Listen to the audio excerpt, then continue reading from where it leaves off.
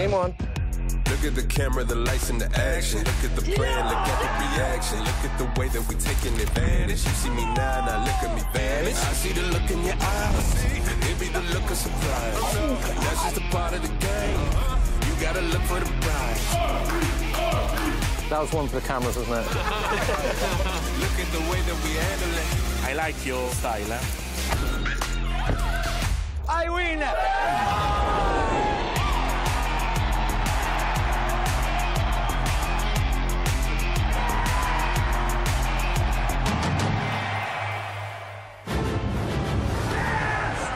Takes the win here in Barcelona. Jason Mercier, he went with his instinct, he made the call. There's the professional level, and there's the Ivy League. Sebastian Paoli coming to terms with what he has just achieved. Nicky Corrin has done it! 2 main event titles! Sebastian Mallets has gone from poker fanboy to poker champion. This is why people love the EPT.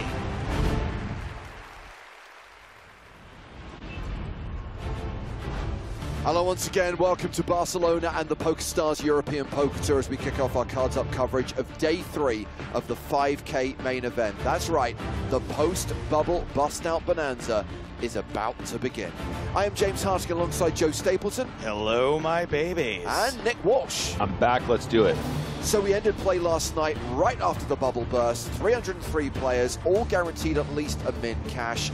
Of course, there are more significant sums of money up for grabs as we play down to the final table on Sunday.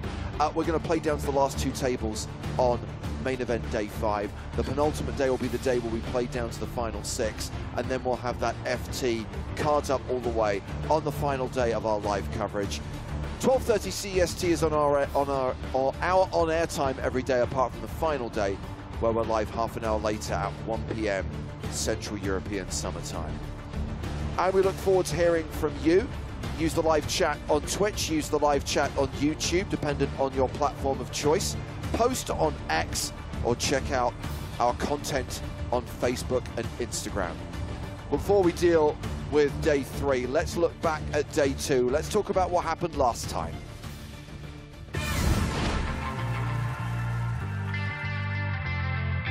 We saw nearly 800 players take their seats, all focused on making the money. And it was an intense bubble that lasted almost 2 hours. Double up after double up. And Andre Akari benefited from quads at just the right time. But it was Juan Maceras who finally bubbled, KO'd by Jeffrey Hakeem, leaving just over 300 players delighted to have locked up a min cash.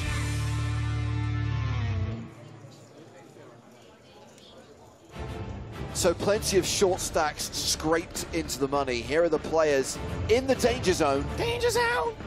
And of course the blinds are going to go up in just over 10 minutes time. We're going to play out the last few minutes of the 2K, 4K blind level and then roll straight into level 16, 2K, 5K. One big blind to Avi Smadja, just 3 bigs for Peter Jorgner. And players like Spraggy and Davide Katai aren't exactly comfortable right now. Unlike these players, these are the chip leaders coming into Day 3. And it is Edouard Barsigian who is the biggest stack with more than 200 bigs. So yes, more than 300 players remaining, plenty of notable names still in the field, plenty of former champions looking to secure their 2nd trophy. And the question will be, after 5 and a bit levels of play today, how many will return for Day 4? That's the plan. Play out the end of level 15, 5 levels after that, and finishing at around 9:30, quarter to 10 this evening. Not as brutal a day as we saw yesterday, Joe. I don't want to jinx it, but I don't see how that could be possible. Here is the lineup at the main feature table. We do have one of our 2 EPT legends, Dominic Panka, winner of the PCA in 2014. We have got the Spanish cash game pro, Vicente Bosca. We've got Jason Wheeler, who has locked up his 18th EPT main event cash in this event. Wow. And Gianluca Speranza, aka Tankanza, who won back-to-back Scoop main events in 2018 and 2019. So pretty strong feature table. That's what we've got for you on the main stage. Occasionally we'll be dropping in on the players at our secondary feature table, where we have another EPT legend, Patrick Antonius. In 2005, he made the final table of this event, and a few weeks later, won an EPT title in Baden. And Rory Jennings, one of the club guys, having made the money in the PSPC, he's locked up a cash here in Barcelona. 42 big blinds, not bad, Nick.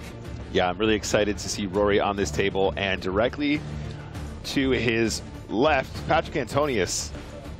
He's going to be terrified to be sitting with him. He mentioned it earlier when I saw him in the streets. Well, some of the players arriving today. Michel Titani, the PCA 2023 main event champion.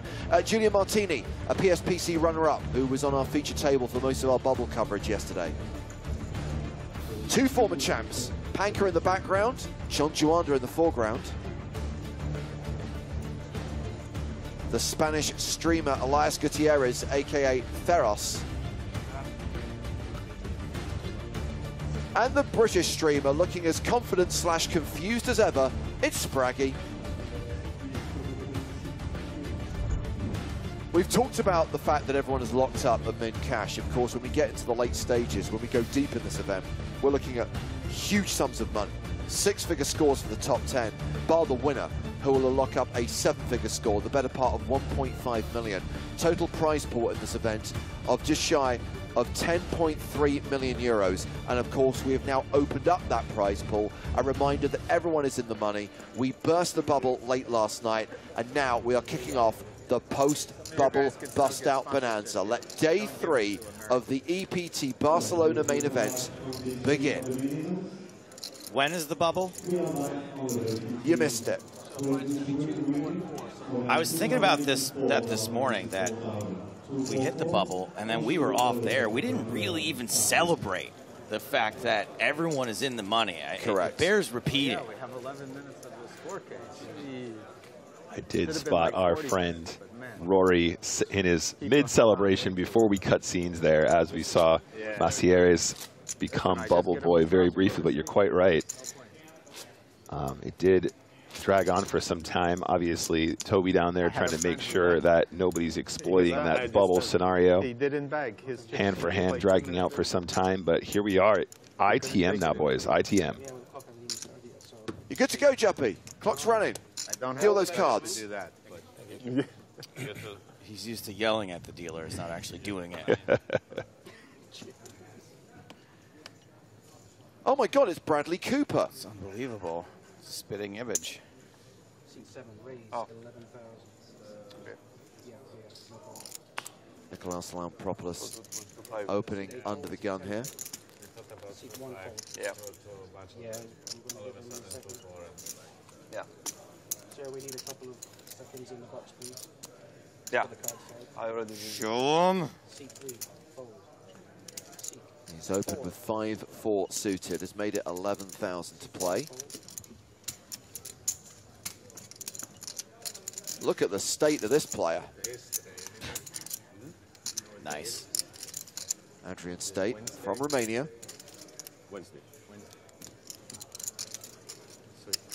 Folds the Queen 8. Raise and take it. I wasn't sure either. You're Romania. I just knew it was this weekend. That's all I know. Cool to see that open there. 5-4 suited UTG. 85 big blinds to start the hand. Just another very clear indication of this luxury blind structure that we have here in Barcelona. Average stack. Like how the big round 4, 8, 12, 16. Still around 50 big blinds. Close to you, yes. Yeah. Love to see this luxury structure allowing players to play deep stack for longer, really letting the skill element shine. I just like the area. I was going to say that that average stack is going to get shallower in 10 minutes time, but of course we are going to see a fair few eliminations in the next 10 minutes, so the average stack will no doubt increase. Yep, consolidation, as James likes to say. Ace-King suited. Yeah, this is Nuri Hadioglu opening with Ace-King of Diamonds from under the gun +1 to 9,000.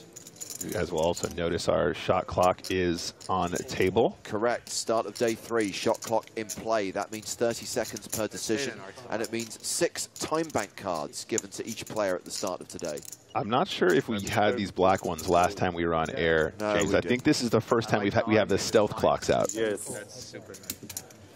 So look, I'm going to be honest. Yesterday, Griffin was annoying me, and I didn't want to agree with him about the Bradley Cooper thing, but I do kind of see it. Well, it's Lampropoul's flop best here. Pair of nines and a straight draw.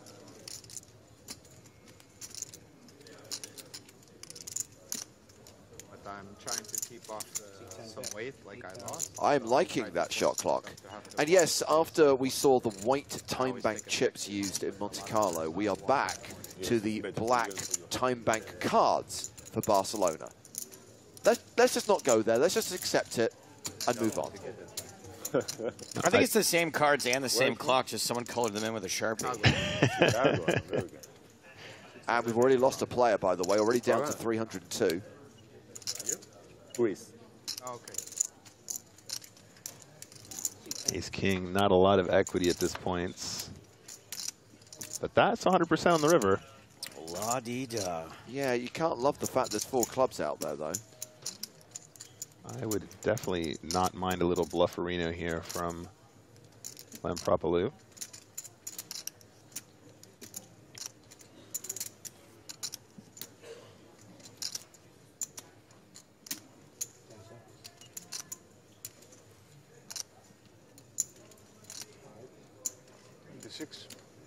Ho ho. Bet 26,000. Nice little maneuver here. 26K, just over half pot. And the post-bubble bust-out bonanza well and truly underway. 3 eliminations in the first hand of the day. I guess this is an easier bluff to run once the ace of clubs is what hits the river, right? A little bit easier than any random club.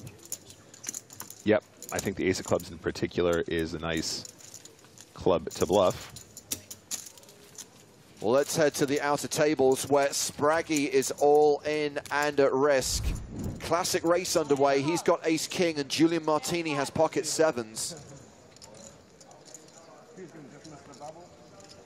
Spraggy needs to hit to survive. You know what they say, guys. 9-5-5 on the flop. Deuce on the turn. Spraggy needs help on the river. Boom, Barry Greenstein. That's right. Spraggy never loses. That's the phrase. Spraggy doubles up through Julian Martini and will now have 140K. You think he's really been to Las Vegas? We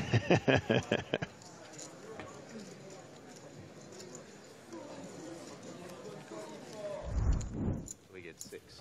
I'm not in C3. I'm in C3, and you are in C2. Yeah, but I think there's one. Because we have one empty. Ace 7 for Adrian State, who is the table chip leader, starts the hand with just shy of 500,000. And raises the button. And of course, this hand is known as the Spraggy. Not in the other. It's great producing. State looks like he might be an extra from Dune or something wearing that jumpsuit with the zip. For hours, because of the light, you don't have your Got to keep the sand out. I missed the music. Yeah, strong look. Space Warrior. You could have your earpiece in, but the phone in the bag, I would be. TV loves. Already down to 297. So the table is comfortable. Yes, more comfortable. I like it. And the deeper you get, you don't pay for your drinks. Oh. You start asking for stuff on day 5. It's amazing. It just shows up.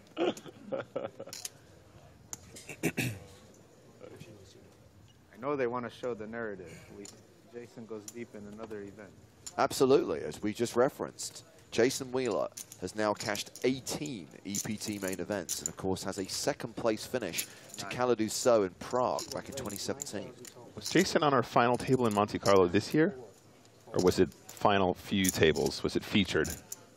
He bubbled the 6-handed final table. Okay. 7th-place finisher. Yep. Cool. Memory serves all right. 2 players with ace-jack now, and Speranza. 10 seconds. Deciding what to do here. C5 raise. 26,000 total. C6 fold. C7 fold. C8 fold. C8 fold.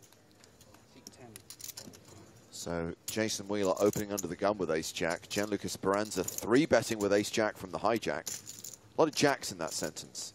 Yeah, such a strong performance from Wheeler in Monte Carlo. I remember a couple of very memorable spots. Great at reading players, great at reading situations. A couple really excellent hero calls. Over in Monaco, gonna let this one go. Doesn't want to chop it. I'd rather lose this pot than chop it, he says. I know you got ace-jack, but I'm not about that chop pot song. I would definitely rather lose a small pot than chop a big one. I agree. Better with Insomnia comments on Twitch. Start so early today. Nope. Very normal for play to start at noon in most major poker tournaments. We go live at 12:30 because we are on a 30-minute delay. Commentary is live, of course. We're seeing the pictures the same time you're seeing them. Do you think this is their first time hearing about time zones? Were you an honest man, Gianluca? I'd like to think that most people are aware that the time is different in different parts of the world. Better than yours, for sure. I one time had a girlfriend who didn't know the time was different in New York and Los Angeles, and then asked me if she needed to change currency. Wow. For a trip to New York from LA. Insta breakup. She was real hot, though, let me tell you. No. Still insta breakup. Very attractive. There is, however, a level of stupidity that is just plain intolerable, and that, for me, crosses the line. 10 seconds. Akriotis has opened with ace-queen. Speranza with kings. Just flats.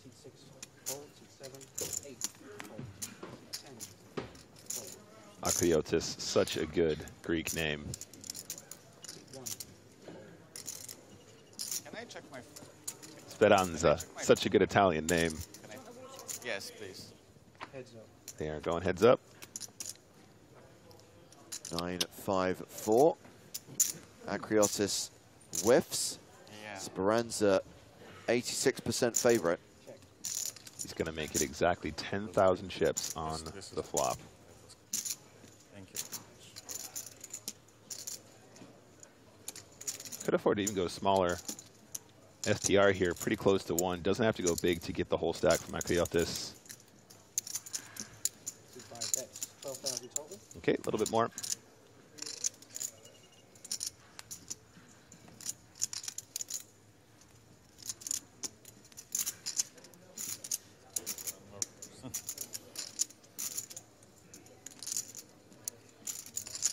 The armchair analysts are out in force, Nick. Thunderin on YouTube says, limping kings, not good. Oh, wow. Strictly speaking, not limping. Called the raise. Calling something limping that isn't limping, not good. But on a serious point, Nick, slow playing the kings there by just flatting pre, acceptable? Yeah, absolutely. I mean, if you'll notice, Akriotis was one of our shortest stacks here. With that many players stacked behind it on this sort of stage, plenty of squeezing that might occur. I would say it's a little bit unconventional. However, when he's looking across at a player being that short, I think he just wants to be in a situation where SPR is nearly won on the flop and try and win a pot that way. So we're going over to the secondary feature table, headlined by the Adonis that is Patrick Antonius. And we do have an all-in here from Benjamin Chalot.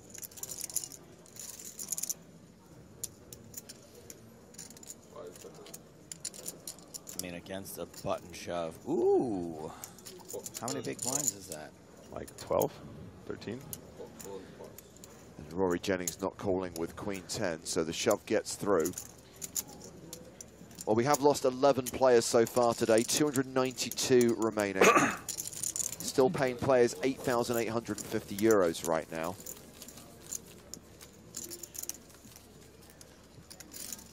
By the way, if you guys have never had a chance to see Rory playing live poker, first of all, one of my favorite people in the whole world. But second of all, you've never seen a more nervous player. He always looks like maximum stress in every situation. He makes me feel confident. He's doing so well in this tournament, though. He's got a really nice stack going into day 3, and I'm so excited to see him go deep. I really hope he pulls it off. I love Rory Jennings. So this will be the last hand at 2K, 4K. Blinds have just rolled into level 16. Next hand will be 2K, 5K.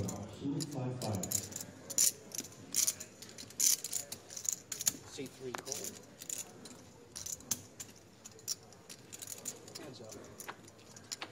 Bosca versus Hadioglu. King 7 versus Queen Jack. And a Queen, Queen, Deuce flop.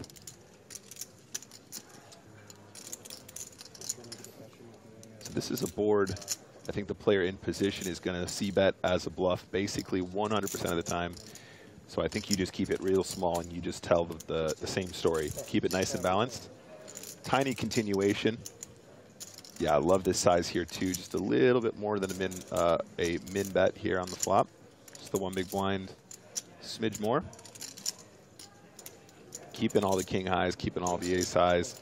King 7 making a good fold here. You don't have to call with King 7 necessarily, but you're going to use that same size as a bluff, right, James? So you want to keep it nice and balanced and tell the same story. You don't want to start adjusting your sizes just because you made a big hand. Down to 290 players now. The post-bubble bust-out bonanza continues. And, oh dear, Bernie the Lizard's having a moment. And we're going to get a new box on the main stage. Stealth clocks. I love it. I'm a huge fan. If one of those goes missing later on, nobody pay any attention. So this will be the first hand at the new blind level. 2,000, 5,000 with a 5,000 big blind ante. You would have won a small buck. That's at least your consolation.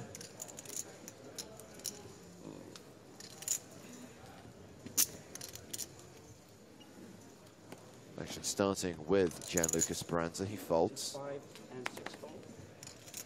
Round 2, Lampropoulos. Now Dominic Panka. Mary Hadioglu is out. Jason Wheeler on the button with 6-5 suited. Oh yeah, this is a good hand. This is a good position to play a nice hand, and if there's anyone that knows it, Jason Wheeler is going to be one of them. 42 big blinds to start the hand. 2 and 4K are the blinds, so probably just an 8K. Steal seems to go out right. There it is. Yeah, it's going 310 now, yes.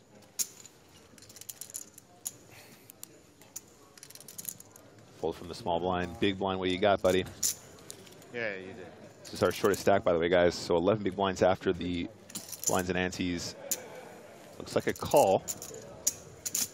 C4, call. Okay, domination situation, James. And a Queen 4-3 flop. So straight draws for both players. And as things stand, 7 high is a commanding favorite. I think just a continuation real small here makes a lot of sense. Akriotis is so small. There might even be an argument to have a bit of a delayed c-bet situation here, James, as well, because if you get check raised on this board, it can be really difficult to know what to do when you've got significant equity. I think you get mountains of folds, though, as well, so Wheeler's continuation for just over the min bet seems perfectly fine as well.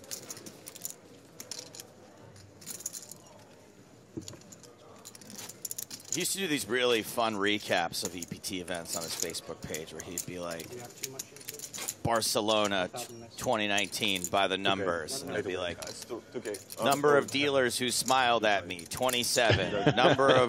number of restaurants tried, 8. Other things not suitable for air, but fun Facebook posts.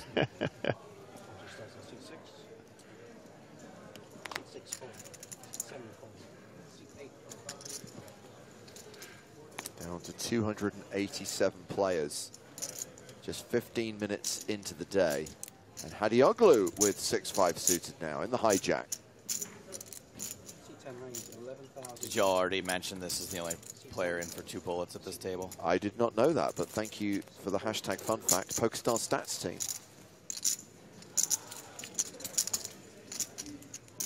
Speranza with 4-3 off.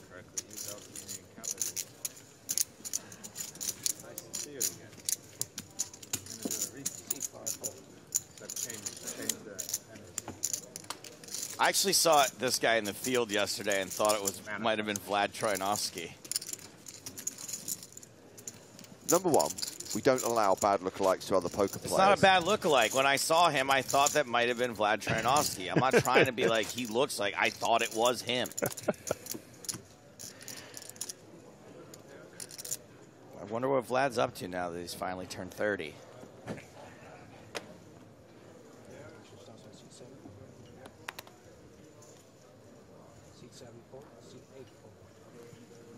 Folded in early position.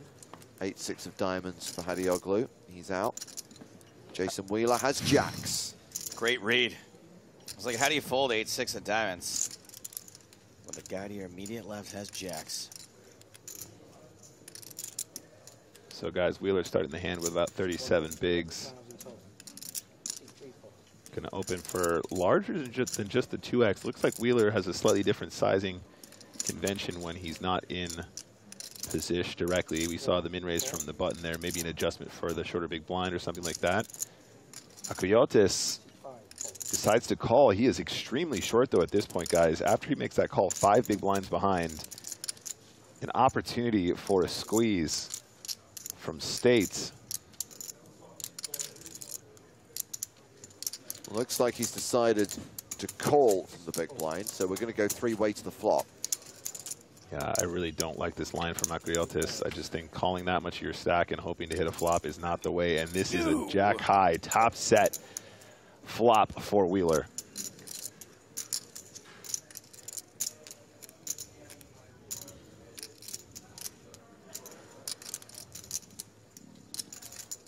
Action checked to Jason. Is flopping a set of jacks the best set to flop? It's the only right way to play jacks. It's the only right way. You always play. I would like to see a larger continue here from Wheeler. I wouldn't mind seeing close to half pot. He goes quite small, though. So 8K. I feel like 6-7 jack, when you've got top set, you get plenty of action from the spades. Some big blind straight draws. That kind of thing. But neither player really has enough. And they're going to get out of the way. Easy for now. That will depend a lot on the players you're going to be playing against, though, as well.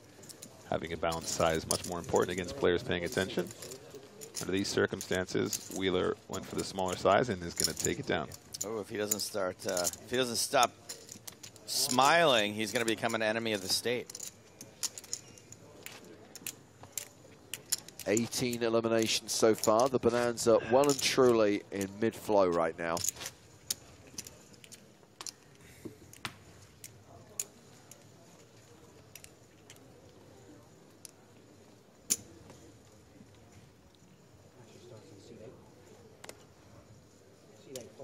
Panka folding under the gun. Would be cool to see Panka make another really deep run. We haven't seen that in a while.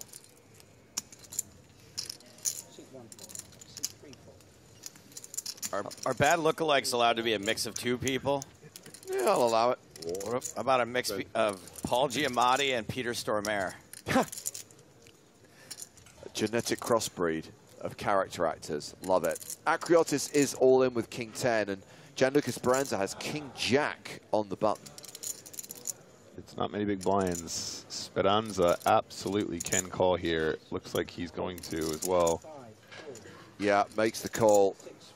And with the blinds folding, it is a domination situation. Akriotis, the at-risk player, and he is behind. We are looking for 10. Quick hello to Savas, currently at the Cash Games in Barcelona, wishing everyone good luck at the tournament. Thanks, Savas. Akriotis is a anagram for Ace King is Riot. And Lassie has King 10. Less of a riot.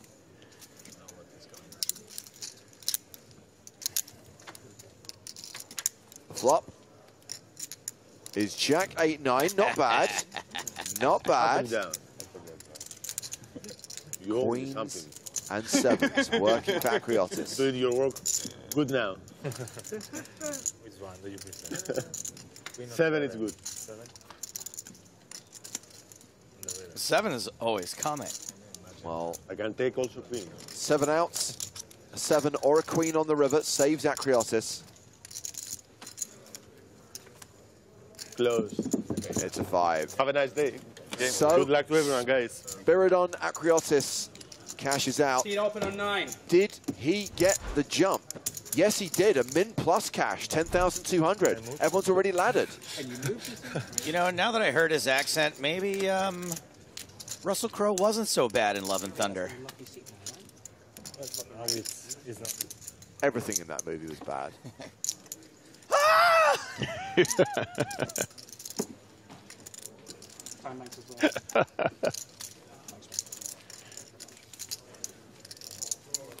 My favorite was the clip of Taika Waititi making fun of the CGI in his own movie with the overworked VFX artists. Yeah, try writing a decent script, buddy. Shots fired live on air. I think blaming that movie on its poor visual effects work is the worst example of passing the buck for failure I've seen in a long time. Well, I mean, is that what he was? The clip I saw, he wasn't doing that. He was just kind of, he was being a little insensitive and just joking. But I didn't see him blaming the entire failure of the movie on it. Taika wrote some of What We Do in the Shadows, right? The movie, yeah. What, not the shows? I don't know. I'm not so sure about the TV shows. Maybe the pilot. I don't think he's active day to day. He gets a pass. That's one of my favorite movies. Oh, don't get me wrong. He's written some great stuff. And he's very talented. The first Thor movie he did was really good, but the most recent one was self-indulgent nonsense.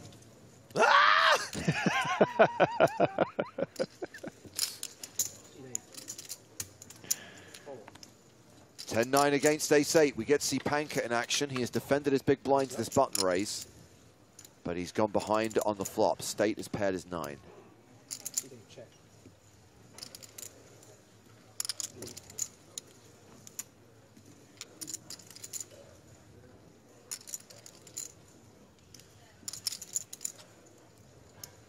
It's funny because Natalie Portman is just like, every scene, she's just like, I can't believe I'm in this movie.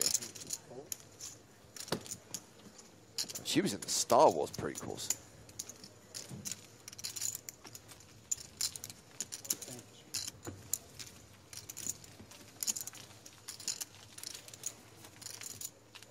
Average stack now around 46-ish bigs. Very awkward stack depth. Is Keira Knightley in the Star Wars prequels also? She is in The Phantom Menace. She plays Natalie Portman's double. So where they do a substitute. Yeah. Well, who's not the That's real what I Queen thought. Amidala. Yeah. But it's weird because they look nothing alike in real life, but in the movie they do look quite a bit alike. I do think they, when they were both a similar age, I do think they looked alike. Wow. Well, they're always going to be at a similar age. Sorry, when I meant when they're both that young. In the late 1990s, I thought they looked very similar. I always think that I'm catching up to James. That's why I'm just like, am I as old as you are yet? I think you moved ahead of me at some point. I did. I said, well, we're both 40 now. Still hasn't seen a doctor for 11 years. Panka opening in the small blind with 7-5 of hearts. Hadioglu has a dominating hand, 7-6. Doctor said at this point I'm mostly hot dog.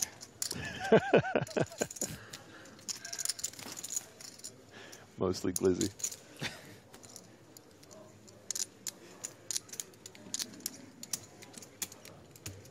Hadioglu calls, blind v blind, to the flop, which is 9-6-5. So domination rotation. No, it's not. Hadioglu's still ahead. It's domination affirmation. Indeed.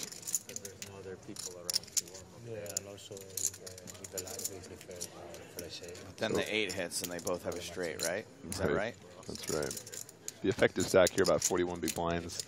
Panka deciding to slow it down with his showdown. I definitely would probably prefer to see a bet here from Hadioglu, and I think you can go. You don't have to go too big. You are still trying to get value from overcards here. Yeah, nice size here. Goes about half pot on the flop. I think in some cases you're getting value from these exact combinations. Maybe an ace-5, maybe a king-5 suited, maybe a 7-5 suited. Bet and a call. Second, difficult to improve. Whoa. I have a 2 and a 7. What year the second? This year. Panka checks. I think you want to slow down here a bunch, though. Like I said, if you are trying to get value from some King X, maybe with backdoor clubs, for example, I think you want to just pot control the turn. He does. And on the river, lovely run out. Now has the trips. Panka has showdown. Probably unlikely to turn his hand into a bluff. Probably quite happy to try and get to showdown with the check here out of position. And then if I'm Hadioglu, I would love to see a very polarizing big size on this river. Seems like the perfect run out. Your hand is very nicely disguised. American or Canadian. You can go big and try and get the hero calls all day long. My Watson? Yes. Came back from the short start. Did like a 2-outer on the river, and then from there he outplayed most of the people. 10 seconds. I missed the flush draw. Don't waste a time bank card on this. It's a long day, my dude. Huh. It was long, the long heads up? Or? I don't think so. I think it was pretty good. You didn't make a deal, right? Or you did a deal? Huh. Yeah, that's looking good. That's looking chunky. No deal. Nick, if somebody used a time bank card on you on a clear cut value bet and you fell for it, would you be personally mad at them? I would be. I'd be like, come on, what an angle. Yeah, I love the size here. I think this is very, very nicely played. And Panka can absolutely hero call here. Not a problem at all. On this run out, we'll have the best hand with the 5 a ton, especially having seen that check on the turn. Oh, that time bank looking stealthy. I love those clocks. Both. I played the SOP and for the summer. Panka playing a time bank card gets an additional 30 seconds thinking time. So he's thinking here what? He's thinking about missed clubs that are pure bluffs? Missed clubs, Is missed he straight draws. blocking other missed straight draws, though? To a certain degree, yes, absolutely. There are plenty of 7x combos that might still be a bluffing hand here. You'd rather just have the 5 without the 7 for sure, Joe. That means there's more combinations of 7x that might have missed that you can potentially try and hero call against. All right, does lay it down. Nice fold. Well done, Panka. Yeah, I'm a sucker for those ones, though, Joe. I love a hero call. You know, like when you've been a streamer as long as I have, the value you get from making a hero call really The actual value or the stream value? The stream value, I Okay, mean. for the fans. Yeah, you do it, yeah. And then also you can always just justify a bad play, like, oh, I was doing it for the stream. Well, stacks here of the 7 players we've been watching, but there is a new player coming to the feature table. No. Gianfranco Del Rey. 5-5. Welcome. I respect the tucked-in T-shirt. Thank you. No cash value. No speak it bene. So we're down to 271 players. A few notable bust outs. Peter Jorgner, the runner-up in EPT Paris earlier this year. Steve Enriquez. And Scott Margerison. Agro Santos, who made a very deep run in the main event last year. Win. Buongiorno. Buonanotte, buongiorno. Buonasera.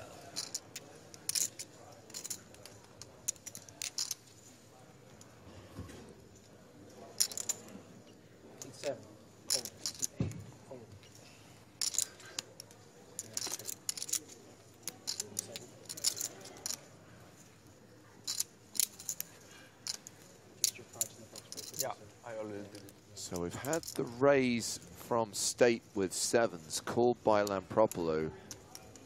Hadioglu in the small now. First time. There's no way his name's actually pronounced State, right? Romanian. You sure it's not Statu? So good. Stato. Wheeler flicks it in with the A7. Very curious what this other card could be with the 5 of diamonds. Probably pocket fives, right? That would make a lot of sense from the cutoff. Ace of diamonds or pocket fives. Yep, I mean that's probably the two most likely cards.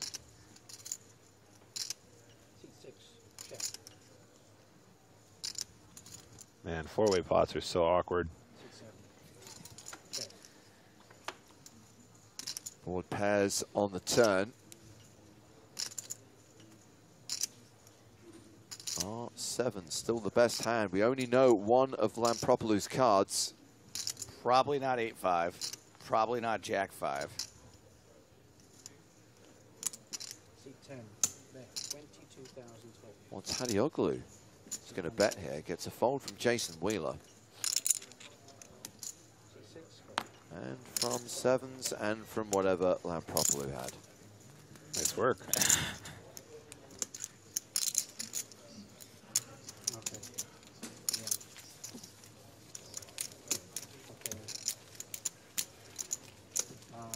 Guys, they're asking you for you if you could just peel to the camera every now and again. Like, say for you, sir, your camera's just there. They just want you to peel every now and again for it, just like. Do I need to show the cards to the camera? If you can, just Like, you have a camera here, like with your cards. Like. Okay. Also, this and this. Top notch. Hey, if you just watch Gets it here, done. It's gonna be. It doesn't have to be like, you know. Bradley Cooper's playing along. Do you see it at all now or no? No. Still no? I still think it's bad. The problem is that Griffin burns all my goodwill with things that like truly don't work. So when something sort of does, I'm like, nah.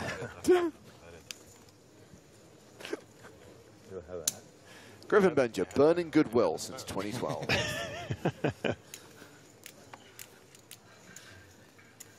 haven't looked at the 6.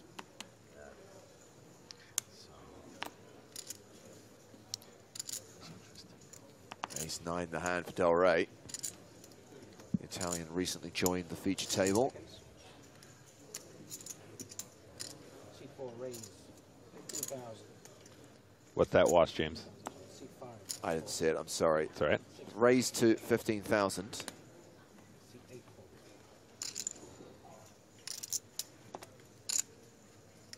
Hey. Ace, king of strawberries for Nuri Hadioglu.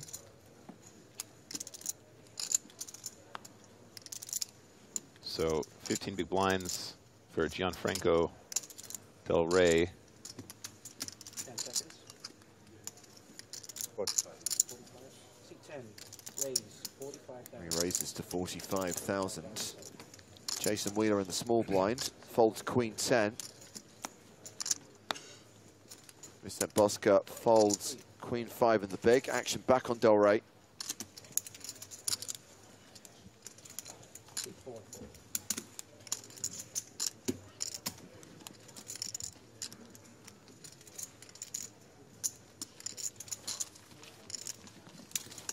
Hadioglu playing around 66 big blinds. Only one short stack at the table. Del Rey, 13 bigs. That means he opened out of a 15 big blind stack with ace-9 off there, Nick. And I'm not going to lie, I don't like it. That, you know what, you took the words out of my mouth. That was going to be my follow-up. It just feels like a really low value situation. We are obviously looking at a couple ladders as well. I think you can definitely afford to just take that one out completely. It just doesn't feel good at all. Pretty sure a shove would be okay, but probably still not what you want to do. I just think it's probably a fold a lot of the time, and that's probably what you want to stick to at this stage in the tournament. 7 raise 11,000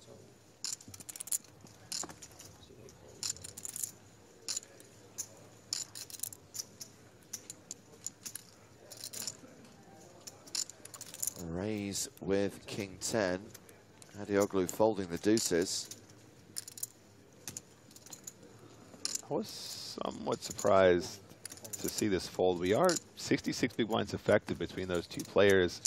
I think just the straight set mine all day long. I mean, it's pretty rare in a poker tournament at this stage on day 3 that you can still profitably set mine with some margin. But at this stack depth, you're just going to win mountains if you spike it. And of course, small pocket pairs making sets goes up in value the more money you can win having called pre-flop. So the deeper the stacks, the higher the value that you can get from the sets. So definitely on the tighter side there. I would expect to see that hand played in position pretty much every single time. We're down to 263 players now on day 3 of the EPT Barcelona main event, with just over an hour left to play on this level. Just over 60 minutes on the clock until the first break of the day.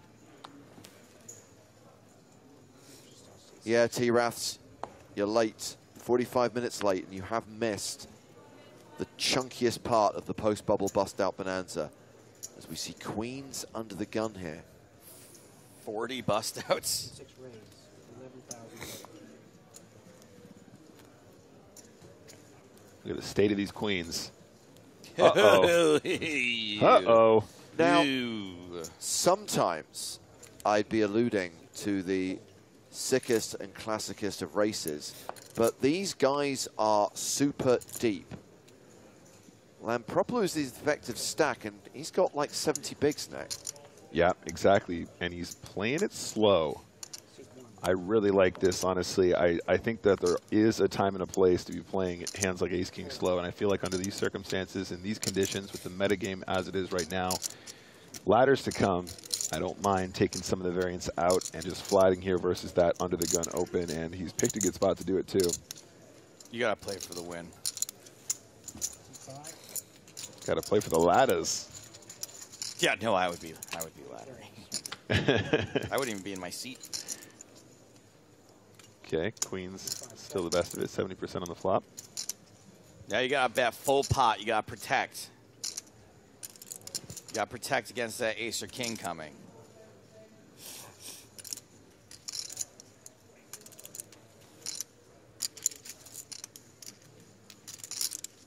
Again, I think I'd probably opt for closer to a 50% pot here. This is not dissimilar to the situation we saw with Jason Wheeler just now, having the jacks with the top set on that sort of draw-heavy board, but goes for closer to 1/4. That was actually similar to Wheeler's sizing as well.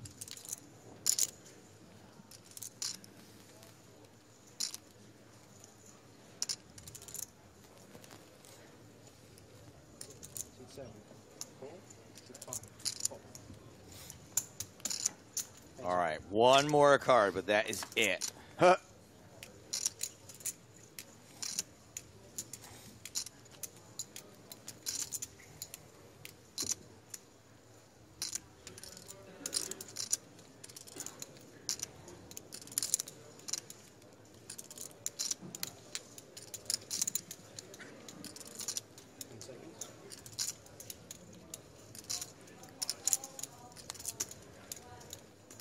And that was it.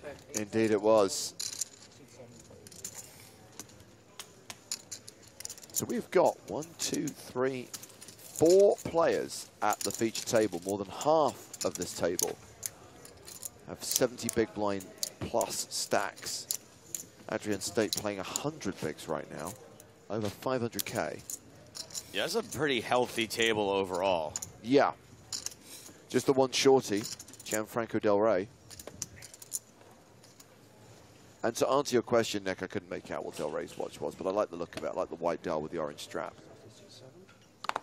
Del Rey, the one fat guy in the lifeboat. Everybody's looking to eat first. C8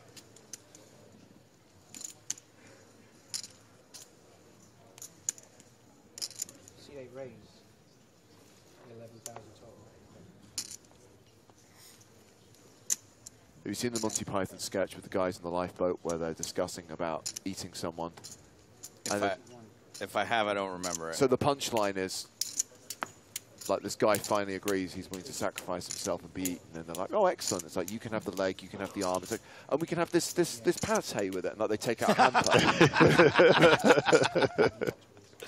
That's funny.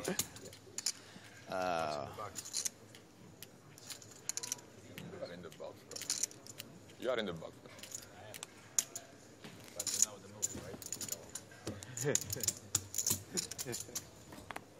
C6 call. Heads up. Panka outflopped.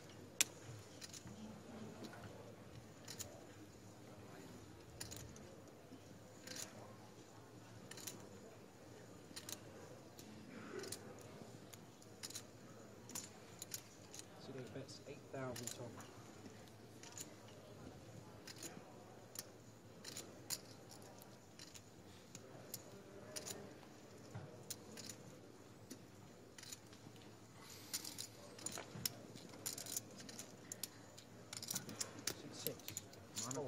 last EPT, whether it was EPT. Continuation bet of 8,000 For this one, you mean?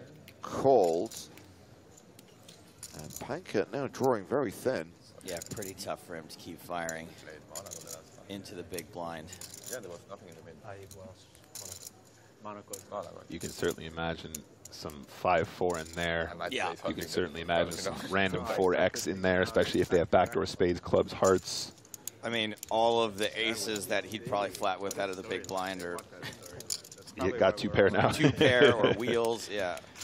Yeah, those are really tricky ones, but nice work there. 10% harder. We talked a short while ago about some of the players we've lost at the start of day 3. Let's have a look at some of the players who are still in, stepping away from the feature table to head to the outer tables.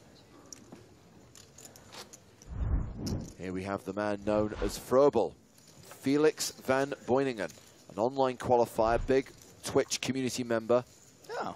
Won a trip to Barcelona a few years ago on Felix's stream. There's the Spanish streamer, Elias Gutierrez, aka Theros. Talking of streamers, Spraggy is having a coffee.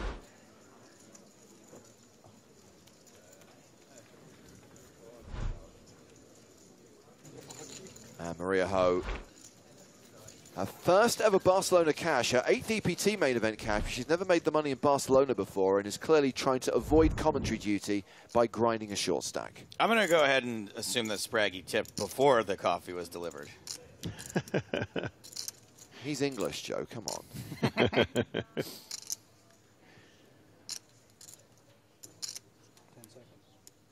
Okay, so Bosca's opened in the hijack. Del Rey has flatted with 5s. Ooh. Speranza calls as well on the button with 9-8. Small blind folds. Big blind.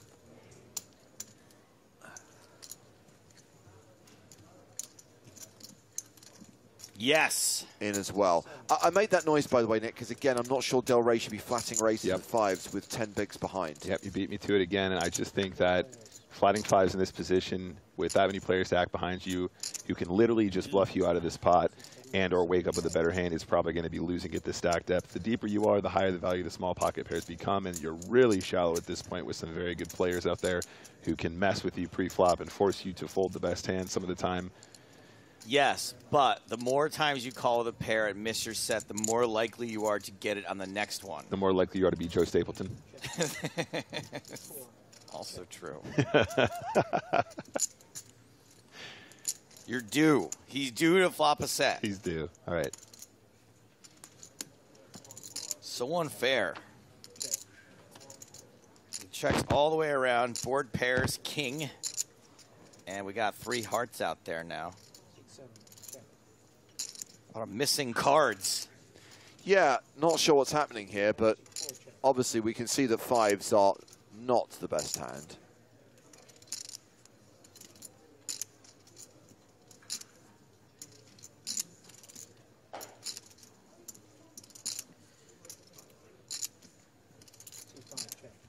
And it checks around a second time. 7, 8, 9, 10, jack is a straight.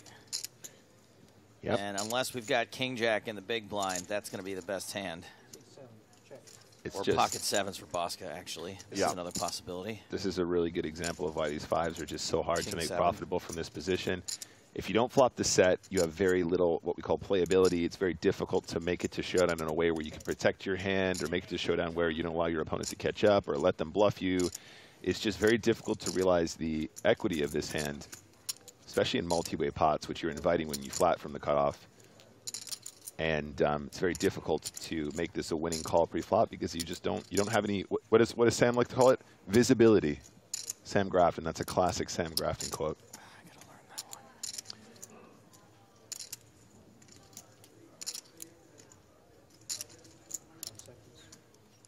one. Okay, so Speranza is going to value bet his straight into 3 opponents. 45K into 51K. Yeah.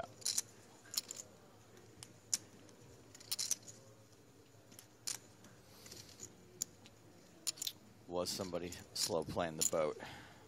Any chance? Any chance it was rivered with the 2 7s? Yeah, from the hijack, potentially. I mean, we can eliminate jacks, obviously, from the big blind. Yeah, I think that'd be really unlikely. Wow, great fold. Great fold there. Bosca looking a little too perplexed to have rivered a full house, I think.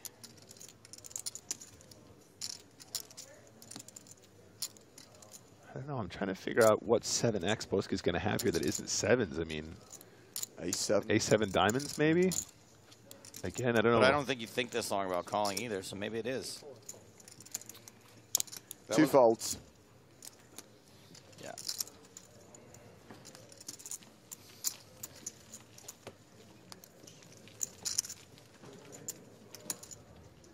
And Gianluca Speranza picks up a nice 4-way pot there. T-Raths asks, is the feature table entirely random or selected based on entertainment value? Yes. Thank you for your question. Come on, guys. No, have a 7. The tables are as they would be if there was no TV table. So this table would be a table that was not on a feature table. Should we have no feature table, but it has been put here in its natural state for your viewing pleasure. So no, we never stack tables for entertainment value. We might select tables that have interesting players, but they would have been playing on that table anyway if we weren't, in fact, televising the tournament. And now it's Gianluca's turn with the JSJH.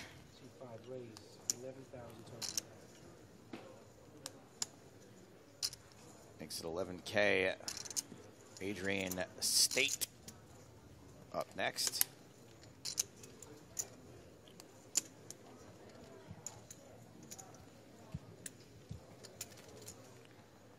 And that is a re-raise.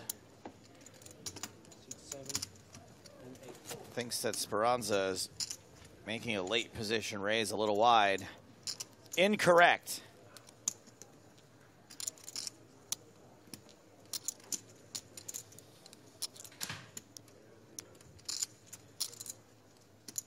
$37,000.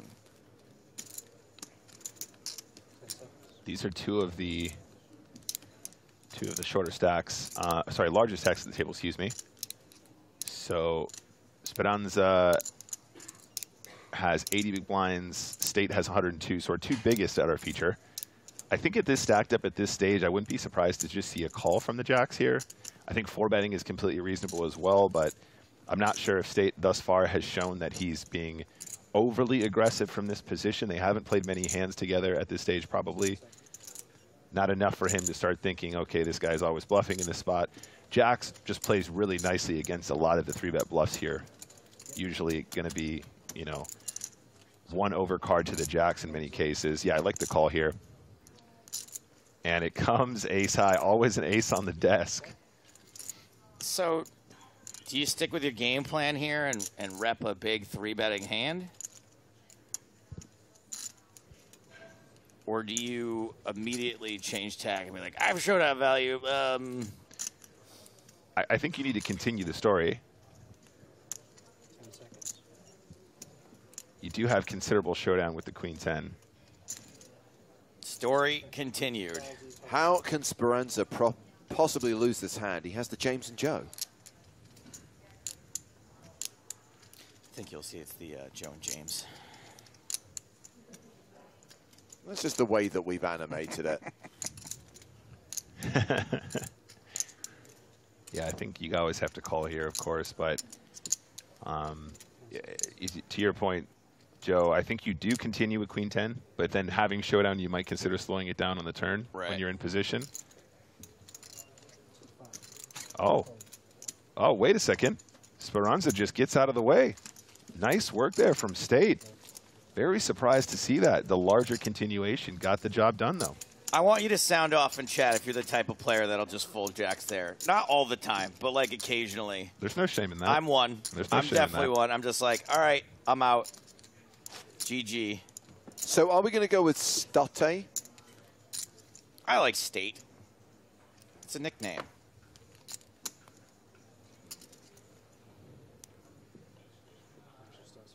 I'm going to call him Adrian. Alex says, just fold pre. Fitzy says, not on the flop.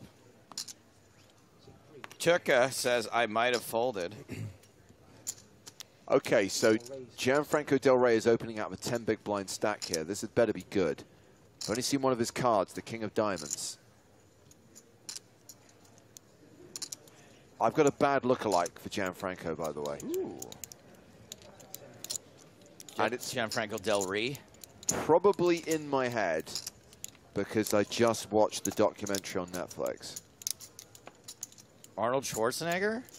Nope. Gianfranco. Tyson Fury's dad? Just kidding.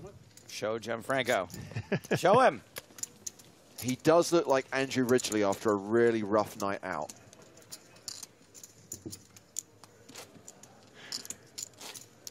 I have no context for Andrew Ridley or a rough night out.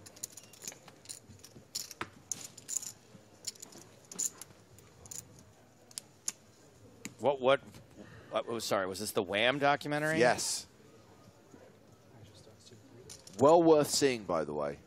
Very well made. I don't like bands that have punctuation in them. Keep punctuation out of band names. I shouldn't have to use the shift key to write your name. I'm looking at you, Wham. I'm looking at you, Kesha. ASAP Rocky. Bosca now with the James and Joe. The old JSJH. Uh-oh. Panka, ace-king, 66 big blinds. Both players pretty deep, though. 66 effective between these two. In position, I do expect to see a 3-bet here. You know, it's kind of fun that Dominic Panka's on the feature table today because yesterday was the day that in the past future, or the future past, that Skynet became self-aware. August 29th, 1997. Exactly 3 times that initial open, 33K.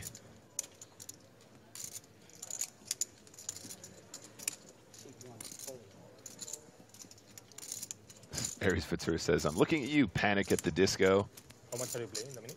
No punctuation in band names.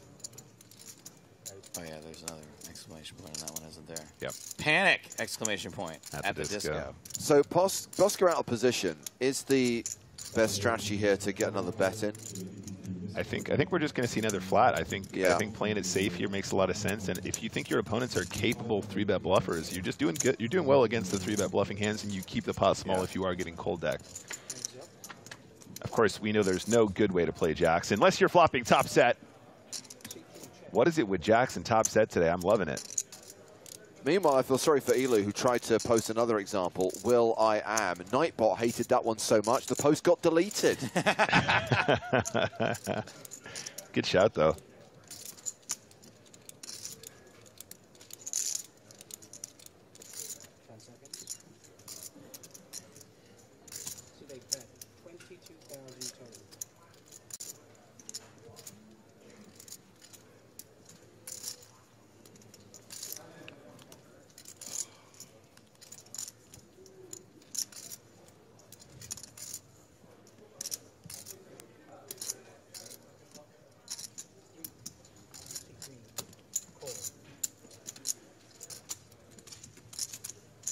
Pot's getting on the big side.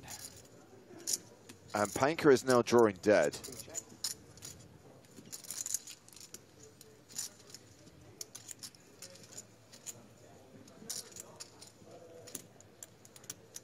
Matty Hump says, who is Spraggy? I'm new to poker and keep hearing his name. Oh, is he new to poker? Yeah, he is. He featured in a Brad Owen vlog. And since then, he's become a bit of a sensation, mainly because of his insistence on wearing tracksuits everywhere. Fashion icon. Since he's been on the circuit, he's min-cashed a couple of events, but I don't know. I think he's one of those people who'll probably run out of money soon enough and we'll never see him again. I mean, how many bullets did he do in the 100K? Oh, Jesus. Unbelievable. Unbelievable.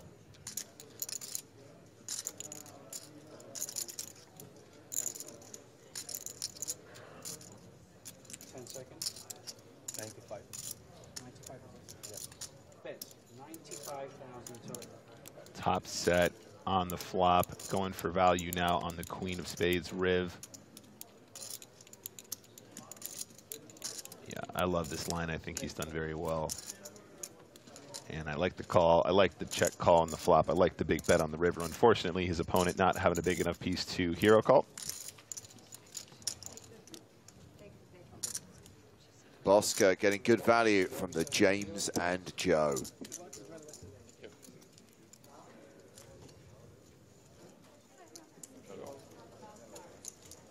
This tournament's still taking up most of the room.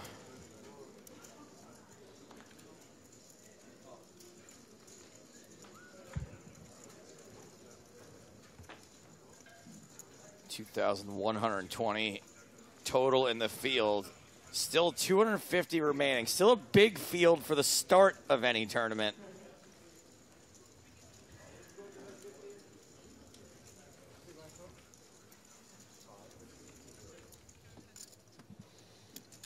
Halfway through level 16, roughly 45 minutes on the clock until the end of this level and the first break of the day.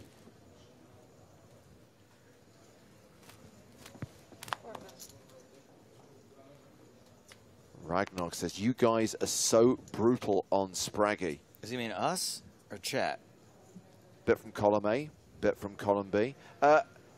Sadekti says, he is the Rebecca Black of poker.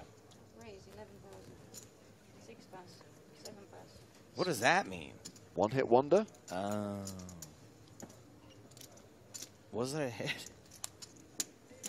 Really annoying? Novelty? I actually have a lot of time for that song. Gets in your head? It does get in your head. All right, let's look at things the positive way. Also, to be fair, whenever Spraggy comes into a tournament room, he can never find his seating assignment. He's thinking Front to himself, seat, back seat. Which seat will I take?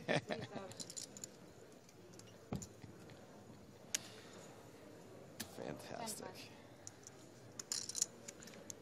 King's getting 3-bet, feels good for Speranza.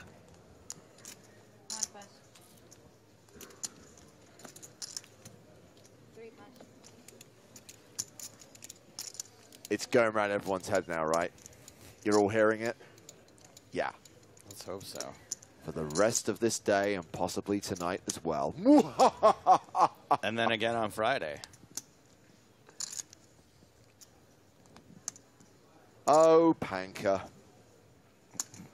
I mean, blockers are, of course, very real. 100% real.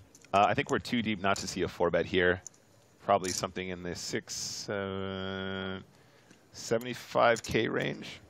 Speranza has previous. Oh. For flatting with big hands. You're absolutely right. We've seen this prior. And does decide to flat, is miles in front against specifically KT Spades. Ooh! Oh, that's weird. 2 spades on the flop. We have a post-flop flip on our hands. Man, this is pretty savage. To have 44% here when you don't have an overcard to your opponent's hand is pretty significant. Obviously, backdoor straight draws playing a role in that. Oh, Panka's like, this is working out great. 3-bet, and I actually have loads of equity. This is cool. Not expecting his opponent to not 4-bet kings pre. I'm updating my lookalike, by the way, on Gianfranco. Andrew Ridgely after a big night out, and he's just seen a really big credit card bill.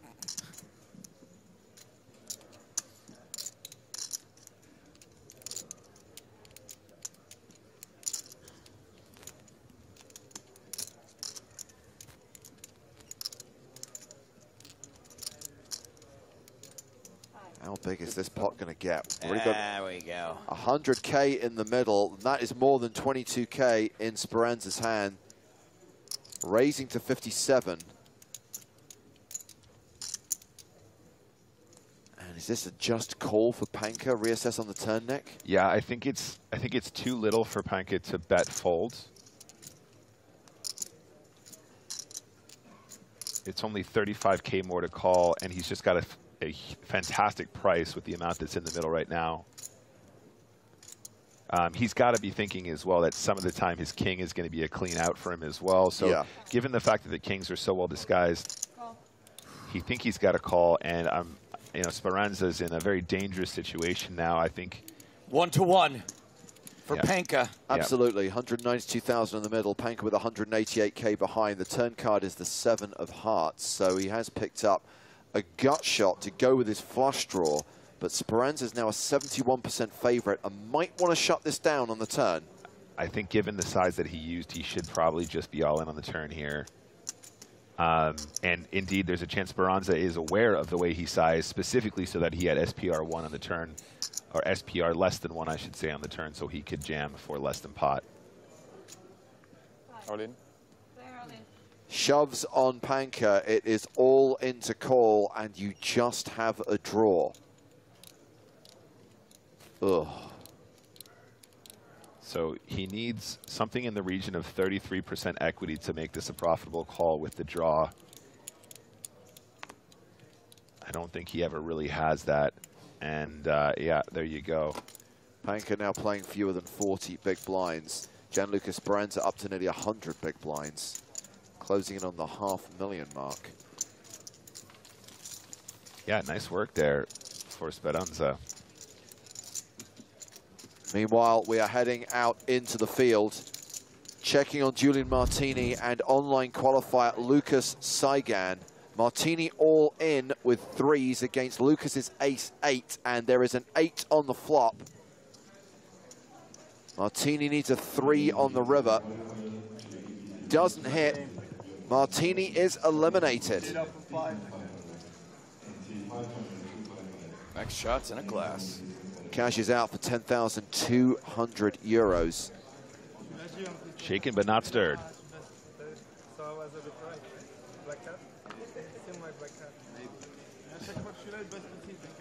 Saying black cat. So Lucas Saigan was the silver power pass winner who cashed in the Estrellas main event. 104th place for 8,900 euros, and now guaranteed at least 10K in the EPT main. Super cool. Very cool. Oh, another elimination. One of our former champs, a former Barcelona champion, the winner of this event in 2015, John Duthie, heading to the exit, cashing for just over 10,000.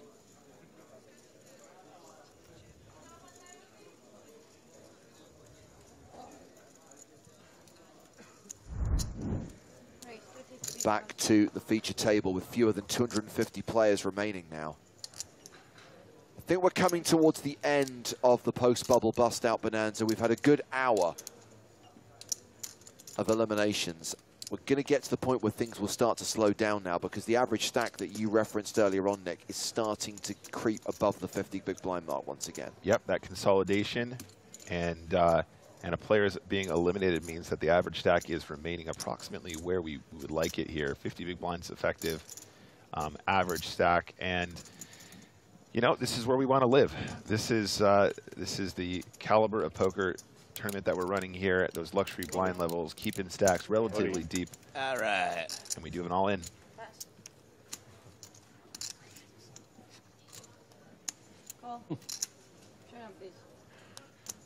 And Panka has answered the call of flipping for Del Rey's tournament life. Like Riz versus Drip, one of these two things has a slight mathematical advantage.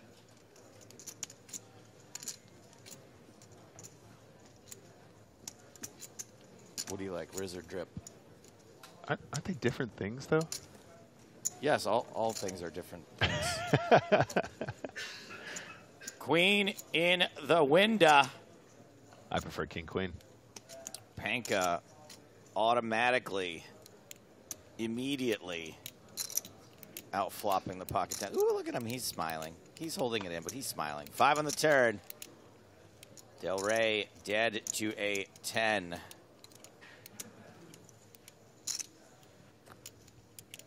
River card. No miracle. Thank you. Del Rey said he didn't speak much English, but he left on a polite thank you note, and I appreciate that. Fine. Thank you very much. Is somebody going to tell him that his shirt says ice play and not nice play? Yeah, GG's. Nice run. We're squeezing the last couple of drops out of the post-bubble bust-out bonanza. Down to 240 players. I think I prefer drip. I'm gonna be real with you. See, I'm a Riz guy. I think Riz is quite a new term, though, isn't it? Is drip not new? I thought drip was like a, you know, I remember saying drip like 5 years ago. That is new to me. Okay. When you get to be my age, something that's 5 years old is new.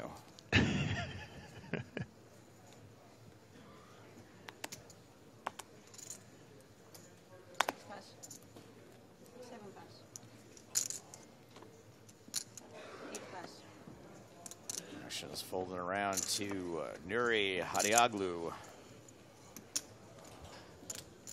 King Jack in the hijack.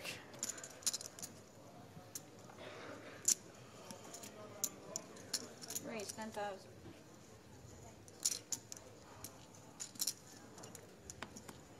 And Jason Wheeler waking up with ace queen suited. Jason Wheeler, the effective stack here, guys. 36 bigs. Definitely a hand you can 3-bet. Definitely a hand you can flat in position. That's a 3-bet. Seems good. Yeah, I do think this is probably the most frequent action. Oh, boy. Bosca about to boss it. Yeah, that was. Thank you. That's almost a full. I mean, I think in an ideal world, you'd probably want to 4-bet here to just get the Hadioglu hand out of the pot and just be heads up against Wheeler. You're definitely happy to get 36 bigs in against Jason. Cold 4-betting the button here, looking super duper strong, of course, though. I mean, any cold 4-bet usually looks super duper strong, but maybe 90K, something like that. Doesn't have to be that much, a little bit less. 85. 85. Pretty close to 90. Bosca. 4-bet. Hadioglu. Hadios. I would be pretty shocked to see Wheeler do anything but fold. Wheeler does like to get a good gander in, though. He likes to make a live read. Yeah, he's good at them, too. Excellent live reads. Oh. Feels the ace-queen suited a little too strong, just in case. Doesn't want to go all in. Wants to flop some equity. Going to be pretty tough to get away from any bit of this flop. Top pair, top kicker for Wheeler. It is no good. He's got less than half pot left behind. Right around half, excuse me.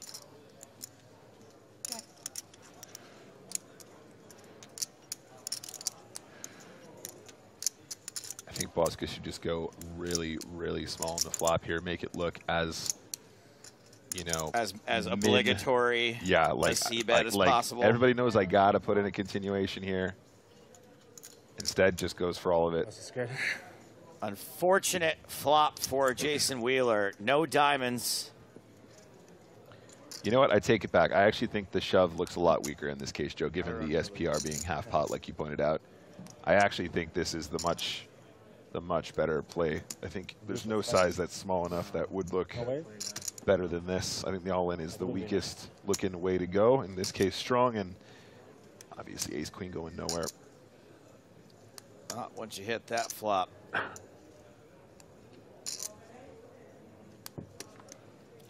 Turn card is no improvement for Wheeler. In fact, it eliminates some of Wheeler's outs. Heart's no good. Needs to hit a black ace or a black queen. And the 10 seals the fate for Jason Wheeler. 18th lifetime cash on the European Poker Tour. Got above the minimum. Certainly not as deep as he would have liked. 10,200 euro. Yeah, GG's. Really, really tricky spot. The 18-wheeler.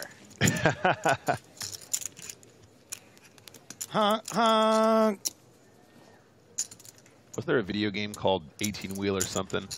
Yeah, there was an arcade game where you could drive an 18-wheeler, but since then there's a lot of truck simulators. Yeah, but right. No, but I feel like the arcade version, it was like you had like power-ups and stuff. yeah, there was. Hold on. Like flames coming out of the exhaust and stuff. Has anyone ever been mad at the existence of an arcade, by the way? Have you ever stayed in a hotel and been like, oh, there's an arcade here? Why would that make you mad? Exactly. Like, it's always a welcome sight. You're like, oh, an arcade. Sure. I mean, the only time I've ever seen an arcade and didn't feel happy about it was when it's in like a big empty mall and nobody's playing in there. I feel like that's sad. Yeah, here it is. 18-wheeler American Pro Trucker. That was it. Not going to lie, I wasted a lot of money on this game. Yeah. This came right after Crazy Taxi, right? Oh, man, Crazy Taxi. What That's a an game. all-time great. Dreamcast had some fantastic titles. Wow, Bosca's getting his fair share of big hands right now. By the way, just give me a couple of minutes. I've discovered a cheap Kit Kat knockoff. So if you excuse me, I'm going to eat this. Okay. He just came in to get us back on track after the arcade conversation. And now it's back to Snackville.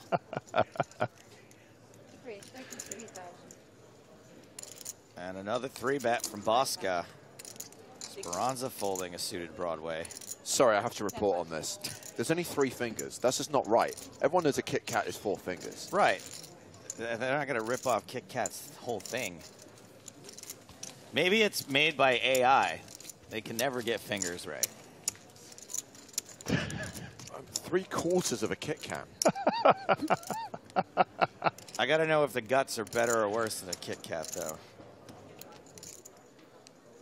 And we're going to take a peek at the... Oh, worse. Yikes. He's not a fan. Looks like this hand is over as we get to the river here. Labatt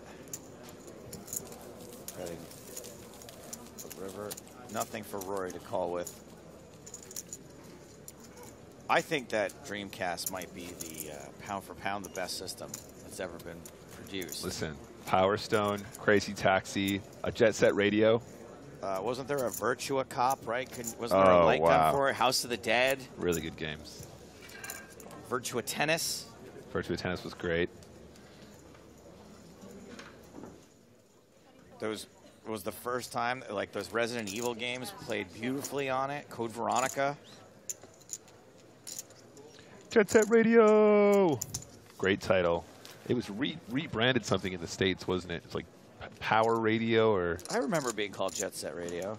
I'm sure it got a weird rebranding in the States, but yeah, I really enjoyed that one. Power Stone was a massively underrated game as well. Jet Grind Radio. Jet Grind Radio, there you go. Yeah. Due to trademark problems for Jet Set Yep. in the United States. Told you. Unfortunately, the Dreamcast was built with such hardware that you could literally burn the games onto blank CDs at the cost of 10 cents a piece. Soul Calibur, thank you very much. That was another banger. And so it was a disaster for the Sega Corporation. Yeah. No one bought the games. You could just buy them 100. I think they were selling them online. It was like 100 games for $9 or something. I was unaware of this when I had Sega, so I was always saving my pennies up as a kid. Yeah, they. I was in university when I got my Dreamcast. Sega Dreamcast. They succeeded for Speranza. Oh, and the top-down Grand Theft Auto. I think it was Grand Theft Auto 3, 2 or 3. And it was an overhead view. That was 2? I don't know if I have that one. Marvel vs. Capcom. That was a great Marvel game, vs. too. Capcom. Fantastic. Wow. Speranza opening ace-6 of diamonds here. And we do not know what Lampropoulou has. Yeah, I already did.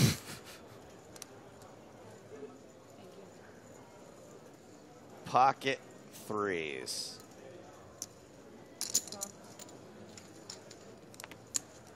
Panka is going to complete. 3 ways to the flop. And there is the set. I get so happy, but don't look now. The nut flush versus bottom set. And maybe even someone who might think their 8 of diamonds is good here too. I mean, you're probably going to continue as a bluff here on this board a lot. You're probably going to have quite a small sizing. I wouldn't mind seeing like a quarter pot here. It looks like he's picking up more chips though.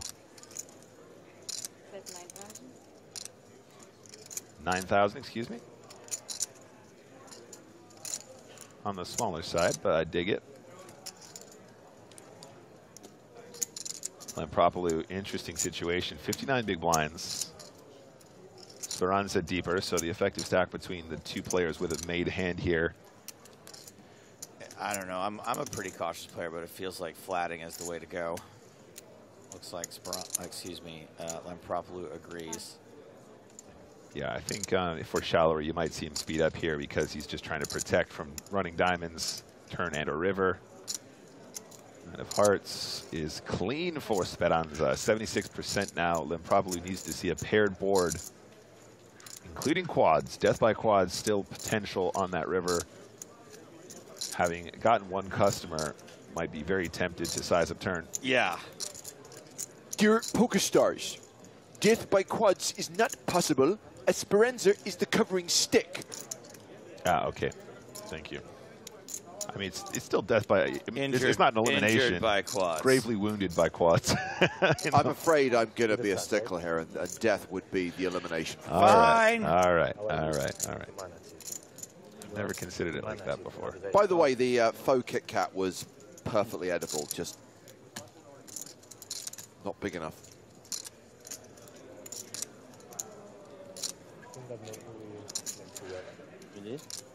Disgruntled vet says serious bodily harm by quads. Yeah, quite right. Oh, good branding, Joe. Good branding. I wish we could actually say that on air. I almost did. Oh, maybe we can repeat. River card does not pair the board, but may kill some of Speranza's action. Yeah. Yes, the last.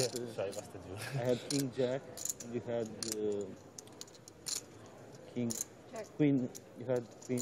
Yeah, I had King Jack, and I barely remember it. Like you chose not flush draw with a gut. Yeah. Right? You leave the button. This is the easiest check. Yeah. Oh no, never mind. Ace. Speranza's. It Never mind. I was waiting for you. We need to repeat. Yeah, I mean, as far as cold decks go, this might be the easiest out ever for Lampropoulou. Everybody was cheering after you busted me. Day off. I remember it was a long day. I think I was 7th, and you were the last 6th the next day. Yeah. Nice. Good memory. Really good. So you are Spanish, right? Yeah.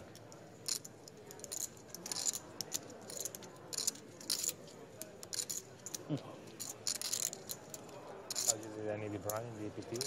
I had a great year in 2019. Huh? 2019, I had a great year. I was also Speranza going for value on the river. There is 140,000 in the pot. 7th place, 18. Yeah, good year. He's bet 104,000. Wow, what a beautiful situation for A6. I don't know. That small set on a straighty, flushy board. Ugh.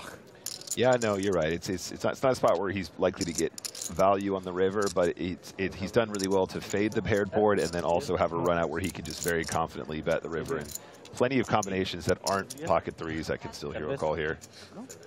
Better gin tonic. Makes the fold. Nice pot there for Speranza. Absolutely. Playing more than 100 bigs. In fact, we've got 3 players at the feature table playing more than 100 bigs each. Next Thursday. And the shortest stack right now is Mihai Manole with 34 bigs. So pretty deep at this table. How it was the time? Mihai Manole. Year of Romania. Was not 9. Was a 9. 9 of hearts. Dreamcast was the one where you could play Sonic and have the little characters live inside the little thing that pops into the controller, right? It had a second screen. They were called chows or something like that. I don't remember what they were called, but I always thought that was the perfect system for playing poker also, because you could have your hold cards right there in the controller. Wow. That's a great idea. Hello? Disgruntled vet, you're asking me for what the official rules are? I don't know. Manole in action here, raising under the gun +1 with ace queen. I can barely talk English. Adioglu in the big blind with 10-7 of hearts.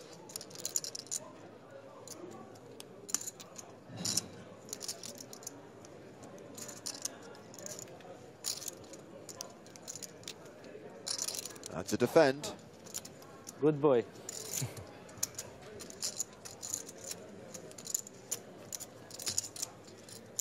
The flop, king, king, 9. Ace high, still the best hand. Classic ace queen flop.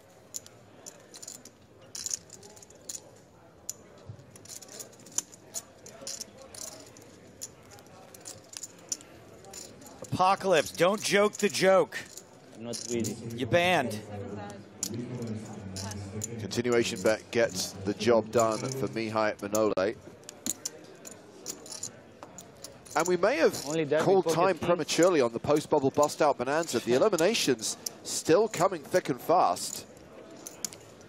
I'm afraid that Frobel, who we showcased earlier on, is gone, cashing for 10,200 euros. EPT and Estrella's runner-up, Jack Sinclair, cashing for the same amount of money. It is time for Menguo to go.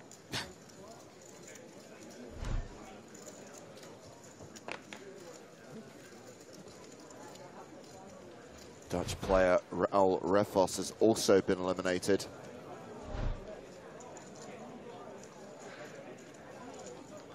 And we've also lost Juan Pardo, Malacca style. 222 is the number. Just like the Vacheron watch.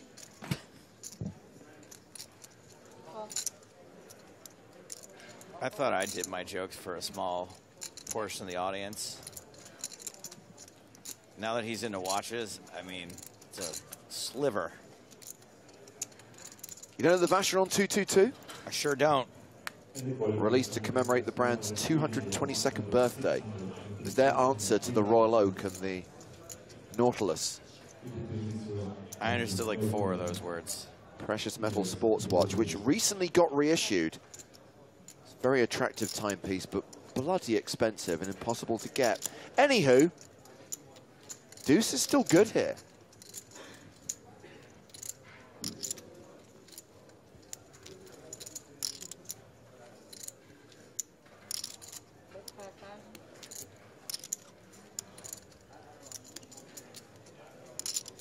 Excuse me. Excuse me. Can I have una cerveza al TV table? Yeah, are you on the table? Yes, I play. No, play. Gracias. Can I have una cerveza al TV table? You're a cerveza? That's what it sounded like, and that's a straight for 9-10. 8-9-10 jack. That's a straight for Hadioglu. I spotted it first, honestly. Good work.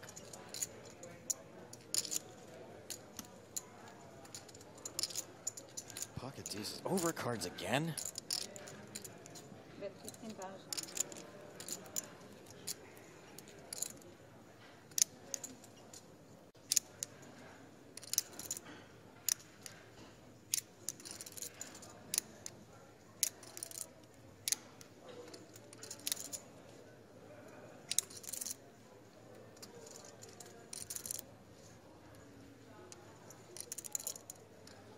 This would be an optimistic call. Yeah, it would indeed. Wow, Yes. finds the call. Look, he's at a good level. Yeah. You got to give action to get action. Does anyone say that anymore? If they don't, they bloomin' well should. Yeah, I feel like that's still kind of true. I think it's more true in cash games than in tournaments, but yeah.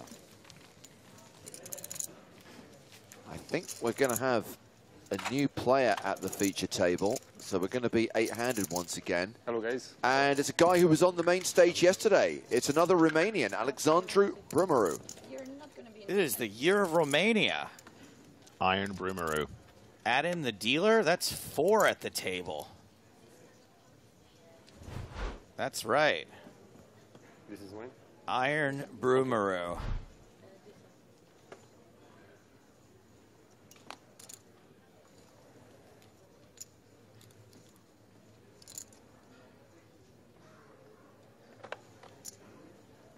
Raise 11,000, 6 passes, 7 passes, 8 passes. No caboose. Jamie Staples 10 passes. did not participate in this event. Thank you for your question.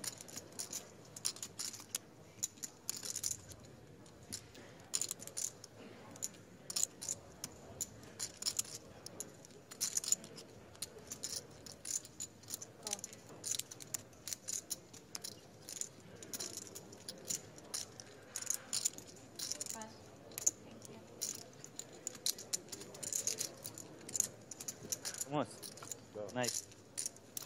So Bosca slightly in front here, going to the flop. JT, tons of equity on the flop, though. And you were, huh? Cool.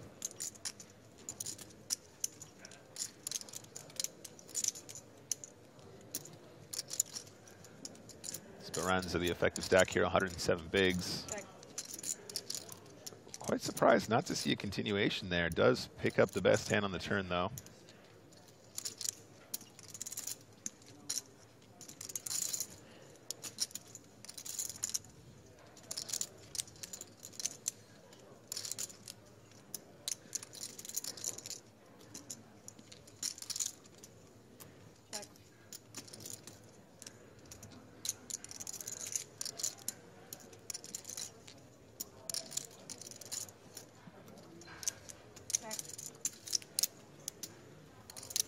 Checked to the river, which is the king of clubs, pairing the board. Interesting setup here. Bosca might be tempted to turn his hand into a bluff here because it feels a little bit like Speranza might have like an under pair to the king-queen flop. You know, 5s, 6s, 7s, 8s, 9s. And he still might have an opportunity to get to fold. But he does have showdown with the ace as well, so completely reasonable to try and take it to showdown. So far, Bosca just showing a bit more aggression than some of the other players at the table. Yeah, I can kind of pick up on what happened here. I'm surprised to see he didn't lead the turn, though, as a bluff some of the time, even though I'm sure the check is going to be perfectly reasonable as well. Has he played his hand in a way which can get a jack to fold, though? I mean, Speranza might be aware of how passively he's played his hand, might be aware of what this looks like from the small blind's position. I think it's a pretty good spot to find some calls once in a while. Played a time bank card.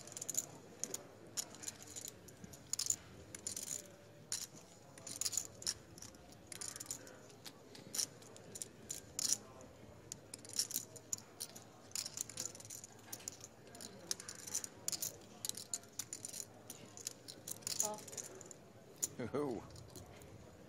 Makes the call. Yeah, nice work. Got him. I can see where Bosca is at here for sure. There are definitely scenarios where you never want to turn showdown into a bluff, but I think he's actually, he's got plenty of justification, even though he does run into the jack-10 here to find it there. So I appreciate Bosca's play despite not winning the pot. Yeah, it was a nice try on the river. Do you know why he's one of my favorite players, Nick? Why is that? Because his name sounds a lot like my favorite bounty hunter in the Star Wars universe. Bosk. Do you remember Bosk? No, I don't. My name is Bosk.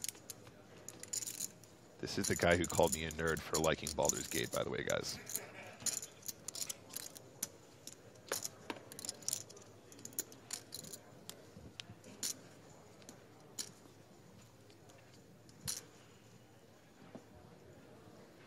On to the next hand. James is the king of the nerd gatekeepers. 11? Raise 11,000, 8 passes. Doesn't like potions. My nerdy thing is cool. Your nerdy thing is nerdy.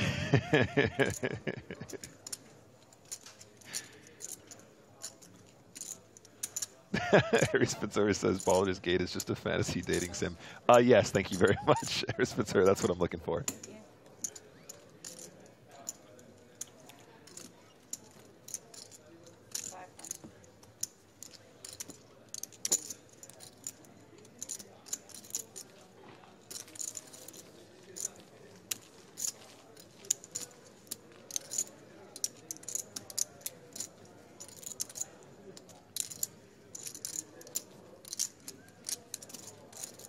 Nine minutes left on the clock, by the way. And we will have the first break of the day. 218 players remaining. So we started the day with 303. And that means, realistically, we're going to see a few more eliminations before we get to the end of this level. And we'll have lost nearly 100 players during the first session of play. I consider that to be a bust-out bonanza. Absolutely. I mean, is it possible, James, because we had such a protracted bubble yesterday that it just left so many people short? Not only the bust-out bonanza, but also just by nature of the fact we had so many shorties at that point. Correct. Yeah. So Hadioglu, the Snowman's Num Num is open to 11K.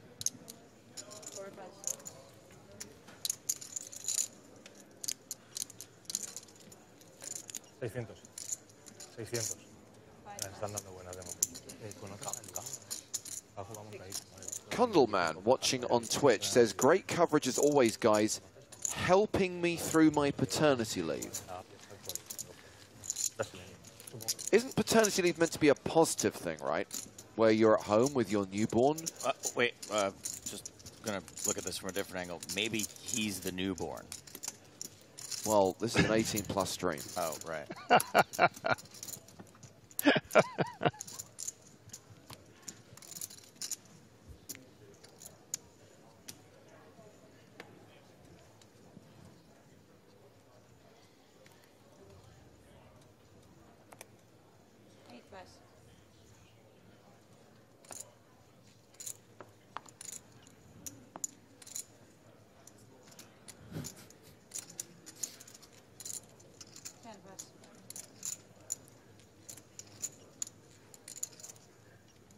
Iron Brumaru, UTG +2, 7-5 suited.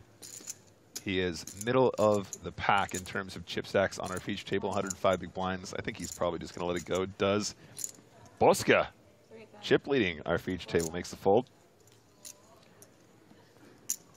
Looks like it's round to the button. Speranza, K7. On the button, I think I'd play this if I was Speranza. In fact, our second chip leader here on the feature.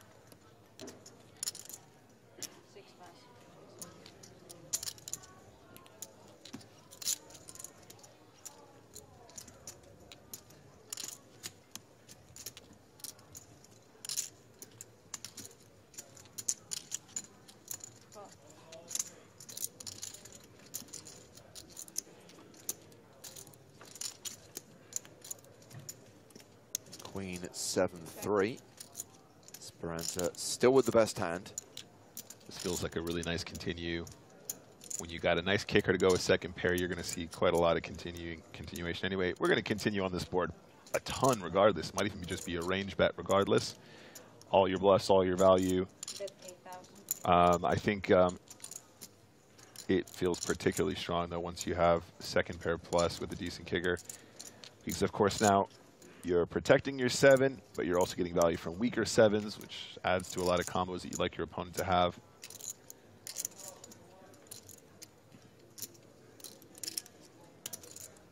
And Prop Blue, just with the 9 high, does have a backdoor straight draw, does have a backdoor diamond draw.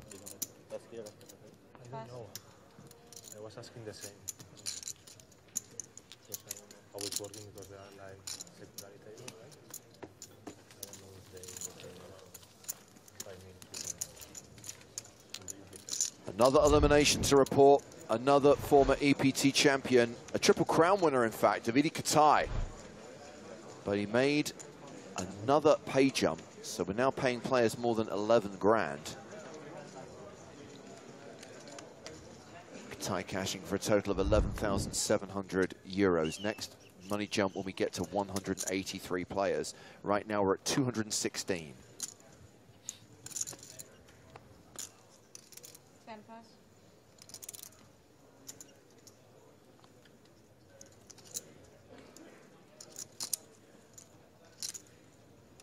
One pass, 3 pass, 4 pass. 5 pass. Drew is asking who won the Team Pro last longer. Oh. I believe, I'm just going to double check, guys. I'm not sure. Spraggy's still in. I think it might be Spraggles. Is he the last one? Yeah, that's what I'm just double checking now. I mean, obviously we saw Tonka go out. We saw Vincent bust pretty early on day 2. Who else was in the field? So as of this morning, 240. Andre. Oh, Andre! How can we forget Andre? Yeah, that's silly. And Benjamin Spragg. Okay. Can't believe we forgot Akari. He's one of the longest serving Team Pros. He's been on the roster since 2007. And of course, we announced him having quads at the start of the day. Yes. Of course, that was one of the bubble situations. Very cool one. Got called by 9s when he made quads on the river with deuces. It's definitely Joe's fault. How did you forget Andre Akari, Joe? Shout out to Ramon, though. Had some chips in the EPT second chance at the start of the day. Hope he's still doing well. Yeah, we're going to stick with the main event. We're not going to follow Ramon right now. Oh, man. Thought we were going to jump into the song. Dove abiti? Dove? A Vienna? Che bello. Bet 13,000. To the side. Good. Hanno detto che questa sala non mi è piaciuta. Hanno detto che Had a couple people say they think Lempropoulou looks like me. Are we? I'm not seeing it. Oh, io lo conosco. Basically, this guy looks like everyone. Is that what we've established? Molto tempo. Oh, we forgot we are. Sorry. Well, people were saying earlier on they wanted a sweat with hand. You've got one, not by design, but because we haven't seen Lampropoulou's whole cards, we're playing this from the perspective of Dominic Panka, who has a spade draw and a gut shot. Are we playing it from his perspective and with his money? When do we ever sweat with a player with our own money? Great, then I think he should barrel hard here. I actually think this is a great barrel card. You've picked up significant equity with your straighty flushy situation, and you can potentially triple barrel here. I think that means he's checked. Is the action still on Lampropoulou, the small blind? That is okay. Odd, but So I think he could probably make this like 39,000 on the turn and gonna do. it's nice. You've been. Sorry guys, I've got these hands mixed up. I thought Panka was in the small blind. Excuse me. Take it back. Don't apologize. Just blame someone else. Yeah. Joe. Exactly. No one's ever going to question it if you blame Joe. Damn it. Discovered that more than a decade ago. My apologies, guys. Yeah, I thought Panka was the aggressor in the small blind. We all 100 people, right? But indeed, a good hand to bet in position, having been checked to as well. For that same reason. Blocking spades, picking up equity with the draw. Could go with the gut shot. Has the spades as well. Like me and my brother, we was like for I don't know many years. Top It was 10, 2009 was. And Panka It was like top 20, top 10. gets there on the river. It's the straight rather than the flush. Nobody never gets something. They were sending me texts. I don't know to pay them something, taxes or something, right? No, Also they didn't send it to me. Or if they send it, No, it I was the never guy who received was sending text. You have to come here. You have to pay something. So this is spam. No. Probably a scam. He said we forgot to fill some papers. You have to come back. You have to send something. I didn't see that. I only cash for I like betting 8,000. one chip here. Less than you. Well, we all know how to tilt Joe now. You just use a time bank at any stage in the hand. In Bratislava was Time bank value bet. Absolute life tilt Joe. Did WPT. I mean, blocking spades is really nice here when you river the straight. Maybe you pay 2 times. No. I think it was a re-enter that time. I think. Panka goes for not so much a chip, but all of the chips. Ooh! Lampropoulou asking for a count. I'm thinking 6. Oh, we're gonna check. We're gonna check. One beer. One beer. So Lampropoulou did raise pre-flop. That's the main event. More than 3x. We're gonna check that. What's the worst hand you think about calling? You asked for a count with your 2 pair. Yeah, I was going to say probably 2 pair plus, but Flush you call already. I suppose it could be an ace with a spade blocker, something like that as well. It's a good ace, ace-jack with the jack of spades or something. Jack of spades would be a pretty savage card to have here. Does make it a little bit easier to call. You are blocking the straights and the flushes.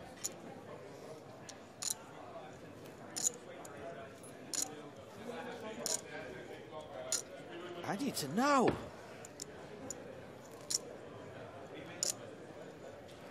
This will take us into the break, by the way. This is officially the last hand of the level.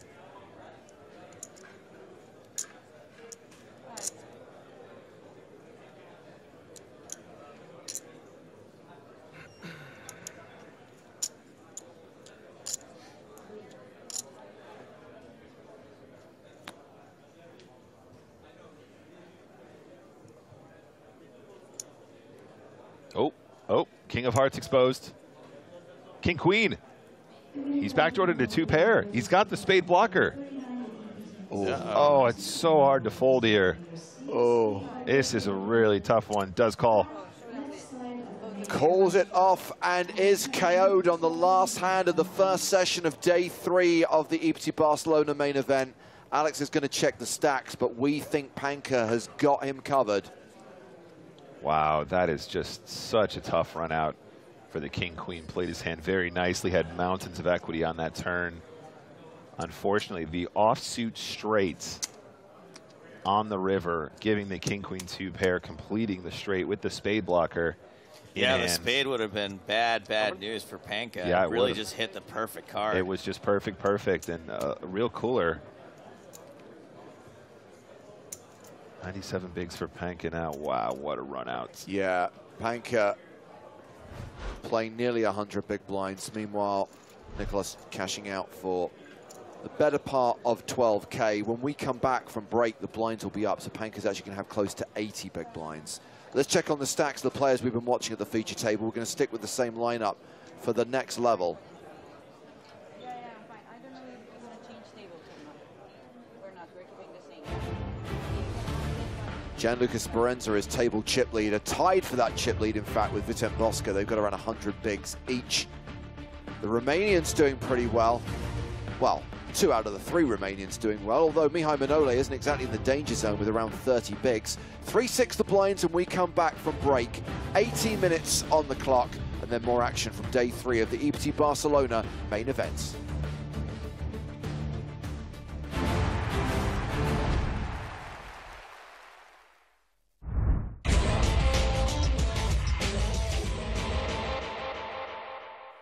Blinds 20,000, 40,000 with a 5,000 ante. Action folded to Mikkel Nielsen, who's got aces. I just want to let you know, we're all counting on you. He raises to 80k. Andrea Dato has 8-10 suited. He folds. Ace-king suited for Panka. Things are about to get pretty rank for Dominic Panka. Do you know it's actually harder to get dealt ace-king suited than it is to get dealt aces? It's kind of messed up. Here comes a 3-bet. Panka re-raises to 190,000. Kirill Radzivill folds the small blind. Andre Letao in the big blind. Also passes. Back on Nielsen. Folks aren't folding much in position, so I would suspect we're going to see a 4-bet.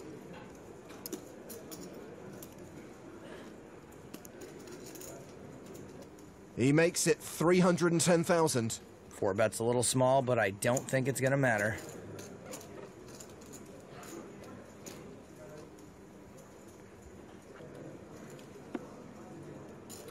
Panker shoves.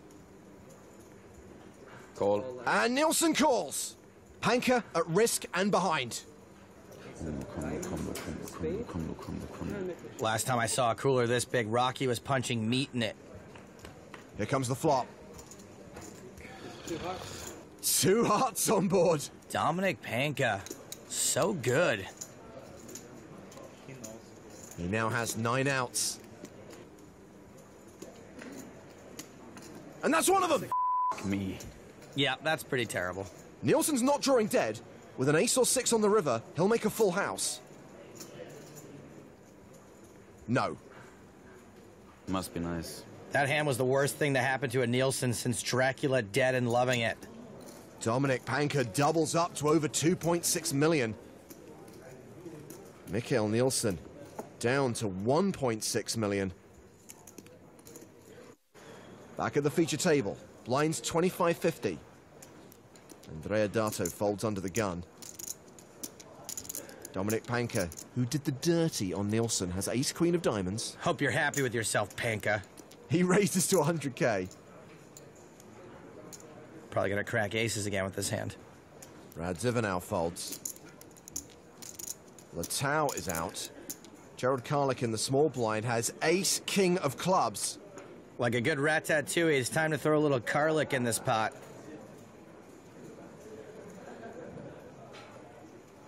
This is a 3-bet to 260,000. Popov folds the big blind. It's back on Panka. He's not folding. He shoves. Makes sense. And gets called. Once again, this is just kind of coolery. Can Dominic deliver another brutal, brutal suck out? Karlik is officially the player at risk.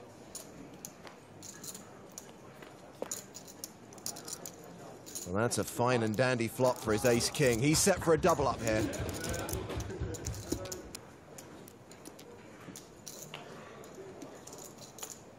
Dominic Panka only has 2 outs. Karlik just has to fade a queen on the river.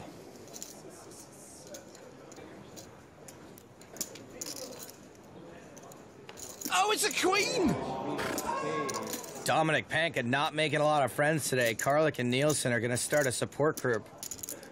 He does it again! Another brutal suck out.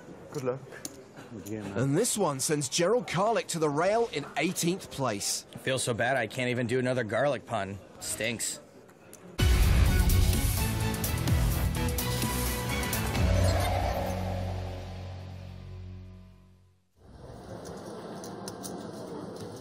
We skip forward to a situation where we find Michael Lundell all in with Queen 8 against the pocket jacks of Chad Brown.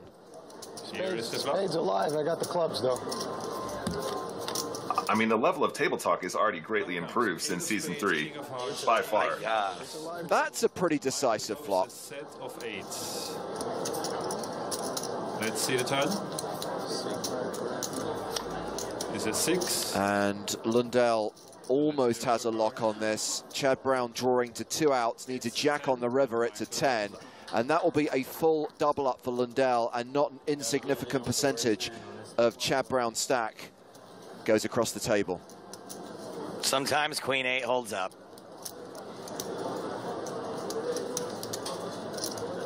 That guy looks very uncomfortable to be on camera.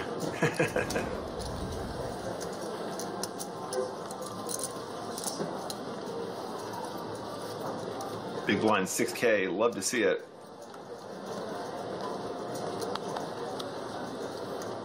Stephen pass, Vasquez pass, Michael pass. Jason pass. So here we have Daniela Matzia, who has King-Queen on the button. Nearly raised to 6. And that is a raise to 16,000. He's like a budget version of Luca Pagano. He makes it just under 3 times the big blinds. Substantially a better sizing than our last reference to season 3. What was the acronym you guys created? 45,000. HTC Poker, have to call. That's right, thanks. Well, this is a re-raise spot for Chad Brown. 3-betting with jacks to 45,000. Last time he had jacks cracked by Queen 8. Big blind pass. Here he's running them into 2 overs.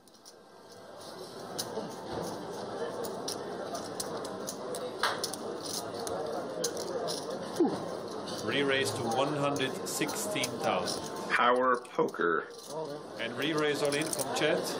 Re-raise from Matsia, Chad Brown all in, and Matsia priced into call. He made it 116K, and Chad Brown's all in is for 174K. It's not a lot more to call. No. In a big old pot. Would you say you have to call?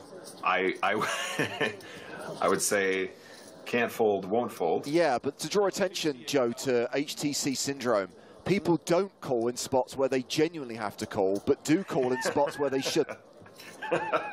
Oh, it's pretty hilarious. It's a real syndrome, people. I mean, I can't believe that you can re-raise to 116 and then tank over the last 58K, but... Yeah, there's just too much in there. Poor Chad Brown. I mean, if you can't beat Queen 8 with 2 jacks, you can't beat King Queen. That's just... The all-in player. It's just never going to happen. Well, he does have the slight mathematical advantage as this race goes to the flop. And here is the flop. And there is a queen on the flop. I didn't do the race bit because this was never a race. Here's the turn. Took a 9. 9. It's a 9. Oh, there you go. Chad wanted a 9. He gets the 9. Has the straight draw now. On the river. Should have asked for a jack, you dummy.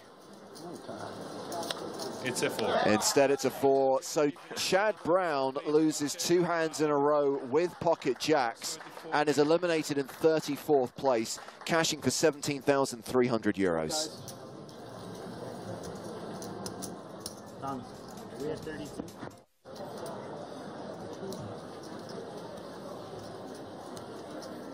So both players with ace-king here.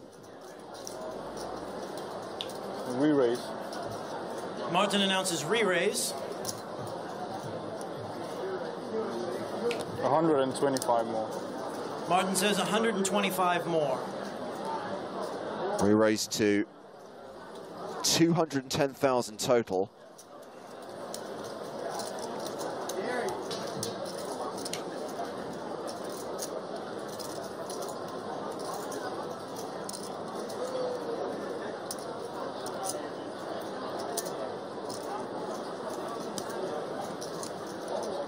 How much more?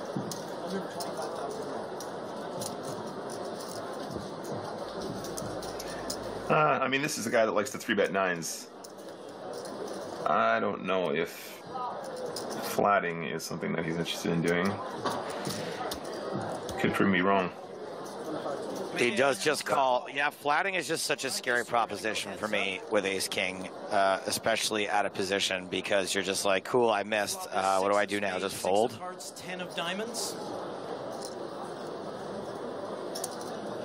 It's kind of just interesting, like, to see people's mentality, though, right, from different perspectives. Like, some people feel like 9s is the hand that always has to go in the middle because they hate seeing flops with it, where ace-king is a hand that they want to try and draw with, you know, or vice versa. Or ace-king is the one they always shove, but 9s are the ones they're always calling to try and flop a set. There's this flip-flop conceptualization of hands that you want to take to flops. Martin announces all in. He announces all in. He puts him in that situation we were making reference to. Yep. Unless this is level 5, where he goes, I always knew ace-king was winning from the start. Let's call.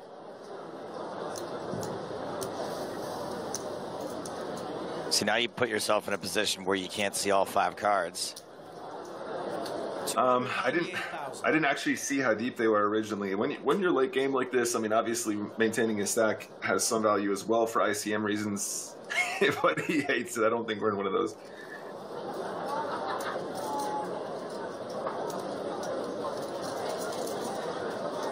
I mean,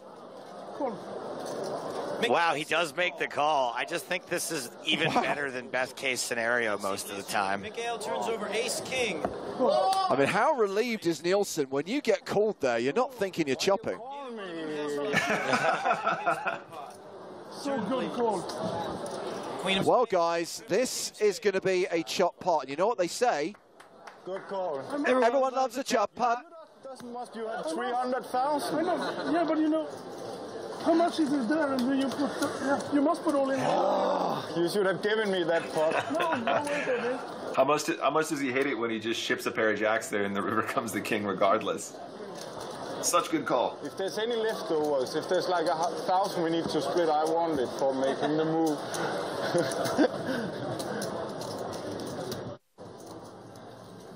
So blinds are 12,000, 24,000 with a 3K ante.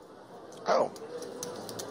And I referenced, Joe, that when we got towards the tail end of Season 4, that's when the whole issue with nine-handed play became a thing. And this event was no exception. I have very clear memories of this being an absolute grind, trying to get down from 9 to 8, which, of course, is where play would end for the night, with the final 8 returning for the final day, which is the official final table. And Jason, re-raise all in. Small blind pass, big blind pass. And we have an all in. Jason shows ace king. So coin flip alert, and it's Davide Katai who's the at-risk player. Like The Wire versus Breaking Bad. One of these two things from 2008 has a slight mathematical advantage. One show was ending, one was just beginning. Ace king. Let's see the flop.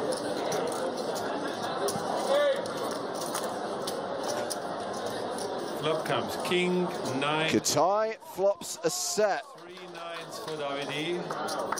Pair of kings for Jason. Turn cards.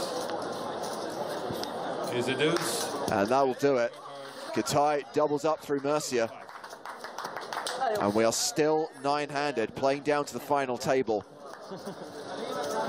Le roi du coin flip, ça va. C'est qui le roi du coin flip?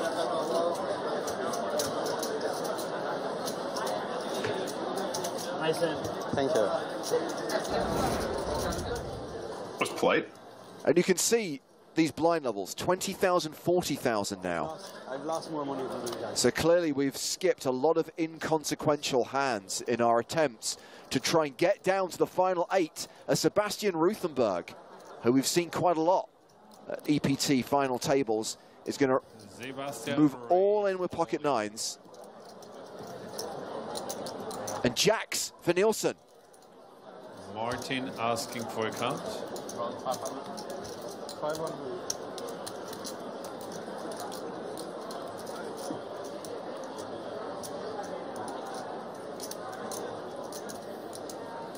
And the blinds have just gone to 2040, right?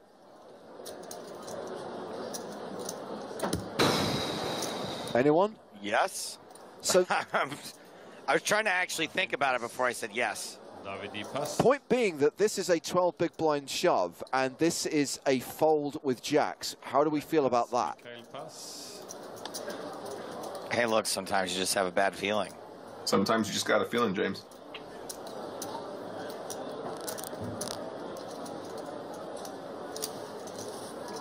Even Jason Mercier seems a little pained with ace-queen.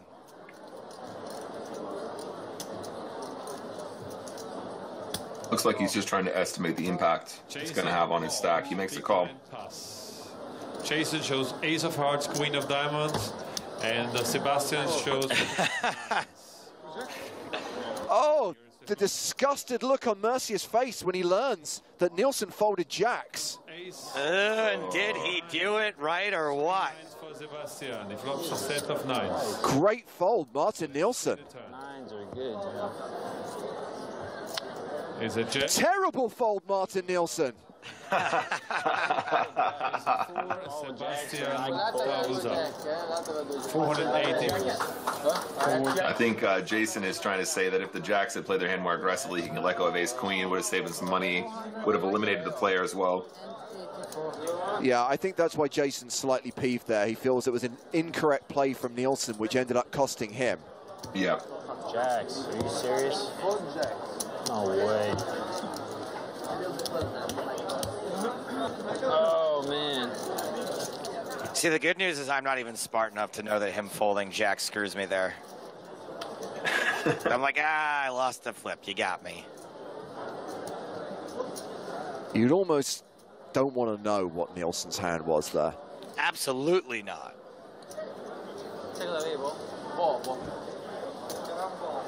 Man, Jack's feeling so elated about that fold, and then the turn comes, and they're like, wow, I wish I had won an EPT.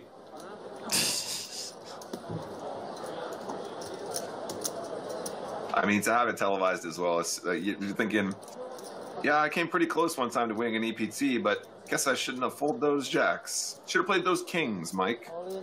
Katai shoving the button here with Queen 7, all in for just shy of 300K. Round to Lundell in the big blind, and I think Davidi's got him covered, so this will be all in to call. Yes. No. Lundell actually has 2K more. Oh, wow. Wow. So it's pretty much an all-in for him.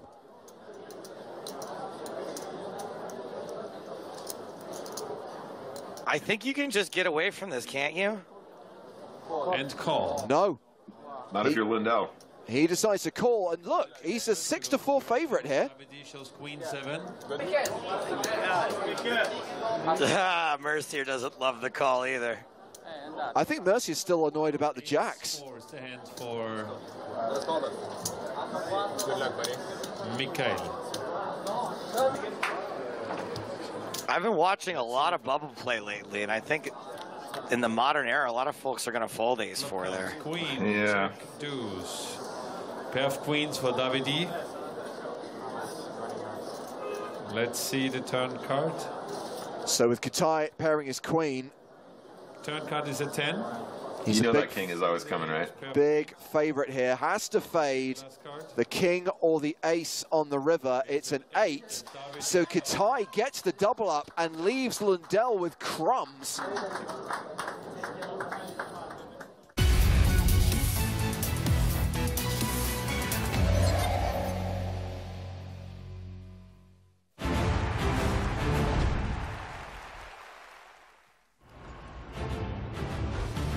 Hello, my babies, and welcome back to the PokerStars European Poker Tour live from Barcelona.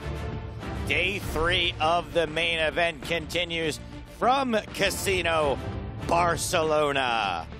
Here with me in Barcelona is Nicholas Michael Walsh.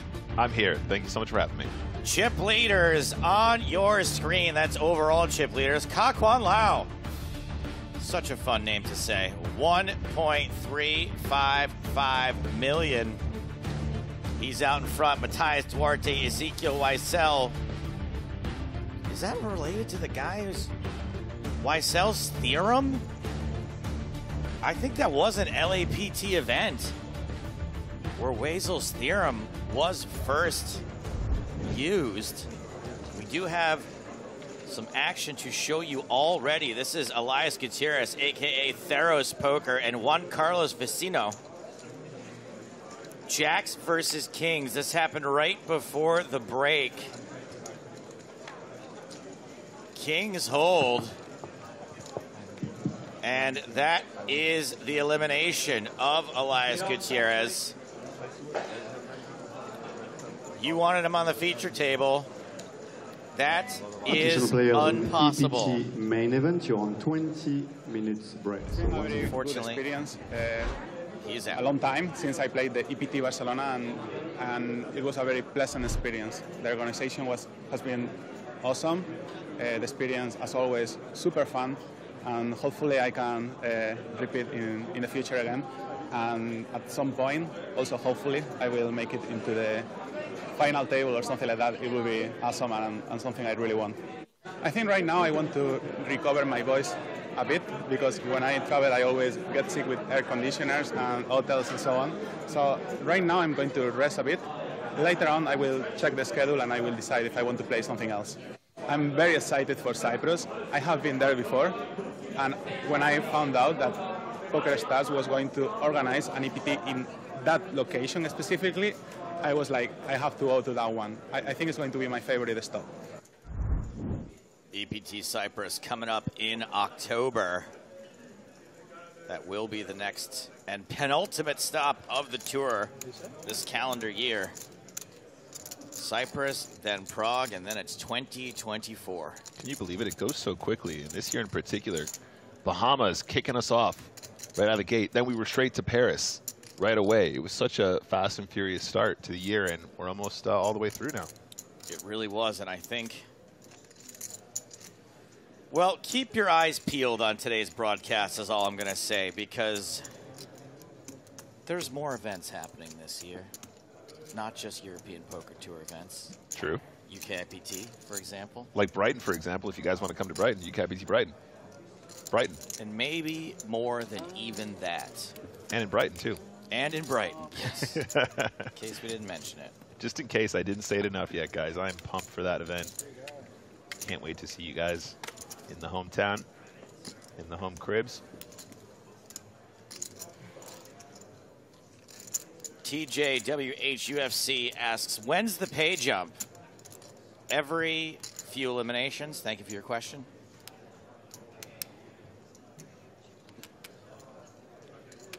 We saw the overall chip leaders. These are the chip counts for the players of the feature table, all 8 of them. Mihai Manole at the bottom, but really a fairly healthy stack. Nothing to be ashamed about here. Govert Matal, haven't seen him in a while. More or less tied with Manole. There's a pretty big gap between Matal and Hadioglu, and then a pretty big gap from Hadioglu to Panka and the rest of the table. Panka, Brumaru, State, Speranza, and Bosco, all with incredibly healthy stacks for this stage of the tournament. Yeah, Panka was on the right side of a pretty significant cooler, up to 81 bigs, feeling really good about the continuation of this tournament now.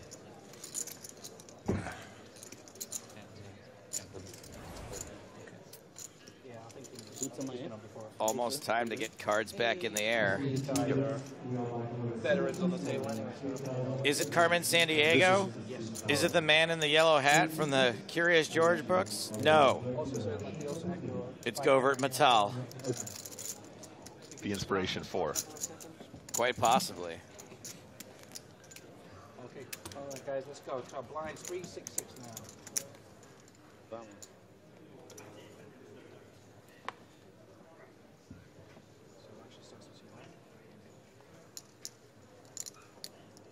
And we are back underway. Blinds 3,000, 6,000 with a 6,000 big blind ante. Average stack 305,000. Brew Maru, the old Iron Brew Maru. Folds pocket trays under the gun. Ace tray for Bosca. Very active last level. Did lose a few pots. Still 99 big blinds, however. Yep, still our chip leader at the feature. Nice folds around to Gianluca Speranza, and it cannot be overstated how incredible it is that this human being won the Scoop main event 2 years in a row. Yep, Mr. Speranza having a lot of success on the poker streets.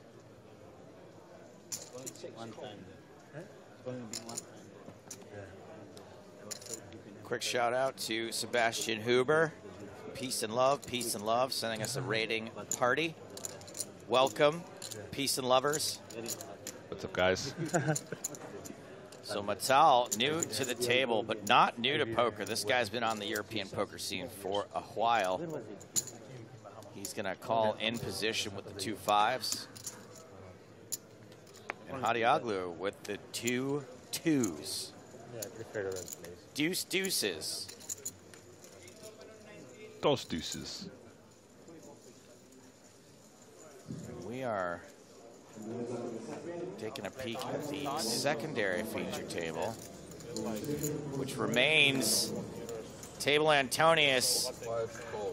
Rory Jennings all in with a massive flip. Ace-King versus Queens, the sickest and classicest of races. Like TikTok versus the CIA, one of these two things has a slight mathematical advantage.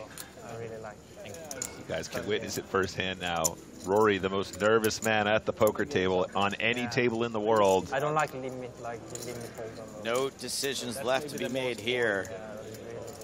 It's in the poker god's hands now. Good luck, buddy. I'm rooting for Rory on this one. I want to see my boy continue in this EPT main event.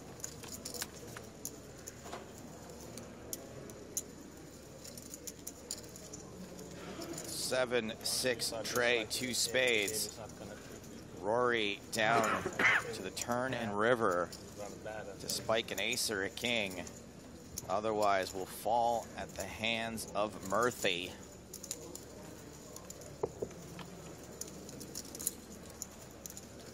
Board pairs 7. No help to Jennings. Pretty hard to counterfeit queens.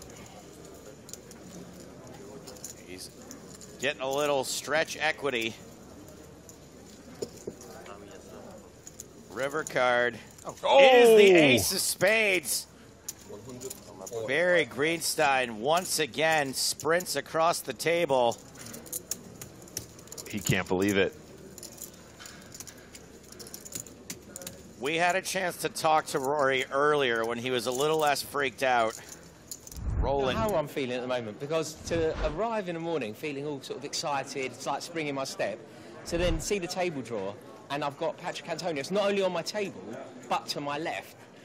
It's like, it's going to be problematic, isn't it? It's changed everything. I mean, it's an honour to play at his table. That's the, like, I'm kind of spinning it that way. It is genuinely an honour to sit at a table with him, but I'd rather it wasn't to my left. Yeah, not ideal at all.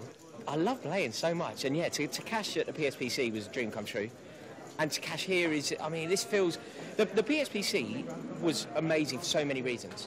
But you know, an EPT, in terms of what I've watched on telly and countless streams and, you know, listening to Hartigan and Walsh and Stapes giving their, like, knowledge, an EPT is, I think, the top tier. It's the Champions League in terms of the quality of poker. You know, the PSPC was amazing, but I think that there are a lot of people there who were there in a similar capacity to me, potentially. Whereas this is the real, this is the hardcore, these are the OGs. So to cash here, it really does feel special. So I am over the moon, genuinely. I have a clear-cut plan. Fingers crossed and hope for the best. It's my mantra in life. Well, he certainly lived up to that plan, getting it in with ace-king against queens. Fingers crossed.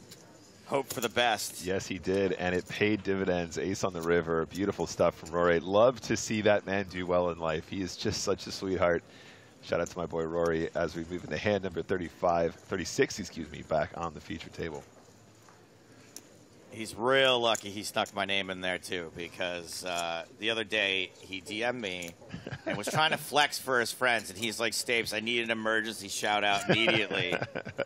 I got a big group of people here, and I'm trying to show off, please. And I hooked him up. So when he went Hartigan and Walsh and Stapleton... In order of importance, of course. Yeah, I don't know. Came dangerously close to being off my shout-out list. He texted me earlier, and he said, are we definitely streaming on YouTube? His mom wanted to tune in and watch him play, so I thought that was sweet. And shout out to the lovely Mother Jennings. State opening. Ace-9 off. Panka is going to re-raise on the button with ace-10. Does not want the blinds to come along for the ride.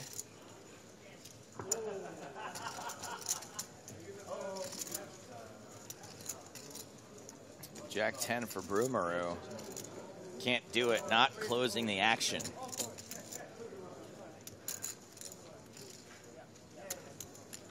Ace-9 offsuit. I think I'm going to pretend like there's a chance I might play this hand and then skedaddle. Yeah, I mean, you could consider foil bluffing here as well, but, you know, there might be a better combo to do it with. I always forget about that. That you can re-raise. Okay. Flatting would be the not high on my list of options to choose here. Yeah, so lovely little maneuver here. Oh, look at the size of the 4-bet as well. Woo! Very, very small. Excellently timed. I think Panka's not going to feel great about this one. Yes. Wow, honestly, just seeing some really excellent poker from State so far. Very, very solid play. Definitely has a composed pre-flop game plan there, and I love to see that move with the ace-9. not going to allow himself to be. Well, little grin, little grin. He knows what he did. Very easy.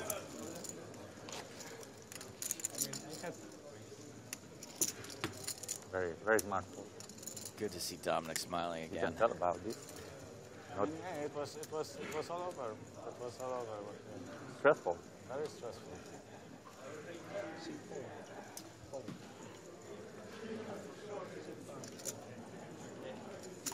Down to 204 players.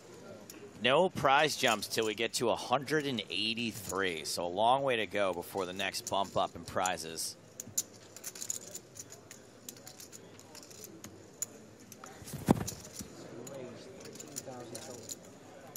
Govert Metal, Ace Jack offsuit, pocket sixes for Panka.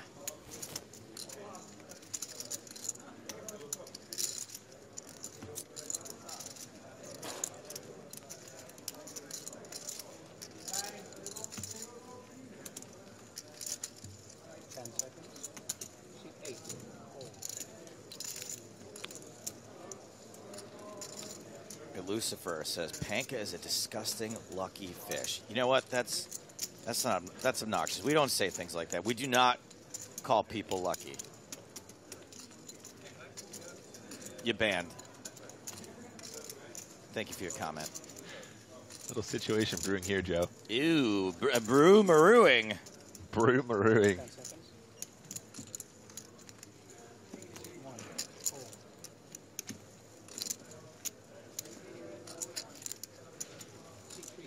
Oh, Broomaroo just calls with the pocket jacks out of position.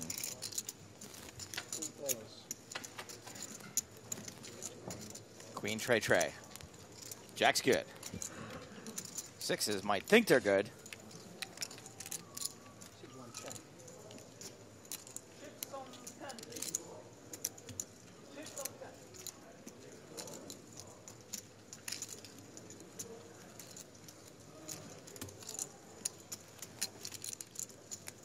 Broomer is checked.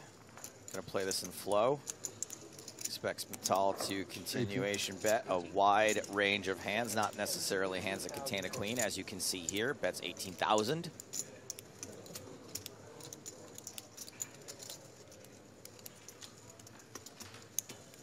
Panka still has a player to act behind him here. They are calling in the small blind. I can imagine quite a few Queen X combos in that range. Just does not want to get caught up in this, and I totally appreciate it. Now we're heads up, Joe. Much more simplified between these two opponents, taking it to the later streets if they choose to do so. Broomaroo theoretically probably should not be getting blown off at this point. Should not be pushed out of this pot.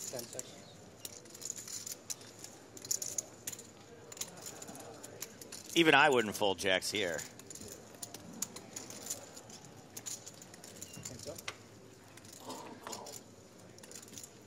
Seven on the turn, or as I like to call it, the jack of number cards.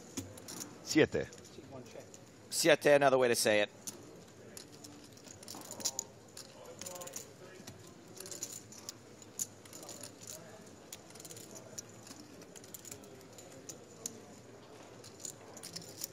Okay, it looks like he's considering the second bow. Second bow. No bar. No bar.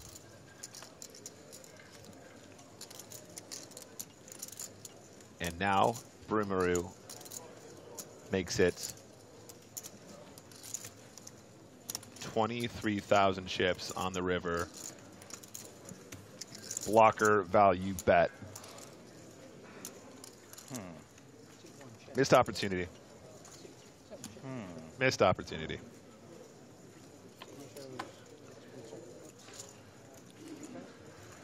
Yeah, jacks with the jack of spades there, I think, would have really benefited from a little bet. Still plenty of hands that can still call small in that river.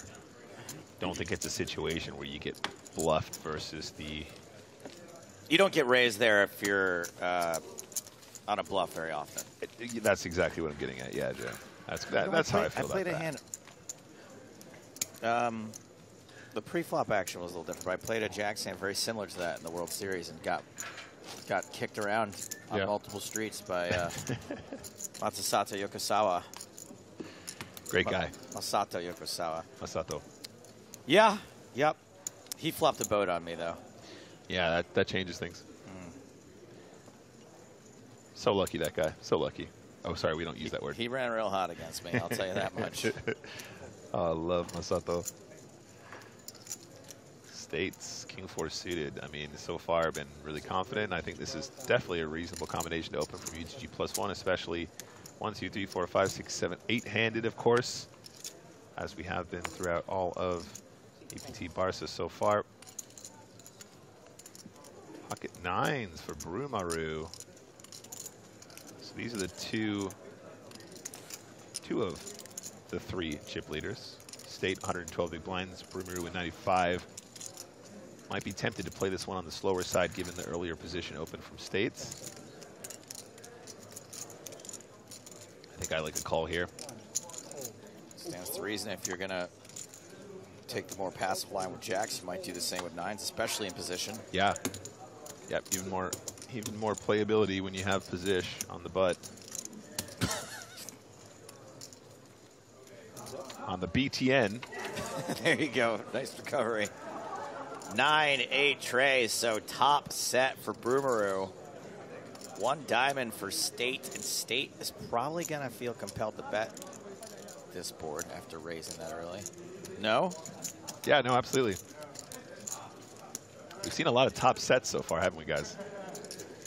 So far on this feature table, I think we've had top set of jacks twice. We've had top set of 8s once. Top set of 9s now. I think that's correct. Might be mixing up my days.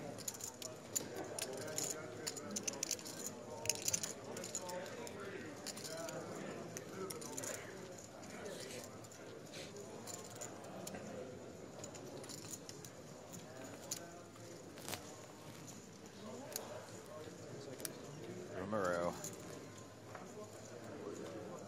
playing a little deception here.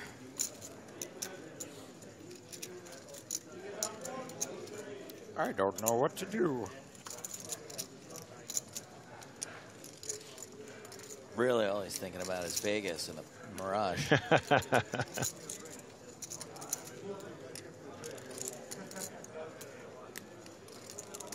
I miss Brian Compliment on Twitter. If anybody out there speaks with him regularly, let him know.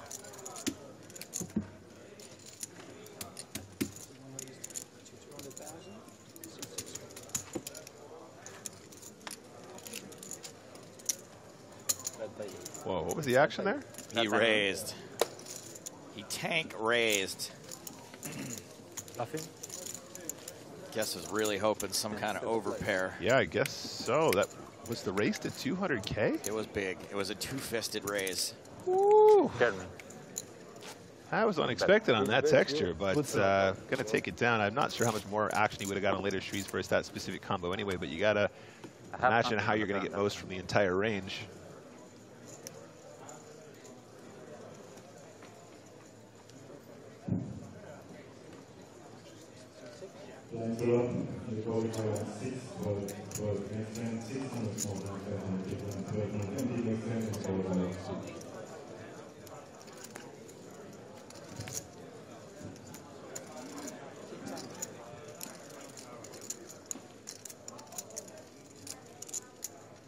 Pocket 7s now for Brewers. So we had jacks, we had 9s, we had 7s. They're going down, but they're still good.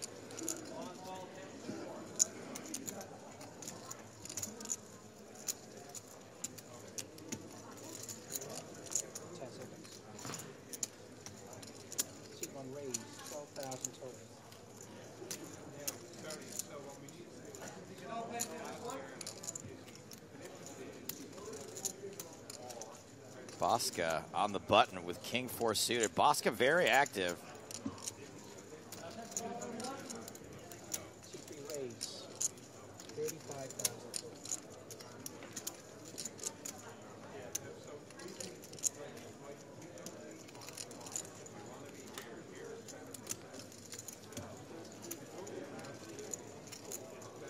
And Mihai Manole in the small blind. Jack 10 suited.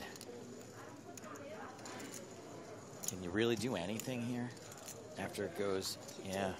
Such a shame. Yeah, but I still stand by the statement. I think Jack-10 suited is one of those hands that everybody loves that never actually makes a hand. Oh, yeah. No, I totally agree. You know I agree. Everyone thinks it's pretty, and it is pretty, and I still think it looks pretty. No hand ever makes a hand.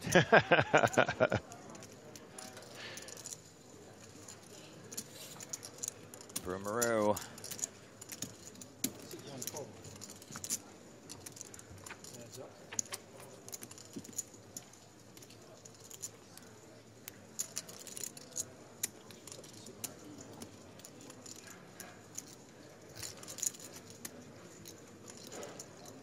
Broomaroo somehow doesn't flop huge, but somehow does have the best hand still. 3 flops in a row.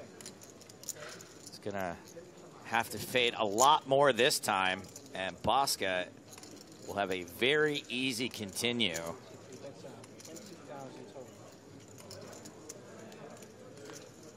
You're feeling great about folding Jack-10 of diamonds, though. At least we can go back to that. Like I said, it's just, you know, everyone always says it's great, but it's just one of those. Seems like it always whiffs for me. Pocket sevens. Iron Broomaroo is going to come along for that small continuation.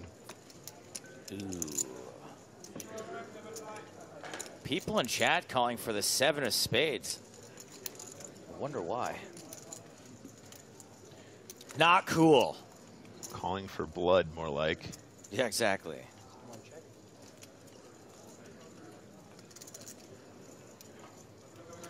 These are the people who are like, you can press this button and get $1 million, and then somewhere in the world somebody dies, and they're like, I don't need the million.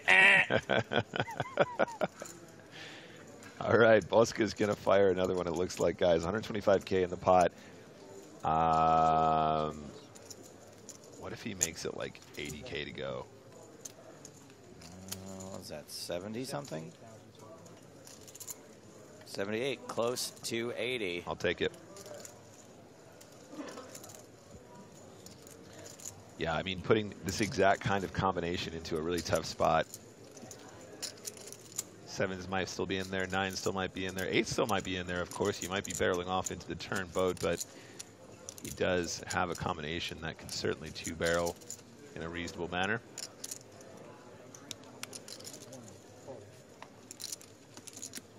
And Bosca does get the 7s to fold.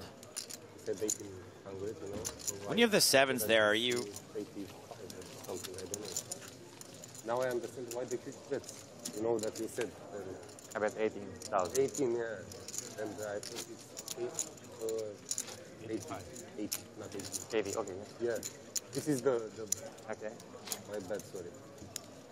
Thank you. Good for me. Yeah. Is he explaining that massive raise that he made two hands ago? I think that's what they were making reference to, yeah. Okay. I think he was saying you made it 18,000. I thought you made it 80, which is why he made it 200. That makes a lot more sense. That makes a lot more sense, but also if somebody, if a guy that's been playing solid all day makes it 80,000 to go on that flop, I think I'm probably going to double check what the size is. But I don't know. You got top set. You're panicking internally. You're screaming internally. I don't know, but then also if he makes 80K, aren't you just flatting all day long and just like laughing all the way to the bank? I am way more likely to make a mistake like that when I have a huge hand than when I have no hand. Me too. I understand that too. If my opponent's blasting off like that when I've got top set, I'm probably just going to flat though too because there's even less incentive to raise. They're doing all the raising for me. Yeah. So a bit of a weird one. But yeah, it seems like there was some confusion there.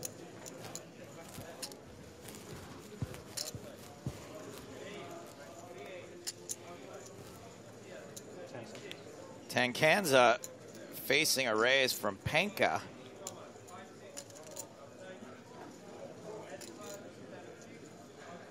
And this time we do not see Speranza take the more passive line. We've seen him flat with some monsters. This time it's going to cost some more if Panka wants to stay in this hand. Panka 70 big blinds. Speranza got him covered, so 70 the effective stack here.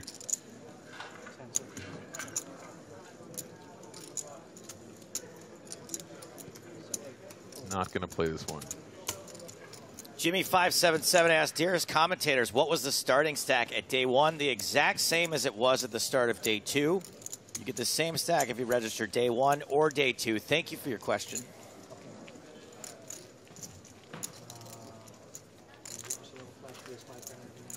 I don't know how. It's impossible for me to do it, actually. So I think I have to be fine.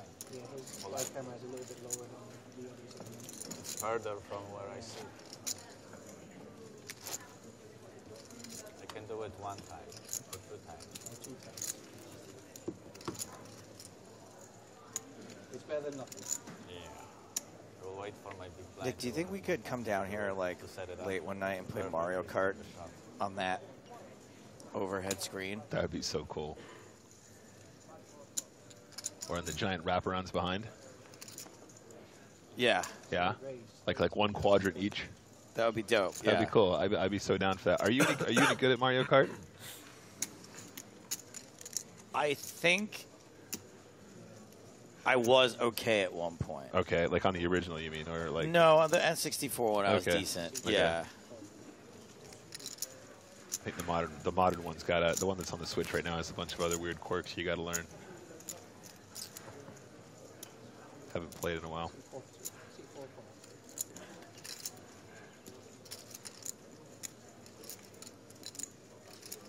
Panka has raised under the gun with the 5 of spades. And Speranza with another monster. This time with the clangers. The King Kongs. Yeah, he's had a ton of strong hands. It's just every time this guy looks down, ace, king, kings plus. Loving absolute life right now, and he's going to tangle with Panka once more. And this time is going to re-raise to 45,000.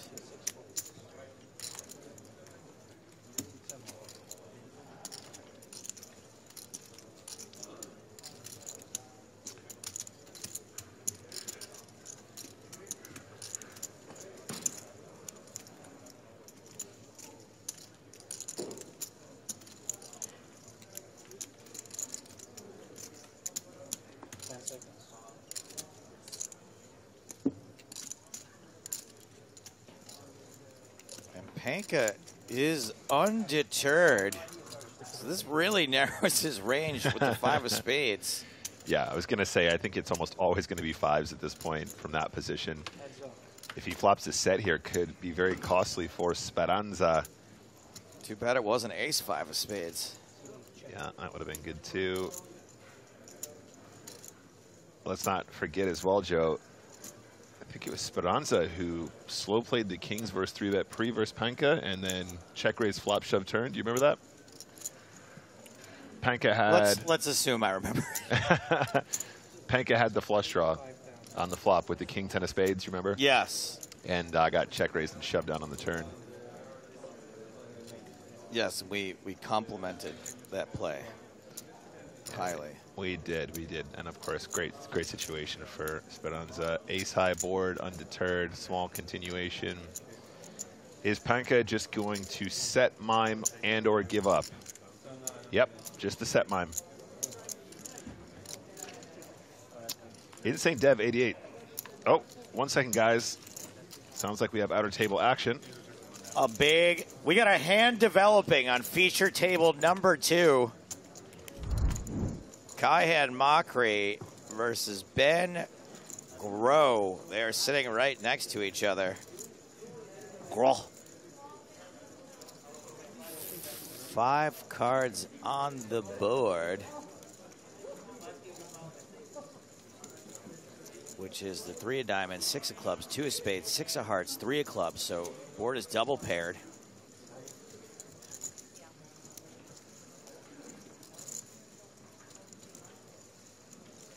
Groh has bet 85,000. This is small blind versus button. Oh, and Kaihan Mockery. Don't mess with the Kaihan. The price of poker is going up, and that price is 200,000.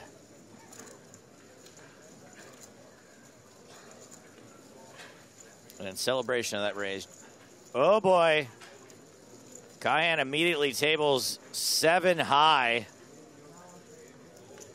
Jacks for Grow. And that is going to be an 800K pot. No, that's 800K total for Ben Grow. And that is going to be dang near the chip lead for this tournament, I believe.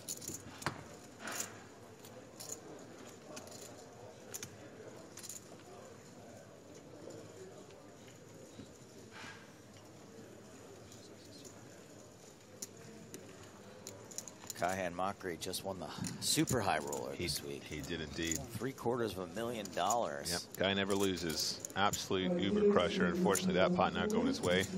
Insane Dev 88 says, Joe, this was so rude. No respect for people in the chat. Clap, clap, clap. He's not the only one you banned.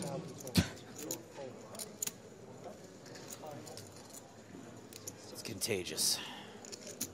Just kidding, chat. Govert Matau looks like he should be stealing a international treasure from Indiana Jones.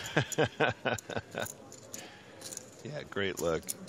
First time chatter 07 Chameleon says, is Rory Jennings still in? I believe so. We saw him just double up on our secondary feature just now.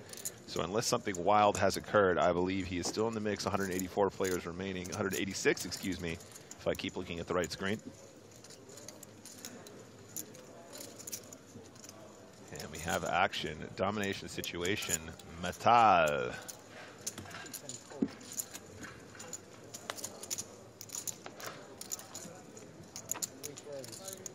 We are going 3 ways, like it's my birthday. 8 high flop, 8, 7, 5, 2 diamonds. Top pair, top kicker. For Hadiaglu. Pretty much a big whiff for everybody else.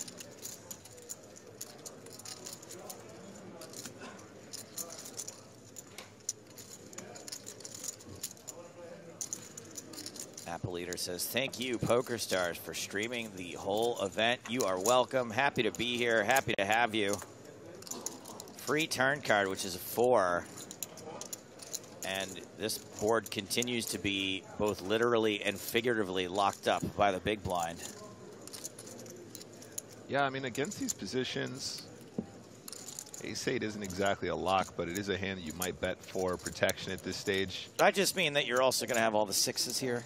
Yep, exactly, but that's kind of my point as well. With the button being a wider open, there's going to be some 6x in there too. If it was a UTG open, a lot fewer combinations of 6x that can be turning a straight here when you're going to feel good about just betting and trying to win the pot right now with a really nice top pair.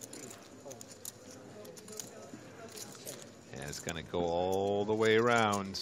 I just want to remind everyone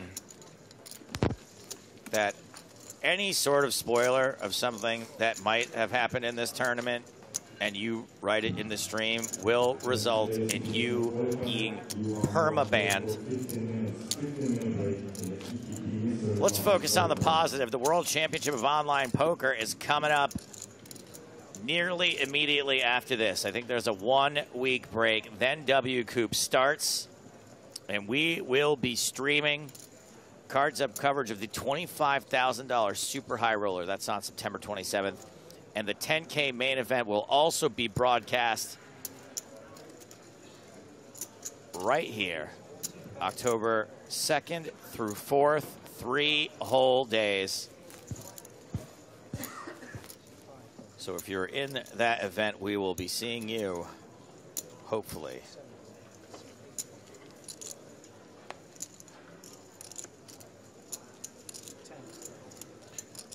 TaylorMade in Twitch chat says, spoiler, Nick Walsh is Superman.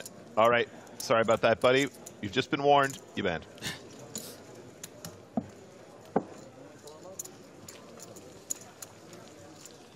Pot going towards Manole, our 29 big blind stack now.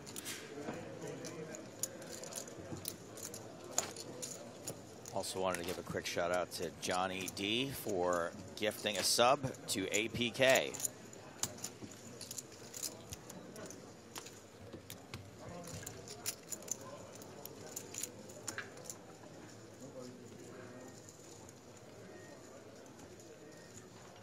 Frankster 2000. One of our VIPs, long-standing VIP, Joe. Spoiler alert, one of the remaining players is going to win. Frankster, you banned. VIP status revoked.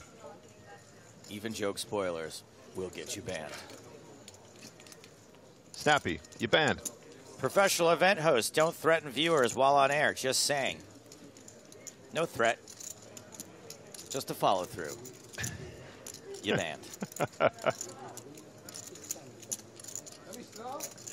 Who's next? I could do this all day. I mean, look, you got your banhammer wingman. Nobody more likely to go on a banning streak with Joe than Nick Walsh, side by side, live from EPT Barcelona 2023. Now, I don't know how to read this one. White Gamer Cat says, hello. Now, are they saying, hello, how are you, commentators? Because without the punctuation, it looks like, hello, how are you, commentators? I'm not really sure how to feel about that one. All right, this one's personal. Meshuggah says air fryers are overrated. You know how I feel about that. You're so close to a perma, I swear to God. Don't you ever come at me about air fryers. Air fry everything. I'm a big air fryer guy myself. Yeah. Meshuggah is a friend of the stream, so he knows what's up on that front. He knows better. I mean, I put stuff in the air fryer that I shouldn't, like undies. There's no. I just want a little toasty, a little warm up, a little treat, a little toasty treat right in the air fryer. Listen, hashtag air fry everything. It's a thing. Hadioglu opening from the cutoff, Queen 8 of spades. Whoops.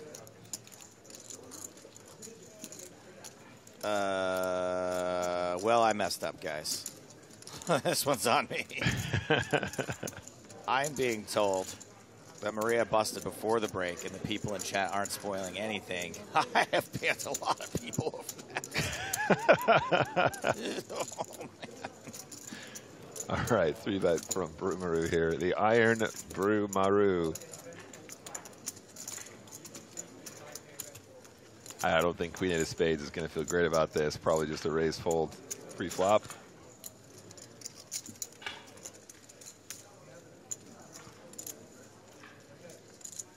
I'm serious though. I don't know if there's a way to unban like the last 8 or 9 people I just banned. This one's on me, gang. Whoa! 5-5-4, 1 spade. All right, fair enough. Was not expecting a defend here from the Queen 8, but hello. We're on the flop. Yeah. I think Brumaru can definitely continue here. I think it probably should be something in the region of 20K. Who should I speak to? No. Oh, do you send someone? You can come live. What do you want? One service. I don't know. Hadioglu checks. Brumaru is going to take a free one as well. I'm playing as a... Cinco. And Cinco, cinco. Ace King probably not hating this texture. Going to have the best hand, a whole mountain. Interesting spot for Hadioglu, though. Does he turn the Queen High into a bluff at this point is the question. I think that was a check.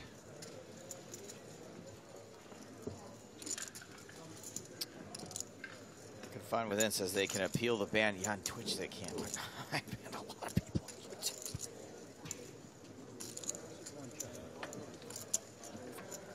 River card is a deuce.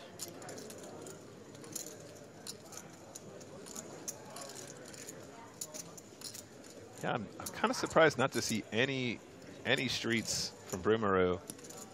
I do feel like there's plenty of combinations I can think of that would float the flop here, having called pre-flop that you're beating with Ace King, right? Not turning your hand into a bluff necessarily, but finding a size where you still get called by Ace Queen, Ace Jack, Ace 10.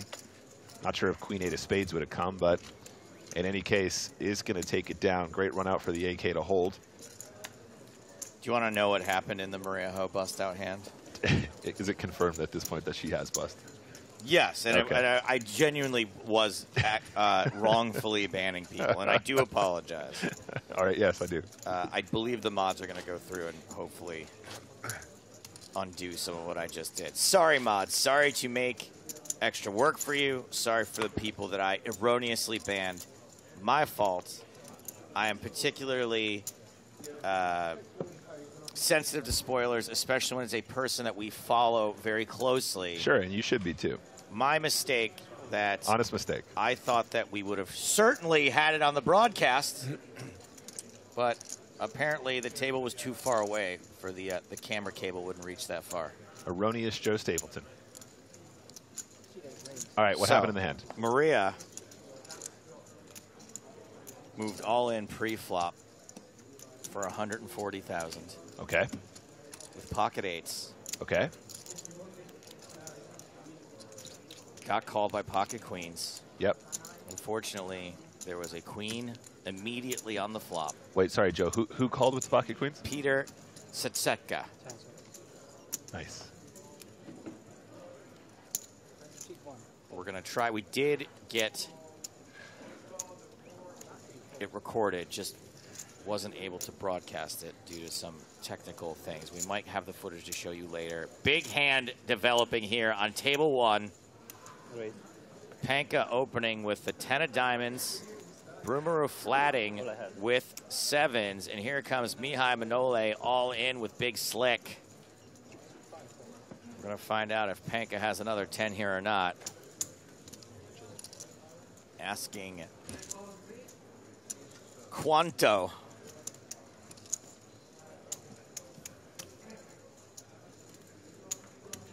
¿Cuánto tienes? 5, 5, 5. No. Not quite.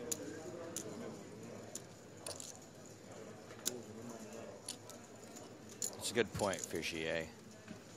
Panka should have at least requested a second card before he opened. Yeah, seems reasonable. So, Manole,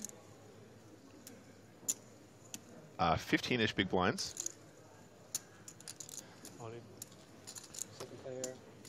So we are going to see Panka's other card, and I don't think Brumaru... It's got to be 10s. Yeah, can do it with the sevens now that Panka has reshoved. It's got to be 10s.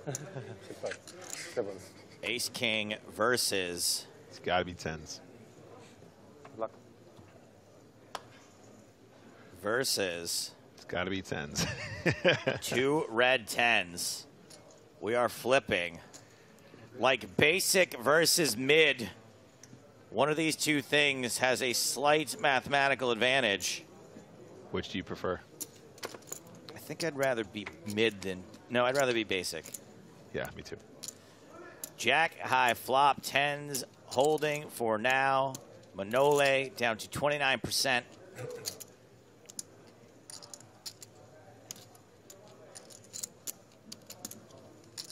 Looking for an ace, a king, or a Broadway card. Not the 4 of spades, that's for sure. Now only looking for an ace or a king. Barry Greenstein has been running all over this joint. But he is in his cave for now. Mihai Manole out of here. Very nice hold for Panka. 13,450 euros for Mihai. And I said it was going to be a while till we hit the next page jump, but that came quick. Yeah, it did. I think we had about 20 eliminations to go when I mentioned it, and we got there. That 13,000 is now the payout for the next 20 spots. 22 spots. It goes up again at 145. That's number of players, not the time of day.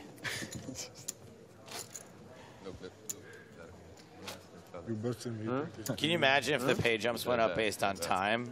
Everyone would just be tanking. That would be a cool using the full 30 seconds every single hand. I said that would be a cool variant. It would be cool like one time. Yeah. And then it would get really, really bad. And we're on day 14 of the PokerStars EPT main event. Winner take all at this stage, guys.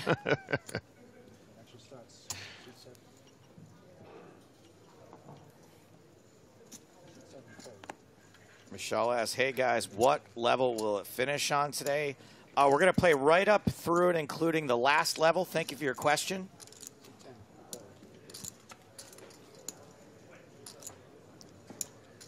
We're going to play to level 20, guys. Currently level 17.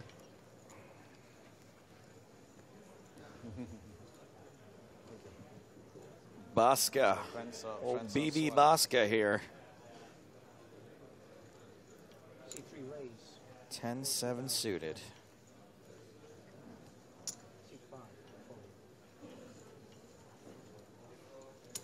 And ace queen in the big. State. So Stata here, 104 bigs. Bosca second chip lead, 103 bigs after putting in the raise. Very similarly stacked.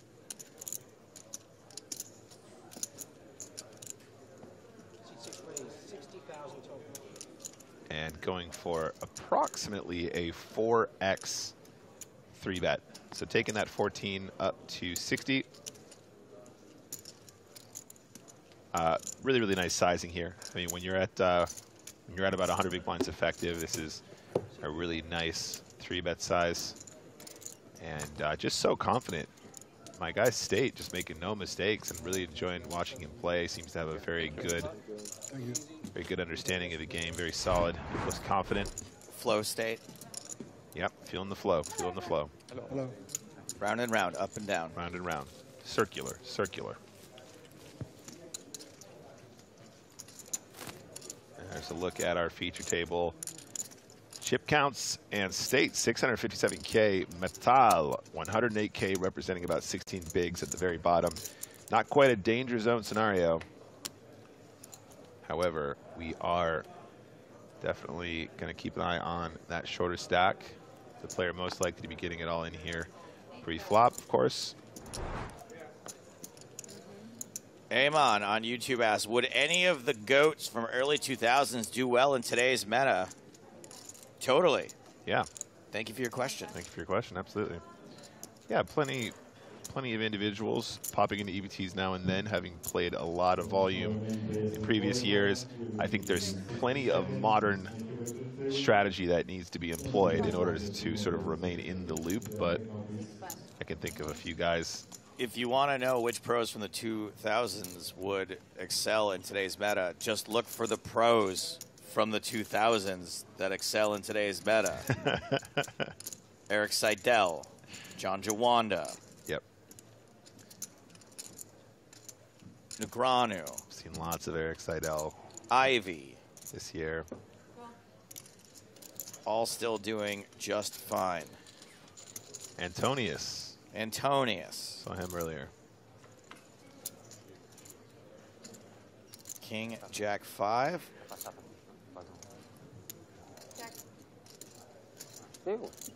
No set, no bet. For Govert, Met. Bet 12,000. Helmuth, sure. Totally. Spraggy, who put that in there? I didn't think of Helmuth right away because we don't see much of him on this tour. However, Phil Helmuth is arguably the best big field tournament player of all time. Yep, big fan of the Max Late Reg as well.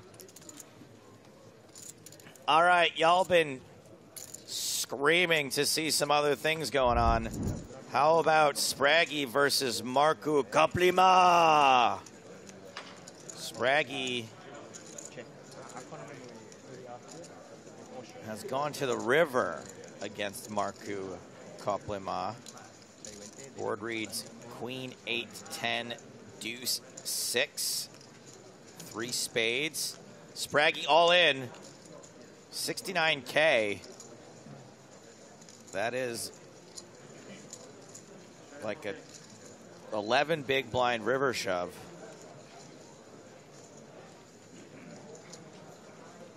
Looks like it's maybe a little bit more than the pot. Unless there's some greens hiding in there, but it doesn't look like it. Kaplima lays it down. Kaplima. Kaplima. The stones will be found. You won't. Kaplima. He no nuts. He crazy. Need it. Govert Metal looked like he was briefly all in.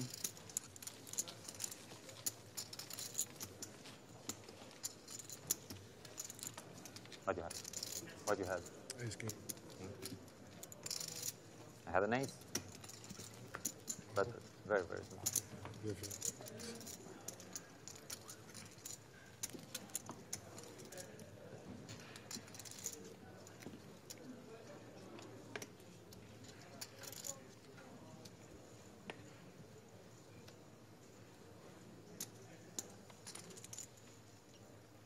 Action's going to start here with Alexandru Brumaru. One pass. Chim Chim Charu folds. 3 pass. 5 pass. And everybody folded over to Gobert. 7-6 off on the button. Nay. Blind v blind. Jack 9. Everybody's favorite offsuit one gapper. Yep, absolutely. J9. He's just going to call BVB. Effective stack 49 big blinds. I think it's pretty reasonable to check. It's pretty reasonable to raise at the stack depth. Usually your suited combos are going to check a little bit more in position because Queen 9 suited plays so nicely here. If you get raised, you put yourself in some funny situations. But that tends to be more of an issue when you're shallower, Joe, because the shallower you become, the more likely your opponent can just limp jam. The deeper you are, the harder it is for them to put in a big move that ends the action right away. You could still sort of raise call here potentially if you felt like it. But I think Panka's probably just going to limp call here with Jack 9. That seems like a pretty common line we see with this combo blind v blind at this stack depth. We are limp calling. Domination situation. Panka pairs his jack, yet somehow Hadioglu is a significant favorite with the queen and the clubs and the gut shot. Yep, I'd like to see a 1/3 pot continuation at the stack depth.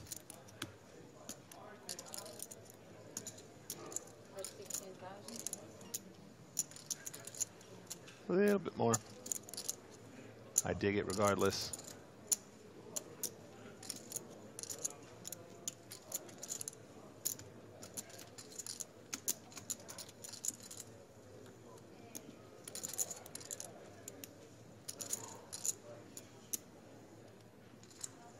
And Panka is calling with the best of it. I'd expect these equities to flip-flop if the turn is a brick.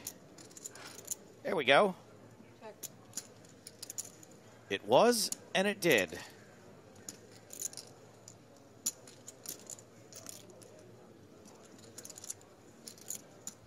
Just keep barreling. This time, 40,000. 45? Looks like 45. That's 45,000. All right, I'll take it.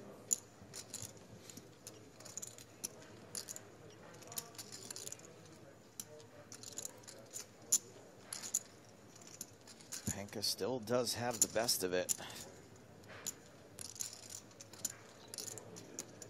From a GTO perspective, I think you probably are supposed to call the turn with the jack. Again, so player dependent. By the time we get to this street, having a good understanding of how aggressive your opponent is capable of being is so important in order to make those assumptions a reasonable outcome. It does make the correct call, is slightly ahead on the turn, and the river. Oh my days. Brick, brick, ship it to the jacks. Missing a combination draw. Are you sure this isn't Nick Walsh? With the Queen 9 of clubs? The power of Walsh compels you to miss. Absolutely. Turn and river. That actually hurt me. Like, this is a personal attack on me, missing this river. Check. Shoot on, please. Check, check. Queen high not going to do it. Nice pot for Panka. First time chatter. Serious question here, Joe. What happens when someone needs a bathroom break during the tournament? They go to the bathroom. Thank you for your question. He learned from the best. Yep. What can I say? You know, great stuff.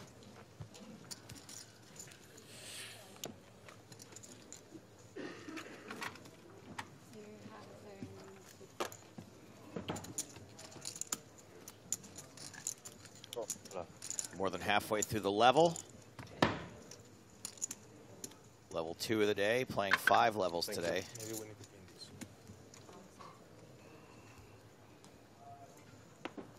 Welcome. Thank you. And we just got a new player at the table. Fast and Furious 11 villain Carl Shaw.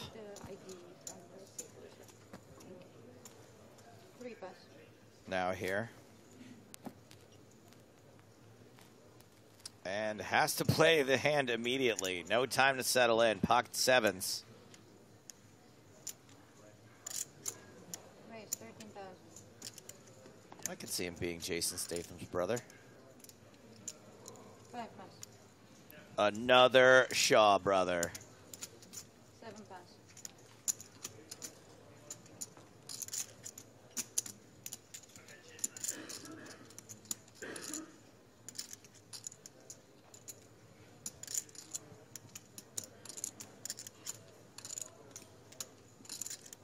Panker with a suited king on the button. Okay, there we go. Current payout, top left corner of the screen. You see that the next jump is until 143rd place. Thank you.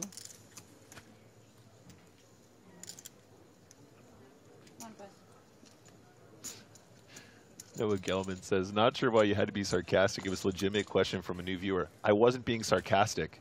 If they need to go to the bathroom, they go to the bathroom. Yeah, that one is legit. How is that sarcasm? Oh dear. Oh dear.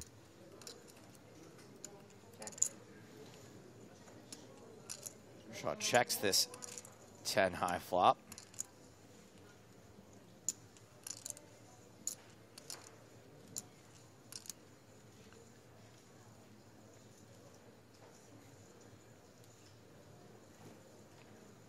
Panka is gonna take this opportunity to swipe this pot. Yeah, makes sense. Makes sense. If you're gonna call with this hand in position and you whiff, feels like a great opportunity. Takes it. Feels good. Zylo with a follow-up question. Is their hand auto dead when they go to the bathroom? Yes. I believe the current rule is you have to be near the table at the very least when your cards are dealt to you. Back to the outer table. It's Spraggy again. All in against Muhammad El Rey. Spraggy with ace-king, pocket nines for Muhammad.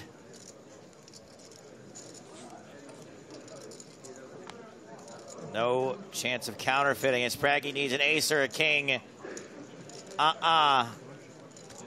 They're gonna, it was not Spraggy who was all in, excuse me. I got that one wrong. Triangle in front of Muhammad. Spraggy will have chips left. It was an all in, but Spraggy was not all in. Spraggy still hanging in after losing that flip down to 60K.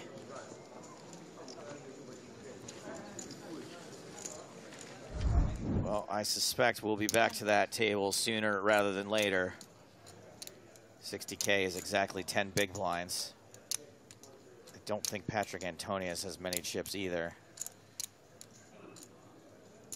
We will be on Spraggy watch.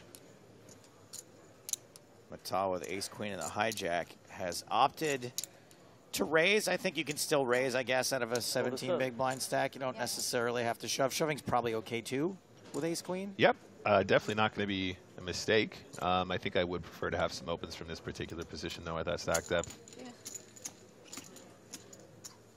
I think we're definitely deep enough to just see the open here. If you wanted to simplify it, the jam is going to be fine, too. Definitely profitable.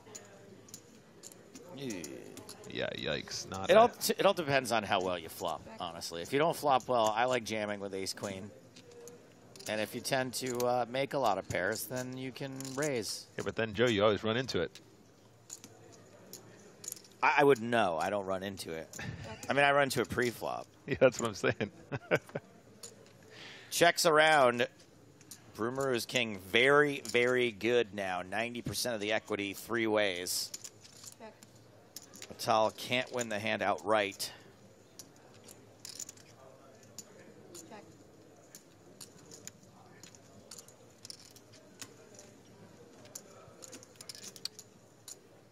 unless one of these players folds.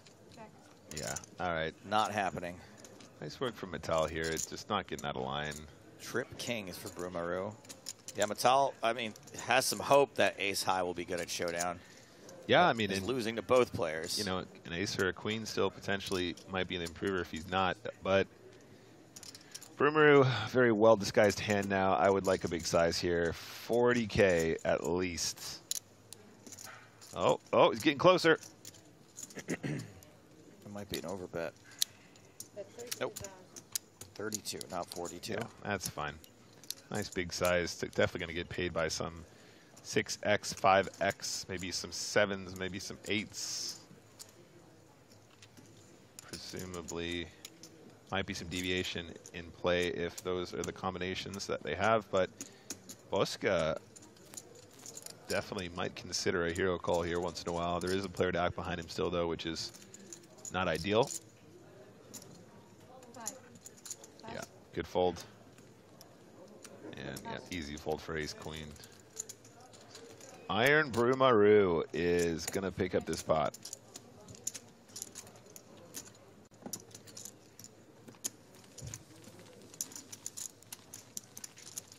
The Brumaru, obviously, slightly easier than the Kobayashi Maru. Yep. My thoughts exactly.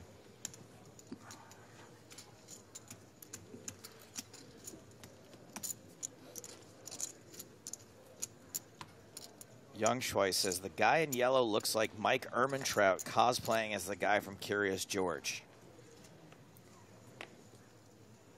I think I can allow it. It's a lot of moving pieces, but 5 pass. It just about works. 6 pass. 7 pass. 8 pass. It just stinks because he does look like the guy from Curious George, but the guy from Curious George is called the man in the yellow hat, and the guy doesn't have a yellow hat. It's weird. It's the same vibe though. I get it. I can see it. Raise 13,000.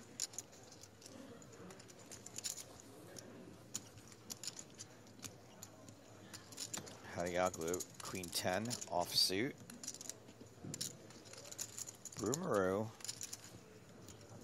brewing over this decision with ace 7 off. 1 pass. 3 pass. We are left with only Shaw, who has only 5 high.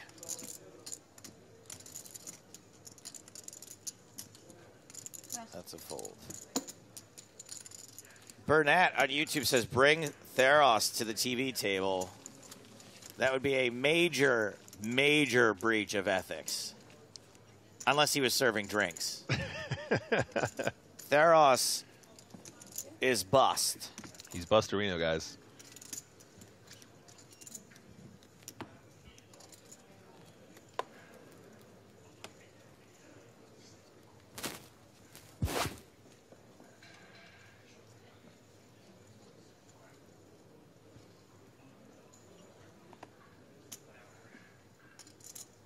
$167 players left in this field.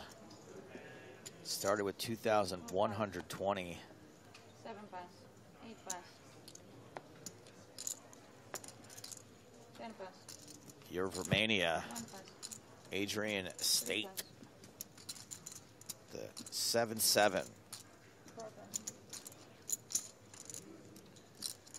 Glancing over, Joe, average stack now getting close to 60 big blinds. This luxury levels, man.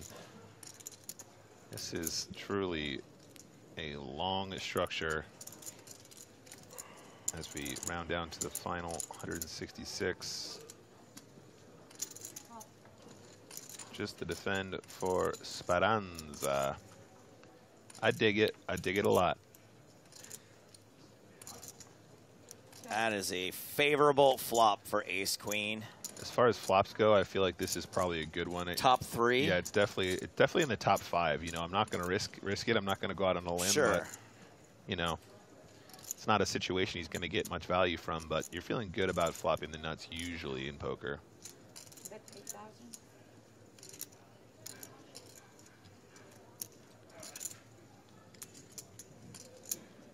Speranza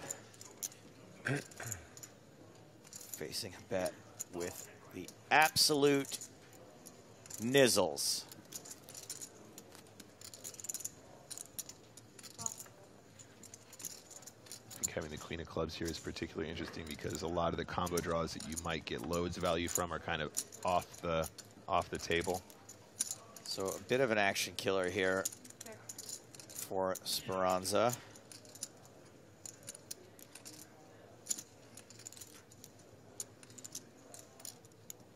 Man, Speranza just been getting some serious starting hands, Joe, flopping some beautiful situations. Looks like State wants to fire again. So not an action killer. Big surprise, I was wrong. I mean, it feels like a good spot for Speranza just to flat again, leave the door open for additional bluffing, but then also, you know, not going to miss value from a queen, right? If you have queen 10 here or something like that, they're almost always going to still fire the river here, especially when it comes no club. And Speranza somehow making being out of position work for him in this hand. Yeah, I really like the line here from Speranza. I think he's done everything right so far, been very measured in his decision making. Wow, if he convinces State again, okay. State waves the white flag, gets to see the nuts. And I'm glad that you mentioned Speranza picking up some big hands because, all right, so Adrian State lost that hand. Yep. Adrian State is 1, 2, 3, 4. 1, 2, 3, 4, 5. 6th in chips at this table. Yes. 6th of 8. Yes. How many big blinds? 97. 97 big blinds has you 6th of 8 at this table. This table is deep. And also, Gianluca Speranza after that pot. How many thousands does he have, Joe? Ooh. 666,000. He has 666. I think Speranza got a little deal going. Made a little deal before he came and joined us. Speranza doing very well to pick up some big spots and big hands, and he's 111 big blinds deep now. I wanted to read this comment from Pablo Lambo, who says, this guy only goalie moly cards. I don't know what that means, but I like it. Goalie moly.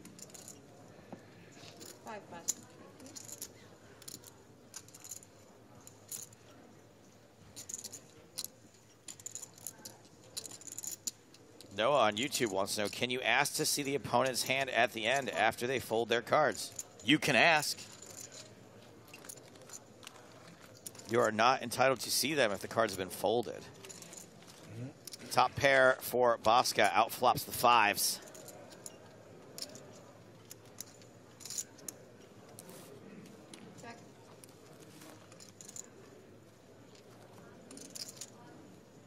Check, check on that flop. King of diamonds on the turn. Check.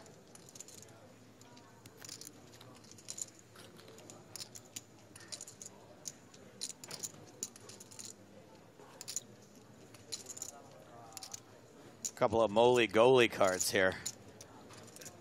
Goalie moly. Check.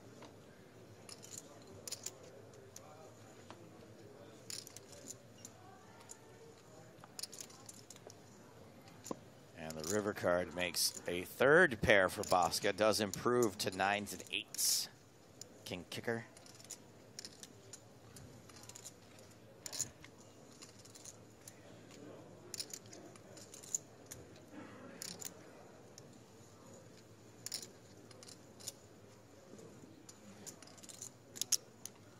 State is gonna fire into the abyss.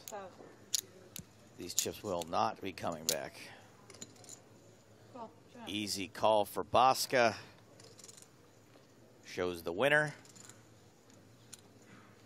Now in this case, if State mucked the 2 5s, if Bosca asked to see the hand, he would be entitled to see the hand. Right. Because the bet was called. Now, some people consider it a breach of etiquette, a little rude to ask to see the hand. I happen to not think it is rude. I think it is perfectly reasonable to want to see what it was. You paid. You paid? You get to see. Yep, you paid for it. There you go. You bought it, so you can have it. You can see it if you want. However, you don't see people ask very often. And sometimes they actually see it, and then the cards get turned over so quickly it looks like the player mucked. It's entirely possible that's what happened there. Absolutely.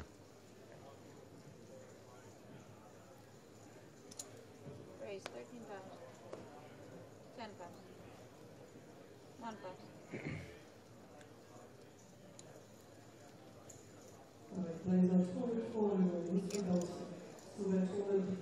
21 minutes left on this level. Looks like things have finally slowed down. Uh-oh. Patrick Antonius all in. And was in big trouble, but got a fold. Did not have the best hand. Yeah, looks like he turned that ace scare card into a semi-bluff with his straight draw, gets it through.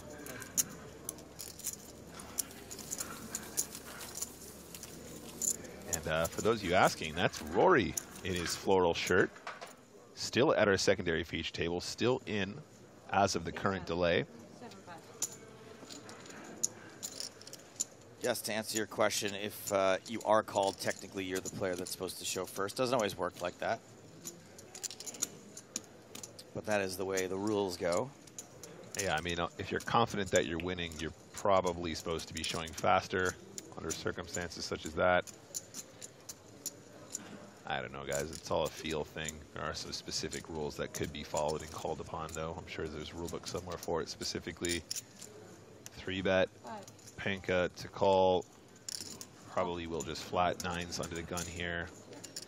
Mr. Shaw, nice maneuver here with the queen 10 suited. Does have significant equity pre-flop. Let's go to the flop. Oh boy, Panka does not want to turn a set.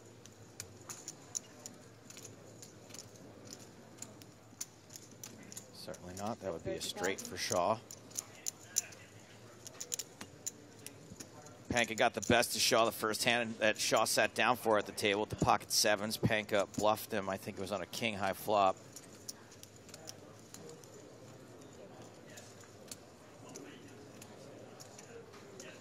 Yeah, I think Panka needs to call here for sure. Otherwise, we'll be getting exploited way too frequently.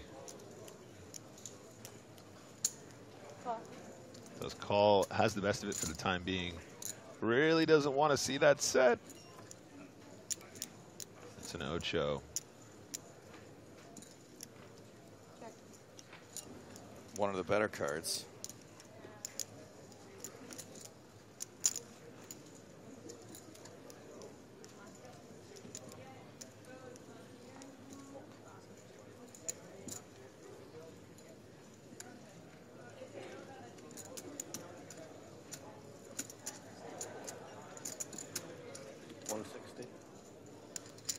Wow, huge turn bet from Shaw, 160K.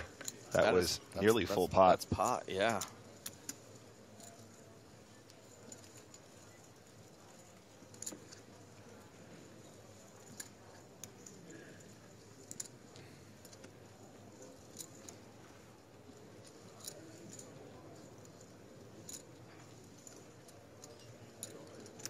Seems like a lot for value.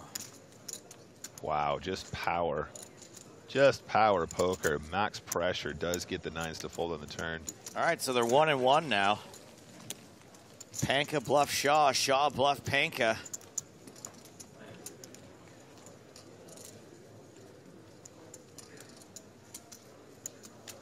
Thank you. Which payment would you like? Which payment? Thank you. Service. Service. Excuse me, sir. Without ice. No ice. Come on back here. Additional service required. Can I get a beef Wellington and a strawberry smoothie?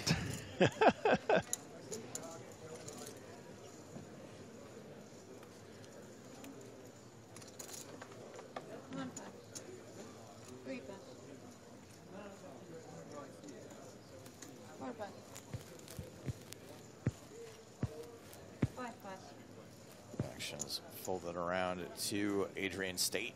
Nah. Adrian State was my safety school. Nah, dog. This might be a yes dog for Govert Matal. Oh, where are we at? Wait a second. Quick cut to Rory Jennings, who's run up a bit of a stack. 4 betting, pocket kings.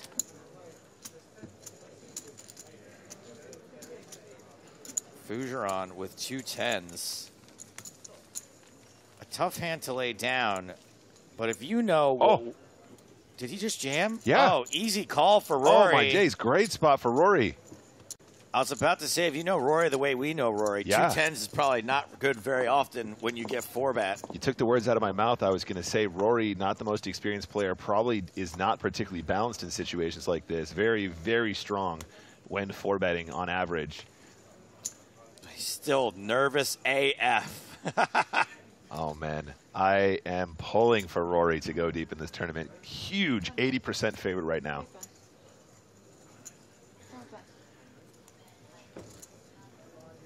Has to fade the 10.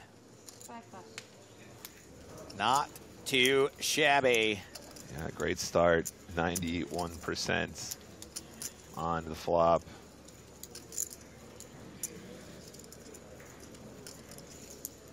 Do you think he knows? Do you think he knows he's as good as 90%?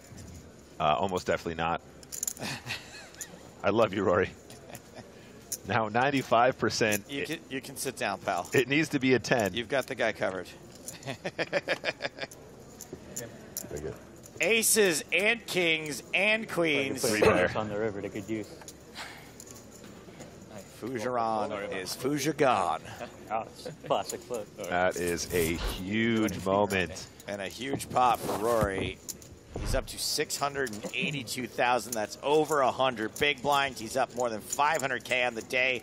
And this table will be our feature table when we get back from the next break. That break happening in 14 minutes. 20 minutes after that, it'll be table Spraggy, Rory, and Antonius. Sorry, not Spraggy. Just kidding. Rory and Antonius.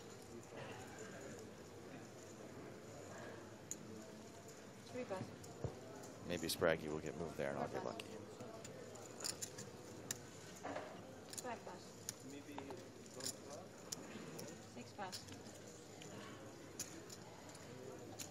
Dave's getting lucky. Yeah, right.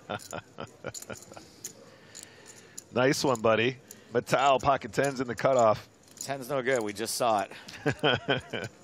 Matal now our shortest stack here at the feature table, 16 big blinds. I think there's just a open, small.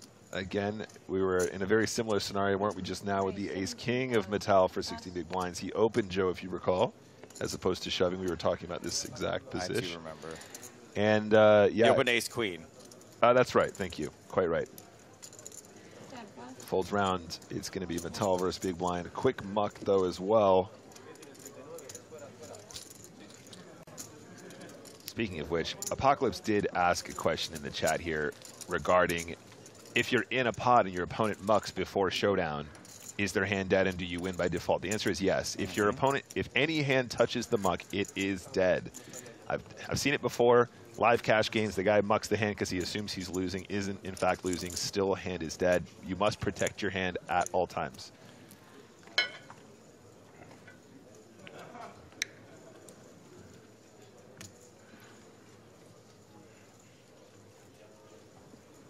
It's like boxing. You got to protect yourself at all times.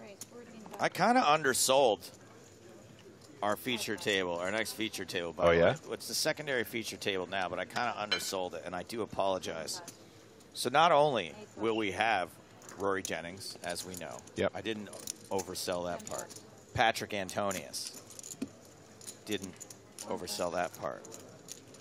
Some bonus players at that new feature table. Antoine Labat. Nice. EPT London champion Robin Ulatalo. Wow. And maybe the greatest to ever grace the online felt, Nicholas Astedt. Who's that guy? Lena 900. Oh, it's Lena. I'm just kidding, of course. I saw him at dinner last night, actually. Looking good. I'm excited to see Lena here competing in the live scene. That'll be our main feature table. And we're going to have a new secondary feature table. That's going to include Martin Zamani, Jack Hardcastle, and Andre Akari. Wow. A legit celebrity in his home country of Brazil. Yeah, we're all stacked up here. This is looking really good, Joe. A lot of international appeal between those two tables. 6 pass. 7 pass. This is a reasonably innocent question that a lot of people might have. Can someone explain why the dealer is tapping the first tapping with his fist on the table before drawing another card? It's to indicate that he's going to reveal another card. He or she, I should say. So if action has not concluded, players have the opportunity to stop the dealer before additional cards are exposed that could actually ruin the outcome and change the action of the hand. It's more of a formality than anything that's like super practical. Yeah, but, yeah. I mean, I've seen plenty of times when the dealer taps and whoa, whoa, whoa, whoa, whoa, whoa. Right. You know, so I think it's nice to have it there. But you're right. It is kind of an old habit.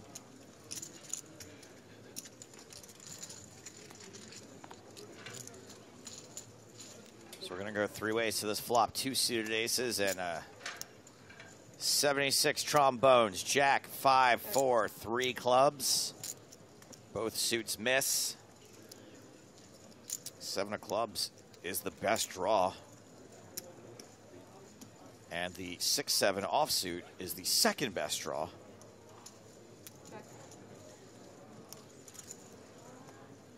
Man, Shaw probably not loving his hand, but has mountains of equity in this multi-way situation.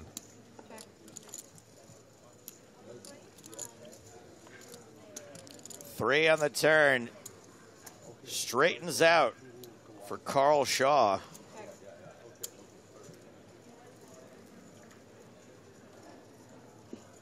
Checks again. Wow. Maybe there might be a little lead here. I can imagine plenty of bigger clubs giving you some value. You might want to try and get some value from on the turn. It's funny because you look at things optimistically and I look at things pessimistically. You think you can get value out of a club. I think that you can try to protect against a club. But it always comes. How long is that straight, Joe? 2, 3, 4. Wait, it's 1. It's 7 minus 1. 6 card straight. Wait. Yeah, 6 card straight. Bonus points for the 6 card Shaw straight. Checks again, really hoping now someone's got an ace, which they do.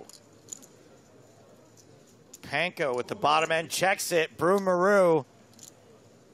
Will Broomaroo bite? Having 2 players check 5 high straights here is going to feel so bad. But luckily, Broomaroo is going to come through. Carl Shaw. And Dominic Pank is going to feel like freaking genius. Now you have to wonder if Shaw actually has a raise here. I mean, given the action, you would have expected the clubs to have done something on some street, right, Joe? Yes. Look, I'm a huge pessimist, and I'm not afraid of clubs here. 115? No, more than that. 128. Let's go. Very nice from Shaw. Has played it very slowly, but did manage to eke out the bluff. Look at Panka. He's just like, I own all of you.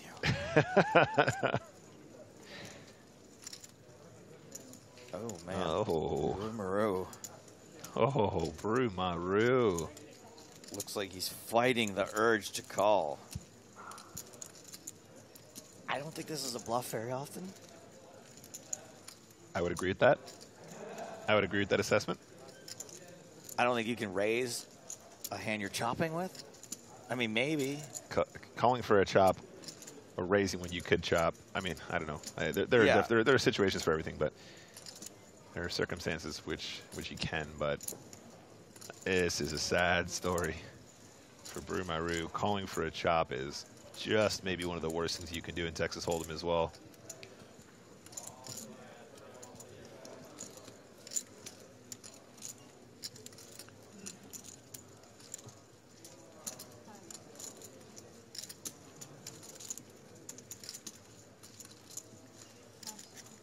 I heard the word pass. Good lay down from Brumaru. Beautiful. Easy Swords asks, how many big blinds does Rory Jennings have? It's like 110 now. He's huge after that Kings versus 10 spot. Got a real gift there. And a beautiful situation for Rory, doing really well. 154 players remaining today.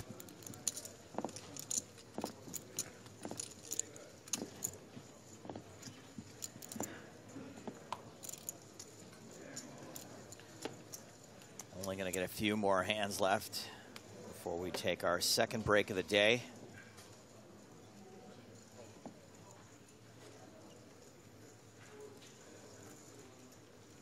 Baja Cowboy asks, what does it mean to call for a chop? It's when you are facing a bet and you know that if you make the call, best case outcome for you is that you are going to have the same hand and you will split the pot. So if there's $100 in there, you're only going to be calling and sharing whatever's in there. You don't actually have an opportunity to win this situation. Best case scenario is you just get half of what's in the middle. To complete your scenario, there's $100 in there. Let's say your opponent bets $100. Now you're calling $100 to win 50. Yeah, thank you, Joe. Thank you for the complete explanation. Those are not great odds.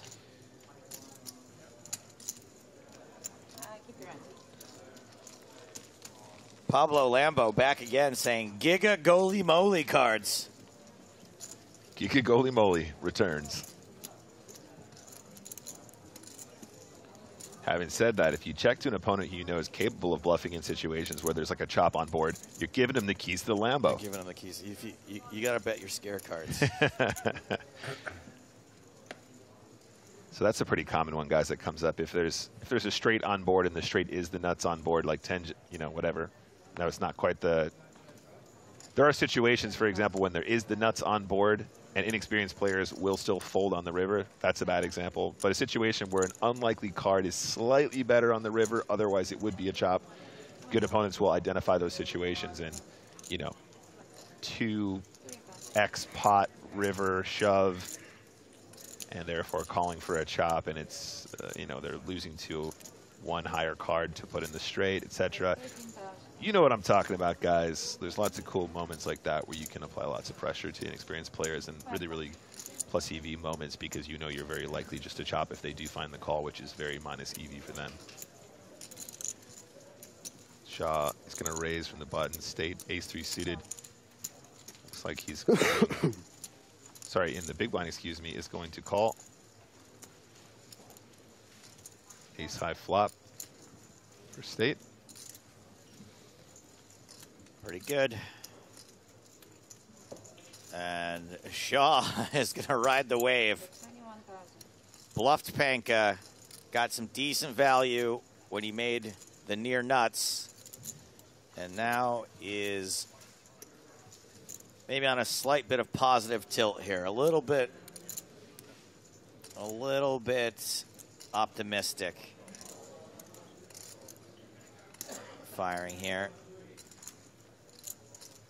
Look at that, a Monopoly piece as a card capper. Just keeping it cool, making the call, of course. Uh-oh, Shaw's got a gut shot. And it is a diamond as well. Honestly, Shaw could bomb turn here if he wanted, and I think that would be a pretty intense maneuver if he chose to do so. It is a check, however. The instinct to slow down. In this particular case, well, yeah, that would have been. You can also appreciate, Joe, he had a bigger size on the flop, right? So the call probably gets a little bit better, a little bit stronger, I should say, than if it was a more a smaller continuation bet on the flop.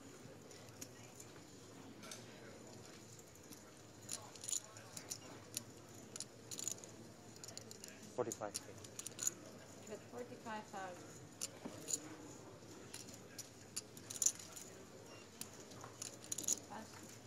And State leads river. Gets the fold from Shaw. Probably one more hand.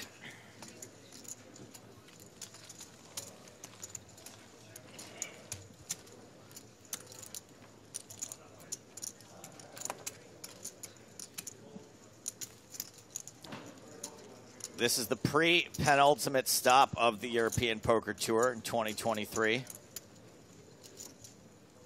EPT Cyprus coming up in October. EPT Prague coming up in December. And we will have live streams for your eye and ear holes at both those stops. As far as I know, your usual gang of idiots will be on the comms. Myself, James, Nick, Griffin. I won't commit Maria at this point, but she's certainly invited.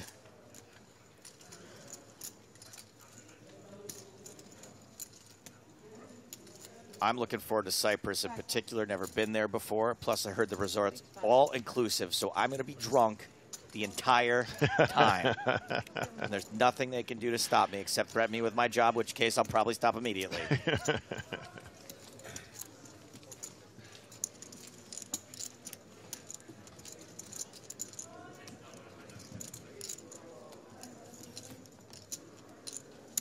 Back to the action, guys.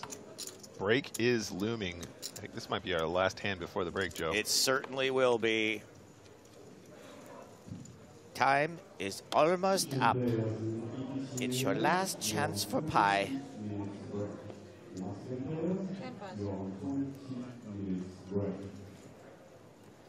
Brumaru with Kojak. Folds. Can head to break early. Same for Bosca. Shaw. Not going to play. Speranza folds 9 high. There goes Adrian State. Go over Matal. Jack 7. Small versus big. Matal starts the hand with 16 big blinds. Thank you. One for me, one for you. Dominic Panka gets a walk for the last hand of the level. We're going to say goodbye to these players. We're giving them a break from the stage and bringing a new featured table. Like I said, one that includes Rory Jennings, Patrick Antonius, Robin Ulatalo, and Nicholas Astet. Lena 900. These are the folks we're sending back out there. Remember how deep this table was. 12 blinds from Matal. Everyone else from okay to quite healthy. Secondary featured table, Martin Zamani, Andre Akari, and Jack Hardcastle. We're taking a 15-minute break. More from EPT Barcelona when we return.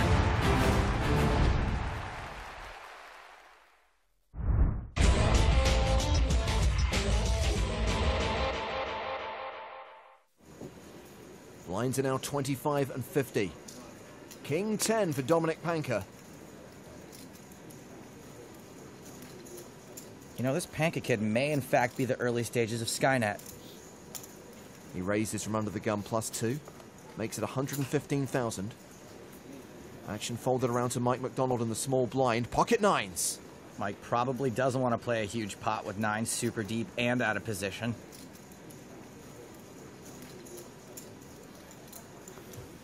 He just calls.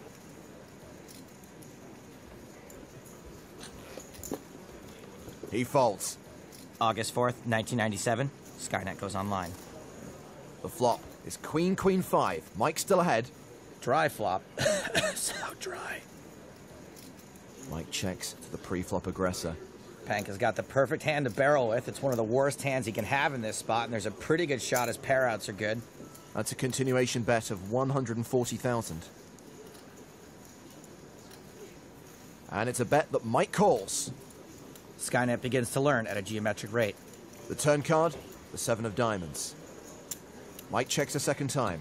It becomes self-aware at 2:14 a.m. Eastern Time, August 9th. Panka set to bet again with just king high. 255,000. Timex right to be suspicious. Can he really have a queen? Can he? Nah. Mike calls again. More than $1 million in the pot now. Jack of diamonds on the river. If Skynet can find another barrel here, this could be a potentially very scary card for Mike McDonald. He checks for a third time. In a panic, they try to pull the plug. Skynet fights back. Looks like Panka will bet again. It's his only shot at winning this hand. He bluffs 575,000. It's a great bluff. This should get Mike to fold any hand that's worse than a pair of jacks. And Mike does fold the best hand. The bluff gets through. This kid is relentless, and he is right. So here we go. Six-handed action at this final table. Folded around to Daniel Gamez. He's on the button with ace-5. Take as long as you want, Daniel Gamez. I'm just going to check out the rail. I knew you had a thing for Bryn Kenny. Guilty. Gamez eventually raises. Makes it 300,000. Pocket tens for Dominic Panka in the small blind. And that was a big raise. He's probably not raising so big with a stellar hand. Maybe, though. Panka just calls. Sham Srinivasan in the big blind has pocket jacks. That big raise and call has put a lot of chips in the middle for Sham to be pretty happy to win this without a flop. All in. Sham shoves. Gets a quick fold from Gamez. Panka's got a call. Call. He does call. And he's crushed. Come on, one-time hold, man. Jacks against tens. I got the jacks. Sham officially the player at risk here. But it's Srinivasan domination. 27 blinds. I knew he had a pair in the small blind. That's why I jammed. I knew it. I knew he had like 9s, 8s. So I split it in. Hold. Just hold. You know what? I knew he knew it. Srinivasan set to double up to 5.7 million. Dominic Panka set to lose 40% of his chips. But there's a 10 in the door! Ouch. And it's like, it's a shot. Like, for really? For $2 million bucks? Really? Yes. Really? I mean, it's 1.8 million, but I get your point. Srinivasan now has 1 foot out the door. He needs a jack on the river to survive. A lot going on in there. I think I like this Panka kid. It's a queen. Sham Srinivasan eliminated in 6th place. In absolutely brutal fashion. Just can't believe it. Off. Off. Son real, man. At least he's handling it well. All in. And Mush shoves! Call. And Panka snap calls, the former chip leader at risk. Good luck. Good luck. He didn't believe Panka. Now he's praying to the poker gods for mercy. There's a 10 and a king. It's Murphy's Law, I guess. Madis Mur now a 76% favorite to be eliminated. He needs a queen or a 10 on the river. It's a 9. Mur is out. Yeah, thank you. Good luck. Dominic Panka up to 14 million as we go three-handed. Madis Mur, chip leader at the start of this final table, out in 4th for $581,000. So still $100,000 and the trophy to play for. This has been a pretty epic final table. Blinds are now 60-120, and we are sweating with chip leader Dominic Panka. I like this kid's style. I like the way he plays. I like his tiny little teeth. Let's do this. Queen 10 offsuit. He raises the button, makes it 250,000, gets a fold from Baron. It's Mike's big blind. Whoa, whoa, whoa. Nobody said we were going to have to play against Mike McDonald. Mike calls. I even like Dominic's direct-to-video sunglasses. The flop, 6-5 deuce with 2 clubs. Well, we whiffed, but sometimes that's the best time to continue. Mike checks. Dominic is going to continue for 280,000. And Mike would defend his big blind pretty wide, so he'd have to call with any piece of this. There's the call. Nearly 1.2 million in the middle. 7 of diamonds on the turn. I was hoping the board would come something scary we could make a bluff at, or, you know, just hit one of our pairs. Check, check. Queen of diamonds on the river. Top pair for Panka. Cool. Mike checks for a 3rd time. I think we have to value bet. Could easily get called by a worse pair. Or am I sabotaging us because I kind of want Mike to be the first 2-time champion? JK, I still think we should bet. Panka counting out a bet. The grey chip's worth 100,000 each. That is 785k total. That is a pretty meaty bet. And this is going to be a Mo Better meaty meat raise. Wow, Mike check raises to 2.5 million. You're good. Very good. I was going to say we should say that. Why did you raise it so much?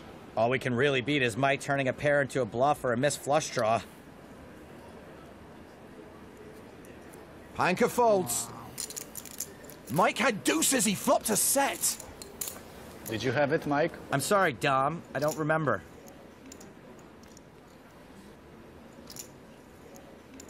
And blinds up again. 8160 with a 20k ante.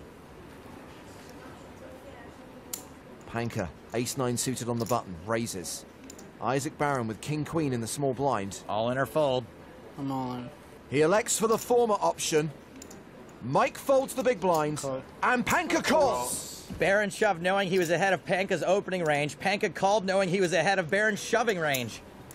Isaac, a 6-4 underdog. And it's his tournament life that's on the line here. Barron looking to see some paint. And Panka flops him dead. That's pretty decisive. Nut flush. Great game. Great game, man. Yeah, for sure. Always a pleasure. Yeah. Isaac Barron out in 3rd. Sure, the story's the next PCA champion, but hoorah for Isaac Barron, who is off the tour forever, then all of a sudden comes back and binks 3rd for over a mill ball. So we're down to 2. Both players looking to make history on the tour. Dominic Panka going heads up against Mike McDonald.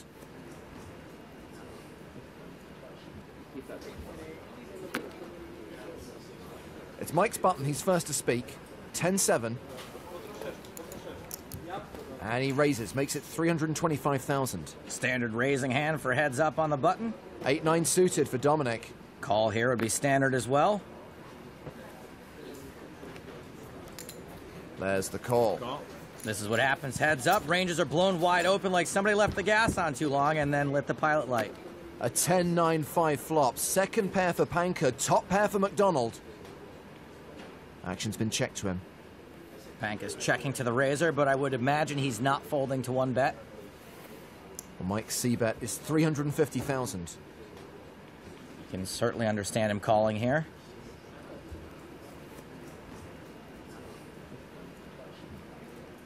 Well, those aren't calling chips. Panka check raises to 1 million. Less understandable. His check raise is mostly only going to fold out worse hands. It's probably okay if he knows Mike has a draw, but even then, it's probably better just to call. Mike calls the raise. And we go to the turn, which is the 6 of diamonds. Both players now with straight draws. Mike's still ahead, an 89% favorite. Once Dominic raises the flop, he probably feels as if he needs to continue here. Kind of like when you tell your partner a lie and then you get called on it, but you got to stick with it.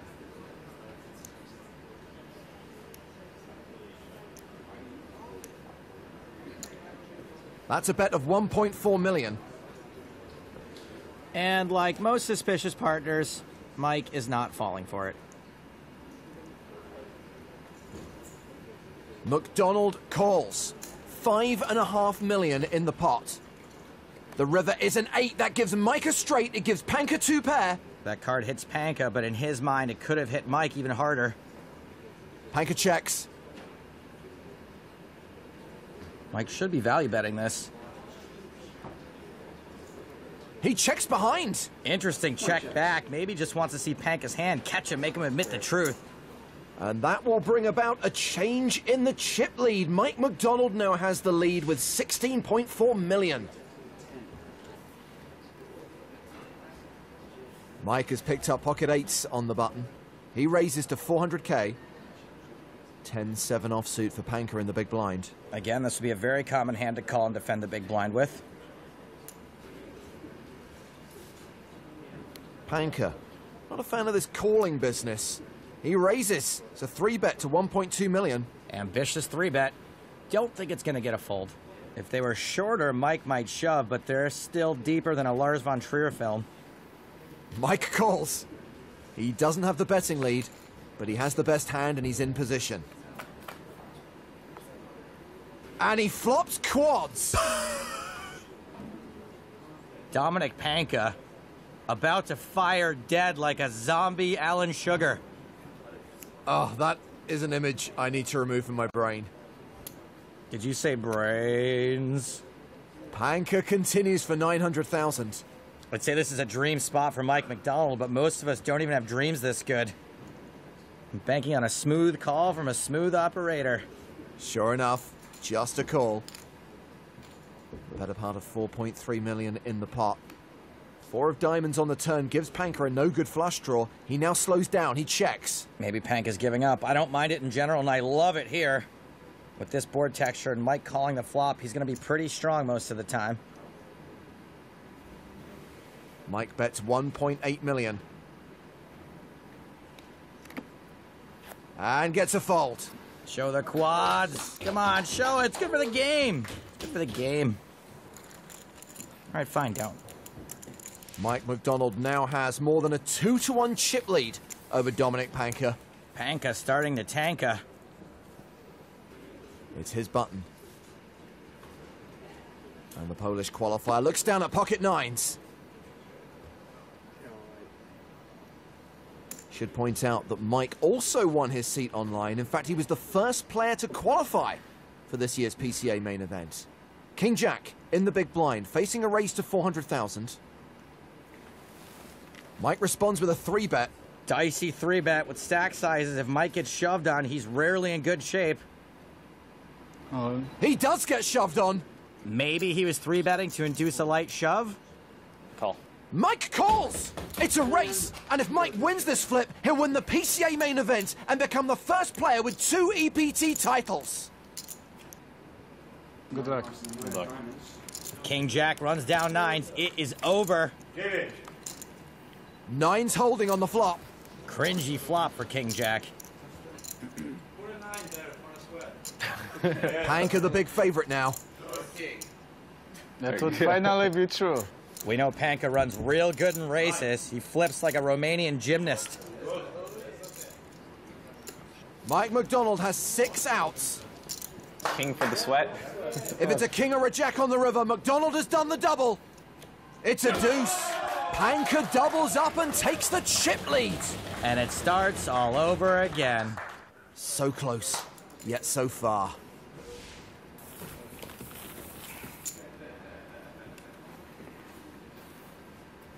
Right now, Dominic Panka has a big chip lead over Mike McDonald. He's first to speak. He has ace-deuce. Pretty good hand, heads up.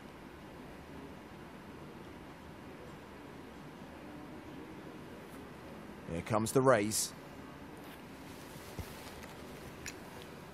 Raise it. $500,000. Mike has 7-4 suited. Definitely a hand he can call with, even though he's short. He can most certainly see a flop with this hand if he likes. All in. McDonald shoves! Or he can see all 5 cards, maybe. Can't please, but... I think this would actually be a loose call, given what Mike's shoving range should be. His range is mostly better aces and pairs. Ace-deuce not doing well against those hands.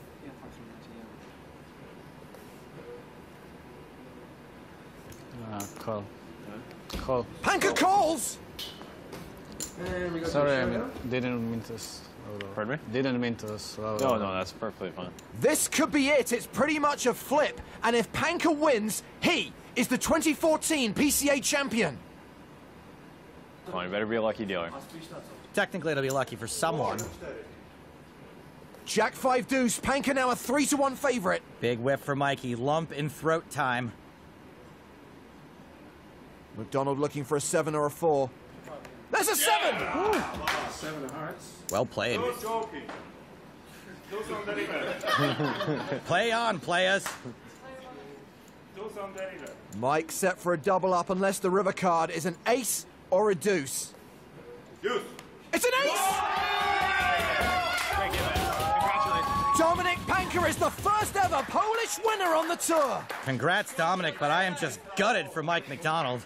And Panka now #1 on Poland's all-time money list. Really sick start to this kid's career. Handled himself like he's been there dozens of times before.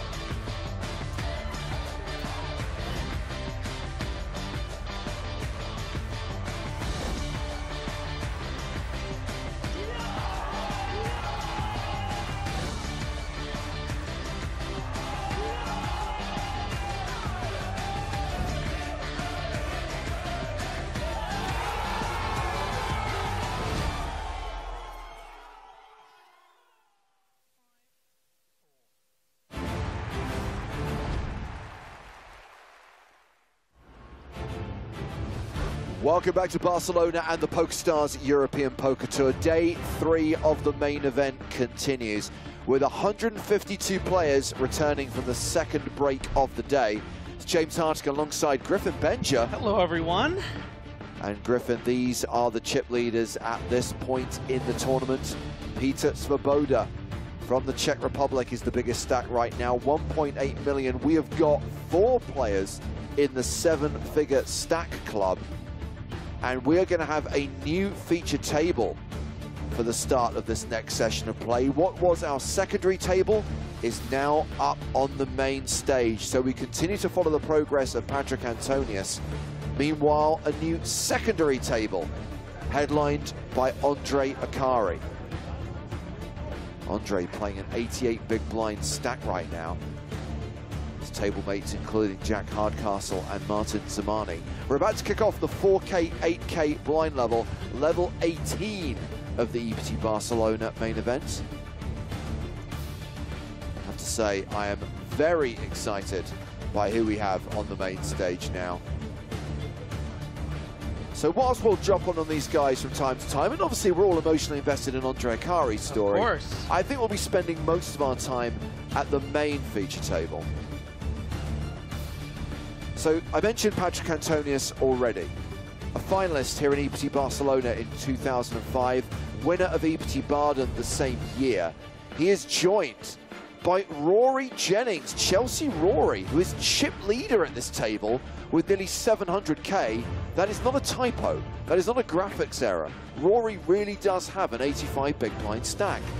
Robin Ulatalo is also an EPT champion, and of course the other Swede at the table, Nicholas Asstedt, is better known as Lena 900 online and is a beast, Griffin.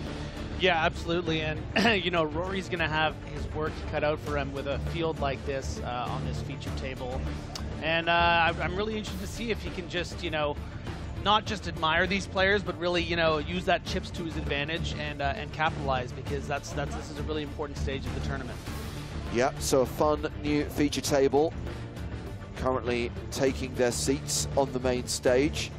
And watch those guys in action when we get cards in the air in just a couple of moments' time. So we burst the bubble last night. We're now into the money. Everyone's now locked up 13,450 euros. Next money jump when we're down to 143. Obviously, when we get down to 10 players later in the week, we're going to be paying out 6-figure scores. And on the final day, whoever finishes second will come close to winning $1 million. The champion will get more than $1 million, close to 1.5 million, the single biggest slice of the 10.28 million euro prize pool generated by those 2,120 total entries for the second year running. This main event here in Barcelona had 2,000 plus total entries. Still a long way to go, several days to play. We've referenced it a few times, but a day has been added. Barcelona this year playing out over 7 days rather than the usual 6.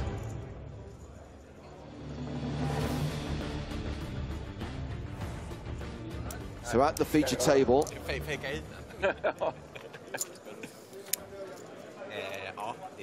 we have Gaëtan Belleur, one of the French players at the table.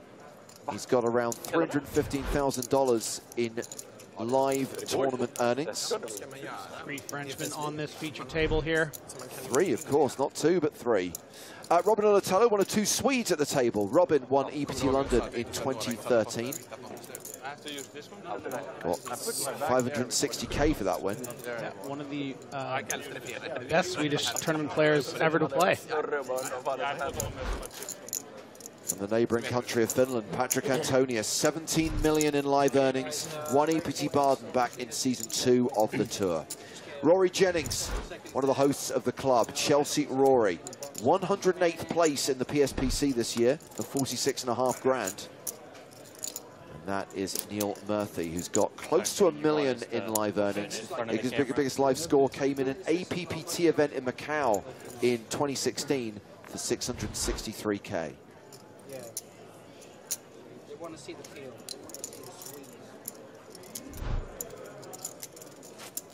Oh, we have another camera here? And this guy has won so much online that the number's so big I can't even make it out. Acting like it's your first time on TV table, huh?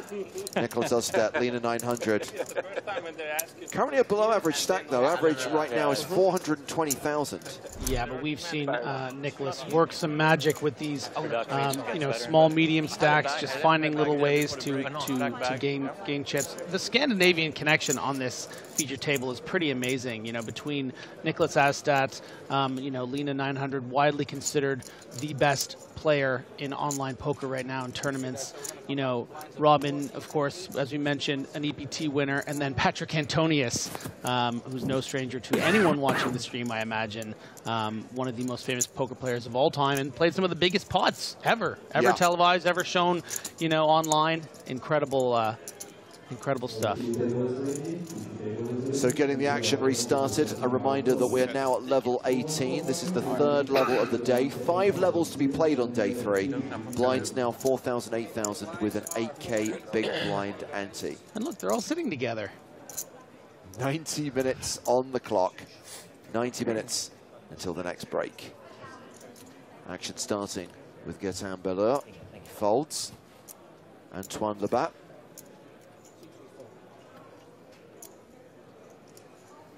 Whoa. That's a pretty good hand.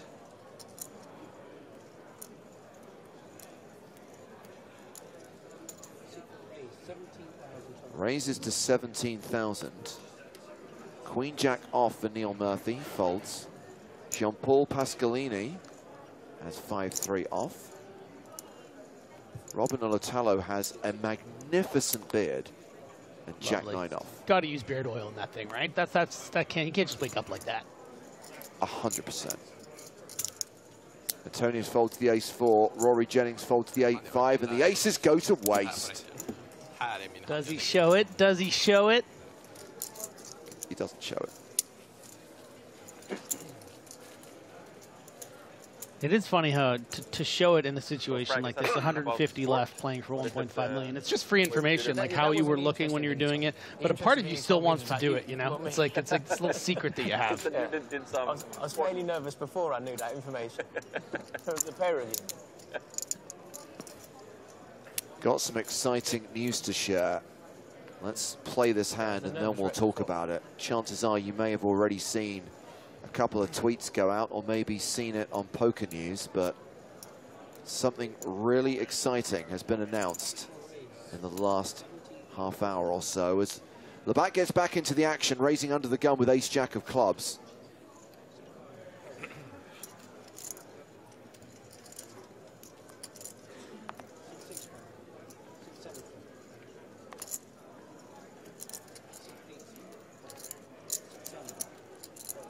onto the blinds. Rory Jennings folding the small. Gaetan Balleur with queen deuce off in the big.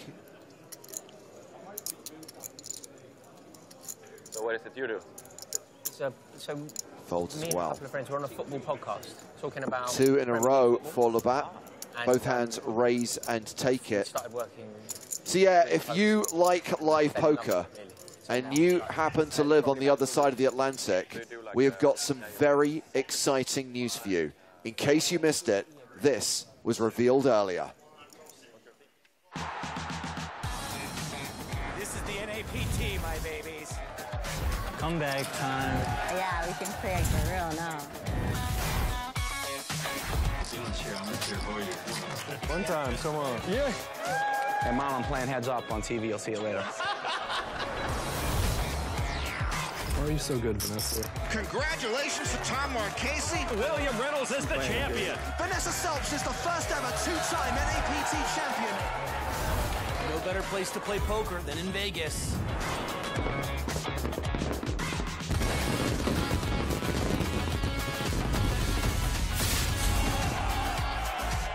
I think I'm gonna have fun playing with you today, sir. It has been a minute. See you on the strip.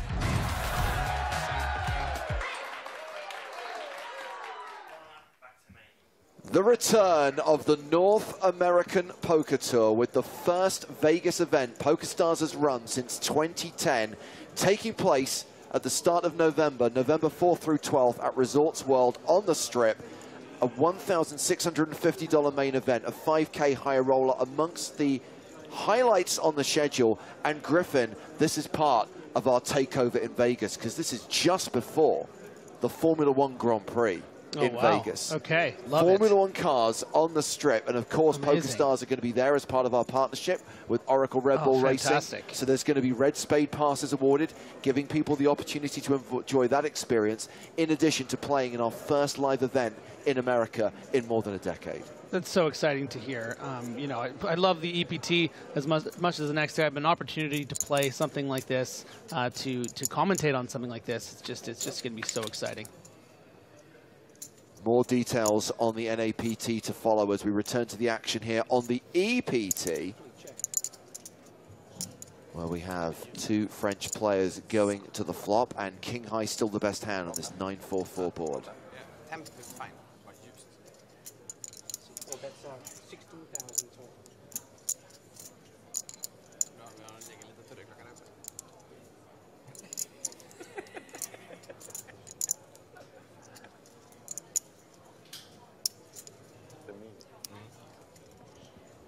So we are just joining this hand on the flop, and I would have to guess that based on the action, the fact that Labatt is betting on this flop suggests to me that Balleur played this as a limp call line pre-flop, and Labatt, having the aggression, elects to bet the 9-4-4.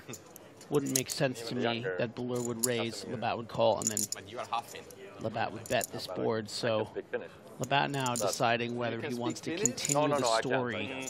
Don't worry. really attack those weak ace highs and strong king highs, which make up a lot of Balleur's range. I can count. And it looks like he is. Good accent. Maybe I was destined to speak Finnish. His last name is Yllitalo. He's Finnish now? Yllitalo. It's a stiff one, 65,000 into the 96. That's very, very difficult to continue.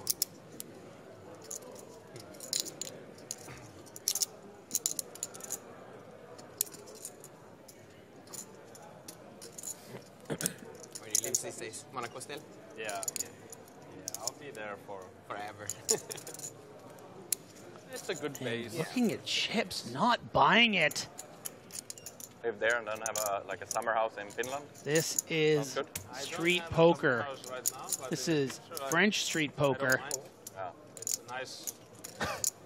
How does French street poker differ to any other form of street poker? I'm just learning myself. I'm just watching it now. In the summer, I would just take off and be in Finland and be And the 6 of spades going to be a difficult card to bet for Labatt and an equally difficult card for Ballure to call, if not more. Make that change, you know, please. Ballure certainly going to have hands like Ace-X of spades, all those King, Queen, Jack-X of spades hands that we call twice here. First time of the year. Nobody wants it at that time. Does Labatt feel like being a hero and pulling a big blast here? It's not a very good candidate, the Jack-10 of clubs. Yeah, of course, slaves for the game. Can you fold out something as good as a 9 here? June is not so bad. Probably not. So July it gives up, then and the it's going to be heat very unbearable. surprised to see the only very good strong month in call on Finland the as turn. well. And that's going to be a huge confidence boost July, May, for Ballure here.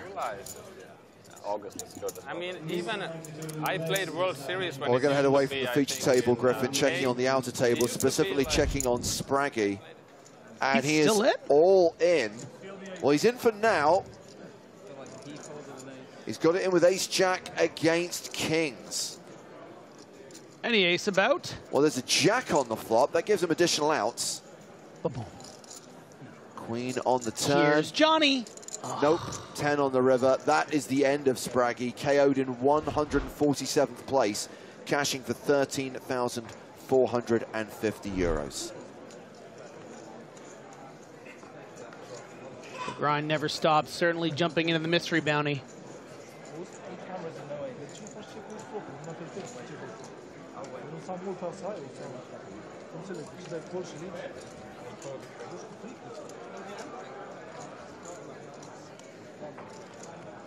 All the way Finton's there to say, Ben, act like you've been here before. Well, I missed it. We even won the last time.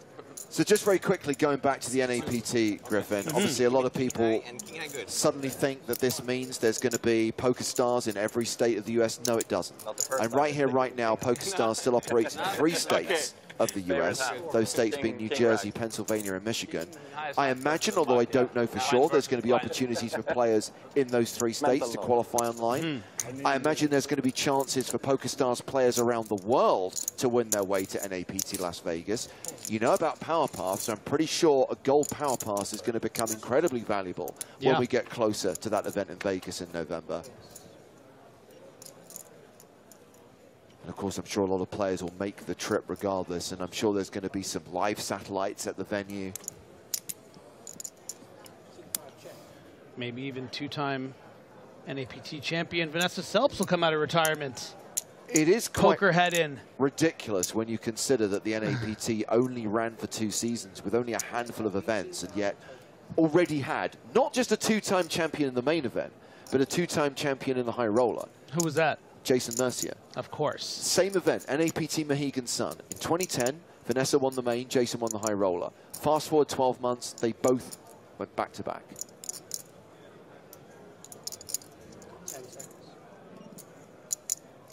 Jennings really wearing a pained look on his face, and I think that's a bit of a tight fold given the stack depth here. You know, if you're going to flat ace-10 of spades and flop a gut shot and the backdoor flush draw, and you're only facing an 18,000 chip bet into 60,000, you really need to stay involved here. You're drawing to the nuts 2 ways, so I think that's a, you know, little hint at a bit of inexperience. I mean, you're going to have to battle with these guys a little more. You can't just make hands, and you're not even giving yourself a chance to make hands by not calling there. So I think a small mistake to get this feature table started from Rory Jennings.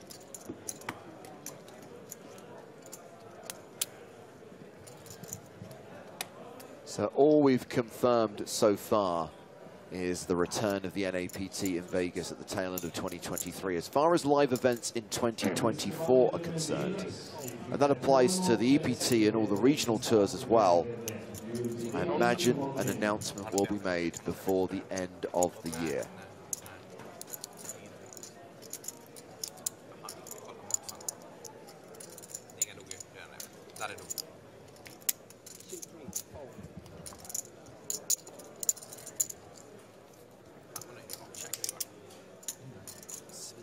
Action folded to the button here. Labatt's going to raise with the ace-deuce. Oh, the obligation of the weak ace on the button. You just know you got to do it. It's like doing your laundry. Gotta do this now. You actually do laundry, Griffin? I do, actually. Yeah, laundry and dishes are my responsibilities, and making the bed. I need video proof. I refuse to believe that you actually handle any of these tasks. I do. I have a system. Pasqualini calling in the big blind with the sailboats. Said you were talking Japanese. And a 10-8-5 flop, so 4's still ahead. If you can pull off the Japanese, I'm sure you can. Yeah, huge favorite is Pasqualini, but will he be able to continue down the streets? Labatt with that ace of clubs. Happy to continue on this board. I think we could easily see at least one call from Pasqualini. But as we learned from that previous hand with Labatt, the Frenchman's very prepared to keep barreling, and that's exactly the kind of card he's looking for. He's now got a wheel draw and a flush draw, Griffin. Straight flash. It's not a straight flash. Hey, don't, come on. Don't undermine me.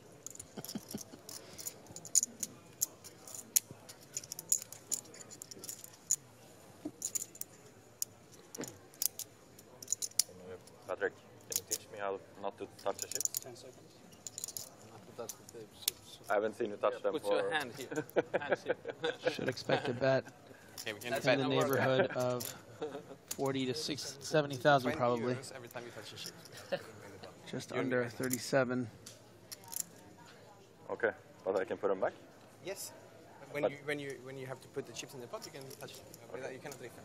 20 euros every time you do. Yeah. If you need to counter stack, that's okay. That's such a poker player's move. You should have like a bet away from playing. Betting within the game. I'll see if you can make it, because I know I can. You know you can? Yeah.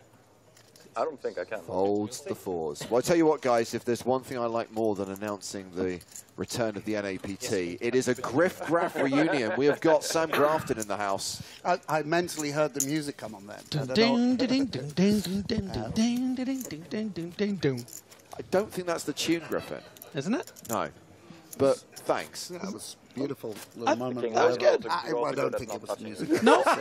That's just the music. That's the music you hear in your head at all times, regardless of what James says. Enough touching of the chips. I mean, we've got a crammed commentary booth, but this is quite a jam-packed table as well. It's an amazing table. I heard the giggle of Lena 900 there. Just off camera, I didn't know he was at the table. Well, look at this Scandinavian trifecta. Oh, yeah. All at the in this 6, 7, 8 seats. Yeah, 3 of them. The big bear. The steady that is Robin Rubino, yeah. It's like all these legends and Rory Jennings. Yeah. I mean, Rory deserves to get flamed. I watch his YouTube clips sometimes. He's berating these professionals for a living. Really? Like, he did pick Arsenal to win the Prem this year, so he's got a little bit of credit with me. I've already taken him down a notch with a fold that he made here early on this future table. Yeah, of course. We could gotta go keep to him town. honest. We could go to town on this kid. And these two must know each other very, very well. Rubinho, something of an elder statesman, like yourself, Griff. Yeah. You know? Yeah, was once a young hotshot. Yeah. Happens to us all. Yeah. The 2 Swedes going heads up to the flop, which is Jack 5 deuce.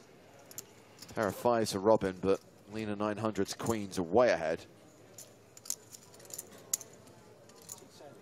Yeah, he's so casual from Nicholas. You feel like he could be c-betting anything. And there's some. I think Rubinho will just call here, but it's not. It's definitely an optional check raise on occasion. I guess 5-4 a bit more, 6-5. Oh, just a set of queens on the turn. 0%. Rainbow as well. So little to worry about. Obviously. The one time he checks. And the only good thing for Robin is the 5's very much shriveling up here versus the under the gun range.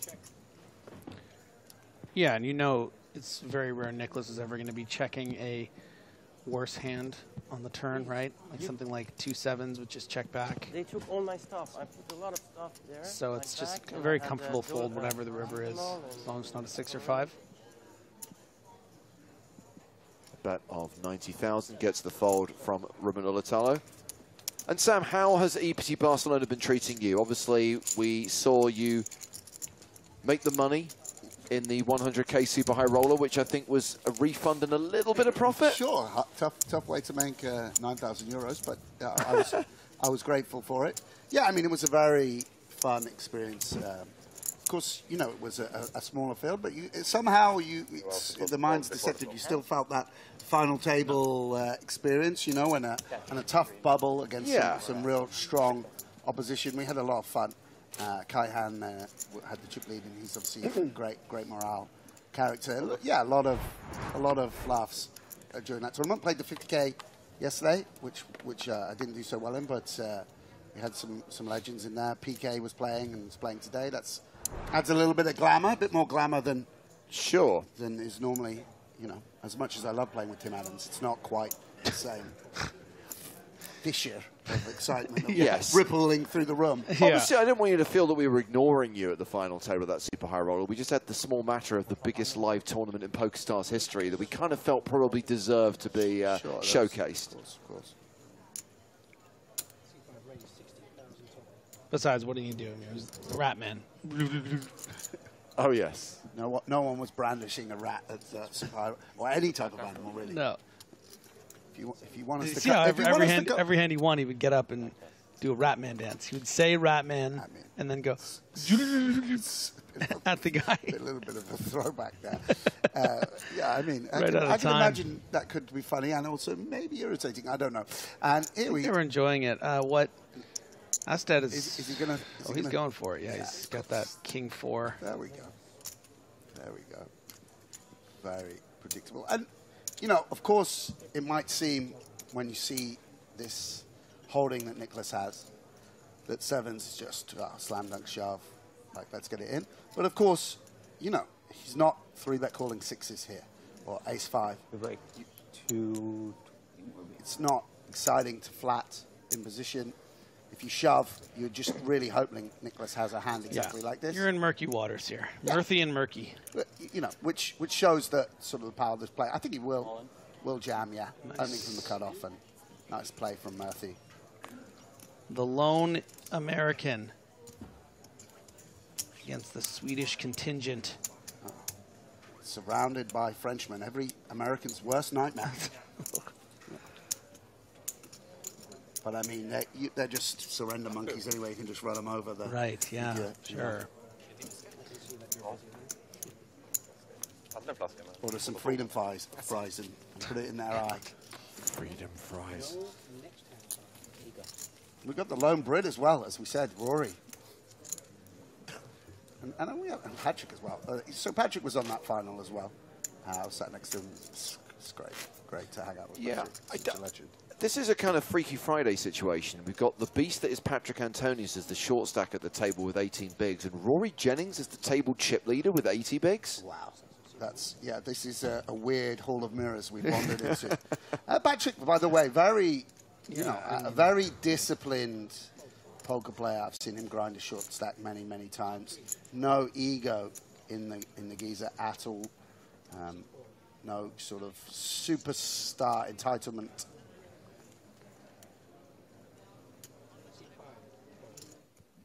And we're going over to the secondary feature tables now.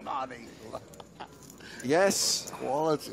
Martin Zamani, 4-betting here with ace-10. Sammy Lafleur with the ace-queen.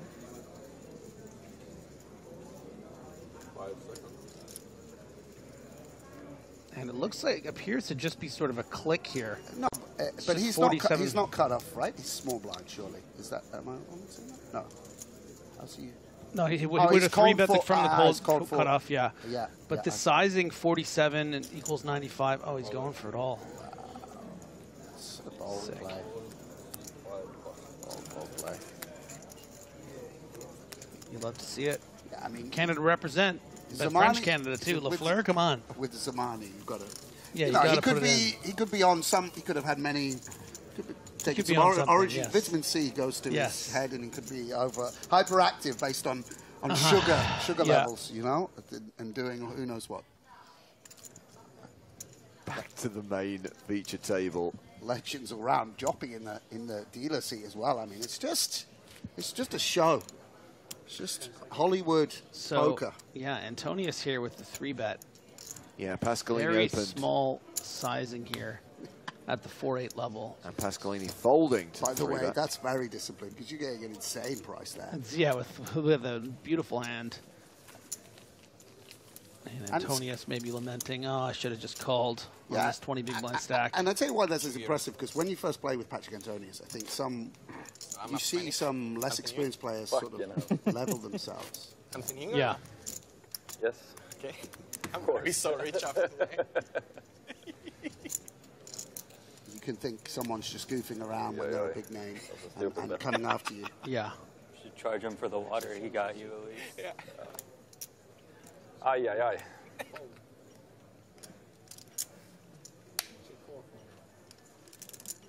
King 4 for Murphy.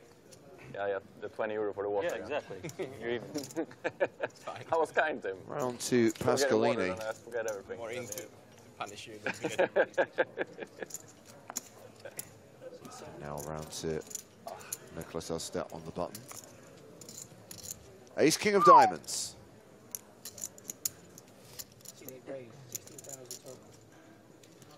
It's nice that we see Nicholas so often in the live arena these days. I feel like he didn't used to play, big hands.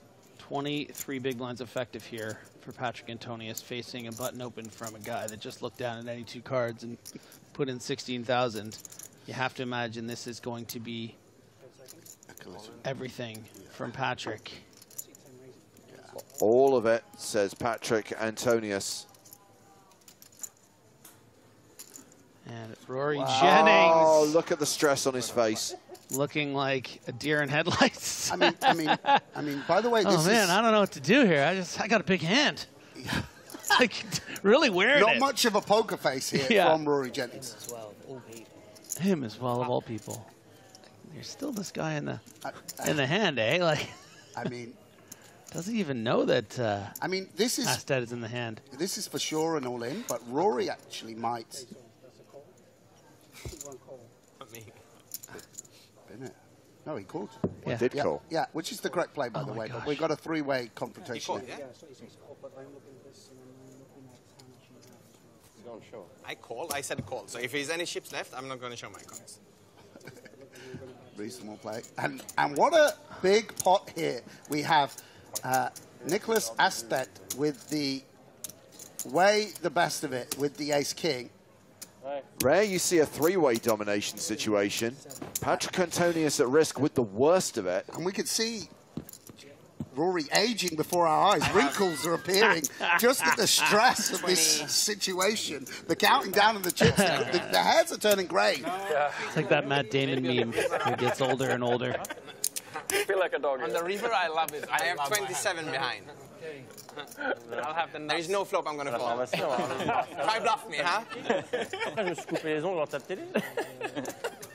This is actually a nice squeeze. C'est la base. Je vais faire les pieds là. Okay, so. Rory just wants to go home.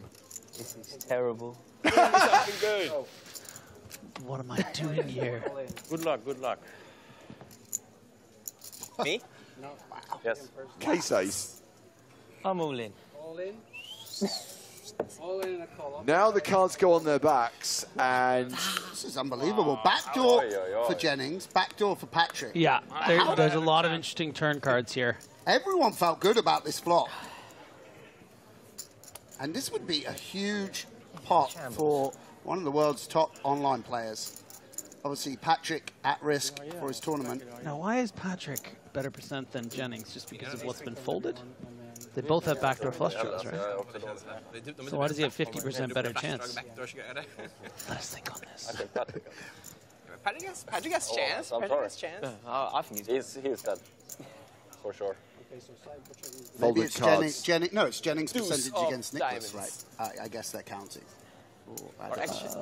Oh, deuce of diamonds. don't overthink it. Yeah. Wow! Oh, that's why. That's why he was 21%. Domination rotation in Patrick Antonis' favor. There he is, over the moon, ecstatic. He Jesus can barely Christ. believe it. Can't contain himself.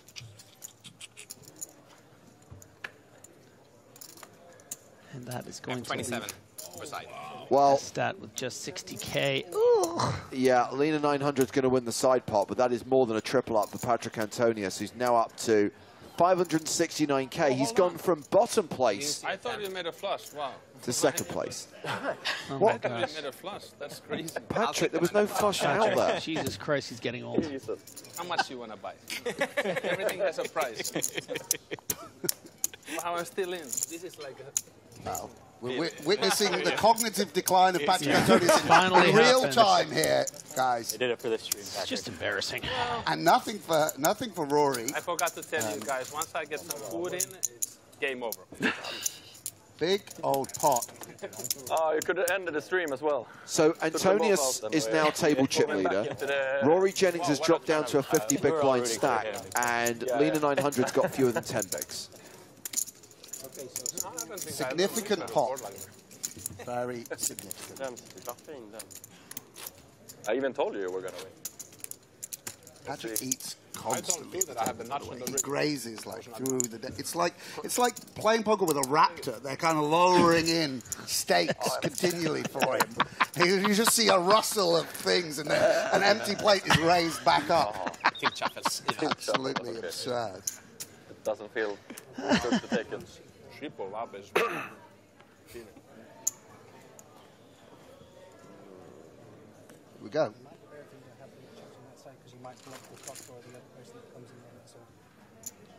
I think Patrick Antonius misreading that board might be one of the best things I've ever seen.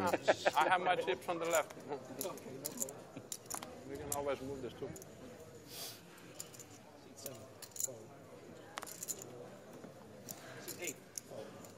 Yep, there he is, chewing.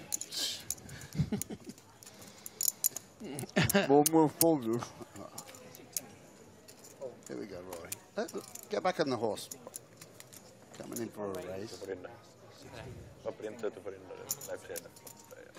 Woof, the min raise from the small blind. What do you think, Sam Grafton? He's got his own way. Yeah. Just a little boost it up a little bit. Just a little pot sweetener. Yeah. Oh, he's got the man Give him absolutely a dominating. good, give him a Who's good laughing price. Get now? him in with a worse king. Look at this. Take him to the cleaners. Look at him. All my chips. Eating. It's actually sweet because Rory's mum taught him to play poker, and so he's wearing one of her shirts in her honour. It's like very beautiful, touching nod to his mother. That's great. Yeah. And this, hopefully Rory will realise the king getting just a bit stronger on that ace turn. The kicker plays. Still pretty small though. 1/3 pot. Yeah, sort of betting the strength of his hands. That's 4. Wow, the mid-hand banana. That is bold. Feeding time at the zoo here at PokerStars Live. Oh my days! It's just not... You're on television, yeah, man. Rory, come on, bro. You're supposed to be in show business. You can't wait till after you the don't see him hand. doing this on his podcast. Just breaking And up. by the way, a banana you don't see is... Rio Ferdinand Yeah. munching on a pear, and obviously a good card here for Bolaire, because now chops with a number of kings, with king 10, king 9. And Rory, I wonder if he can go for a little bit of value here. He may just elect to check. Well, maybe you also want to go for value to set the price. I mean, like if you you bet 35, 40,000 here, you don't have to think about calling 70,000 from an ace. Yeah, and for 50. someone who looks reasonably experienced, this is a bit of a sigh moment. You're just sort of going to be hoping for, I think it's going to be a chop often enough. Sorry, I'm just reading this comment from Dr. Colossal, who's saying that Rory's staring at this guy thinking, must have a banana. Because he's dressed in yellow. He looks like a banana. Oh, that's good. Okay. I wonder, he hasn't sort of broken into just a thinking pose. I wonder if he would ever raise. That would be very, very, very out of line to bluff a king. No. You think he's thinking of folding? Can't do it. Yeah. I mean, it would be a remarkable fold. I think the sizing just speaks of. Yeah, he's not raising. It doesn't like. I don't know.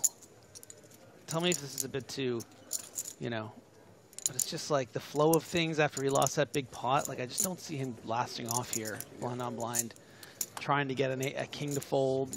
Like sometimes you're up against an ace. Yeah, very, very frustrating hand. So by the end of it, with that little pot sweetener, it's a sizable pot in the end. 200,000 out there in the middle. Hey, well played. You got 3 streets there. That's 3 streets. 3 streets Jennings, they're calling him. Yeah. There he is, in his mother's blouse. So she bought it in the late 70s, wore it on a honeymoon, and now bequeathed it to her son, brought it to Barcelona, now running deep in it in the main event. Big history, big heritage. Rory, 4th in chips at the table, playing 64 bigs, an above average stack, the average right now being 460k, 138 players remaining. So deluxe. Of course, we speak about it often, but the structure allows for so much play. Only really Nicholas, who's in. Did you call the structure deluxe? Deluxe, yeah. I like that. EPT deluxe. Deluxurious. Lena, gonna have to find some shoves, and this looks like it. End of the end asks, did Maria get eliminated? The sad news is yes. But the good news is that means she will be here later on the stream. She's never eliminated, in fact. She's either in the tournament or she's in the booth. She's part of the EPT till the trophy look at is the little awarded. min raise from Astat on the 9 bigs.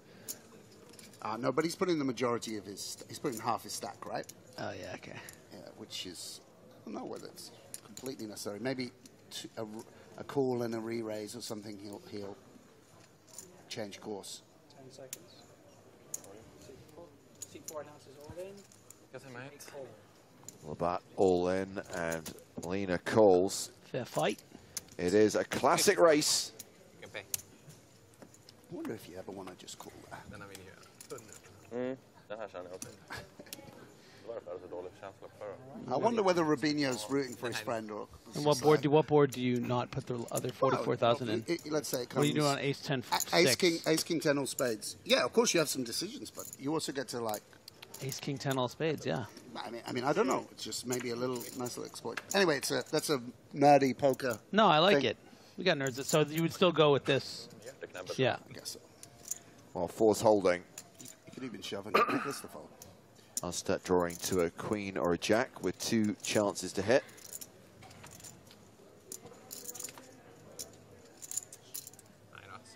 Same outs required. 5 cards he can hit on the river. I feel a jack. Nah. He's done. He is done. Yeah. Lena 900 KO'd. It was the Ace-Queen versus Ace-King versus Ace-10 hand that really did the damage. Yeah, as per usual, getting it in extremely good fashion for a massive stack. Very unfortunate to hit the rail. Now let's see who they randomly put here. Conspiracy theories rife.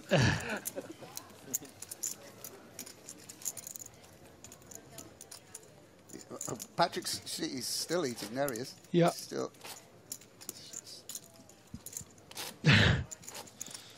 Mouthful.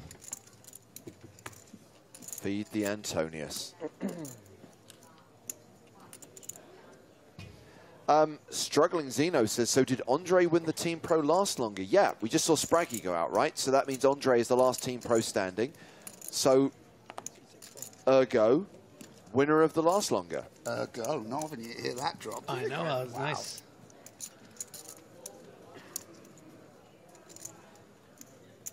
Kari currently sat at the secondary feature table.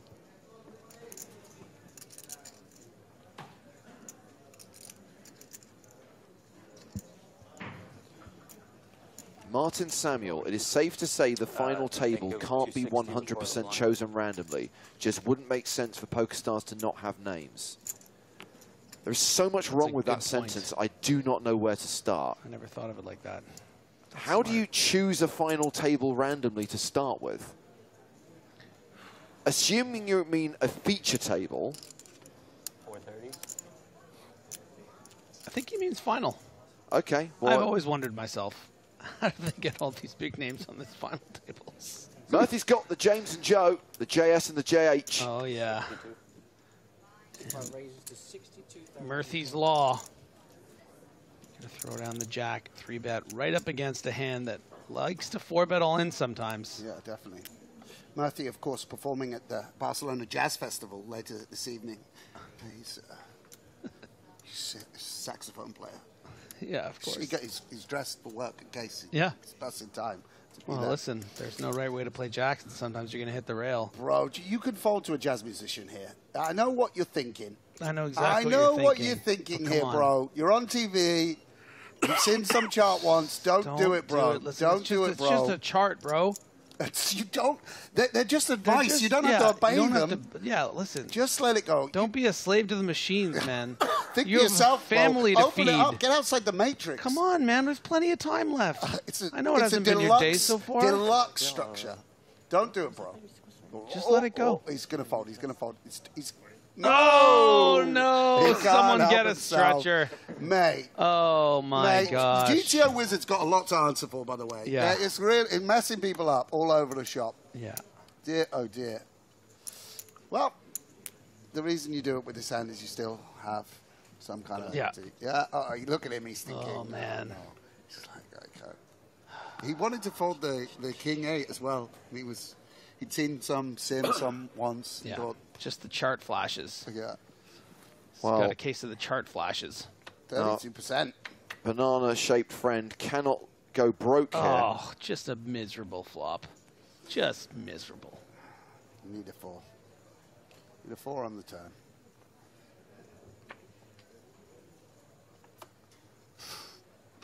It's rough. Very, very rough. Just pray to... You've only got yourself to blame. Pray to the poker god of rivers, Yeah. Barry Greenstein. Murphy praying to John Coltrane and the spirit of Miles Davis gets the brick on the river. Sorry. Looks like we're going to need another saxophone player tonight. Murphy's making a run. Nice shooting, son. What's your name? Yeah. Murphy. Yeah. Dizzy Gillespie actually went deep in EPT Dublin in season 1 as well, so he was on tour, you know. So Oh, yeah. Not There the you go. first. There's a pedigree. Double up. Double up. And the banana will be left with 209K. So still playing around 25 big blinds. The suited, we did too much propaganda on the suited ace. Actually, hard against the blame. All these live streams of the final table, seeing Lena 900 all in with ace deuce. The thing that I find, I think about weird things sometimes. You know what I thought about there? Yeah. About friends and family of his that might not play poker much and are watching him because he found out and seeing him with the ace deuce doing that. You And know, they're they, like, they "Whoa, don't get like, what was he doing? Like, so he's gonna have to answer to his family. You know. Didn't your parents used to say? My parents used to say, "Why are you playing this ace king all the time?" I'm following on the blog. Like you're always. Well, going I'm out. sure that's what Nicholas Astad's family's telling him. It's Why would just you ace call it king. all in third? Yeah. But they do. The solver likes the ace deuce suited.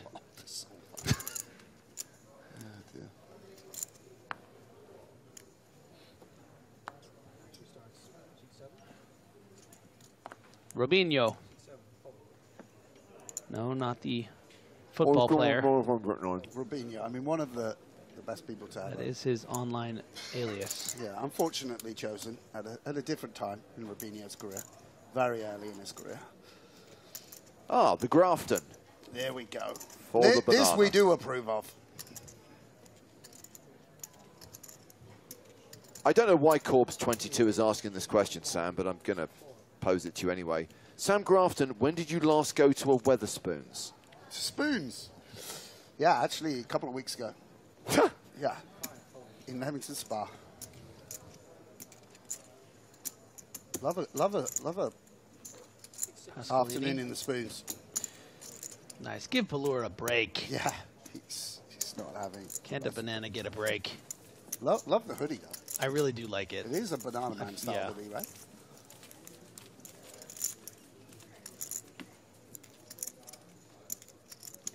Very. You could be in Lahan, if that's how we pronounce it.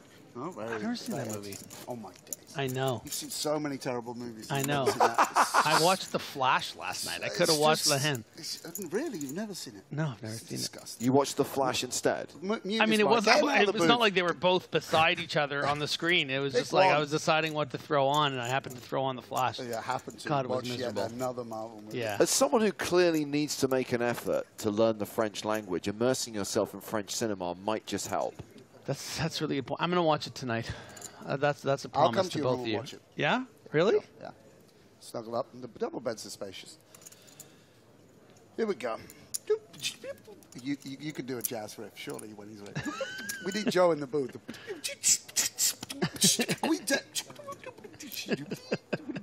I'm gonna leave it to you. Get Stapleton in here. We need a. Joe's eating hot dogs right now. Here we go. Suited ace. Fabinho. Yeah, he just wants something a bit worse. To 3-bet. See a flop.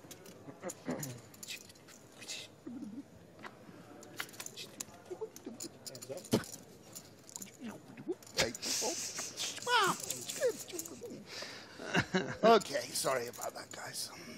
No, you got it out of your system. Very neutral board. See. What do you know? Oh, Philip Razor, I don't know where you've been. Asking, did RoboCup make the trip? RoboCup got destroyed when I moved house recently. I say recently, it was back in April. So RoboCup, RIP. It's a great cup. Literally, I had about 80 mugs, and the only one that got broken was RoboCup. Did Christopher Reeve survive? Did Superman survive? Superman is it still stays in the office. Still in the office. Look at the discipline. Years, seasoned vet. Yeah, this is, by the way, this is, you can't value bet this man. He's out. He's not going to be like, oh, No. I've got an ace. No, he knows what's up. Buddy, he knows how to listen to jazz. Yeah, he's heard this track before. Yeah. He's not going to jive with you with the worst hand. If he's coming in for a solo, he's got the best of it. Rubinho? Get real. Well, it is Romain Lewis who is taking the vacant seat at the feature table. We saw Romain get a double up on the bubble last night. Got it in with aces, and they held. Hello. Hello. So you were second on the list. Yeah. Yeah. Standard table, right? Standard table for the tournament. And when he busted, I was sure it was coming someone. It's looking glowing, right? And just must have very been on the famous. holiday somewhere, I think. I think he probably just had like lives life. No, he probably just had like 30K, and now he's 180, and that's that'll really freshen up your face. Yeah.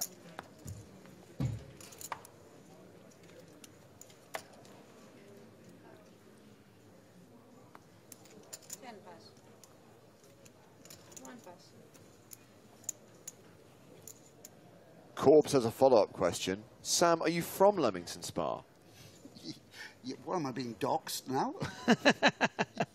Yes, I mean, why else would you go to the Spoons in Leamington Spa? You're not like traveling there from Leeds. You sounded so enthusiastic about going to a Wetherspoons. It's not beyond the realms of possibility that you go up and down the UK kind of visiting. I should do that. My Instagram would pop. If I did every couple of days, I'm at a different Spoons worldwide. Sam's Spoons Tour 2023. Be loving that. And JMO, I live in the UK, I live in London. King Queen versus King Queen. Oh, I hope we get a chop pot while Grafton's here.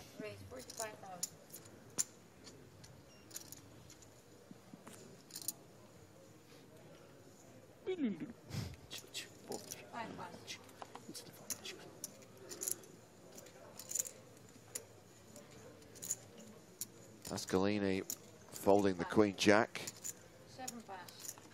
Donatello folding the small blind, and Romain Lewis folding the big blind. So rough.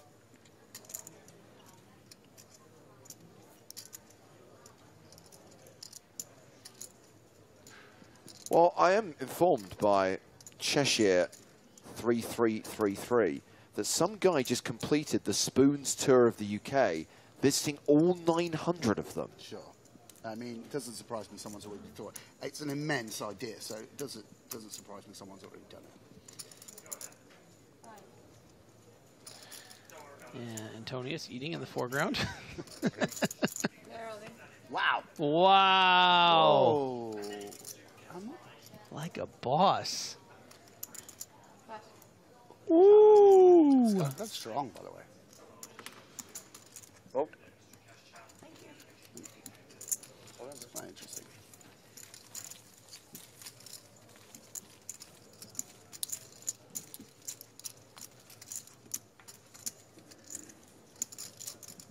That is not an easy trigger to pull. Yeah, and let's give him some credit there. Obviously, you know, not shaken by the slight misstep with the ace deuce. So I mean, in terms of the hand he ran into, yeah, still After who?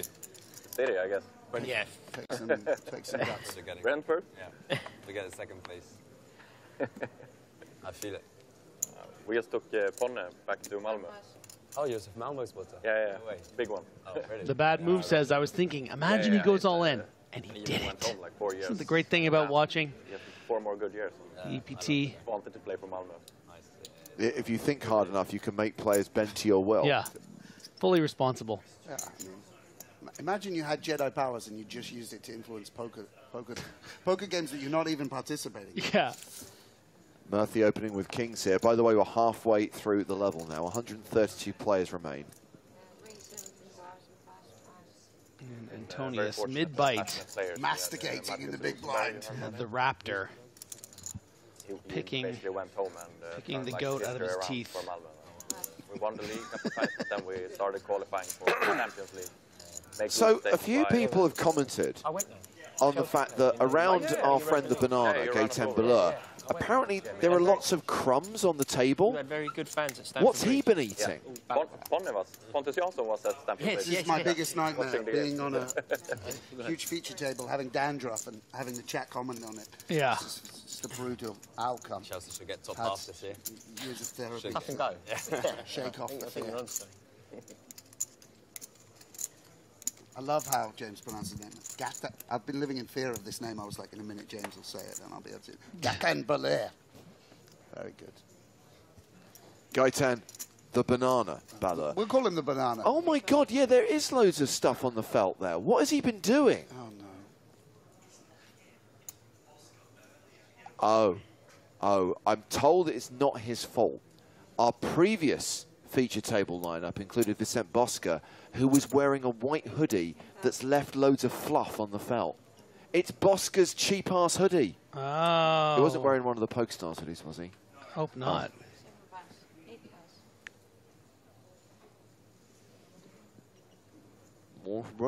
First round of poker.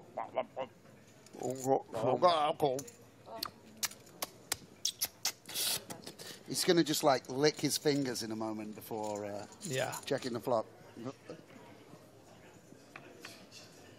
Patrick never stops eating at the poker table. We established that earlier on. Oops, 10 high flop. Bad news, Murphy. Still chewing.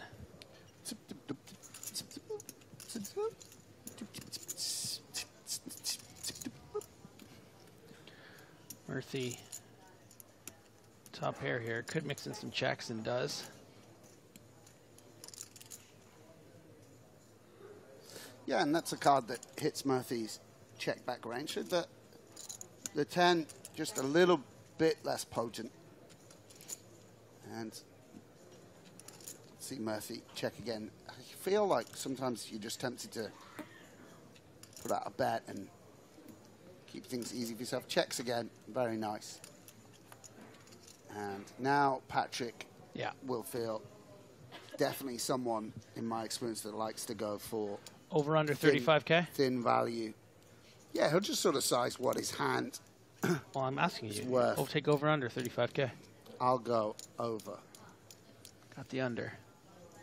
James, you get exactly 35K. Okay. I love the way I had a choice in that matter, Griffin. No, he's actually done it. No, he hasn't. In your face, Bencher. You try and screw me, and you get owned. Self-owned. Oh, my God. It always comes up hard again.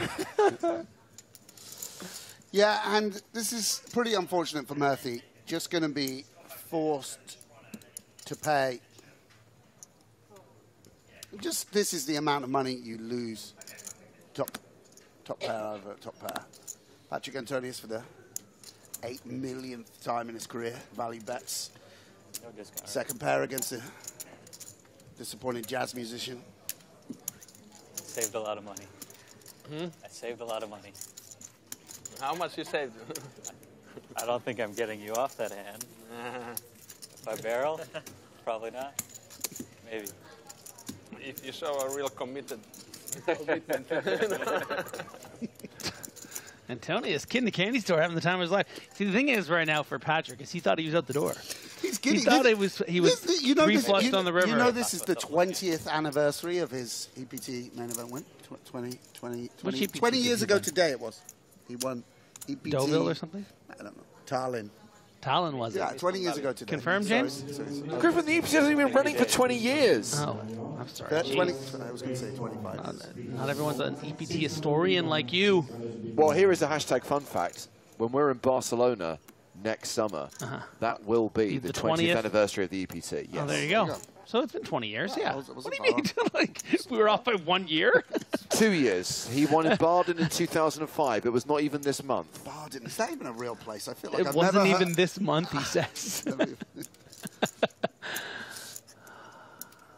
So I was doing a bit about 20 years, and it actually was 18 years ago, a month ago. So it was just like, I was like, I want the biggest, I was 2 months from now. 20 years, he's Stop getting the EPT wrong. Yeah, I was like the biggest number I could think of that would be outrageous ridiculous. number, yeah. It was just 2 years off.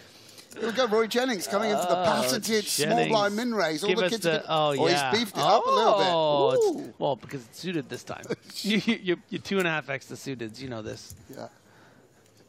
Gatan Belair, the banana, thinking, how am I losing money at this table? How am I getting outplayed? I mean, I'll tell you what he's really thinking. How did no one clean this up when they switched tables? I mean, that's just... Does anyone have... You need does one of those anyone hand care about hoovers. the fluff? Well, and here we go. Bit of interaction. Hopefully... Yeah. Roy, he likes to put a bit of money out there. Yeah, 30,000. All right. No, whoa. Is he bluffing now? Yeah, and this is just a little bit of inexperience, perhaps. Sort of taking a medium strength hand and just kind of trying to get. It's just going to be very difficult to kill this pot with a big bet. Your opponent's going to have a lot of interaction here. You're not you're not going to be able to make a nut hand. And also Queen 4 of clubs just folds to a small bet. Exactly. Yeah. And this, you know, on a lot of turns we would just see a check down, but this really strengthens. No, oh dear, Rory. He's going to size down a little bit now. Nah, that's a couple of greens, man. That looks like 60K. Yeah, 55,000. Suddenly this pot's getting big. Yeah, and Jennings drawing dead. Obviously did have the 3 straight and the 2 pair outs. Now really in bad shape. And no real incentive for Ballure to do anything but call here. You'd hate to see, you know, a flush on the river, but when you shove here, you're really only going to get called by better a lot of the time. Well, there are some straight draw flush draws, maybe. I mean, I think he is thinking about it. If he shoves for 240K right here, you think that he's going to call with King, Jack, Jack of Hearts?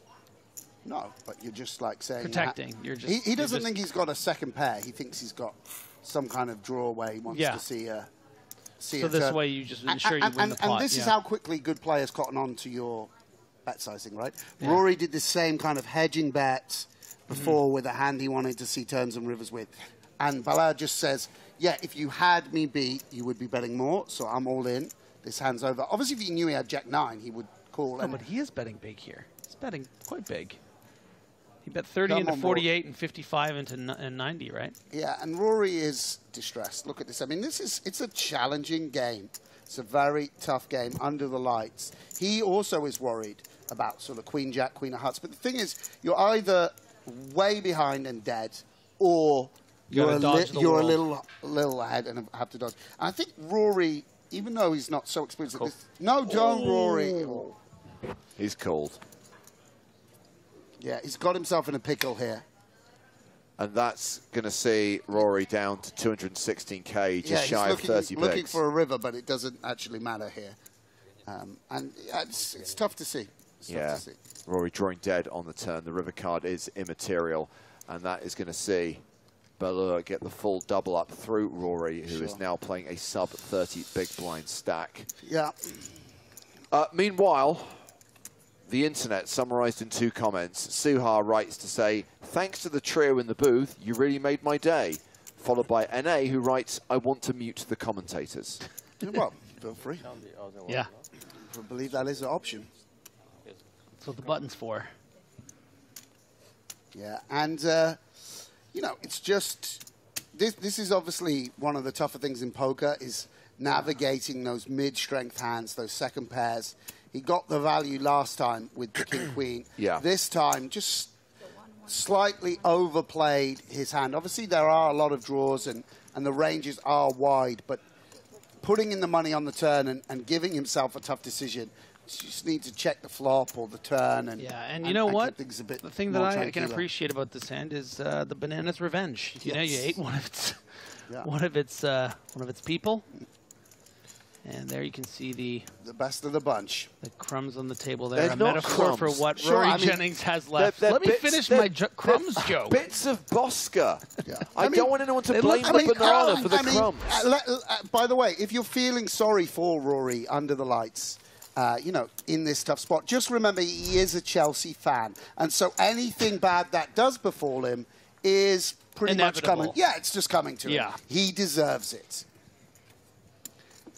Take that Russian money and anyway, it's absolutely. Look, I mean, if Rory cries, by the way, if Rory breaks down in tears, we might have one of our seminal EPT moments. Yes. Just a few tears, Rory. We can get this viral. We're always looking for Chelsea new material fan cries to play over in the breaks. Yeah. Disrespecting his mum's shirt. I'll tell you what, he does look good in the blouse. Yeah, of course.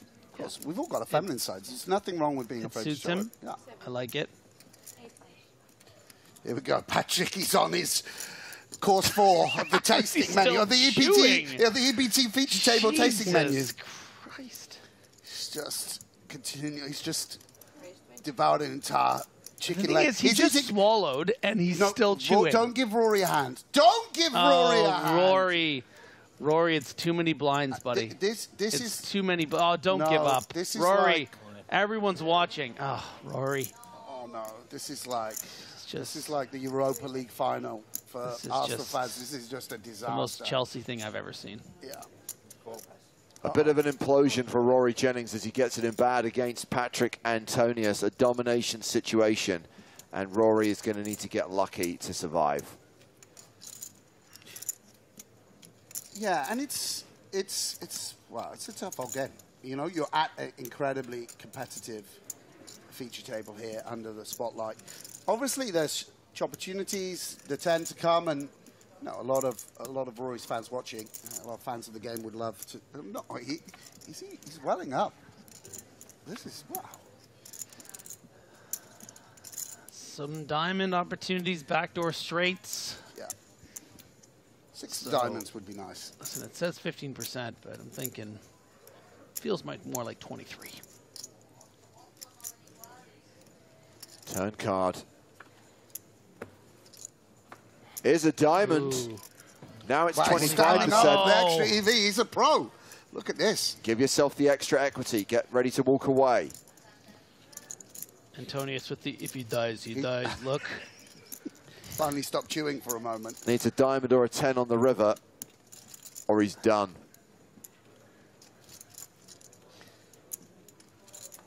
It's a jack pairing the board, and Rory Jennings shall see you later.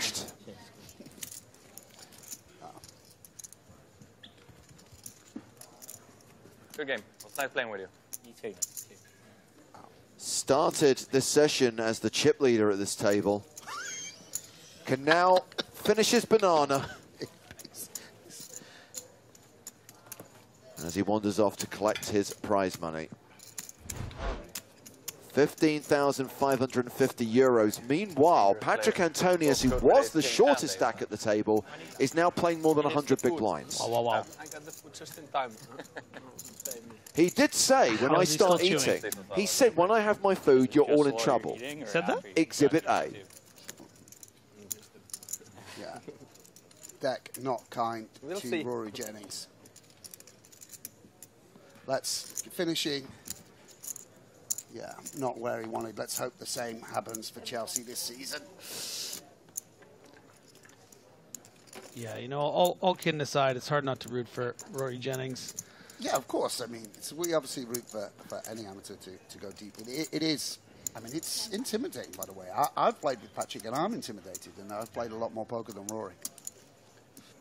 I think it's just one of those where after that setback, you don't want to flat the ace-10. You just feel like you want to pick it up there. I think also the amateur instinct is like, a part of you wants it to be over. I know it's messed up to say, but it's like when you're you're at this stage and like you're not used to the swings and how it doesn't go in a straight line. It comes in waves, and you really need to protect yourself. And I would have maybe liked to have seen a flat or a 3-bet fold with the ace-10.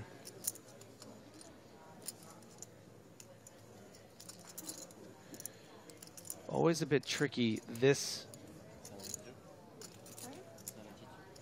deep stacked.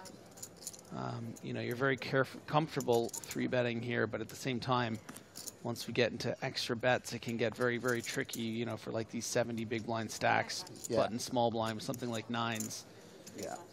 Obviously, we gets a quick fold. With such a stellar table, we haven't really spoken too much about Antoine, but he is actually, I think, one of the top players in sort of negotiating through these huge fields, dodging bullets. A lot of very big scores, run deep in a number of PokerStars events. Obviously, made the final table of the World Series as well.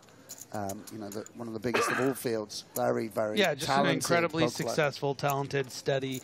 Just we had no time for him with all these exciting Scandinavians and I mean, when you got Rubinho, the sex appeal of the beard of Yelitalo. Yeah, it's hard to look got to be beard elsewhere. oil, right? Like, I mean, he's like one of those ads for beard oil. Look at him. I mean, look what a Viking. He's just big. I remember when he was fresh-faced. Yeah, of course. On the streets. Winning at EPT London. PokerStars, yeah. Yeah, he's just one of whenever I see him, I have just the biggest smile. He's just such a nice person to spend time with. Yeah. And also an EPT champion. Yeah, 2 of them on the table. It's quite impressive. Did you know that Patrick Antonius won his 18 years ago? Sure, in 2 months. In 2 months, 18 years. In the fictional town of Baden. Yeah. It's not a real Baden. town. It was like it's bloody Baden. or no, it's not a real town. No way. Something like that. He just made that up. It's like EPT Dortmund. That's not a real town. No. I've looked for it. They just make it up. Dortmund fictional names. Yes. Right, so I'm not rising to this anymore. You're baiting me. You're goading when you me. won the 35K bet. That was pretty remarkable. Yeah. Has that been clipped yet? Someone must have clipped it. Didn't think who it's gonna be. 35K. Well, to be honest, when you said 35K, I was like, You were like over 100, and I was just like, you just nailed it so well. Well, I want to see the clip. You've got to do 34.5 there over 100. Yeah, I guess you're right. But then he can't do the exact. Yeah. I will give it to him. You won this round, James. You can just put a second Patrick at the table, right? That works. 2 of them. Would be fair. Maybe he has to split his stack then. I'm loving Neil. He's having the time of his life, mate, chatting it up. It's got the old. This is the posture I used to do as well. I love this posture. It's very 5 years ago. So everyone sat like that. Which one? The one with the one hand on the shoulder. The one hand. I remember your one hand phase. It was great days. Yeah, great days. Now I'm all over the shop. too bad the plans don't usually. Big show.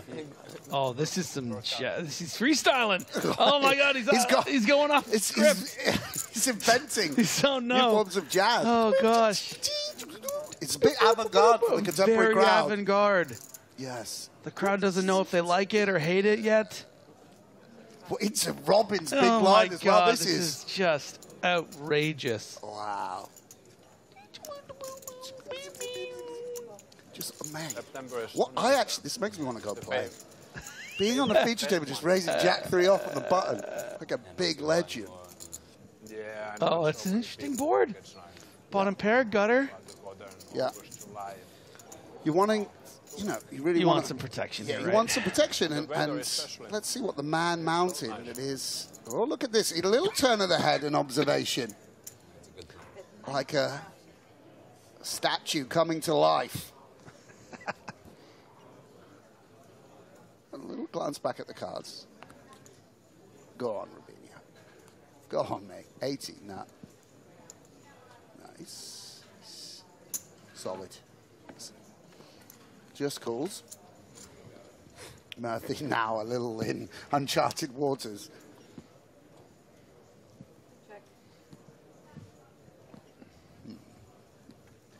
Oh, it seemed such a good idea a moment ago to raise this hand. Now it's like, am I meant to bluff this card? Am I checking down? Am I going to...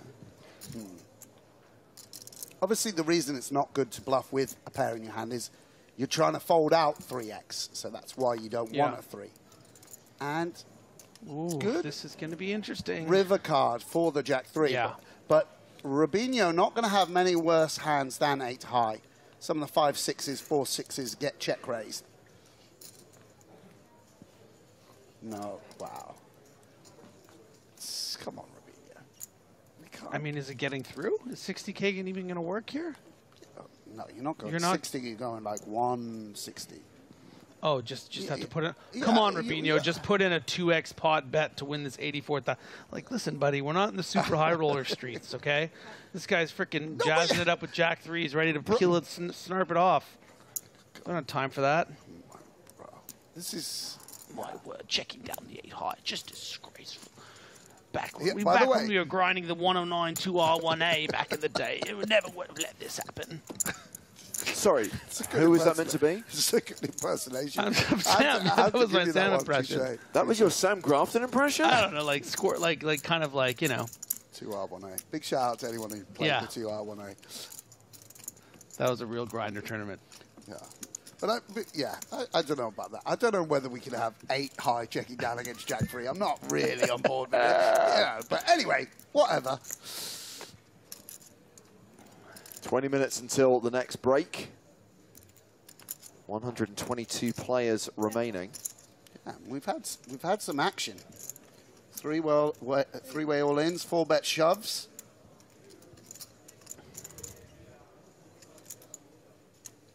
By the way, before you got here, Labatt was playing like a boss too. Had a couple nice 2 barrels.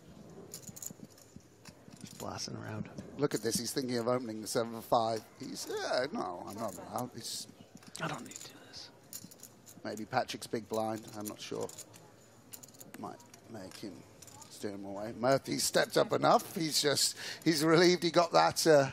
He got it. He showed it down too. That's like that's the problem. Is sometimes even if you win with the Jack 3, you have to show everyone that you just raised Jack 3.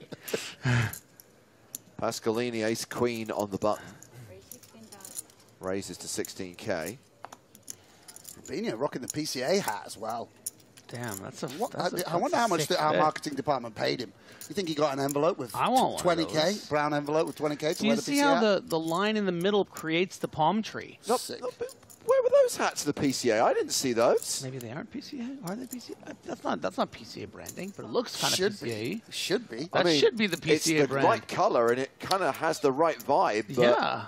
And this is trouble for Lewis. Rubinho taking the lower variance line, as we saw with the 8-6, just calling the King 10, and now Ace 10, 20 big blinds. Kind of an automatic.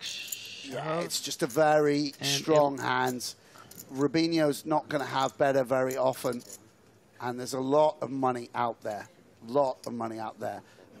We've just seen a wide button open, And while we don't expect that yet, and it's very understandable, and Jean-Paul with ace-queen on the button, this is going to be for the majority of his stack as well, should realize that there's going to be much worse hands. Does call and remain not... boy, Pascalini. Yeah, you're not going to be happy when you get called there.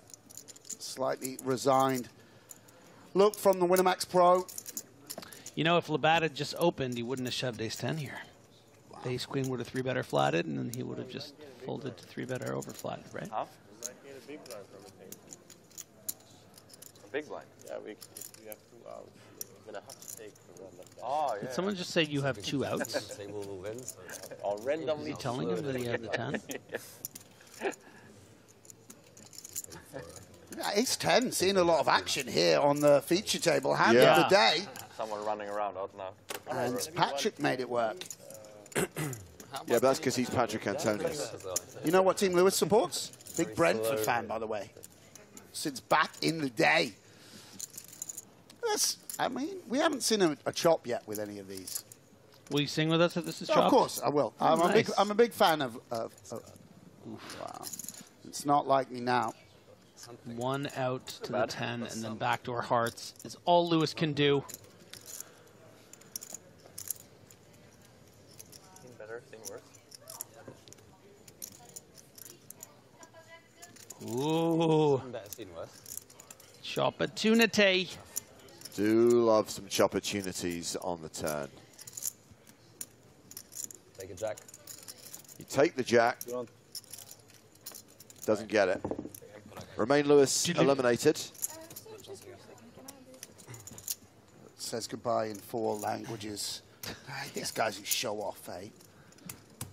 Says in Spanish, Portuguese, a little bit of Finnish. Yeah. To Patrick. They're going to count it down, but yeah, this is just a slow. He's got you. I mean, these big antes and the way people play in the modern game, the money just goes in that bit more often.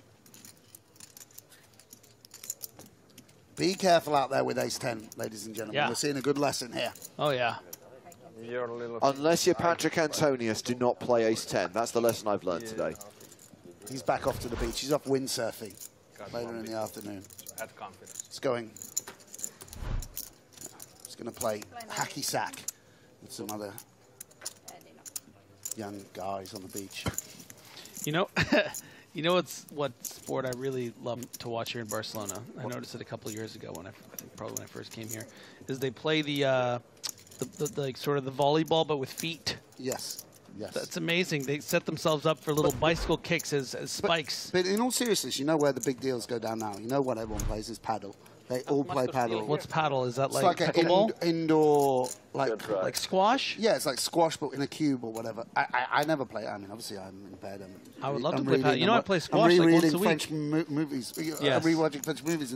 But this is what they all are crazy about. They're paddling. Yeah, they're paddling every day. Okay, I want to paddle. Open invite to the poker viewership. Griffin wants to paddle. Yeah. Drop him a DM. Labatt folding 3s in early position. Neil Murphy 5-deuce in the hijack. Folds. James knows we're going off piste. Like 2 jazz musicians. We're riffing too much. He's pulling us back to the main theme. It's more the fact that I have colleagues in Malta who won't shut up about paddle. And so as soon as you brought it up, I'm like, no, I'm done. I'm done. And here he is, representing the PCA, potentially. Ace-Jack on the button. You know, he would have had the best hand there with the King-10 last hand. Oh, Antonius has got the spraggy, ace-7 offsuit, and he's going to defend his big blind. No small blind in this hand. Oh, my word. Ace-Jack-7. God. 2 pair for both players. I mean, this doesn't always go in based on the run out. Like, it's too strong to check raise sometimes, right? I mean, there's a bit of Solverland where you don't want to check raise, you don't check raise top and bottom, but I think Patrick is someone that will fast play. At least, well, he doesn't, just calls. And yeah, it's an important turn here. a king or a jack would. Oh, my days! Wow! Days. Case ace on the turn. Both players now with a full house. Antonius cannot win the pot outright. He's drawing to a chop.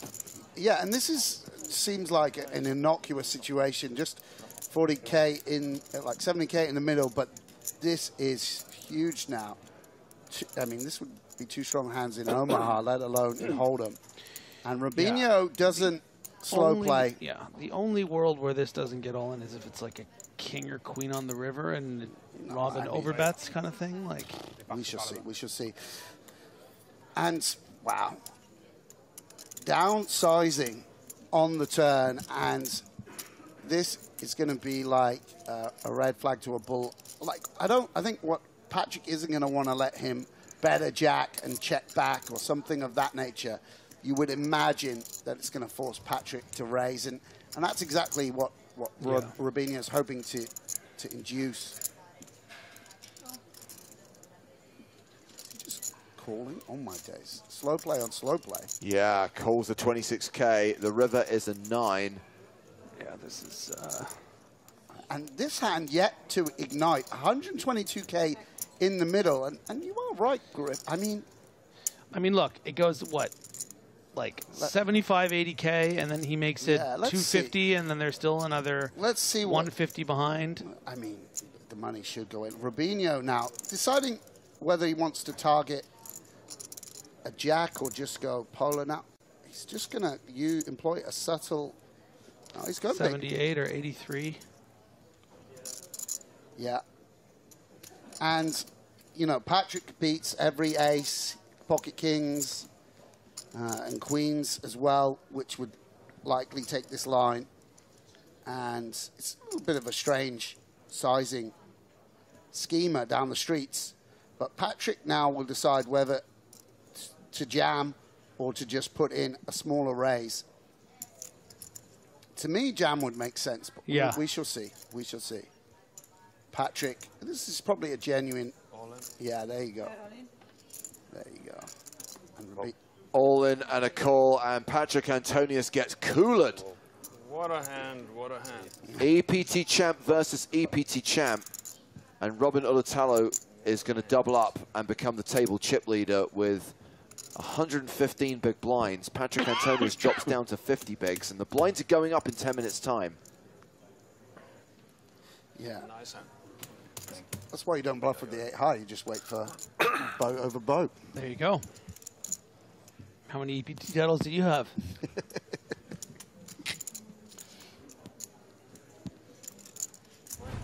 Rubinho feels superior anyway. EPT London, I mean, that's a real one. EPT Baden, what the hell is that? Prestige. Barden. It's pronounced Barden. Pretty pronounced. I'm pretty sure it's pronounced the way Sam said. Baylor. Gaetan Baylor. He's from Barden, Baylor. and he plays football. Well, there we are. Robin Ulatalo, 924k. Average stack right now is 530k with 120 players remaining. I've just received word that they are lowering down some food for Patrick Antonius. They just dismembered a giant bull in the car park outside the Barcelona casino, and they're dismembering it and bringing in the entire carcass for him to devour. The only way I could like Rubinho more is if when he won a pot, he did a stroke of the beard. That could become that could be something we could ask him to do. Yeah, you know, just a...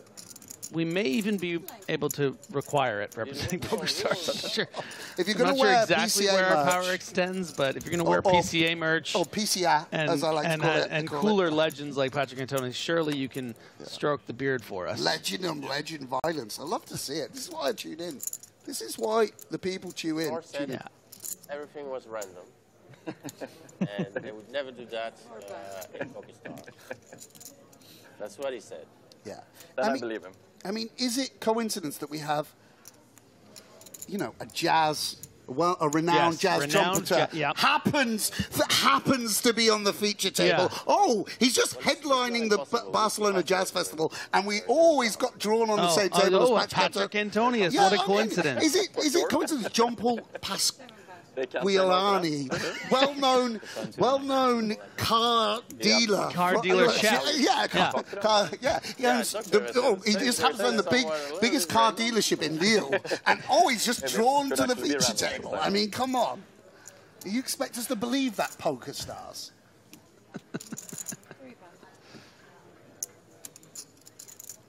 Murphy's opening up, by the way. He's placed himself under the gun. Murphy is out of line. It's Murphy's Law. Murphy, absolute freestyle. I can't believe we haven't got Joe in here to do some. Hargan, can you do a little jazz riff for me? I mean, you're a jazz listener. Come on. You're lucky. If it hadn't been for you discovering poker, you'd be on Jazz FM, probably. I have been a newsreader on Jazz FM. Of course you have. I knew it. Hello. I knew it. Come on, James, riff with us. So what site are you sponsored by? What site? No site, man. I think we're getting 2 new players to the feature Group table. of friends. The 2 vacant seats being filled. Hello. Are you saying it's So, just a random guy? The player sitting between Robin and Patrick is Vuta Belts. Okay. Just let me know if I... Come on, that's not a real name. Meanwhile, Hello. Mark Vronsky is taking the 1 seat. Table broke. Belts and Vronsky. Oh, sure. Yeah. Okay, Murphy. Yeah. Sure, buddy. Murphy's Law. You open an ace deuce, then you get aces the next hand. Thank you. Everybody knows You that. guys have some stacks, I see. Okay. Okay, Vuta. From France? No, Netherlands. Netherlands. Oh, now I see why it's the feature table. Because I don't recognize anyone else. He's going to show the aces. This is what I would do. You've opened ace deuce, now you've opened aces. Yeah. You got to make it look like, oh, I'm just the deck's just hitting me. That's why I'm raising it. I'm going to do it for sure. Look, the deck's just hitting me. Oh, my God. Nice discipline. I respect that. Respect that. You don't get to headline the Barcelona Jazz Festival without you don't always want to show them how the bread is made. Yeah. Did you bust it? Well, alive. You can put it on your poker CV. I didn't bust it. Oh, no. I said, did you bust it? Oh, no. So there is Mark Vronsky, bringing 269,000 chips to the table. Another big coincidence, eh? Yeah. Ronnie Vronsky, really? Just happens to be. Yeah, we can't say what he does for a living. No. Apparently, Belts isn't actually a player in this tournament. He is just Patrick Antonis' next meal. There he is. There he is. Dear. It's quality over quantity. That's why you got to have time. That's why you pay him the big bucks. It's quality over quantity. That's why he's #1 billing with this thing. Oh dear. Rubinho. Rubinho's just done nothing. And now it's just gonna go over to Antonis and he's just drooling, looking at Belts. Fasten your seat belts. We got A7 suited. 10-5. Oh.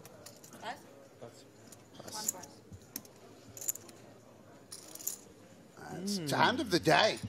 Hand of the day. Let's see how a French pro plays it. And I think we're going to just see a call. No banana skins for Belair. Wow. So 3 Frenchmen get dealt medium strength hands. It's like the style of a joke. Wait, is that the French flag? That's not the French flag. Oh, I'm sorry. Well, they're very similar looking. Yeah, I mean that's an okay mistake. Yeah, and this is jam flat 3 bets. Cool. Yeah. Everything but fold is acceptable in the Grafton universe. This is really nice. King Queen is one of the few hands that calls third here. This and some pocket pairs. I think this is. But it looks like a raise, no? We haven't dealt the flop. No, Murphy's deciding when. No. Oh, it's small blind flat. Okay, pardon me. He's in with the Dolly Parton. Pardon me. This is optimistic, even for a saxophonist. 4-way to the flop. Ooh. King 8-3. The bat flopping best and checks it. Go on, Murphy, give us a tickler. No, he checks. Yeah, and it's really Gatan who has the decision. Obviously, sometimes you want to just put out a small bet, clean things up, bump some people out, but Ace-10 does dominate. I mean, the reason you flat to dominate hands, but you just getting the pot heads up is nice. A lot of people just go quarter pot here.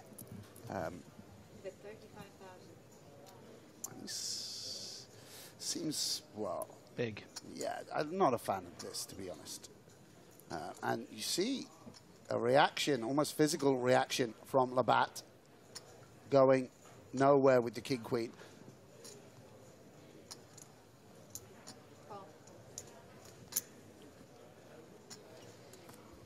Murphy folds. Belts passes, so heads up to the turn.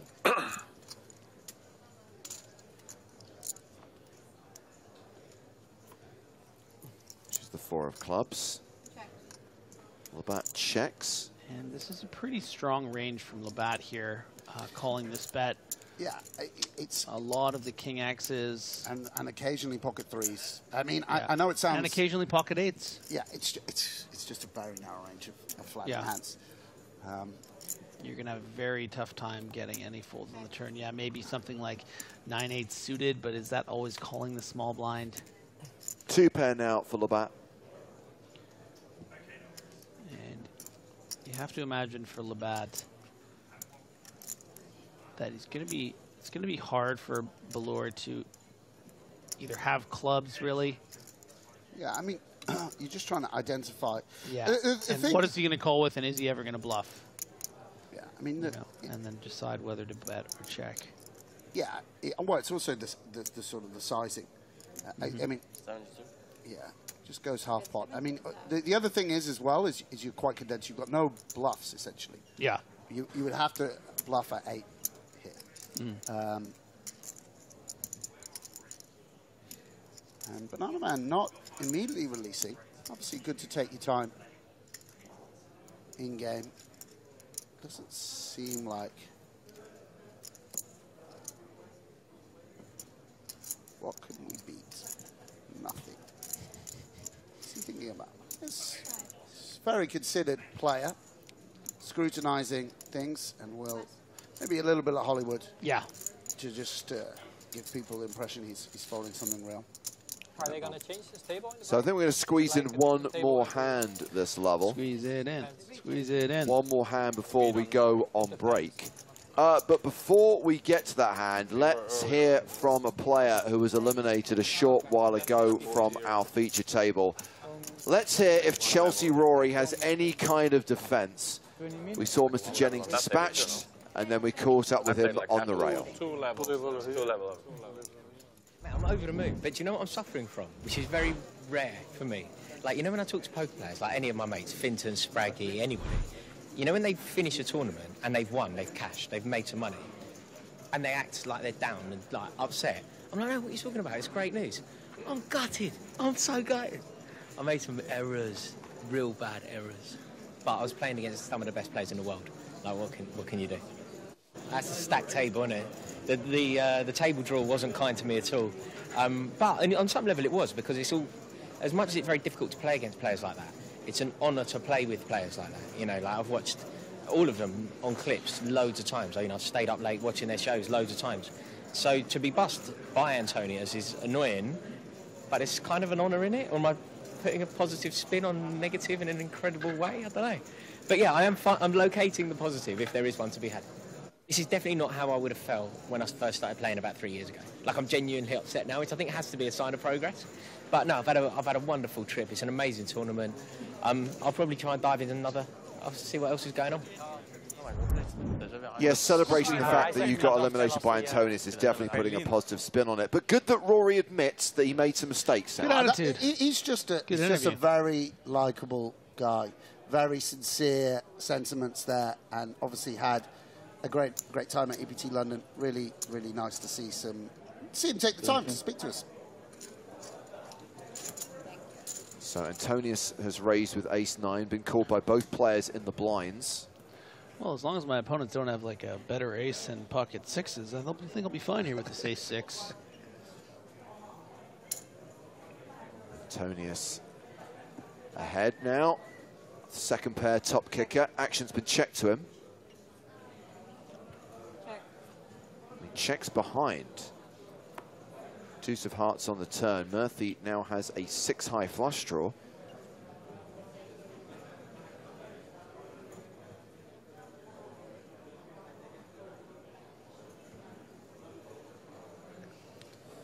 Yeah, Murphy got plenty of queens in his range. Probably got the strongest range after it checks through. Gonna bet for some protection and, you know, just try and clear up his equity. Not gonna work here in the sense that Patrick, with very strong second pair, not gonna be inclined to fold. So you can even get called by worse on occasion with when you bet the sixes. 23,000 apiece. We go heads up to the river. King of diamonds, so Patrick's still with the best hand. Yeah, and sixes, by the way, don't show down for very much here. You're either going to get bluff. I don't think Murphy will bluff, but one of the problems with betting on any street is you strengthen your opponent's ranges when they call. I kind of like a bet here. I mean, I would love to see him just go 150 and say... Not just because we can see what he has, but when you break down Antonius's range, it is going to be a lot of 9Xs. 9-10. You know, something like King 10, King Jack with a heart would have probably bet the flop a lot of the time. So, you know, you would hate to lose a showdown to 9X. 7s and 8s with a heart as well, Yeah. things like that. But, yeah, that's a very complicated, sophisticated thing to turn sixes in. So I don't blame a touring jazz musician for just checking down and... Check to showdown, and that is going to bring us to the end of the level. We are going on break, and we are going to keep this feature table lineup for the next session of play. Antonius got to get some food in him. And of course, blinds will be up on the other side of that break to 5K, 10K with a 10K big blind ante. Robin Alatalo is the table chip leader right now with a 92 big blind stack. Patrick Antonius, middle of the pack, 45 bigs, just below tourney average right now. Mark Vronsky, the shortest stack at the table, a player who recently joined us on the main stage with 26 big blinds. My thanks to Sam Grafton and to Griffin Benja. More action from the PokerStars European Poker Tour on the other side of this break as day 3 of the Barcelona main event continues.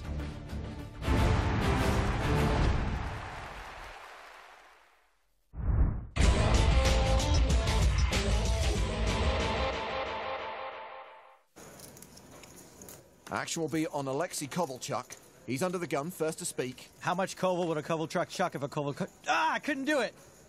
He's got 7-8 suited. 8. Oh, I really thought I was going to get that. The two-time World Series of Poker bracelet winner makes it 800 to go. Ace-king for Gail Bauman. Most players are going to just call here against an under-the-gun raiser, but I think it's important to keep this in your 3-betting range as well. She does just call. Action folded around to Leo Fernandez. He passes.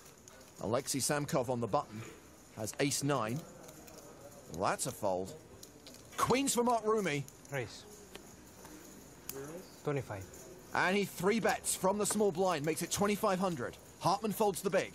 Last time Rumi 3-bet, he made it a little too small. This one's better, but with 2 people in the hand, you would probably want to make it a little more. That way you keep bluffs in your range as well. Kovalchuk got out of the way. Bauman calls in position. It's an ace-high flop. She takes the lead. Make no mistake, this is a situation where you do not, I repeat, do not have to make a continuation bet. Rumi does continue for 2,500. Betting this flop accomplishes nothing. You want worse hands to stay in, which they won't, and better hands to fold, which they won't. Bauman calls. 6 on the turn. Rumi slows down. He checks. Gail should be able to bet here. Not really sure what she'd be afraid of. 11,700 in the middle. She bets 5,200. And I think queens are going to be good here less often than airline food. Rumi ruminating. I like it. He calls. I hate it. And the river card is another 6, pairing the board. And Rumi, oh boy, check called the turn, now leads the river for 5,700. And I think this is a just call for Gail, even though I don't think there's much she should be afraid of. There's not much that can call a raise here that she's beating either. Wow, she moves all in. How much? And apparently I could be wrong. Again. 13. Roomy, roomy, roomy. Buddy, you play this hand so strong, and so is she. Do you really think she's running a cray-cray bluff on you? All she needs is a ace, and you're toast. He calls! On the other hand, nice hand by Gail Bauman. She gets a full double up. I didn't think she could get paid by worse, but she did, and she did. Well played. Action has been folded around to Gail Bauman in the hijack. She's got Queen Jack. And she raises to 1200. Alejandro Alonso has 7-5 suited on the button. Fine spot for a call.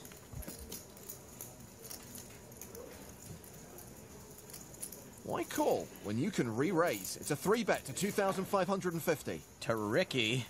The small blind is folded. Leo Fernandez gives up the big blind. Action back on Gail. I don't think Gail can call a 3-bet here out of position. She can, however, 4-bet to 5,400. Well, that's an option. If you have a hand you can't call with, turn it into a bluff. Alonso should be folding now. Keyword should be. Wow. Why fold when you can 5-bet a re-raise to 8,000? This is a really small 5-bet, so it polarizes Alonso's hand into the air and nuts categories. Once again, Gail really can't call. Which end of the spectrum will she put him in?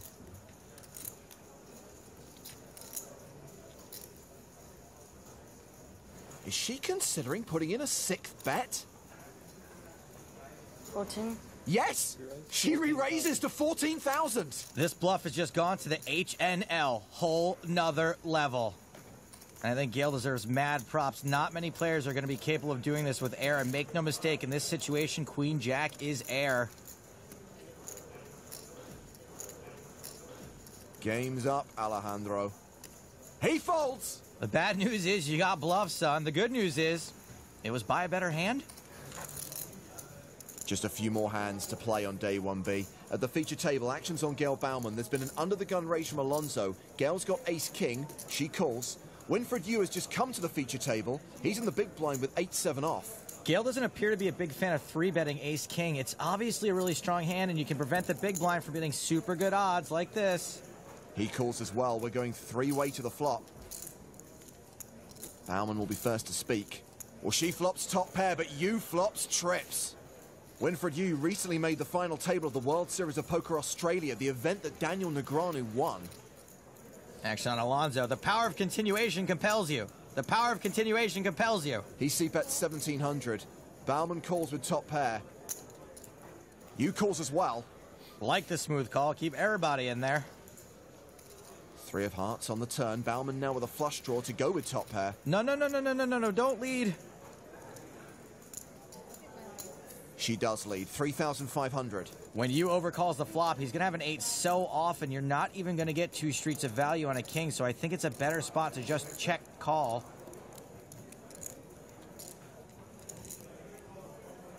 Once again, Winfred Yu flats. Alonso gets out of the way, heads up to the river. The 9 of spades. Gail misses her flush draw. Gail should really check here, judge her opponent's hand strength on bet sizing. Small she calls, big she folds. Instead, she leads for a second time, just shy of 6,500. Yu's not folding, but his kicker is caca, so he probably can't raise either.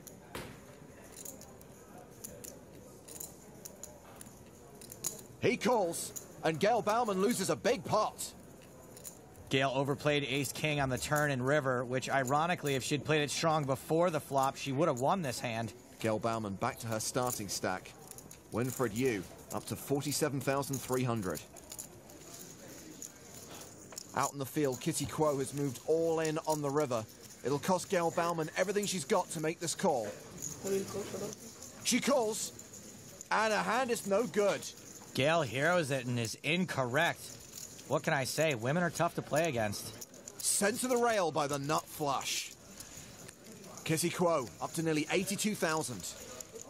And it looks like I'm calling in sick tomorrow. Hashtag, what hotel are you staying at? Hashtag, just kidding. Hashtag, not really.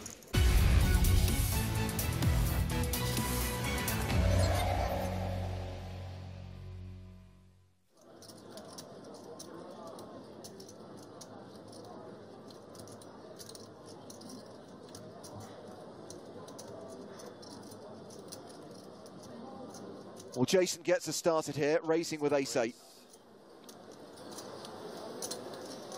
Just 73 down. You'll notice that a few players, including Sam Chartier, have gone for collared shirts for the final table. I think Drenu Keller's put on a jacket.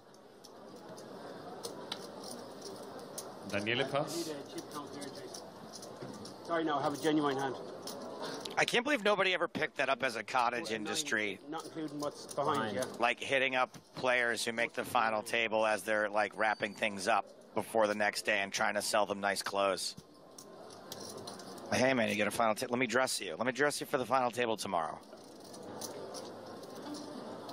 Yeah, I'm kind of surprised that more of these players don't get like going to race. Luxury watch sponsorships and stuff like that, right? To wear on the table. Yeah, especially back in this day and age. So Finton Gavin doing what Finton Gavin does best, tells Mercy he needs a count, has a genuine hand here, and then immediately re-raises with 10-6 off to 190k. True professionalism.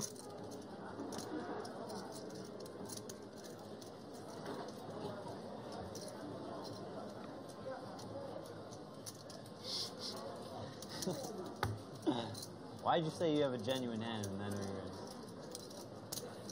Every time I talk, I give away information. I should just shut up. Yeah, like Queen Jack suited.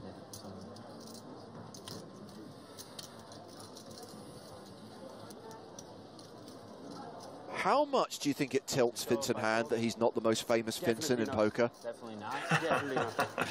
He's been wearing that chip on his shoulder for a long time. I was hoping you'd say definitely. I'm really hoping Jason sticks it in his ear here. Then again, if you show me yours, I'll consider showing you mine. How about if I show you mine, you show me yours? I'll show you mine if I show you your... What? If you have a genuine hand, I'll show you mine. What's a genuine hand? Can you tell me what a genuine hand is? What do you consider a genuine hand? Pair of twos. What about I've played this game, and when you show them yours, they always giggle. What about a non-pair? Non-pair? Well, obviously. There's two pictures. That's pretty It's a great question. What do you consider a genuine hand? Any two cards? Now you're in my ballpark.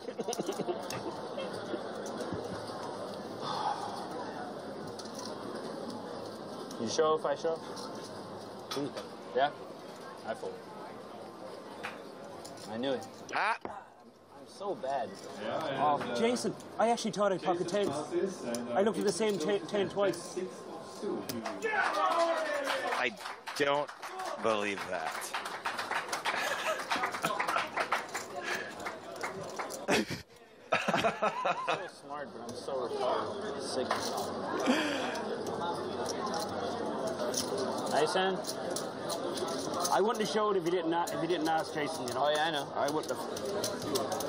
No, I wouldn't do that. No, it's not nice.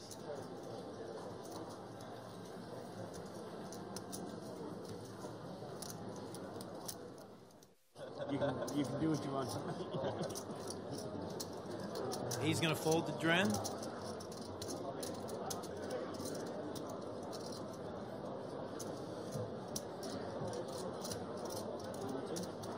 Dren's gonna play this time. He's gonna raise to 82,000.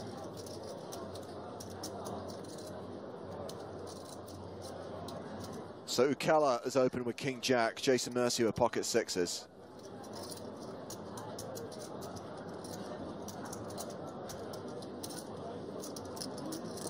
What happens in that situation? Your head's up for a world title. Oh, got an all-in. It's not enough of a raise for Jason. He's gonna re-raise all in. Careful with the editorializing, Mr. Johnson. Yeah. Pass around to Finton on the button. He and Sebastian are going to pass. So round to Martin Nielsen, who has pocket tens for real in the big blind. Unsuited. 457. 457? Yeah. Or 447, I'm sorry.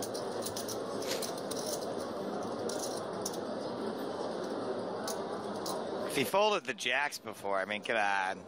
Tens? Doesn't want to get shouted at again. Well, Jason's going to shout big time if he slow rolls him with tens here.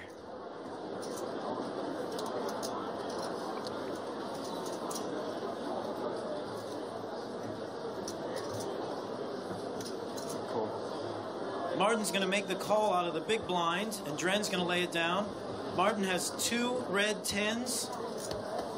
Jason has the 6 of spades and the 6 of hearts. So Jason Mercier at risk and way behind. Right, Martin has 2 tens. He's in the lead at the moment.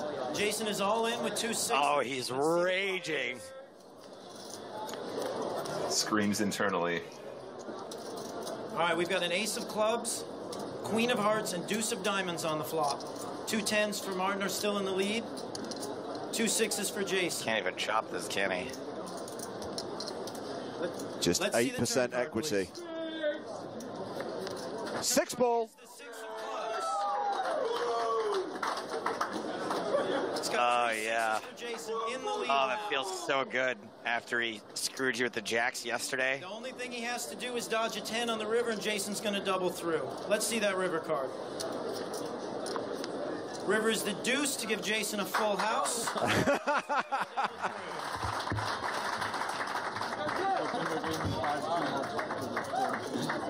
Oh my God. Sorry, Duthie. Good call.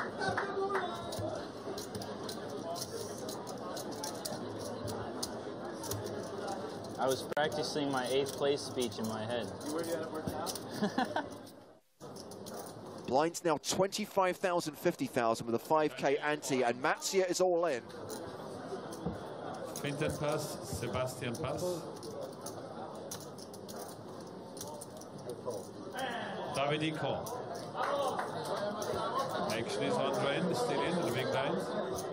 Dren pass, so Daniele are in with queen 10 and a pair of tens for Davide. Italian David Wallace, all in and behind. Pocket tens for Davide, here's the flop. Flop comes 9, check, 9. Now Daniele has an open-ended straight draw. He needs an 8 or a king or a queen. 3 on the turn is no help to him. There's a lot of Italians on the rail. Or queen. Let's see the last card. Things could get loud in here. It's an 8. Oh.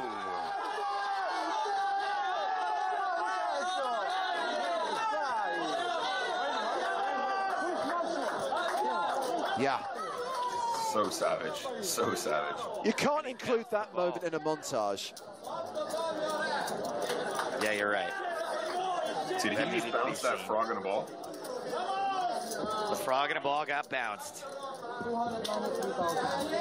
There it is, frog in a ball. Just to be clear, this is Daniela bouncing frog in a ball Mattia we're talking about here. How are they going to fit As he stares off into the distance, just picturing all the branded apparel with frog in a ball man lifting a trophy, frog in a ball man animated series. So Mattia gets the double up through Katai onto the next hand. Coming this Christmas, you can actually buy a frog in a ball man, frog in a ball. 6 players remaining, and the action folded to Fintan Gavin. And Fintan raise. He's going to raise with 10-8 of diamonds.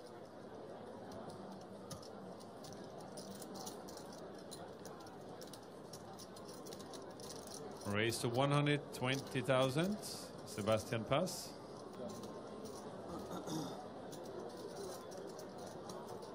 Katai with ace-6 in the big. And Davide in the big blind call. 2 players. Maybe this is where Fintan showing the 10-6 not exactly helping his reputation. Tray of spades, 4 of spades, deuce of spades. Duthie check. Great flop for Katai, who still has the best hand with ace high. Checks the action to Gavin, who continues a bet of 200,000. It's actually a really good flop for him. But when you can't see what your opponent has, you're always concerned he's going to have a slightly bigger spade than you, which does take away a lot of your equity. But no, the straight flush draw. 10 of clubs. And Gavin improves to top pair on the turn. Oh, such a tough turn here. Gavin's always just going to put on the pressure now. Fires a second barrel. This one's 400,000. I feel like even if you're raising the button pretty wide, though, like the 10's going to hit you a lot.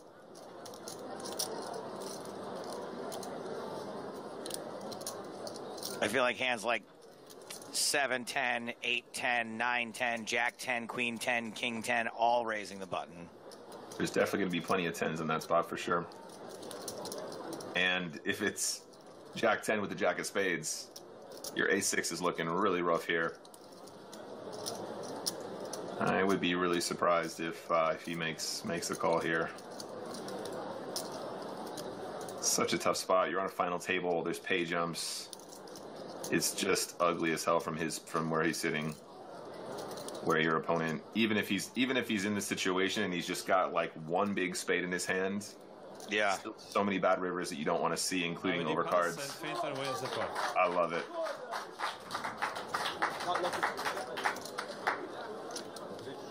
Shows the 8 of diamonds. No, he showed the 10. Oh, did he? Okay. I wonder what would happen if he didn't spike the 10. It's definitely a spot where people can put you under a lot of pressure and continue, but once you hit the 10, I mean, Two of them are the same, Thomas. It doesn't matter. confident man, he's just going to keep pumping it in. Oh, yeah. The suit is important, I suppose.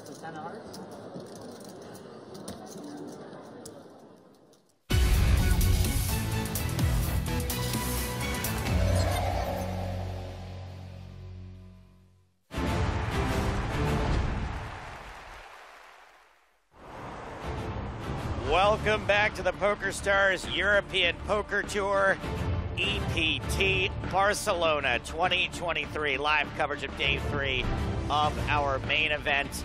Nearly record-breaking from Casino Barcelona. 2,120 entries, 116 players currently remain. These are your top 5 chip stacks in the entire room. And your top 3 commentators in the room are me, Joe Stapleton, him, Sam Grafton. Hello.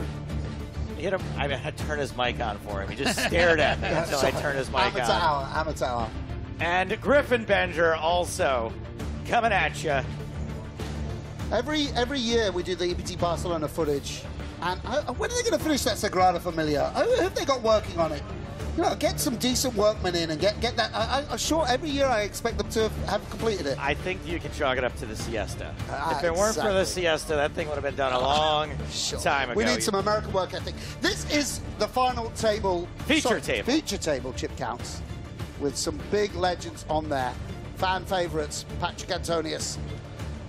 EPT winner, Robinho, Yilatalo, Antoine Labatt, who's big tournament crusher, and well-known jazz musician, Neil Murphy. Bringing mirth and merriment to the table. That was a pretty fun last level from what I could tell. Oh, yeah. Lot of action, yeah. Patrick Antonius sucking out big time to build a huge stack and then being cooled.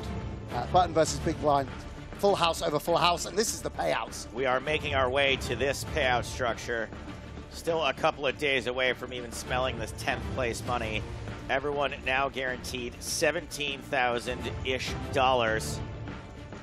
And those prize brackets are getting smaller and smaller. The prizes are going up, and the number of players you have to outlast to ladder is shortening. 1.488, that's hefty. It's nearly $1 million per second. I mean, come on, can we call that $1 million? Yeah.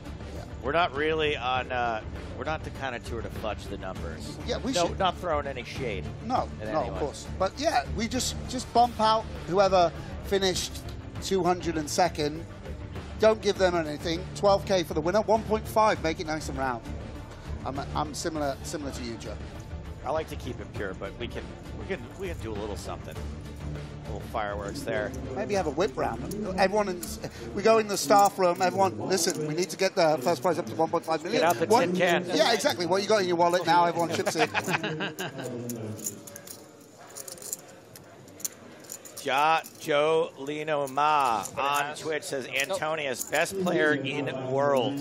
I mean, look at these shoulders, by the way. Can we get that off? I mean, it's just, I'm feeling emasculated. Just look at, can we see his muscles Can I through tell his you that?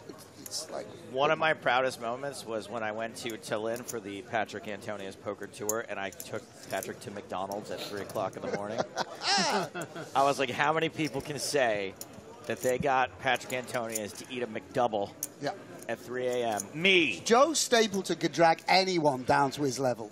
that is his superpower. Is it true that the McDonald's here in Barcelona is better than the ones in the U.S.? I was reading that. It depends on what your idea of better is, but yes, I would agree with you. You know what they call you know what they call a McChicken in Barcelona?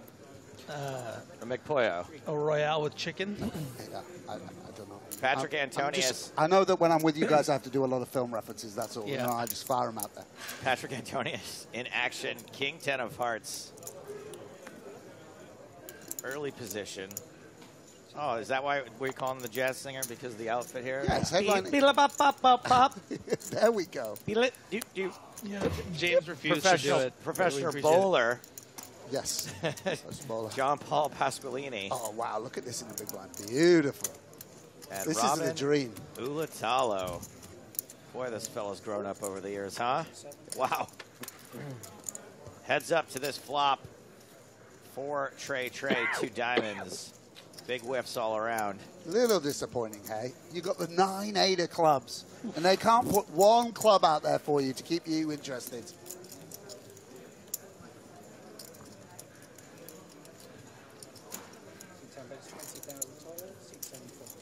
Easy game. It is easy game for Patrick Antonius. So did we lose Lena during the last level? Like 900 out? Yeah, so Lena raised the button, Patrick shoved ace 10. What did I miss? Not easy life. Can you summarize what happened? Rory reshoved ace queen from the big blind. Button. That was the hand. Small Okay, blind, I big didn't see that. Ace, Jack 7, and he had ace 7 and ace Jack. Okay. An ace. Turn ace. River 9. But I was big blind, he was button. They're recapping for us. I was not good enough to let it go. Let it go. I mean, you're still here, but just with less chips. We're all blessed to still here. Absolutely. We're all lucky. Yep. Anyone's game. Yeah, indeed. Enjoy the experience. Yeah.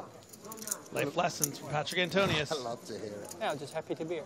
Especially since 15 years ago I started watching this broadcast. And it's nice that Joe and James are still there doing the commentary. I wouldn't say it's nice. I kind of grew up with them. failed to move on to bigger things, but sure. I'll take it. You keep plugging away. You keep going to those auditions, Joe. Maybe they can confirm for me. They're old. 15 maybe a little. It says 14? I don't know what season it is. I don't need to be reminded of It's how summer. old. It's summer. That's right. It is summer. Thank you for your question. Labatt, King, Queen, offsuit. Belts in the big blind. Belts, big poker 21, fun. right? 22.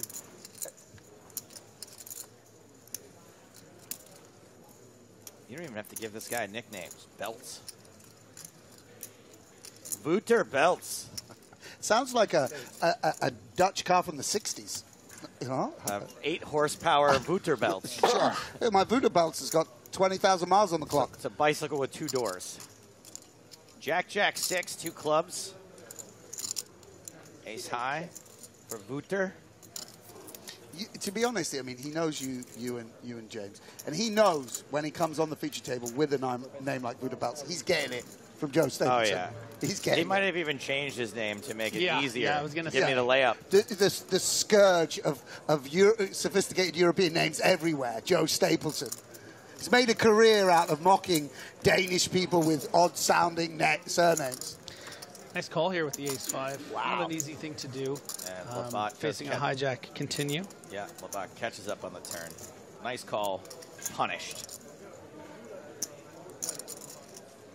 he's you need a club. He's checked, yeah.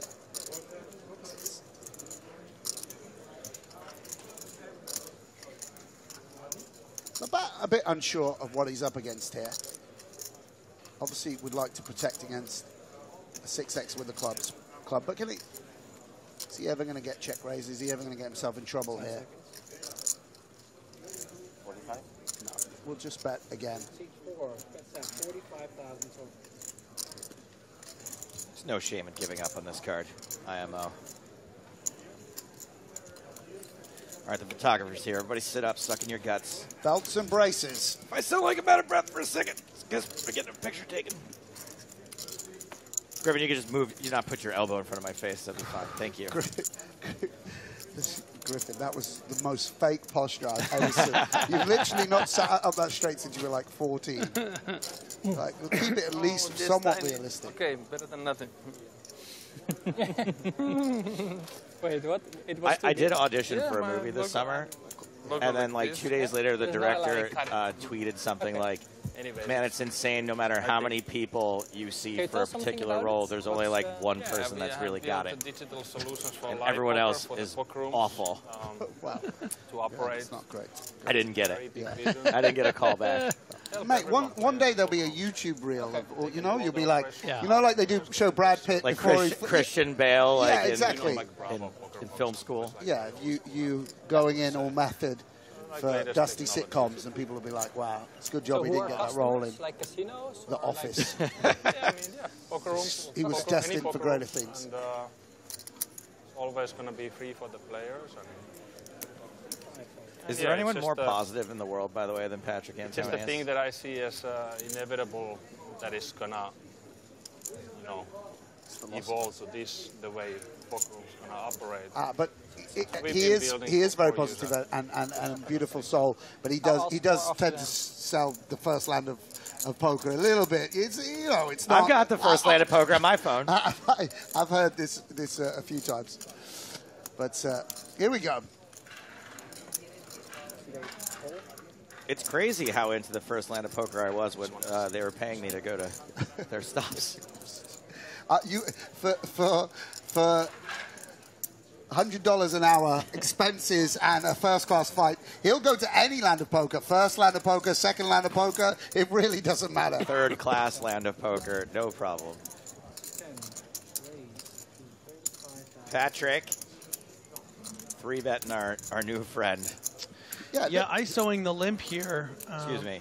At a 25 big blind stack depth. So Belts has a decision here, really, between the limp shove or the limp call. Belts doesn't want to get caught with his pants down. Yeah, I think I do prefer the call. Very, very nice from Belts. And the flop is queen 9-8. Yeah, and I do believe we get some leads on this. I don't think Belts will go for it. And Patrick going to know this really hits a limp calling range. Yeah. A lot of King X, but also the 9-10s, Jack 9s, Jack 8s, 8-7s, and such like. Not a great flop,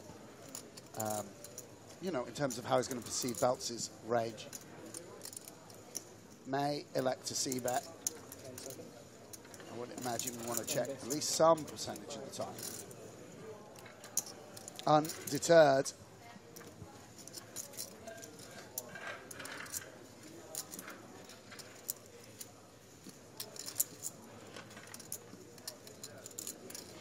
Belts not going anywhere and just deciding whether to continue through call or check raise. Again, I would imagine we want to just call. Going to be up against some just king 5s and such like, 10 deuces and the like.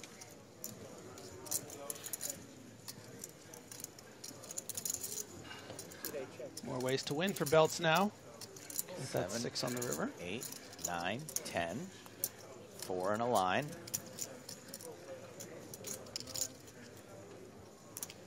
Yeah, difficult spot for Patrick.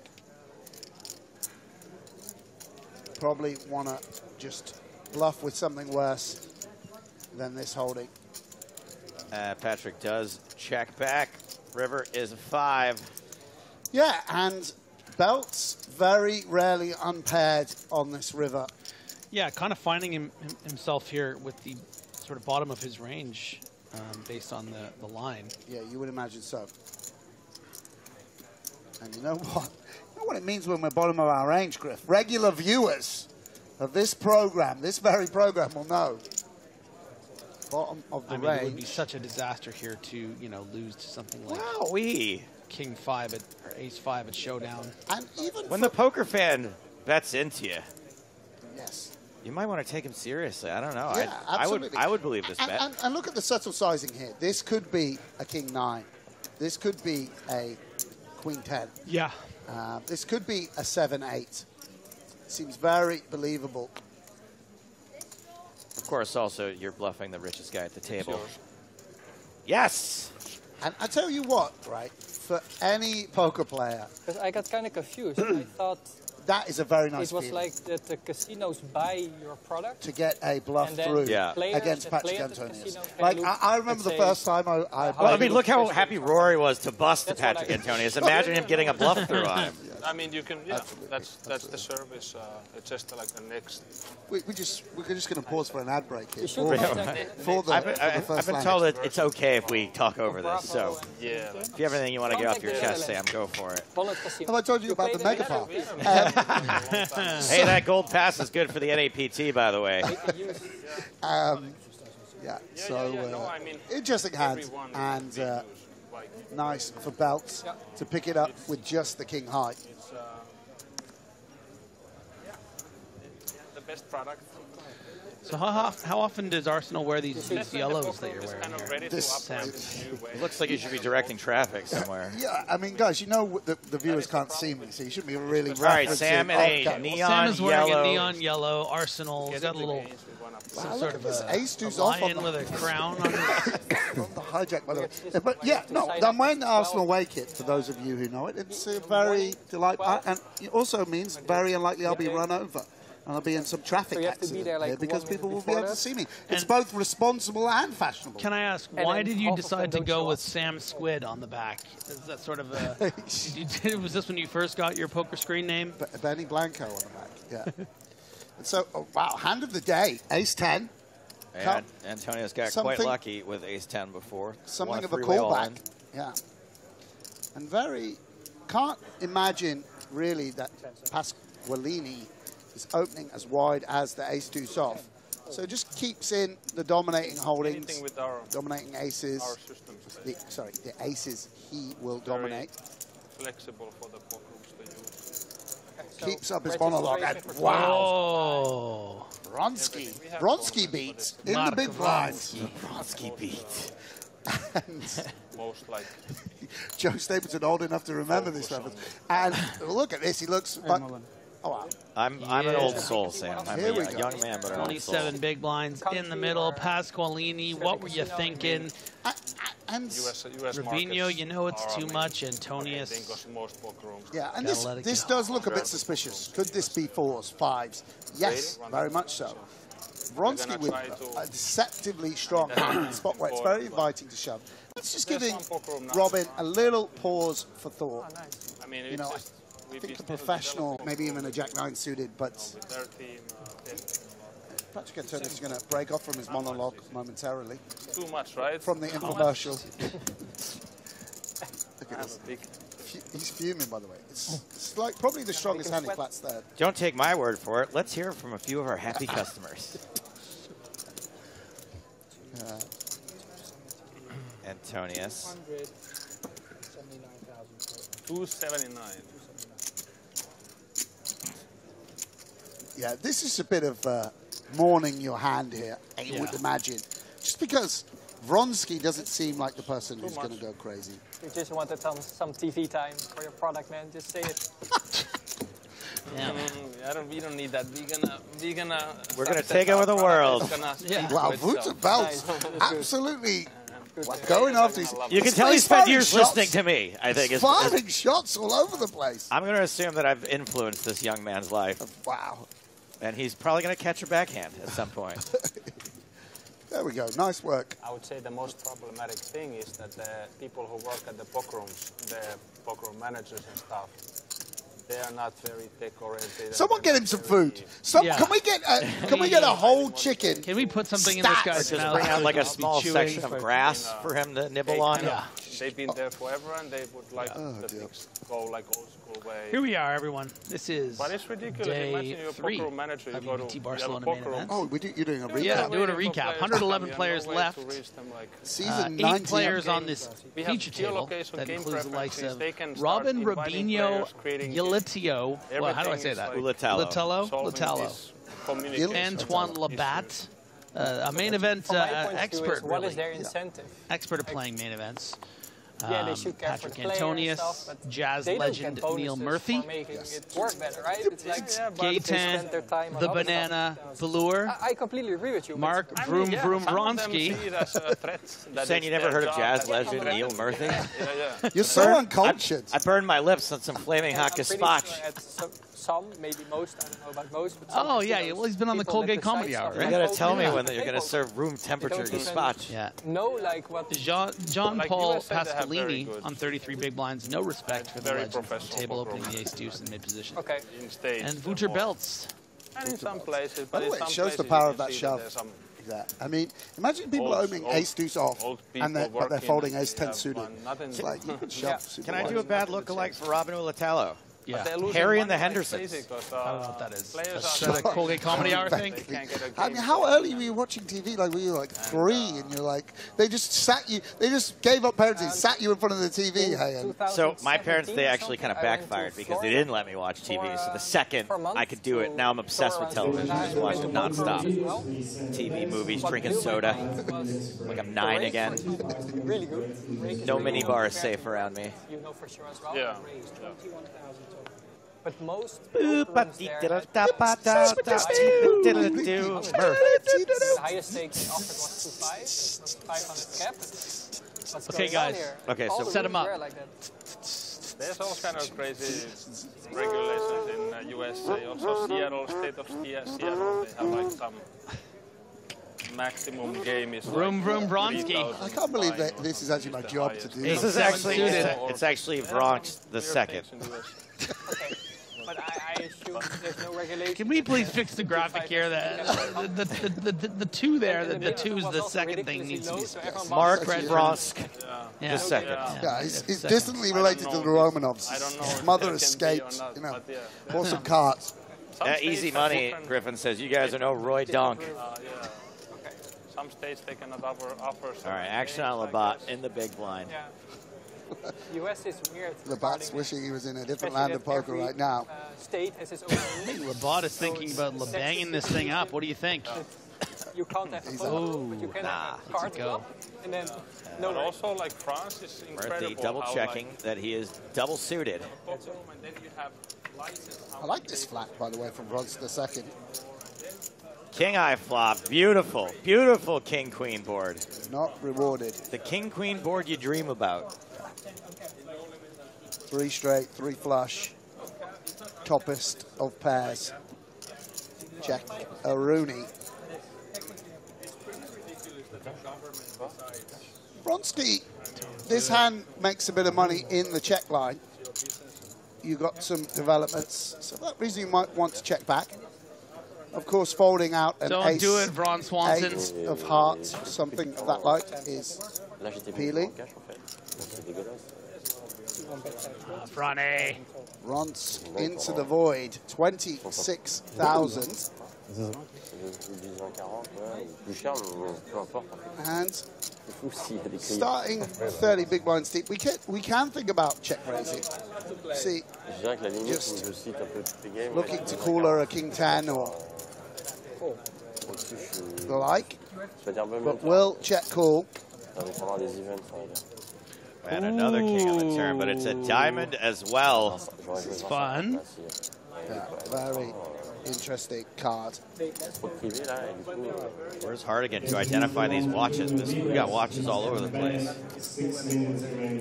Yeah, and I would love to see Bronze just check back and realise equity, keep the pairs live against ace-queen or such like. You're not going to fold out a king or a jack. And Yeah, I mean, targeting, yeah, and Fars again. And I think with the two flush draw boards, yeah, and look at this, it's not a, it might be that with the two flush draws we just want to end the hand here. Very interesting spot here for Murphy. This sizing is not sort of orthodox. You would want to be normally a bit more polarized here, and bet a bit bigger. And it's going to be how...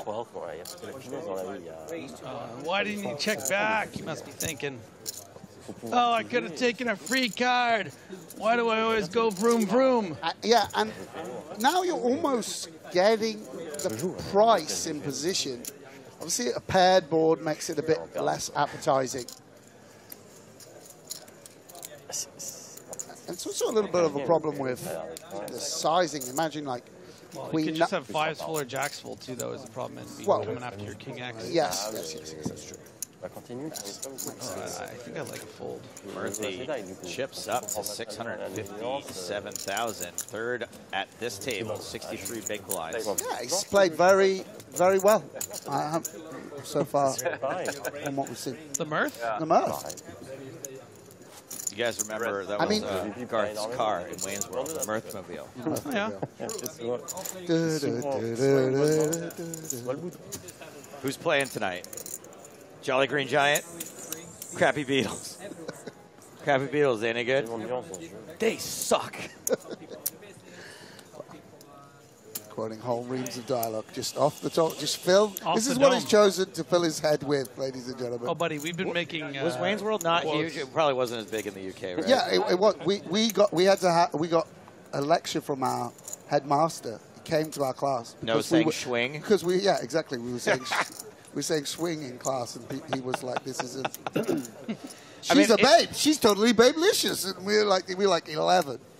It introduced, I would have never heard of the band Queen otherwise, probably. It introduced, no, seriously. They actually weren't popular until that movie. Not with my generation. Not with anyone's. Yeah. They were that movie kind of discovered Put them on the map, yeah. Put them on the map.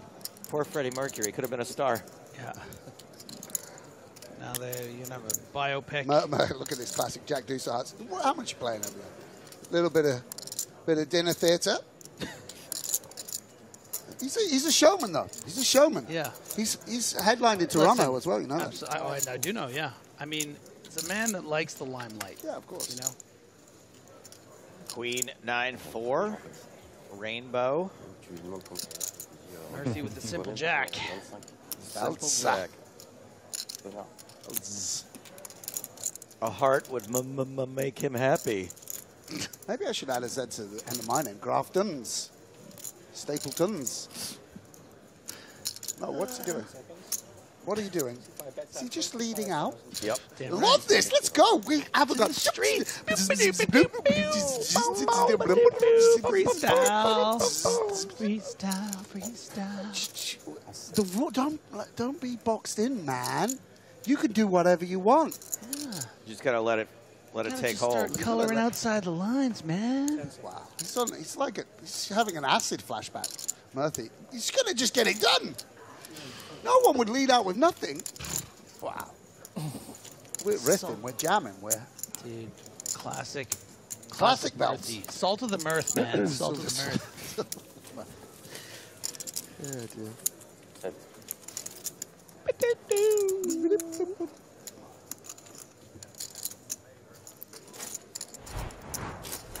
Look at our chip counts on this feature table. Rubinho up top, nearly 900K. Murphy just cruising and crushing, 682,000. Labatt just chilling, 676.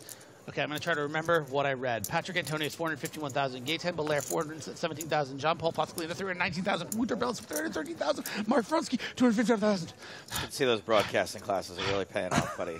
Did I get it right? Sure, 30,000 Canadian dollars of his dad's money down the swat. Did I get it right? Jesus Christ, well, the guy's addicted to computer games. There's only one Robin in Griffin's life, and it's a 2-year program. Banana Man and Robin. Queen 8 diamonds.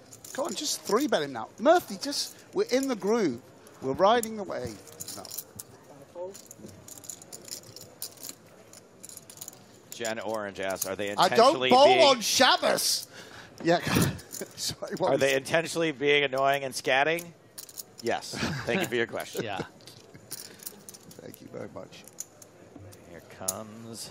My understanding of whether I'm doing a good job of commentary is if Griffin is chuckling.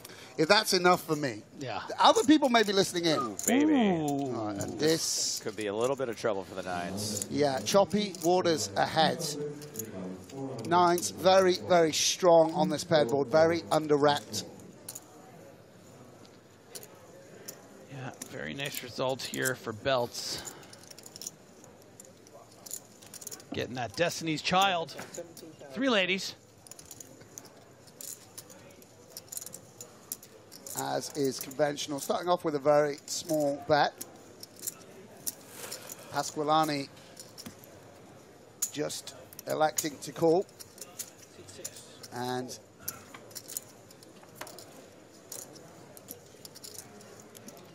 Yeah, that is a club on the turn. So Pasqualini with more than 2 outs now. yes, yes indeed. This should also dampen in positions sizing. On a 5 of diamonds, for instance, you'd want to start polarizing around your very strong value. Flush is kind of equal between the two players. And for that reason, Belt's probably going to elect to go for a slightly smaller sizing under pot. That's now 37,000 total. Yeah. Continues with the small probes. And Pasqualini going to be more than happy to continue. We'll have the best hand here pretty often, despite what we can see. And, of course, can get there against holdings like Queen 8. I feel like it's going to be 9 of hearts for some reason. Pasqualini is going for it. Sizable pot now. 163K in the middle. River is the brick of all bricks. Yes, and actually probably both players happy to see that card. Pasqualini checks.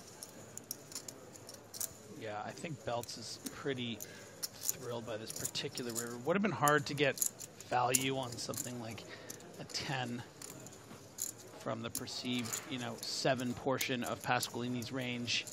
This one you can still maybe bet something and get a little paid. Takes the extra cautious route. Worried about the flush. 3 queens, good for Belts. Another notch for Belts. Nice. Nice. There he is. I wondered where he was while we were on the last hour. He was writing that joke. He was riffing. He had the jazz music playing and he's writing out. I keep doing the jokes, but I don't want to. I don't keep doing the Belts jokes, but I don't want to sound like I'm on a loop. As we see a poker fan, a tried and true poker fan, taking down a pot here. If Judd Apatow is watching this broadcast, I mean, surely I'm in. I'm in for the 45-year-old virgin. Poker fans, pay attention. Because you could end up like Voodoo Belts in a land foreign to the European Poker Tour, but a bit of a homecoming for Joe Stapleton on its way. This is the NAPT, my babies. Comeback time. Yeah, we can create for real now. One time, come on. Yeah. Hey, Mom, I'm playing Heads Up on TV. I'll see you later. Why are you so good, Vanessa? Congratulations to Tom Marchese. William Reynolds is the champion. Vanessa Selps is the first ever 2-time NAPT champion. No better place to play poker than in Vegas.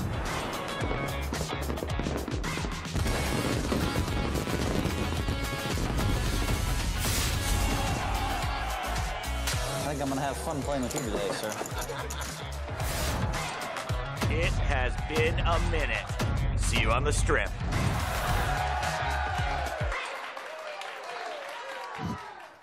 MOM, Mom. Sure. North American Poker Tour is back. November 4th through 12th in Las Vegas. I'll be there. Hardigan will be there. You guys? Yes. Yes and yes. Yes, please. We be eating tomatoes and potatoes. I would love to see you on the strip. I would love to see your mum. My mom was on the rail at Monaco last year, fell asleep on the rail. I remember that. Yeah. Well, long flight, you know. Yeah, she was a little jet lagged. Wow, that's big. There's a lot of retro footage there. My goodness, how long's it been away? The NAPT has been away for more than 10 years. It's been dormant. Wow. A sleeping giant, a sleeping franchise awakes. I feel like it feels like a bit of a homecoming for me. Like I've been living in America You've for grown. a long time, but Just think you were just a bearded loser back then. now I'm gonna have to start It's paying like- taxes again. It's gonna be. We got a hand shaving up on our secondary feature table. We are on the turn. Players that can't be trusted to be on the main feature table. Martin Zamani, here he is. The wild man, but not involved in this pot. Akari with 2 pair. LaFleur in some trouble here, facing quite a big bet from Akari.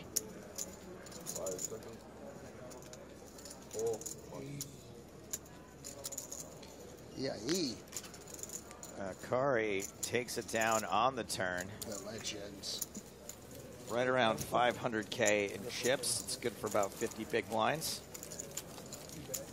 Folks in chat asking, any chance of U.S. online poker coming back with the NAPT? So just to clarify a few things. U.S. online poker, PokerStars is available in Pennsylvania, New Jersey, Michigan.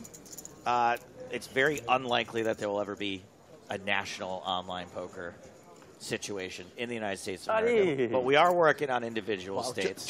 Joe Stapleton getting a comment in the chat and just going straight into State of the Nation. Yeah. Absolutely. They should be grateful. Let's focus on this. This hand is going to be nuts. Holy Lord. So we got trips versus a full house versus a smaller full house. Murphy in big, big trouble here. Murphy has just dropped his saxophone mid By the way, solo. Rubinho just checking, by the way. Just checking over there. What's with Rubinho and the ace-jacks? Ace-jack full houses. What? Belts checks the Oh, trips. he checks trips. I mean, he Okay. played trips conservatively on the river last time. That's going to help out here, I think. Yeah, this pot isn't too significant because it looks like Murphy against the 2 ranges there elected to check back the turn. Well, yeah, so with the yeah, 3 that's the clubs. sizing. So Murphy going to bet very much for value here.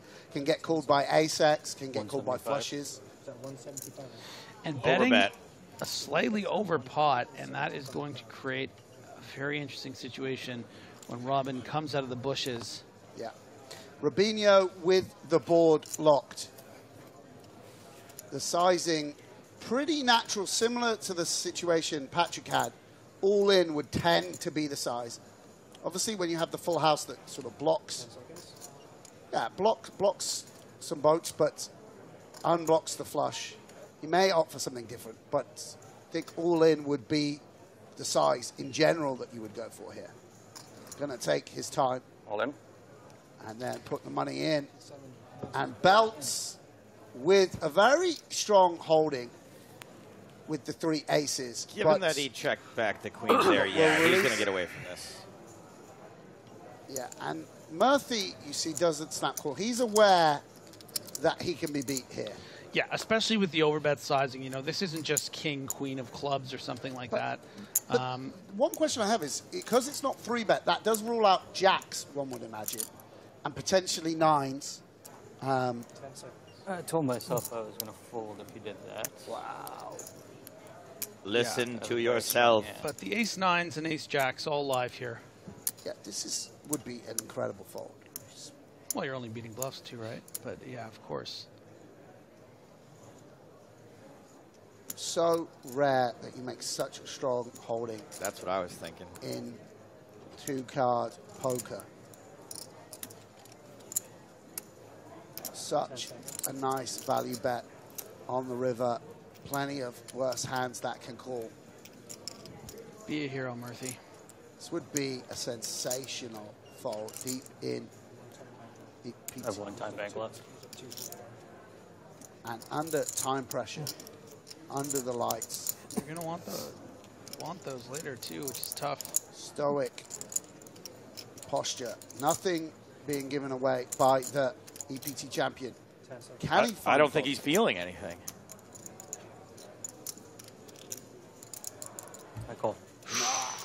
Murphy makes the call.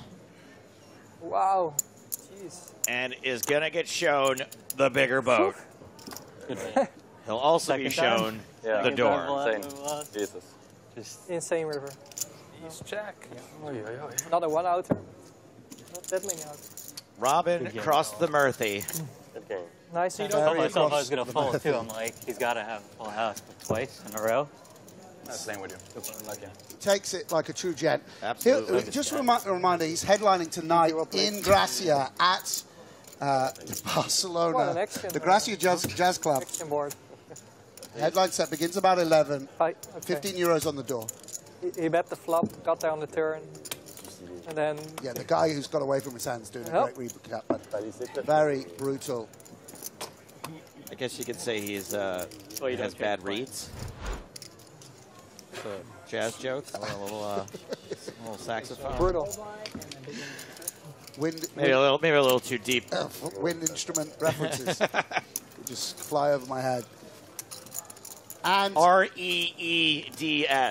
And just to point out, this is a big stack for a very talented and experienced player. What I do like about the TV table someone is very hard. Hero, when you From now make on, hero fold, you do get to see whether he was Now right on, or not. just to be ace king now.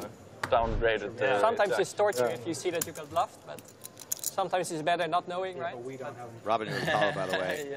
Do you watch it back? Like if there's a big hand where you... The beneficiary of two humongous coolers. If I'm interested if I want to know, I definitely will find out. Yeah. A little post-mortem from the table on that huge pot. I can imagine with high-stakes poker, it took a while before you figured it out. And we as I say, had to wait very hard like months, to find the folds under the lights, the time bank pressure. Yeah. It's very tricky. It's okay to get bluffed. Yeah, it's part of the game, right? I do think that, look, I don't know what Mirth's How far forward actual pedigree is, but I know that as an amateur when I play, I always feel like the pros are coming after me. They know I'm bluffable. They know, and every time I'm like, not today, they just have it. Yeah. They're not attacking you nearly as often as you think they are. Of course. I mean, I'll be perfectly honest. Rubinho does not have... Never bluffs in that spot. I'm sorry. It's an incredibly tough spot. I don't fault him for calling, but like, he doesn't just see this overbet on the river and decide I'm going to turn this like ace blocker into a bluff or something like to try to fold a full house or a flush. Right back in the action and prepared to play for stacks against Vroom Vroom Bronski. 24 big blinds effective. From Russia with love. Oh my goodness, and Voodoo Belts wakes up with slick suited. Yeah, Robin's not gonna love seeing this shove for 35 big blinds, but with 7 already out there, may just find a side call given how many chips he has. Yeah, Ace King, obviously so strong at 33 bigs, even with this quite intense action. Yeah. Sure. And with the 3-bet coming against +1, it's going to look particularly strong to Rubinho. I get a count? Jacks plus. Yeah, and especially, I don't even think it's ace queen with how quickly he did it either. Like, I think maybe he takes a bit more time. I mean, that's a bit of an intricate thing that's not that applicable maybe, but yeah, I mean this is definitely close. It's going to reset.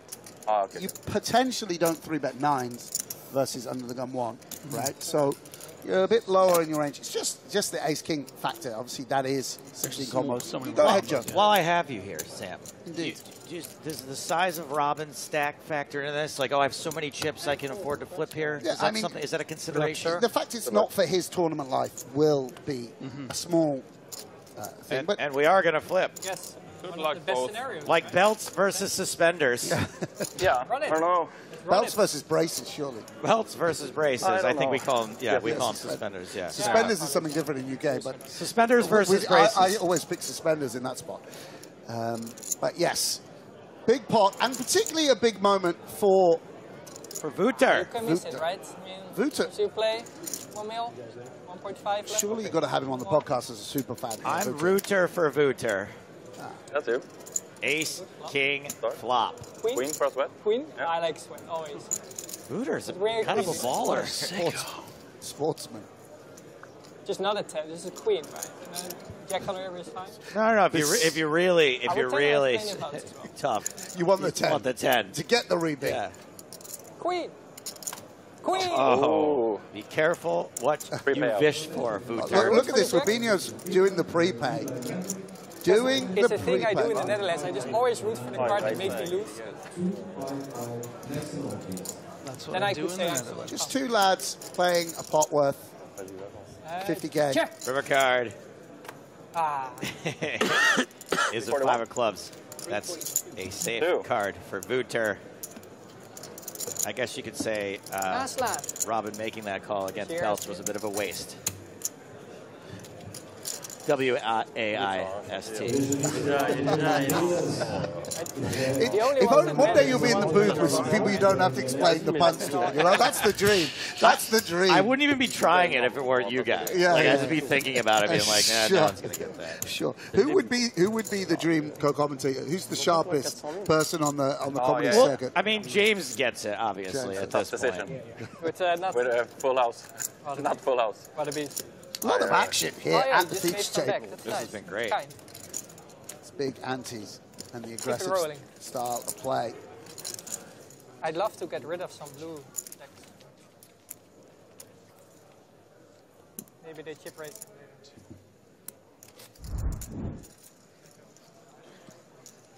Out in the field, we have got Benjamin Groh with a Groh, which means big stack, 1.5 million in chips. That's more than Robin Ulatalo. Matthias Francolino, also with big chips, 1.6 million. Straight out of Montevideo. One of my favorite names to say on the tour, Ka Kwan Lau.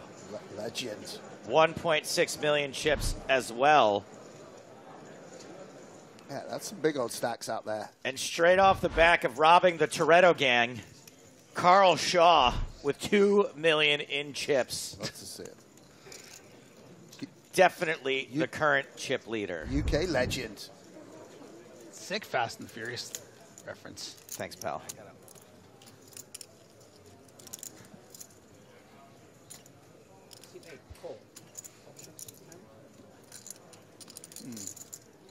If we want to raise at least at certain times. Yeah.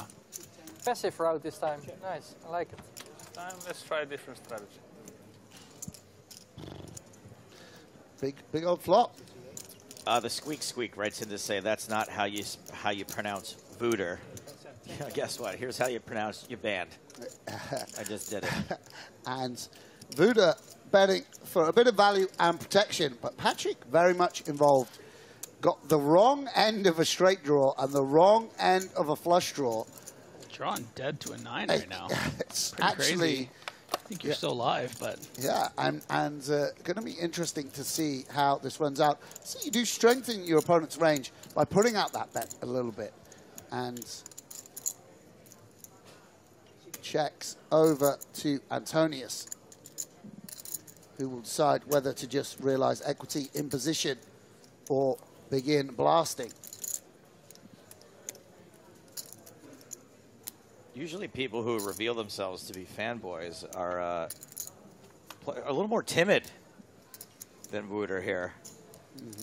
River's top pair. Yeah, and this a bit of a, just for poker fans, a little bit of an action killer, because Belt's now going to have potentially a clean value bet here. You know, having outdrawn a queen 4 or a 8-9 or whatever, going to be able to bet the ace for value. Obviously, if he knew what Antonius had, would be checking over. Of course, 10-9 could be winning here, but kind of believable, the line that Belts has taken. Definitely want to have a piece of the board, bluff catching. I mean, look, Patrick doesn't do anything, you know, doesn't give up any pots easily. Yeah, I might just fold the best time.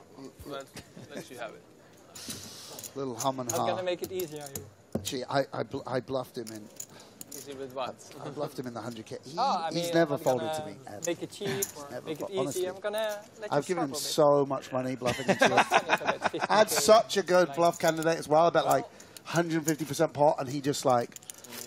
I pulled my hoodie up. I didn't want to let him get in. Then he's just like throws in the chips. I was like, every time. By the way, he gets me. More than 50. Look at this, Vuta on the comeback trail. But it's more of a difficult situation. I'm at 50, right? These two are going to have potentially a podcast in the near future. And first land of poker with Patrick Antonius and Vuta Belts. I would tune in. I want to make it difficult. That's my goal. Being here, spending the next 45 minutes. Oh, yeah, then you never know. You weren't happy? You never know.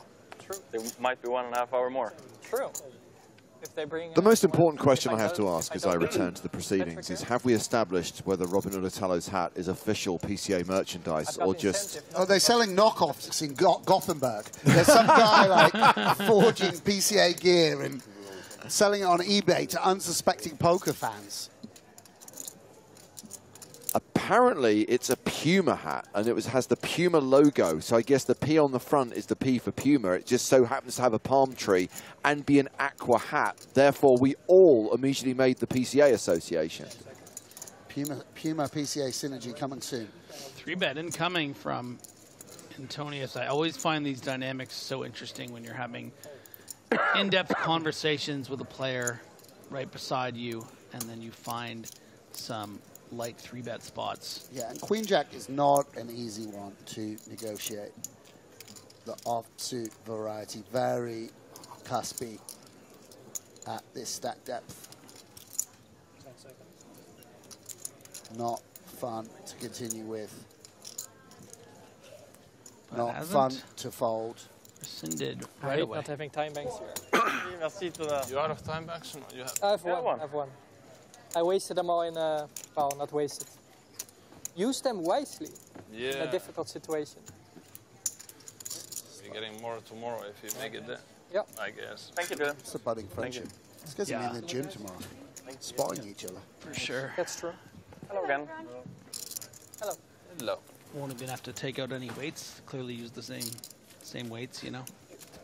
Bro, you can't be riffing on this on anyone. Yeah, I went to the gym today. First time in a long time. Did you? Wow. Well, I just I missed ran sports once. back home. I ran once. Yeah? Nice. Yeah. Day 2. It's been downhill since then. They give the high rollers. They give you free chocolate. I mean, oh, come on, how's it Do they really? You can't leave like bags of M&Ms just lying around and expect me not to be. There's free chocolates in couple my of room. stone heavier. Griffin is Free now chocolate. seriously This is what you say to seriously girls. considering playing 100K to get a bag of M&Ms. Here he is, Mr. PCA himself. Yeah, the chocolates they leave out there in the room, those are free, right? I've been eating those. Whoever works for Puma, we need to sign him up. Belts on the cutoff with the suited king. Man of the moment. Average stack 605K. Can that be correct? Average stack is 16 big blinds. It can be correct.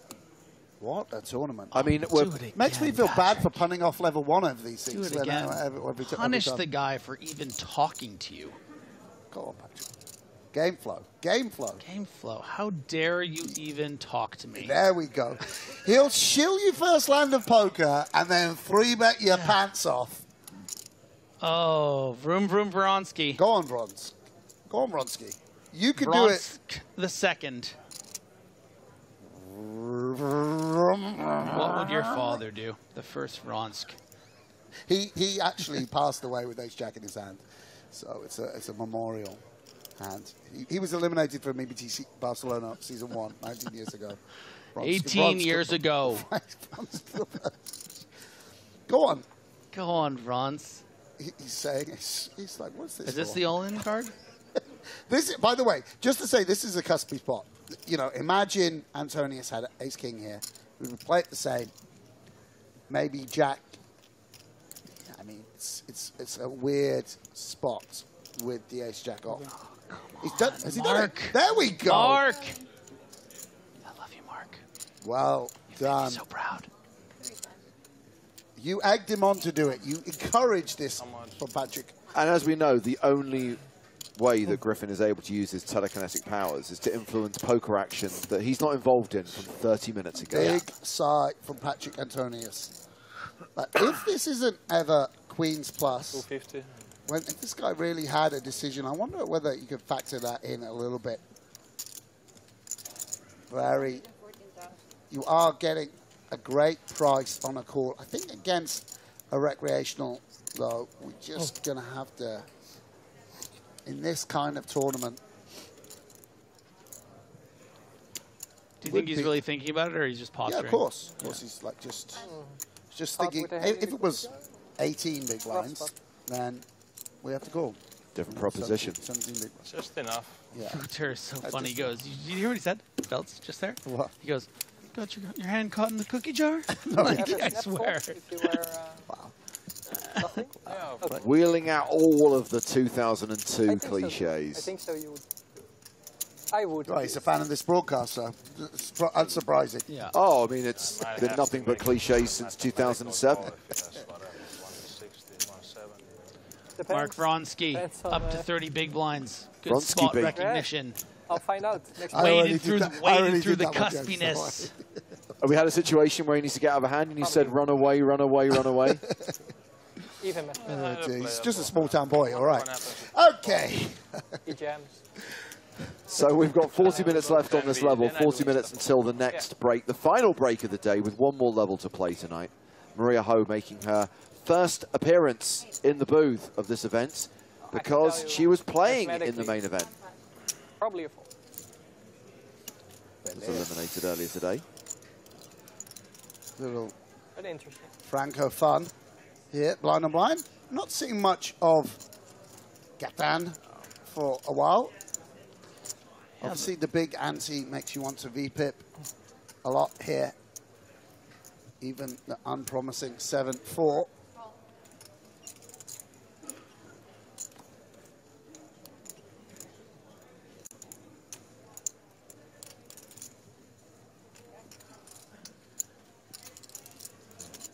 Do you still live in Finland? Not for 20 years. Oh, wow. Where did you move to? I lived first in Switzerland and Vegas, and then I've been in Monaco for 17 years. Oh, Monaco, okay. For 16 years.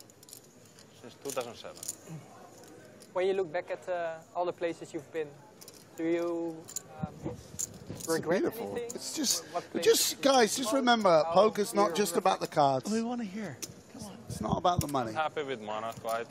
It's about the friends you make along the way. About Monaco that it's an amazing place to raise children.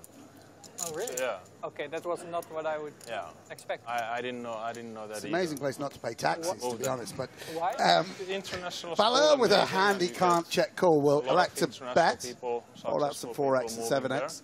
Okay. You build amazing networks when you're young.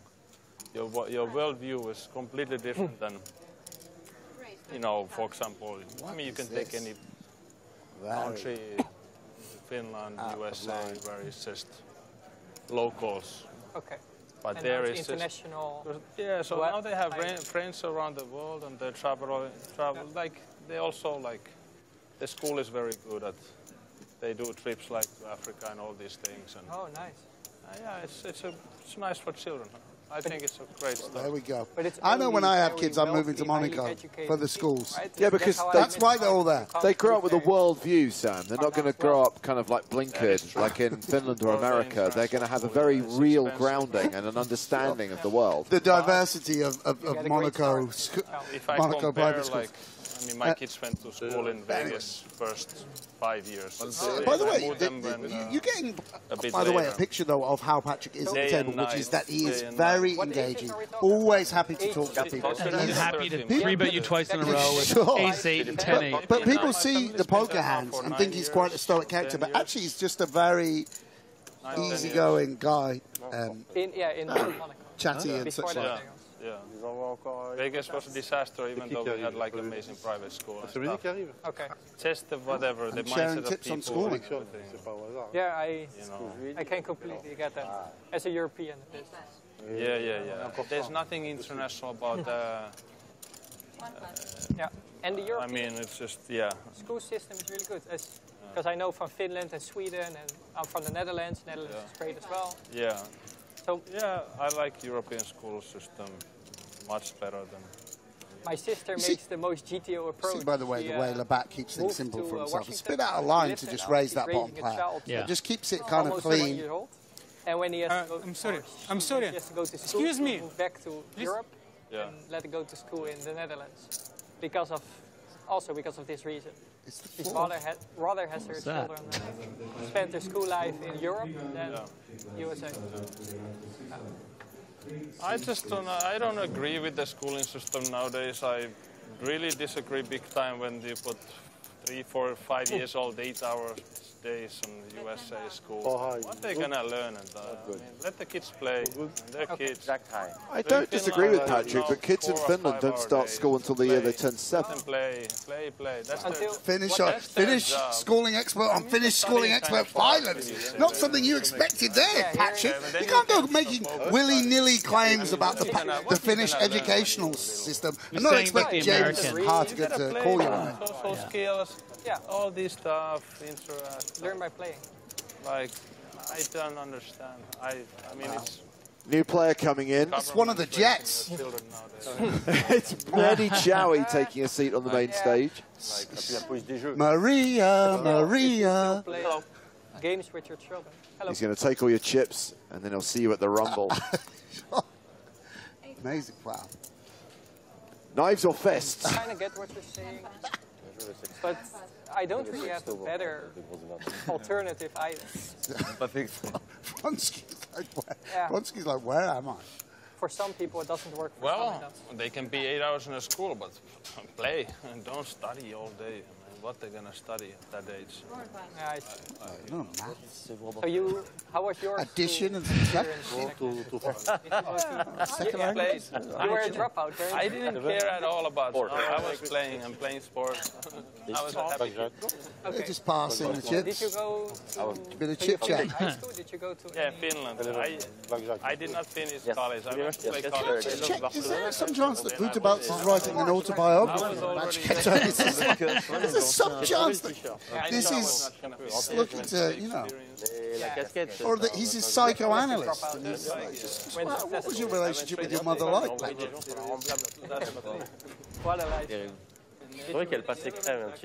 And now we've got competing conversation at the end of the table. One conversation, please, guys. I mean, that's Oh, when you went. just a game of cards. Times changed. Must have been the gold days. Did you did go through high school, no? Just a moment. Let me play the hand. Afterwards, yeah. Great, 22,000. More incentive not to bust it once again. After my brief, we pause this dissertation on pedagogy momentarily to open King Jack suited. And Belair, 40 big blinds and pocket tens. Again, something of a delicate situation. Will elect to flat. Strong looking I'm sorry. flat. It's me, Americano. Thank you. No.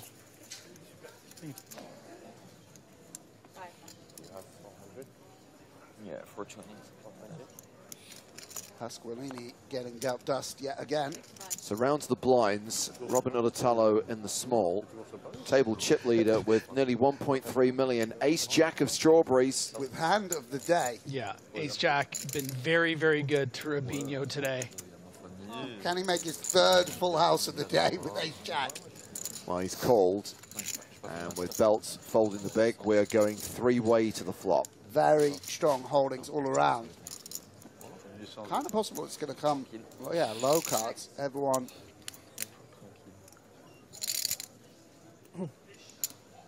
Patrick wrapping around the queen quite nicely with the king jack. But Belair just going to have such a strong range here. It's kind of natural to check to him on the paired board. And Tony is not someone that plays by any particular rules. He'll do what's best for him, regardless of range construction. And we'll bet out. One of the benefits to this is to fold out a hand actually exactly like Rubinho has. But you're sort of swelling the pot, and Belair doesn't have many folds, I don't imagine. Yeah, I mean, you're kind of hoping Belair has something like Ace-Jack of Hearts that might find a fold, especially with the third man behind. Yeah, especially on Rainbow. Anyway, we get the pot heads up, and he knocks out a dominating hand. And not a good turn for Patrick's specific holding. From a big cities? No, from the middle part. Hard to far again on this particular hand. Because also, again, having King Jack of Spades here, you block the King Ten of Spades, Ace Jack of Spades floats, and the like. Yeah. And everything. Poker. Gatan will decide how to continue. Maybe wanting to bet. We'll have some Queen X. Can comfortably bet as well. But we'll check. Sure. When is it? Yeah, it's same time as WPT Europe. And it breaks off. Patrick, somewhat noteworthy, outdraws a 5. Not that there's too many you wouldn't imagine in his opponent's range. And 6s and 7s potentially. Where is Patrick in his own range? I mean, is he going to have worse hands? Again, you would think so. Maybe a 10-9 of diamonds. Or something like that. Like everything, good organized. You know what I mean. Everything is good. And Belair knows that he's got the best hand here most of the time, but it sort of feels like, can I went on holiday. Can I value bet my hand? Am I only going to get check raised or fold? From Germany to I think it's pretty compulsory. Occasionally you can get called by 9s. And there was a Gothenburg ace highs. poker tournament, which was 300 euros, like 3 months ago. A very confident bet from the Frenchman.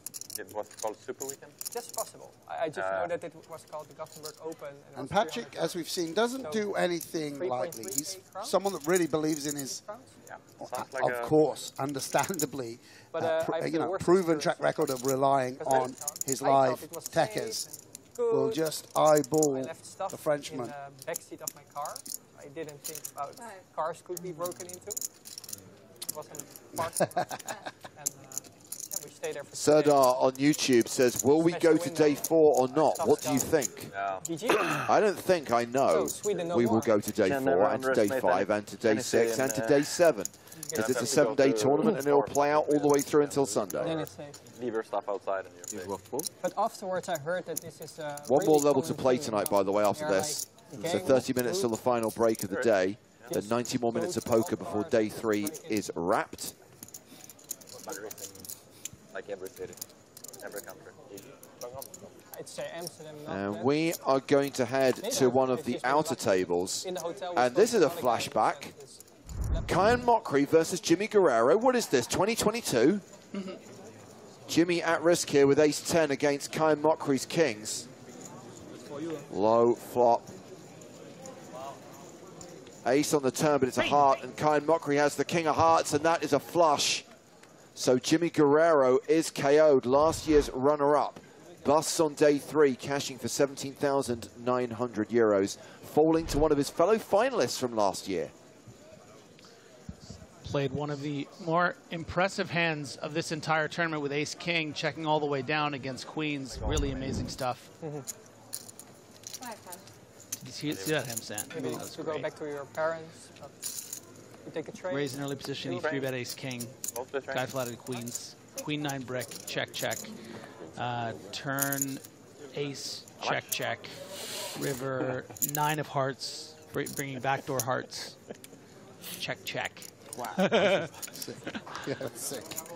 Yeah, I mean, Jimmy Guerrero. You know, early day 2, sort of 60 effective, 70 effective. You know, I've been playing poker with some of these guys for like 8 years, 10 years. There's a trick or two that they've learned. People like Jimmy Guerrero over the years. People like Rubinho. Amazing what you see at the tables these days. Really, some such accomplished poker players in the game and in this EPT.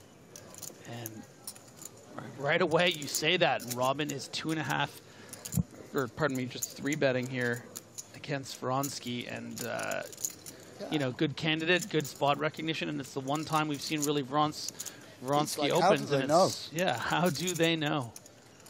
Certainly, Vronsky's going to have to respect this. Him passive.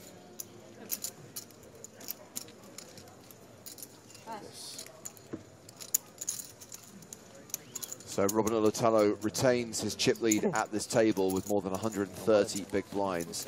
Jean-Paul Pasqualini is the shortest stack at the table with 22 big blinds. The blinds going up There in is some 25 shit minutes in time. Amsterdam as well. We probably just got lucky. I mean, I've never been pepper, but I've never seen anything myself in. Okay.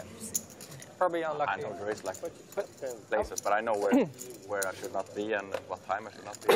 Exactly, and I was just naive. Yeah. We could have put it in the trunk and put the black thing over it. CSI Amsterdam. Yeah. I mean, that's what everybody does. Yeah.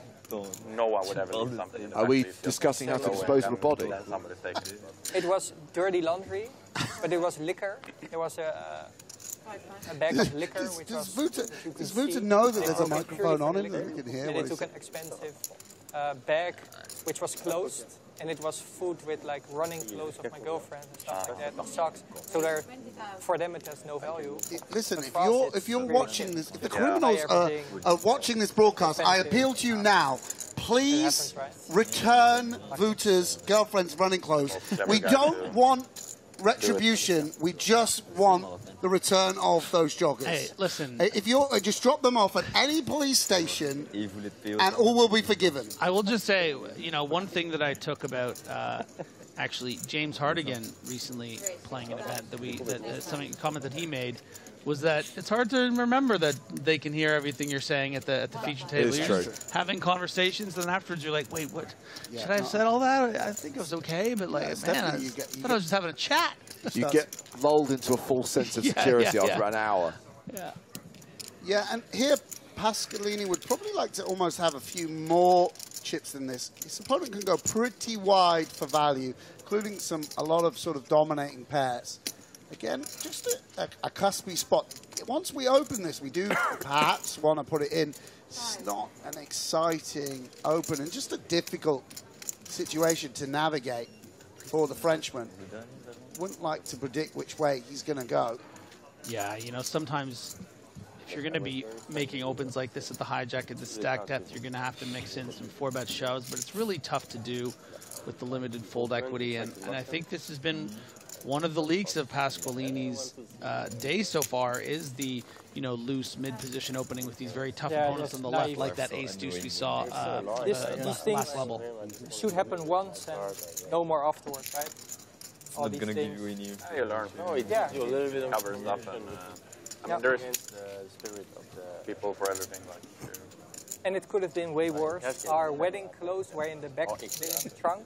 They could have stolen that. They could have stolen like 5 pairs of shoes, dirty laundry, which has no use for them. Vuta's traveling with 5 pairs of shoes in his Like trunk. a full bag of dirty laundry, like 1K, 2K.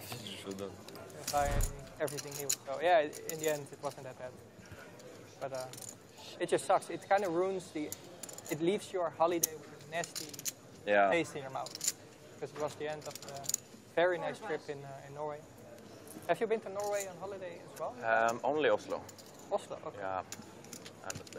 You don't have a driver license, of course. But if you have a friend who has, like... Beautiful place. Yeah, indeed. Just to Here drive we go. He's built his reputation with raised folds. Here we go. Bowling champion Pasqualini. Look, this is where everyone snap folds. You finally get it. You haven't got a raise through. You were too busy playing poker and going to Amsterdam. We're in war. Norwegian. Patrick Antonio is not going to fold the Grafton on the body. No, he's going to C3. I just went to Oslo, yeah. You did. I mean, this man hasn't won play a bunch of poker. $27 million in cash games without flatting Folding 10-9 to- suit. yeah. Oh, baby. Oh, the classicest of racists. Go. Yeah. Not that much right now. Like but crime in Amsterdam versus crime in Barcelona. a lot there, so. One of these. Kind of simulator, right? I think that might be a hidden domination. like a mugging in Holland versus knife crime in Barcelona. One of these hands is a slight statistical favourite. And there we go. Out you go, Antonius. Nice, valiant effort to see a flop. Yeah. Yes, this is the sickest and classicest of races, and it is Jean-Paul Pasqualini who's at risk here with the queens. Who you want to? Who we root for, Griff? Who you want to see? Oh, look at that! Vroom vroom. Well, Vronsky will be left with 6 bigs, by the way, if he loses this Very race. significant pot for both players. You would imagine not necessarily players that are I do have a lot of spare deep time, in but I'd every rather play video EPT, don't know too much about their resume. But this is these despite the chit-chat, this is a very big moment for both of these guys. And look at that, like a nice smile from Vronsky. Have you played? Aware No, of only how Counter-Strike. meaningful this is and how much money is on the line Okay. as they await their fate. Well, the flop is ace high, ace king 4, 2 pair now for Vronsky and Pasqualini. No, I want Pasqualini to win. I like an underdog story. Needing a queen or running spades. Focused, and he also plays golf, and he says it's relaxing for him. Okay, Is that also one of the reasons you play golf to get your? I put this conversation on pause just while we're dealing out this hand, buddy. Completely Talking forget about about poker. golf, there's an all-in here with 99 left. Not chill. It's intense. Yeah. Spade on the turn, additional outs for Pasqualini. 11 cards he can hit now. Lot of equity, 29%. Yeah. Queen will do it as well, of course. Do you? River card is a queen. Gets there the hard way.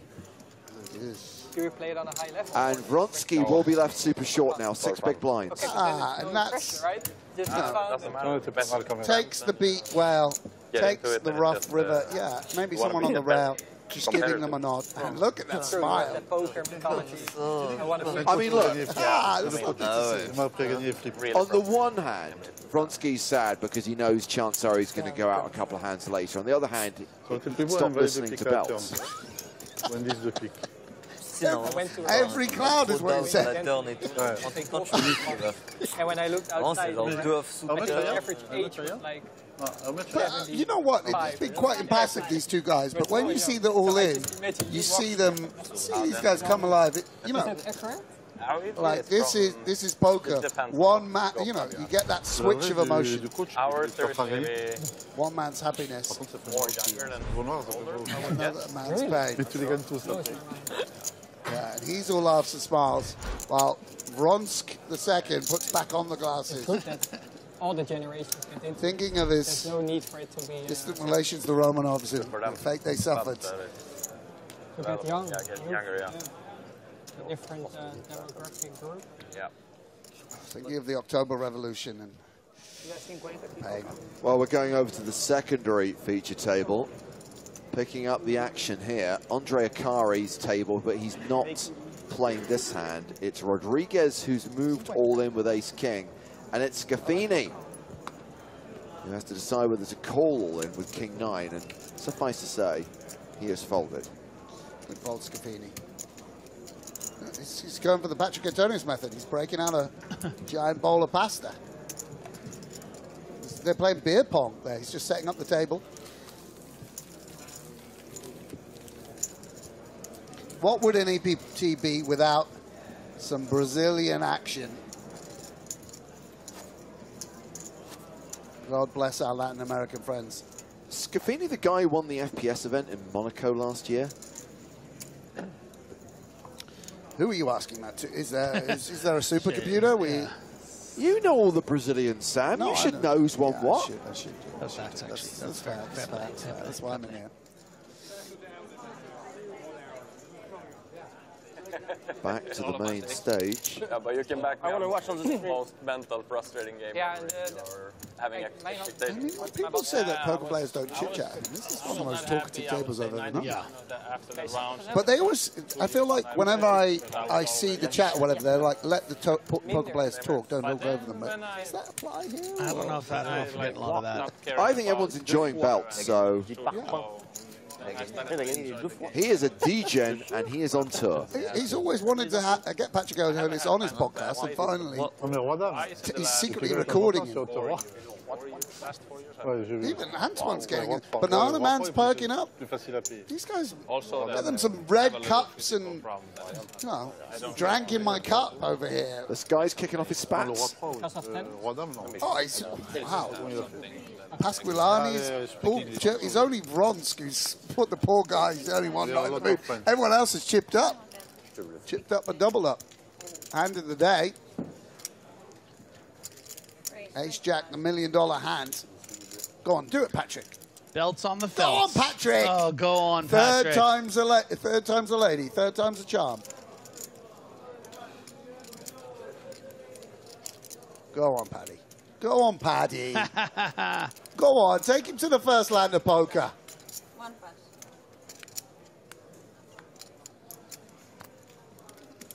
Three pass. He's got to believe me this time, right? Sure. Four pass. Thank you. The old ace-5 suited, the old artisanal sourdough. Like last season's overcoat that's slightly out of fashion, but now at last affordable. And Ace-Jack, not an exciting hand to proceed with exactly. Obviously, worse hands don't 3-bet call. Do dominate, you know, the King Jacks. And he does just shove. He just not having it. Stick it in his eye. Wow. Just using the blockers. Patrick just going to mourn the death of the ace-5, and there we go. Move along. Just 3-bet him 3 times with ace-8, 10-8, and ace-5 after I had chatting him up for. I mean, that's quite a. That's an interesting show. I love that. I don't want to bust you yet. Oh, don't. Oh my God. You just verbally pat him on the head. Nice. That's why I fold. It's good that you fold. He's got to get more material for the book before he can bust him. Yeah. You used to play tennis with a Dutchman too, right? Oh God. Raymond Schleitzer. I play with him. He actually killed I mean, I'm looking forward to reading this unauthorized biography when it's published. It's going to be one of those what's and all books. Wow, really? That's when he quit his career. Like, literally, like, a few months out. Okay. Were you somewhat on his I didn't level? get a game. Wait, you didn't get a game? Oh, okay. But he's in. But he was really good. He's insane. Patrick with 9s. School educator, ex-tennis pro. Wonderful dad. High-stakes cash game guy. Raises with the 2-9. And by the way, it's worth pointing out that Patrick won that all-in for a huge amount of chips, three-way all-in. Yeah. Very much diminished his stack. 23 big blinds here behind. Really changing fortunes for the great man. As you pointed out, Griff, not got his 3-bets through and his bluff throughs, was the victim of that huge cooler, which seemed somewhat, not inconsequential, but somewhat less important earlier, boat over boat. But actually, Patrick, you know, began on the day on the short stack, built it up, and is now back there and gets an unfortunate flop. Pass Willani not connecting either. And you see, this is Patrick's style. A lot of players would just range bet this board. That's how they would approach the ace-queen 4. Would bet the 9s there. But he's got a little bit of a different style. Much more prepared to check back and then make decisions. Might be that we want to just protect the hand against any overcards.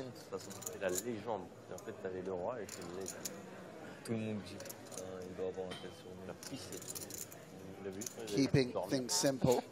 And again, very prepared to put out the exact amount of money his hand wants. To not here thinking about what does my range want to do, what does a solver tell me to do. This is just how much will yeah, exactly. Look at this. Look at this. Gets 15K where no one else would, basically.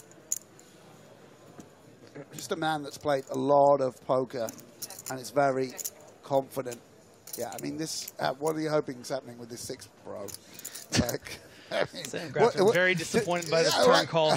Does this look like a man who's beat by a pair of 6s? You know? Yeah, the check back on the flop. Yeah, just earned him earned him 15,000, where I would never, ever, ever, ever make 15,000.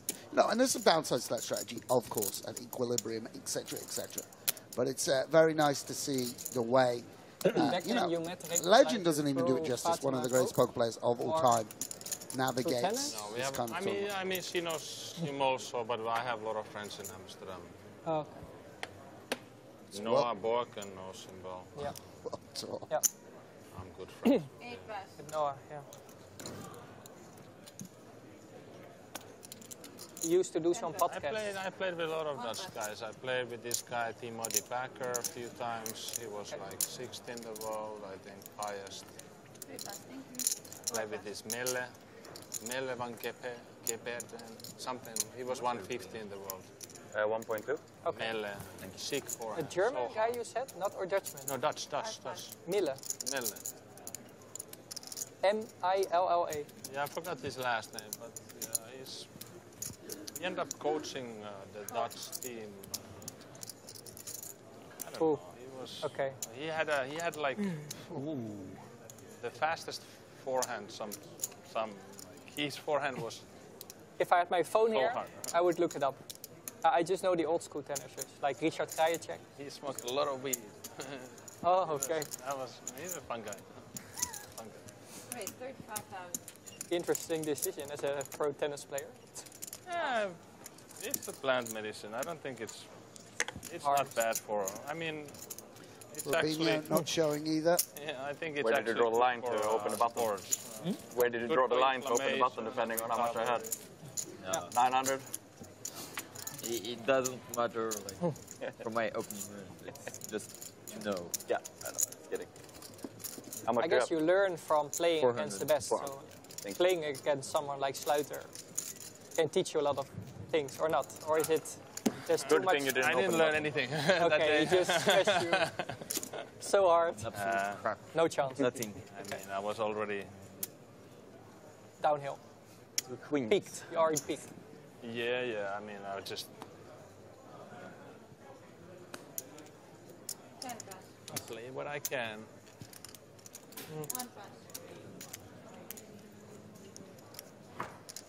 Chapter 3, Antonius the Tennis Star, is going to be the best part of the book. Sure. The early years. The early years.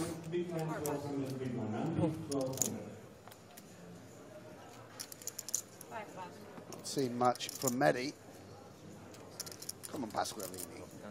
There we go. There we go. Have a go. Beautiful. Crunchy Queen 10. Looking. Just imagine squeezing this on the button. Raise 20,000.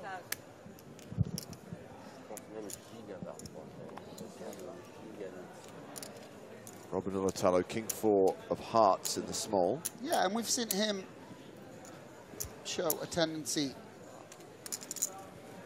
to play low variance, but just try and take flops. But he is going to exert some pressure on this occasion. Can fold out stronger kings. And feels like Pasqualini will... Wow.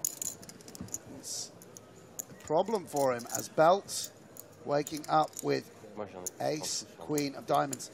You know that these guys are 80 big blinds deep. Obviously, a lot of situations where you can just comfortably shove the ace, queen.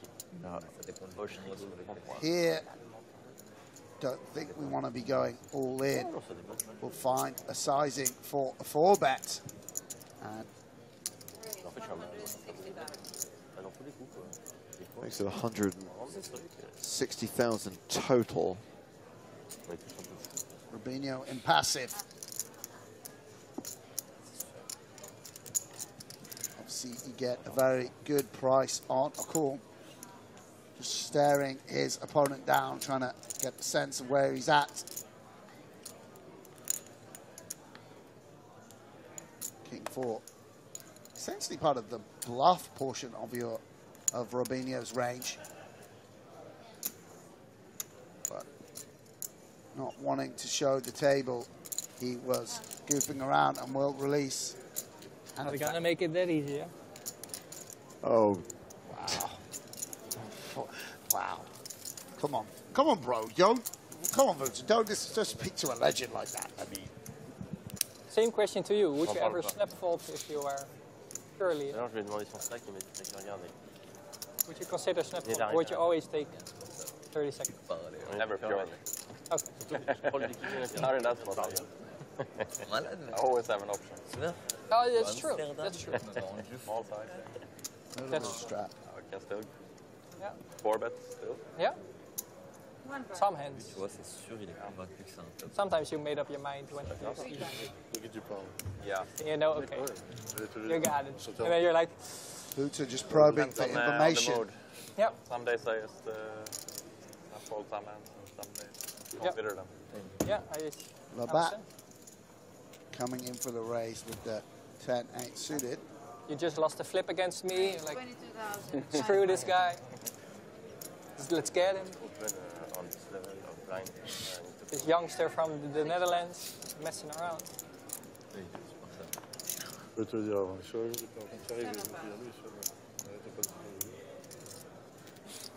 there he is again. Ace Queen again? Yeah, again, 70 big blinds deep. Would imagine we want to go into 3-bet mode. Some players will just call here.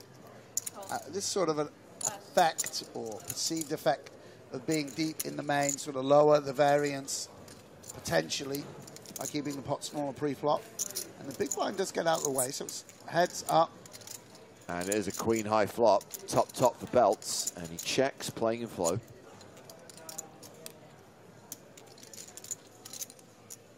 Yeah, and Labatt aware that this is a pretty strong range for most people.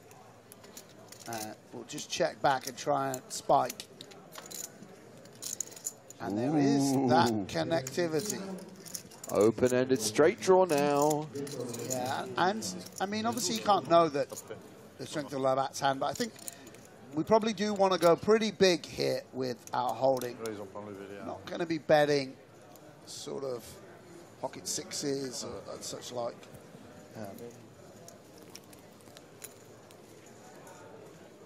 I mean, there's a deep SPR, so for that reason maybe dampens the sizing. But yeah, okay.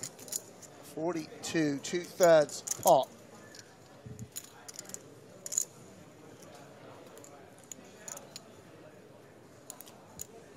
Labatt just taking a moment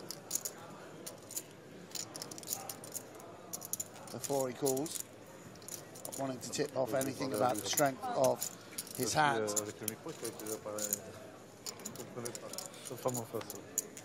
And it breaks off. Yeah, so Labatt left with just 10 high. Yeah, and again, this is just a situation where belts probably not going to be looking to pick off a bluff necessarily. More looking to get value from 9x, worse queens, 10s, jacks, 7, 8, and the like. May want to go big himself. He's got king, jack, king 10, jack 10, all hands that. Yeah, and we'll bet. Yeah, upwards of pot. It doesn't leave Labatt much room for maneuver. Coming towards the end of this level, just 2 minutes 30 left Glad on I the moved clock. to this table instead of. I was on the table with that winner of the 100K. Know him? Kayan. Yes. Winner of Mokri. Mokri, right? Yes. Mokri. He's still in? He used to be. He went like big. By the way, if Boots are bust, let's get him in the booth. Well, we're heading to one of the outer tables now. To see the winner of the 100K? No, it's a hand between Matthias Francolino and Kim Carvalho. 160K in the middle and a board of ace, queen, 8. I love this, the big stacks. Oh, we've actually gone to the turn, which is the river, sorry, which is the 9 of spades, and Francolino has bet 400K on the river, which is 2 times the pot.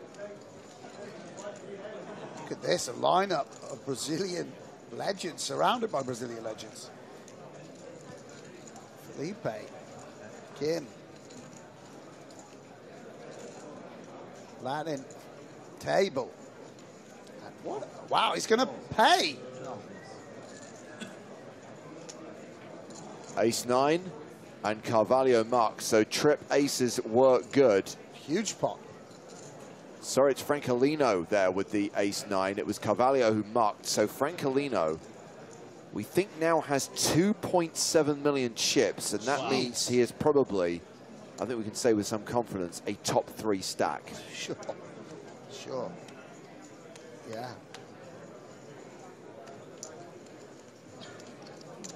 Big pot. You can see the disappointment on Kim's face. Obviously, in the final 100 now, these guys can smell those big first prizes in the final table. But there can only be one. So I think we're going to be able to squeeze in one more hand before the break, and we have an all-in. Vronsky beat. Yeah, Mark Vronsky has made the move with fewer than 5 big blinds, all in from the big. That will open up the action. Wow. The original raiser being Ballet. Yeah, I think Belair. probably you want to just put this in right under the gun. You Yeah. can't suspect that there's many stronger hands. There's the occasional ace-queen lurking. It's just such a good spot to pick up the dead money. Inverted commas dead money, because of course we know Yeah. they actually do have slightly stronger hands. Pasqualini, a bit of a concern. Could he have an ace-queen or pocket tens? But you know, it's a delicate situation. Vronsky helpfully putting on his bag and gathering his belongings. Well, either way, he's going to be leaving the table Oh, after this is he hand. just called? No, he's No, clicked he's it. clicked it, yeah. Yeah, and now, wow, maybe this looks even stronger. I don't know. Pasqualini with the ace-jack off. I think in this sort of spot, you really want something suited.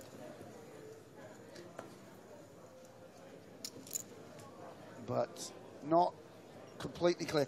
It's also just one of the problems here, I think it's going to give you some concern, is Vronsky looks like he's a man ready to not just last out the break. And maybe this is just going to be a bit lighter. And will fold. And now it's 78K to win 163. Position, some chips behind, and a very... Oh, wow. Strong Belt holding. might not be buying it. Could be shoving. Yeah, the reshove from Belts. But can he have better than ace-jack? Is this just 8s and 9s?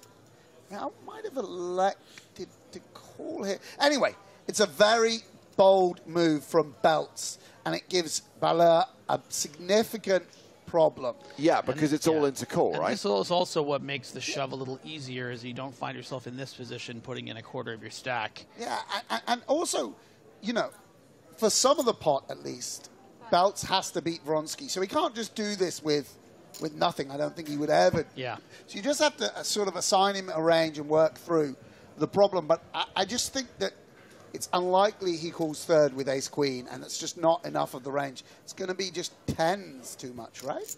Yeah. Or 8s. It's just too much money. By the way, I hadn't noticed that we've actually dropped down to double digits now. 98 players at the start of this hand. Could be a lower number after the conclusion of this hand. Yeah, and when Eric eats a banana... I mean, it could even be ace-king. I mean, with... No. Well, just with the big blind... No, only he's having, folded all my days. Just with the big blind only having 6 blinds, maybe the year to lurk there to get a back shove like that. I'm just, you know, obviously... Yeah, maybe. Wow. Dus even sidepot sowieso tegen 10-8. So he now automatically picks... And look at this, he's giddy. Look at this. And it's quite an ascendancy, by the way, for Wouter Belts. What a level he's had. Yeah. Everything going his way. Yeah. I'd love to see Vronsky scoop the sides pot. Belts already breaking even, at least, on this pot. We'd love to see, obviously so unlucky with his ace-king versus queens. Well, Vronsky has got live cards and has paired his 10. Gut shot straight draw for Belts. Kings, queens, and jacks still working for him. Yeah, and just to point out, of course, Banana Man would have made a toppest pair here. So, nice. Harte. Harte 9. Ja, worked out for Vronsky very well. Nee. Looking good for Vronsky now, a 4-1 favorite. Just has to dodge a king, a queen, or a jack, or the river. Yeah, I'd love to see the 3 of spades here and put a smile on Vronsky's face. Oh, it's the queen on the river, and on the last hand of the level, Mark Vronsky is KO'd. And that takes us down to 97 players. En we gaan ook zien wat hij volgt. Belts has now got more than 1 million chips, by the way. Sowieso een aas, denk ik. What a level. Right. Mate, he's got his first 4 chapters of his Patrick Antonius book in all good shops by September 2025. He's got 1 million chips. It's all coming up belts. So this session draws to a close. Same players coming back to those seats on the other side of the break. We're going to stick with this table, stick with the 2 feature tables we have right now for the last 90 minutes of poker to be played. My thanks to Griffin, my thanks to Sam. As we check on the stacks of these players, confirmation that Belts is now playing 7 figures, 93 blinds at the new level, which is 612. Patrick Antonius, the shortest stack with 23 bigs. Now, while I've got Griffin and Sam with me in the booth, I should mention that both of them feature in a new series that will be debuting on the PokerStars YouTube channel on Sunday, September 10th. Yes, the PokerStars Mystery Cash Challenge is coming your way. Here's a taster taking you to the break.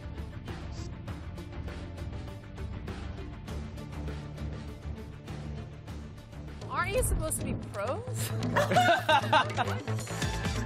I told you they cannot come back to Brazil, though. Stop taking my money. Down it, Mario! Either keep every hand or muck a 7 and get ace-king suited. Hurry up the door! I love it. I love poker! I only show because I like to see the reaction. Botas, here she is. 3,000. We're playing euros? That's like 10 grand. You want to, we just give her our money? Here you go, take it, take it. Yeah! Is it going to be a cheeseburger? It is time for the bomb pot. I will trade this one. 5, 4, 3, 2, 1. 5-second man!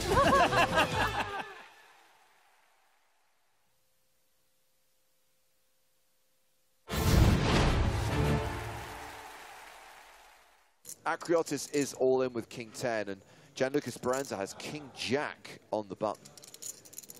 It's not many big blinds. Speranza absolutely can call here. Looks like he's going to as well. Yeah, makes the call. And with the blinds folding, it is a domination situation. Akriotis, the at-risk player, and he is behind. We are looking for 10. Quick hello to Savas, currently at the Cash Games in Barcelona, wishing everyone good luck at the tournament. Thanks, Savas. Akriotis is a anagram for Ace King is Riot. And Lassie has King 10. Less of a riot.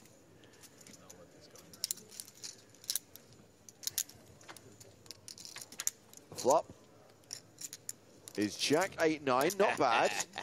Not bad. Queens and 7s working for Akriotis. Doing your work good now. Which one do you prefer? 7 is good. 7 is always coming. Well, I can take also queen. 7 outs, a 7 or a queen on the river saves Akriotis. Close. It's a 5. Have a nice day. Okay. So, good luck to everyone, guys. Spiridon Akriotis cashes out. Seat open on 9. Did he get the jump? Yes, he did. A min plus cash, 10,200. Everyone's already laddered. You know, now that I heard his accent, maybe Russell Crowe wasn't so bad in Love and Thunder. Everything in that movie was bad. You have some action to show you already. This is Elias Gutierrez, a.k.a. Theros Poker, and Juan Carlos Vecino. Jacks versus Kings. This happened right before the break. Kings hold. And that is the elimination of Elias Gutierrez. You wanted him on the feature table. That is impossible. EPT main event, you're on 20 minutes. Panka opening with the 10 of diamonds. Brumaru flatting with 7s. And here comes Mihai Manole all in with Big Slick. We're going to find out if Panka has another 10 here or not. asking Cuánto.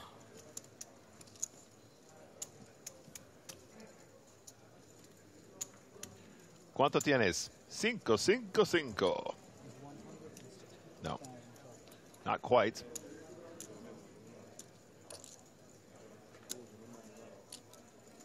That's a good point, Fischier. Panka should have at least requested a second card before he opened. Yeah, seems reasonable. So Manole, 15-ish big blinds.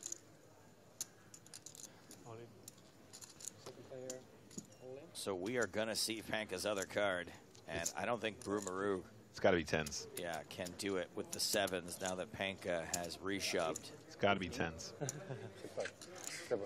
Ace King versus. It's got to be tens. Versus. It's got to be tens. 2 red tens. We are flipping. Like basic versus mid. One of these two things has a slight mathematical advantage. Which do you prefer? I think I'd rather be mid than... No, I'd rather be basic. Yeah, me too. Jack high flop, tens holding for now. Manole down to 29%.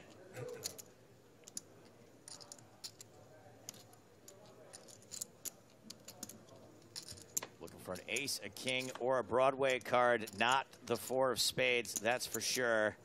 Now only looking for an ace or a king. Barry Greenstein has been running all over this joint.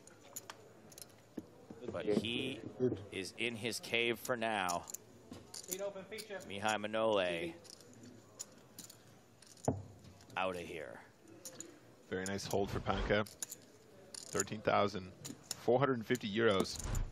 Quick cut to Rory Jennings, who's run up a bit of a stack. 4 betting, pocket kings.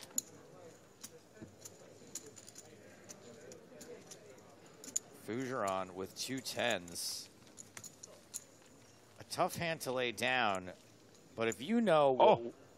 Did he just jam? Yeah. Oh, easy call for Rory. Oh, my days. Great spot for Rory. I was about to say, if you know Rory the way we know Rory, Yeah. 2 tens is probably not good very often when you get 4 bet. You took the words out of my mouth. I was going to say Rory, not the most experienced player, probably is not particularly balanced in situations like this. Very, very strong when 4 betting on average. He's still nervous AF. Oh, man. I am pulling for Rory to go deep in this tournament. Huge 80% favorite right now.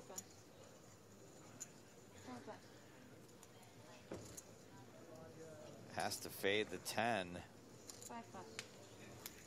Not too shabby.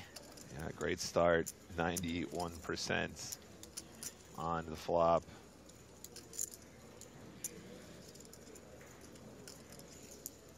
Do you think he knows? Do you think he knows he's as good as 90%? Almost definitely not. I love you, Rory. Now 95%.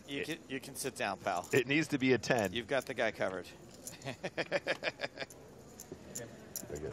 Aces and kings and queens. On the river, they could use. Fougeron is Fougeron. Oh, it's a classic flip. That is a huge moment. And a huge pot for Rory. He's up to 682,000. That's over 100 big blinds. He's up more than 500K on the day. And this table will be our feature table. Now round to Nicholas Ustet on the button. Ace King of Diamonds.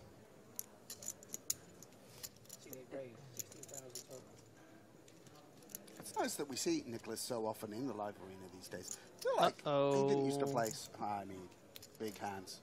23 big blinds effective here for Patrick Antonius, facing a button open from a guy that just looked down at any 2 cards and put in 16,000. You have to imagine this is going to be everything from Patrick. All of it, says Patrick Antonius.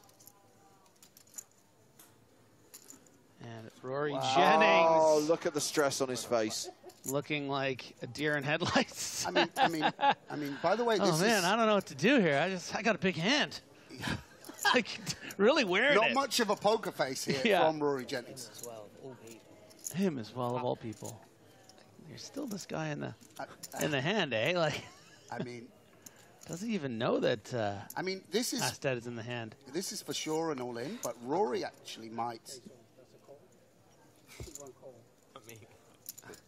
Didn't it? No, he called. He did call. Yeah, which is the correct play, by the way. But we got a three-way confrontation. Here.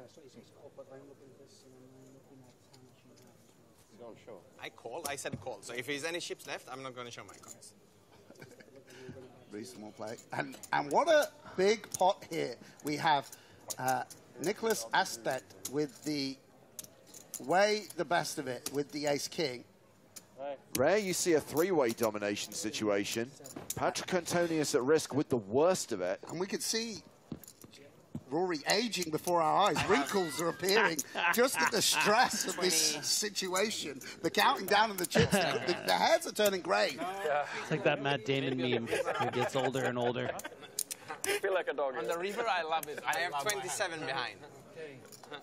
I'll have the there is no flop I'm going to fall. Try bluff me, huh?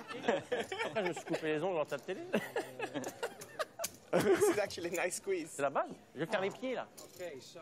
Rory just wants to go home. This is terrible. Good. What am I doing here? Good luck, good luck. Me? No. Yes. Case ace. I'm all in. All in. All in and a call. Now the cards go on their backs, and this is unbelievable. Backdoor for Jennings, backdoor for Patrick. Yeah, there's a lot of interesting turn cards here. Everyone felt good about this flop. And this would be a huge pot for one of the world's top online players. Obviously, Patrick at risk for his tournament. Now, why is Patrick better percent than Jennings? Just because of what's been folded? They both have backdoor flush draws, right? So why does he have 50% better chance? Let's think on this. Patrick has chance. Patrick has chance. I think he's dead. For sure. Maybe it's Jennings. No, it's Jennings' percentage against Nicholas, right? I guess they're counting. Or actually, don't overthink it. Yeah. Wow! Oh, that's why. That's why he was 21%. Domination rotation in Patrick Antonius' favor. There he is, over the moon, ecstatic. He can barely believe it. Can't contain himself.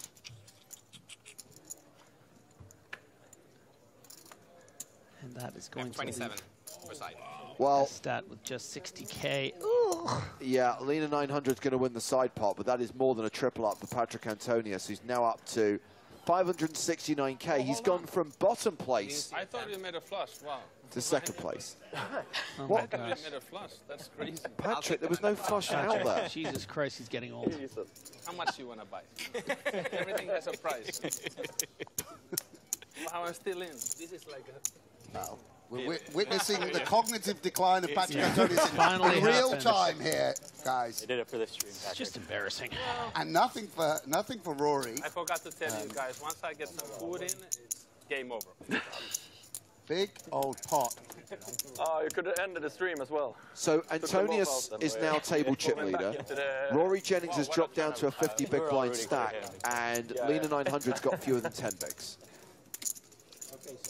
Significant pot. Very significant. I even told you we're going to win. Patrick eats constantly. I have the nuts on the He rib. grazes like through the day. It's like playing poker with a raptor. They're kind of lowering in steaks continually for him. You just see a rustle of things, and then an empty plate is raised back up. Absolutely absurd. It doesn't feel good to take it. Triple up is...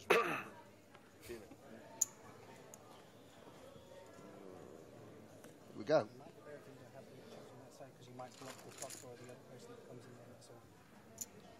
I think Patrick Antonius misreading that board might be one of the best things I've ever seen. I have my chips on the left. We can always move this too.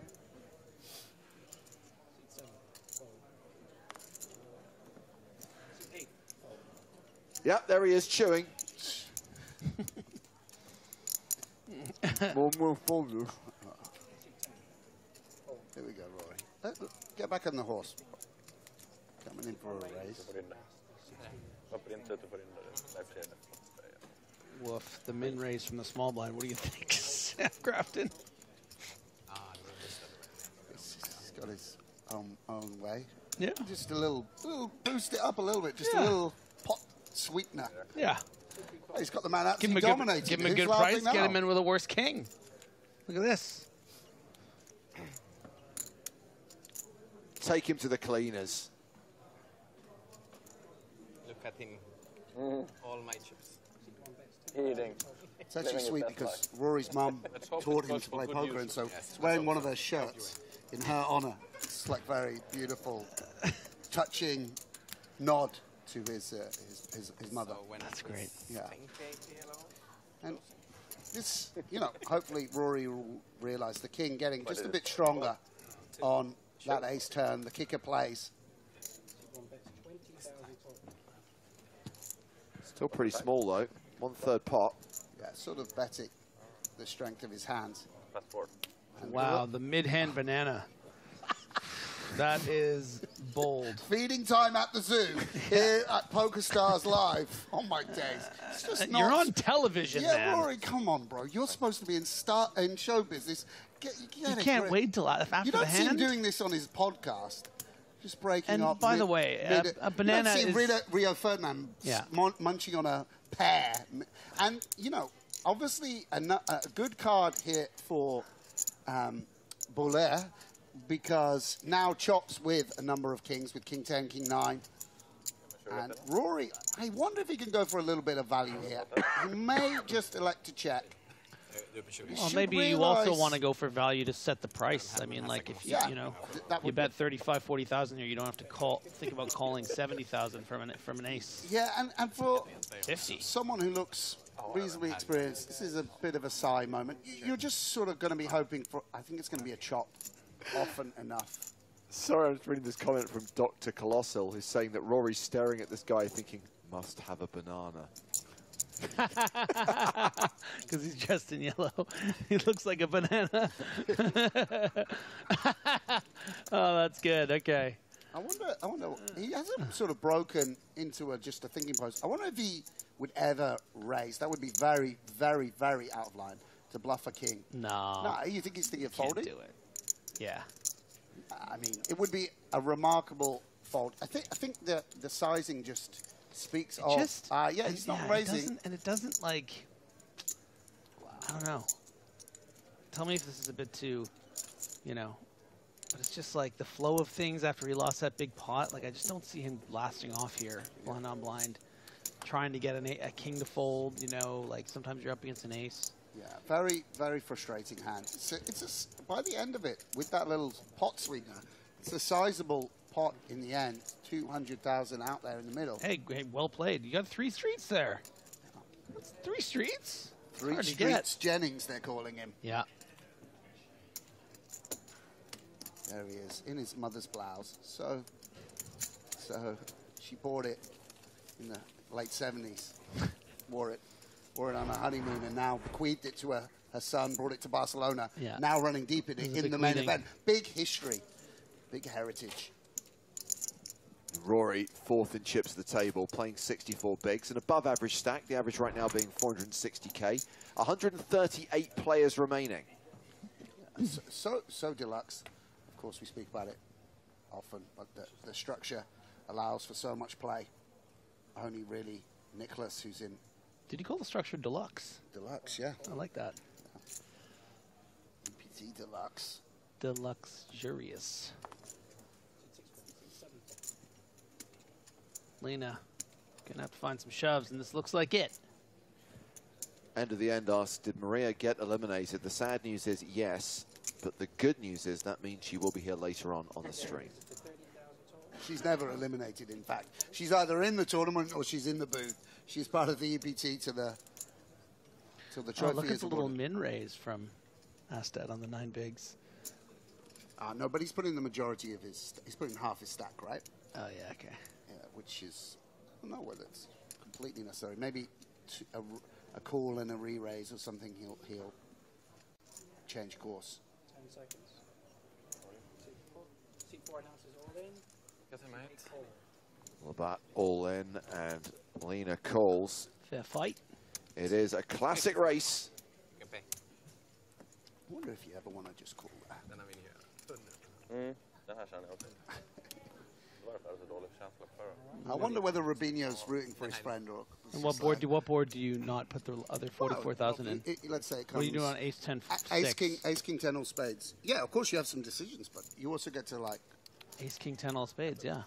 I mean, I don't know. It's just maybe a nice little exploit. Anyway, that's a nerdy poker. No, I like thing. it. We got nerds. So you would still go with this? Yeah. I guess so. Well, four's holding. You could even shove and get this to fold. I'll start drawing to a queen or a jack with 2 chances to hit.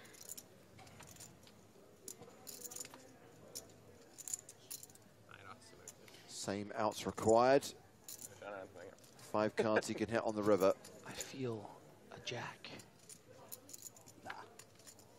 He's done. He is done. Game. Lena 900 KO'd. It was the Ace Queen versus Ace King versus Ace 10 hand that really did the damage. Yeah, as per usual, getting it in extremely good fashion for a massive stack. Very unfortunate to hit the rail. Here we go, Roy Jennings coming in for the patented small blind min raise. All the kids he's beefed it up a little bit. Well, because it's suited this time. you're 2.5x the suited. You know this. Yeah. Gatan Belair, the banana, thinking, how am I losing money at this table? How am I getting outplayed? I mean, I'll tell you what he's really thinking. How did no one clean this up when they switched tables? I mean, that's just... Does anyone have... You need does one of those anyone care about the fluff? Well, and here we go. Bit of interaction. Hopefully, yeah. Roy, he likes to put a bit of money out there. Yeah, 30,000. All right. No, whoa. Is he bluffing now? Yeah, and this is just a little bit of inexperience, perhaps. Sort of taking a medium strength hand and just kind of trying to get. It's just going to be very difficult to kill this pot with a big bet. Your opponent's going to have a lot of interaction here. You're not you're not going to be able to make a nut hand. And also Queen 4 of clubs just folds to a small bet. Exactly. Yeah. And this, you know, on a lot of turns we would just see a check down, but this really strengthens. No, oh dear, Rory. He's going to size down a little bit now. Nah, that's a couple of greens, man. That looks like 60K. Yeah, 55,000. Suddenly this pot's getting big. Yeah, and Jennings drawing dead. Obviously did have the 3 straight and the 2 pair outs. Now really in bad shape. And no real incentive for Ballure to do anything but call here. You'd hate to see, you know, a flush on the river, but when you shove here, you're really only going to get called by better a lot of the time. Well, there are some straight draw flush draws, maybe. I mean, I think he is thinking about it. If he shoves for 240K right here, you think that he's going to call with King, Jack, Jack of Hearts? No, but you're just like saying protecting. He doesn't think he's got a second pair. He thinks he's got some kind of draw where he wants to see a. So this way you just ensure you win the pot. And this is how quickly good players cotton on to your bet sizing, right? Yeah. Rory did the same kind of hedging bet before with a hand he wanted to see turns and rivers with. And Ballard just says, yeah, if you had me beat, you would be betting more, so I'm all in. This hand's over. Obviously, if he knew he had Jack 9, he would call. No, but he is betting big here. He's betting quite big. He bet 30 into 48 and 55 into 90, right? Yeah, and Rory is distressed. Look at this. I mean, it's a challenging game. It's a very tough game under the lights. He also is worried about sort of Queen, Jack, Queen of Hearts. But the thing is, you're either way behind and dead, or you're a little ahead and have to dodge. And I think Rory, even though he's not so experienced at this... No, don't, Rory. Oh. He's cold. Yeah, he's got himself in a pickle here. And that's going to see Rory down to 216K, just shy of 30 bigs. Looking for a river, but it doesn't actually matter here. And yeah, it's tough to see. Tough to see. Rory drawing dead on the turn. The river card is immaterial, and that is going to see Barcelona get the full double up through Rory, who is now playing a sub-30 big blind stack. Yeah. Meanwhile, the internet summarized in 2 comments. Suha writes to say, thanks to the trio in the booth, you really made my day. Followed by NA, who writes, I want to mute the commentators. Well, feel free. Yeah. I believe that is an option. That's what the button's for. Yeah, and, you know, it's just, this is obviously one of the tougher things in poker, is navigating those mid-strength hands, those second pairs. He got the value last time with the king-queen. Yeah. This time, just slightly overplayed his hand. Obviously, there are a lot of draws, and the ranges are wide, but putting in the money on the turn and giving himself a tough decision, you just need to check the flop or the turn. And, yeah, and you know what? Things a bit the thing that I can tranquilo. appreciate about this hand is the Banana's Revenge. You know, you ate one of its, Yeah. one of its people. And there you can see the best of the bunch. The crumbs on the table there. They're A not metaphor for crumbs. what Sure, Rory I mean, Jennings has left. they're Let me bits- finish they're- my crumbs they're joke. Bits of Bosca. Yeah. I don't want anyone to blame the banana for the crumbs. By the way, if you're feeling sorry for Rory under the lights, you know, in this tough spot, just remember he is a Chelsea fan. And so anything bad that does befall him is pretty much coming. Yeah, it's just coming to him. He deserves it. Take that Russian money and anyway, it's absolutely look. I mean, if Rory cries, by the way, if Rory breaks down in tears, we might have one of our seminal EPT moments. Yes, yes, yes. Just a few tears, Rory. We could get this viral. We're always looking for Chelsea new material fan to cries play over in the breaks. Yeah, yeah. Disrespecting his mum's shirt. I'll tell you what, he does look good in the blouse. Yeah, of course. Of course. We've all got a feminine side. There's nothing wrong with being It afraid suits to show him. it. Yeah. I like it. Here we go. Patrick, he's on his course 4 of the tasting menu, of the EPT, of the EPT feature table tasting menu. Christ. He's just continuing. He's just devoured an entire chicken The thing leg. is, he just swallowed and he's still chewing. Don't give Rory a hand. Don't give Rory a hand. Rory, it's too many blinds, buddy. This it's is too many. Oh, don't give up. This is Rory, like, everyone's watching. Oh, Rory. Oh no, this is like the Europa League final for Arsenal fans. This is just a disaster. The most Chelsea thing I've ever seen. Yeah. A bit of an implosion for Rory Jennings as he gets it in bad against Patrick Antonius, a domination situation, and Rory is going to need to get lucky to survive. Yeah, and it's a tough old game. You know, you're at an incredibly competitive feature table here under the spotlight. Obviously, there's opportunities that tend to come, and you know, a lot of Rory's fans watching, a lot of fans of the game would love to. No, he's welling up. This is wow. Some diamond opportunities, backdoor straights. Yeah. 6 diamonds would be nice. Listen, it says 15%, but I'm thinking feels more like 23. Turn card. Here's a diamond. Ooh. Now it's Wow, 25%. he's standing up the extra EV. He's a pro. Look at this. Give yourself the extra equity. Get ready to walk away. Antonius with the, if he dies, he dies. Look. Finally stopped chewing for a moment. Needs a diamond or a 10 on the river, or he's done.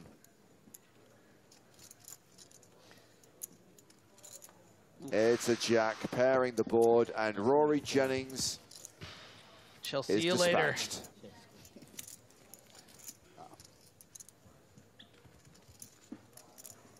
Good game. It was nice playing with you. You too. Started this session as the chip leader at this table. Can now finish his banana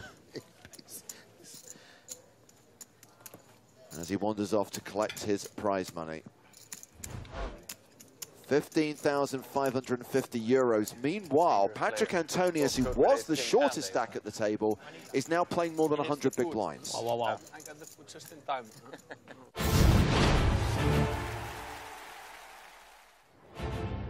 Hello, my babies, and welcome back to to the PokerStars European Poker Tour live from Barcelona. Day 3 of the main event concludes. One level left to go today. Those are your top 5 chip stacks for the tournament. None of those players are at our feature table. That's the bad news. The good news, well, for us, but bad news for her, is that I, Joe Stapleton, she's frowning already, am joined in the booth by Maria X Ho. Oh. X in the tournament, I mean. Formerly in the event. Maria, you're not usually at all emotional about poker, winning or losing. I mean, winning, you do experience the good emotions, but you're kind of sad. You're melancholy. My post-bust-out hangover lasted a little longer than it normally does, but I don't know, Joe. It's just one of those things. The coulda, the shoulda, the woulda, but now I'm in here with you. Look, you zigged and you wish you'd zagged. Wasn't really a bad decision from what I can tell. Who am I to say? Now you have to watch these people go further in the tournament than you did. 97 players remain. This is our secondary featured table. Andrea Kari, ooh. Well, it's okay. I mean, I did lose my chips to him, so rooting for you. Not all of them, but some yesterday, I think. A lot of Brazilians at that table. That's pretty odd how it shook out that way. Our main focus, the main feature table, still kind of stacked. We did lose Rory Jennings. You saw the highlight during the break. We still got Antoine Labatt, Robin Ulatalo, chip leader at this table, and Patrick Antonius, the shortest, but 23 big blinds. Still plenty to work with. And our new fan favorite, Wouter Belts, second in chips at this table, and it turns out is a bit of an EPT fan. So you root for us, we root for you. That's how it works. I would give my right arm for 23 big blinds right now in this tournament. Slippery 212 asks, will Maria tell us about her exit, please? Yes, thank you for your question. Would you pushed your chair in and walked toward the door, right? That would be your exit? Well, are you ready to talk about it yet, or do you want to take a minute? you know, maybe I'm going to take a page out of your book and vent a little bit. It's cathartic. All right, cool. Yes. You know, I've had to hear so many of your so many of your yeah. bust outs, your bad beats, your like not even bad beats, but you feel like it's a bad beat. So, you know, whatever. I opened late position with 8s off of about 20 bigs. Got a flatter behind me. And then small blind, I think 3-bet. Looked like a squeeze, feels like a squeeze. I jammed. You know, jamming in that spot, if I get called for 20 bigs, a lot of the times I'll be up against 2 overs, and at the worst case, it's a flip. But sometimes, you know, the player's going to have some 3-bet folds, but he had the 3-bet queens there. Sounds like top of the range. Sounds like a 50-50 to me. Either had it or he didn't. That's not how the hand was reported to me, by the way, and I'm glad we got the real story from you. Oh, good. How was it reported? Who do I need to... Maria shoved from middle position with pocket 8s and got called by queens. I would never open shove 20 bigs. So when you said you regretted it slightly, I was like, well, no. It seemed a little weird. No. I'm always going to have like raise folds or raise shoves or raise calls there, but not open shoves, certainly. Our man in the know, Hayden, reminds us that the last player you were anti-railing won the tournament, Mike Watson. Is there anyone you want to pick to anoint? Right? For EPT well, Barcelona? now I'm going to have to change my strat, won't I? Who am I really rooting for? That is the question. Yeah. Let's play some poker. What's happening here? Raise and what? Who says let's play some poker and then asks what's happening? Follow along. Pay attention, Patrick. I'll catch everybody up. Labatt raised under the gun, 26,000. Blinds 6K, 12K with a 12K big blind ante right now. Ulatalo flatted from the hijack with 2 sevens. Patrick thought about it for a second If you really have with interest, king jack. you can pass. Folded. Queen 7 off, getting some decent pot odds, but maybe it's just because I can see all the hold cards, but I feel like, yeah, I feel like that's not really mandatory right there. No, Call. not against an under the gun opening range. 9 today, but here comes another one for 10:30. It's roughly 25 Top pair, euros top kicker maybe. for Labatt. 25 to 30. Yeah, yeah. If you only, let's just say, if you want to have 1 meal today, it's probably. Is it always the same meal? 6. I don't know how to split. Yeah, 30. Gonna go 50, like ahead and check. Always the same? Or do you Hand have choice? so Like, how strong. does it You make? also have Just hoping choice, like that one guy was vegan Vitello last has year, and some I'm type of hands that gluten-free, he's I gonna don't know. try to. He's too good. Yeah, I mean, he's not going to bet sevens And there. if I you think don't that's a eat great check something, back. you can tell. You know, has a ton of showdown value, doesn't been want like to lunch, bloat the pot. like 4 So o'clock when we Labatt get- it's is been gonna have to mostly like bet himself if he wants to get today I value. The had this, 6 whatever, I had is still a really good turn card in terms of Vitello feeling good about the sevens. That going for the second check here. Very tricky. A double barrel check. very good. Everyone is extremely. And now All these Vitello's wondering, should I give these sevens a little bit of protection? You know, does Labatt have some ace queens, ace jacks here? You know, some hands where there's 2 overs and I don't want to give them a free one, and does look like he is going to go for Because, a it's smallish so hard for me to eat this stuff here. bet here. Like, 27,000. I'm used to it. Though. Yeah, okay. Look at you, of course. Right around a third of the pot. You like to eat healthy. It's also, I don't like the hustle of a lot of energy wasted. Which restaurants I go and where's the dinner breaks and what times and. But it's also a social thing, though, with The vanity in but this booth when right we now, play, I it's tell like you. these days. No, I like to have chat open. Jack on the river, that would have been 2 pair for Antonius. Yeah, afterwards. so I grab a sandwich before. Labatt checks a 3rd time and is not going to get a second bet from Ulatalo. I would shake my fist at Labatt after this hand. I'd be like, ah, you. Sometimes they're so anal about bringing the food in, so we don't use the main entrance. We use like this Hotel Arts entrance, and they don't say anything. Nice, yeah. Like it's just Yeah, it's so dumb. stupid. Yoop asks, I would really like to know where Ulatalo's cap is from. Love the color. I think now that Maria and I are in the booth, we'll tell you. It's from, it's a Puma hat, not a Puma hat. Who calls it Puma? Puma, that's what James says. Puma. It's pretty dumb for me to say this. Interesting. Never heard that before. It would be incorrect. Puma. 85 minutes. Like, can you stop? I don't even like, you know how some words just sound wrong? Like, that just sounds wrong. I finally got poobs. They fell on my Pumas. All right, this is some fun stuff. Wouter belts.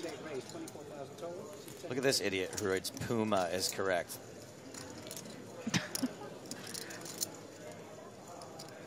How am I supposed to read that? It still could be pew or poo.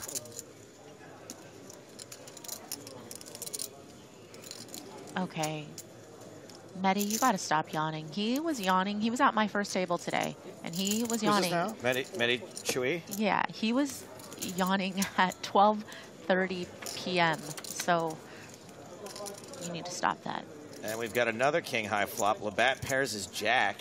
Aces. Huge still. So did the thunderstorm wake you up last night at 1:30 in the morning? No, actually it didn't. But my power went out maybe at 5 in the morning, and I was, I think, coming out of a deep REM cycle, and it woke me up when I heard the AC click off and on. Okay. But well, I'm guessing. I was woken up by the thunderstorm. You were woken up, or you were still awake? I wasn't woken up, but I was like on my way to going to sleep, and the thunderstorm happened, and I was like, well, I'm not going to sleep through this, and I'm just watching it for a while. And then what happened was it made the people in the room next door to me very, very horny. And then I was awake till about 3:30 in the morning because of them. Well, you Some know, people get turned on by thunderstorms, I guess. And then I slept for about from about 3:30 to 5, and that was it for me. So I was yawning. Tired. I was yawning at noon today also. You didn't have time for a little power nap at some point, a little quickie? I got about The as other much kind sleep of as the people next door to me. Labatt does not improve two-tone now, and just a whole lot of hands that beat him out there might be enticed based on their history and their dynamic. But, you know, I think that this is a good candidate to fold sometimes, because you're going to get a lot of river cards where you will just have no idea where you're at, how you want to proceed. Labatt does make the call. The river is the 7 of spades. That is 2 pair for Labatt. Checks. Now, it's a straight card. It's a flush card. Kind of hard to put your opponent on rivering 2 pair here. Yeah, you wonder if Belts is going to try to go for value and attack the King X and the good Jack X's, and it feels like... Probably really nitty, but... No, Belts. You're going to love it. Tightens up. Good check. And checks it back. Good. Sniffing danger. Does anyone want to weigh in my pronunciation of Belts? No? You sure?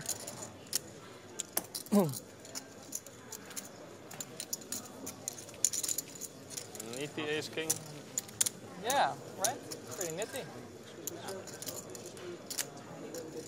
Belts did check back. Trips. No, the chips, sorry. The chips. Lost a little value. Folded trips correctly on one river. And checked back aces here correctly. In a vacuum. The camera for what? The cards? Yeah. Okay, I thought it was like... It's double whammy. Yeah, didn't know about it. They're abusing us. They want to see the squeeze of the heel. Okay. I think I'm never using that camera, but maybe they still can see something. I think my hand is blocking it. No, they're still getting the cards from the box, Oh. but like, Yeah. they want to see the action of you. It's nice for the camera. Yeah, exactly. Yeah. 6-6. Raise? 67 raised, 25,000 total. Action on the Robin Ulatalo. Makes it 24,000. Couple of folds. Man, this guy looks so much like my buddy Nick Pine, who also plays poker. He's Is he related to Chris Pine? different spelling, not related. I I mean, do you think that guy would be related to Chris Pine? Different genetics. But he is an actor. He's in AP Bio. Ook wel best veel. Oh. Inderdaad, maar elke pot. Met somebody from AP Bio before in a charity 40, poker celebrity event. Was it Glenn Howerton? I don't remember his name, unfortunately, and I don't watch AP Bio. The guy from Always Sunny? Also don't watch that. Was it Patton Oswalt? He was, like, I think I remember him having brown hair and he wore glasses. Brown hair and glasses. Huh. Is that anyone? That Is was, Nick, anything? that was probably Nick Pine. That's probably my buddy Nick. Gegeven dat ik krijg altijd van die aircodes. And Robin Ulatalo flops a flush with a redraw to the Royal and or Street Flash. And Labatt, unfortunately, paired his king. Ik heb al net paracetamol op. Voorzorg. And still a fairly safe turn card if you believe top pair is good on the flop. So could cost him another street.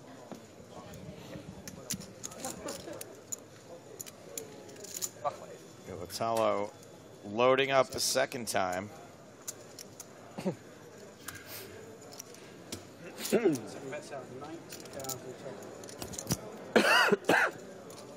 This time, betting around 3/4 of the pot.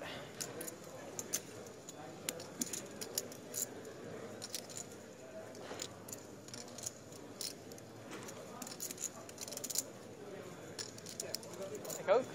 10 seconds. met Antonius kletsen. Had ik 14 jaar geleden niet verwacht. Really? Yeah. Wow. You know, it's interesting. On the other hand, against aces, decides to get sticky, but here, you know, ends up folding. So maybe a little bit of dynamic that has been established between these players, but also just a good disciplined fold as well there. Quad V wants to know, why does he bet so much on this turn? Maria, why does he bet so much on this turn? Do you want me to answer that Yes. with the way that you're asking the Why question? does he bet so much on this turn? I mean, I feel like he definitely wants to get value from some of these smaller flushes that could definitely be in the range, calling from the small blind. And going to be some two pairs, some potential ace of clubs there that you want to charge. A lot of hands that can come along. Try to get max value. Whole side of the table's French. Wasn't up against the right hand to do so. All French? French. Action fold, Suchui. Who looks kind of like the Flash. French connection. Yeah. What's that guy's name? I forget. I saw last year that What is it? At first. Ezra Miller. represented the majority of the tournament. Where you from? Yeah, now I know. Chewy getting after it from the small blind with this hand, possibly just targeting what he believes is a little bit of a weaker player in the big blind, Pascalini. You would imagine that you don't really choose Jack-7 off very often against a very tough opponent in the big. And King-4 suited, certainly good enough to come along. That table, The Flash versus the Crash. Ridiculous. They're taking over. Queen 8 deuce. Both players missed this pretty hard. And this is where usually just having the betting lead is good enough to take it down. Then the Netherlands is quite impressive because we have so little people. There's 70 Pretty million dry of us. board. I would imagine that Chewy's going to come with the C-bet. Yeah. And we're still. You think that's small? Oh yeah.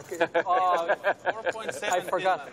One of the few better hands he might get to fold with one bet, and there it is. Indeed. Norway 4.4. Matt MK on Twitch says, Joe obviously doesn't read the news. I do read the news, but what I won't be reading for a while You are French, yeah. I used is to your study chat. French. You banned. Yeah. No. Nice. I went to uni in France. Thank you for your No, comment. much more. So you have a Moroccan passport? Yeah. Do we have two? Okay. Oh no, wait. You study in France, so you're a Moroccan. No, we want. Oh, you want? Okay. If I worked in France for like 5 years, I could have get passport. New player at the table, Sandor Hello guys. Hadnagi. Oh, You're not French as well. Oh, okay. You're of Romania. Romania. Romania. Okay, nice. Some other one of your friends. Down to 97 players. Exactly. French, Moroccan guy. I think we're nearing a pay jump. I think 95 Romania is another ladder. Very nice. Thinking. I'm still thinking. What's Morocco? I'm still thinking. Still trying to remember. I like Moroccan. Yes. There are a lot Make it of the them. 95th place. You probably clear the 20,000 euro mark. Dizzle Boy asks, who's the chip leader at the moment? That would be the player with the most chips. Thank you for your question. Actions folded to Chowie again. It was crazy. This time Don't these 10-8 have, like, offsuit. 400 or 500 people? Is that Morocco? There was a lot of people, yeah. It was so crazy loud. Okay. And wait. They're singing and dancing and changing dresses and outfits and crazy, like it's crazy. Were you also part of the drive And to now the location? facing from another government house offsuit to, king. This like, one a little bit location? better. Then everyone's honking 24/7. No, we just had it in one place. Okay, so And you didn't. I left early because my ears couldn't. Certainly you can defend with King-7 against the button So open next time, big earbuds. from the big blind. If it were a little bit of a weaker king, perhaps, you know, King-5, X, and lower, you can elect to 3-bet those. Those make good 3-betting candidates. Really? Yeah. Wish I'd known that before I played the World Series of Poker main event. Oh, you were getting a lot of king rags. A lot in of the king big fives, blind? yeah. And I was like, I guess I'm supposed to defend this, even though I hate it. I haven't been to one, but for example, Indian weddings are also really unique. Yeah. Yeah. Pair of tens for Shui. Exercised some pot control with that check back and does protect his check back range, does allow him to call turns pretty easily if the big blind starts barreling off. But here, Yulatalo just going to check again, and I think that this is the type of hand that definitely can make for a really good delayed C-bet candidate.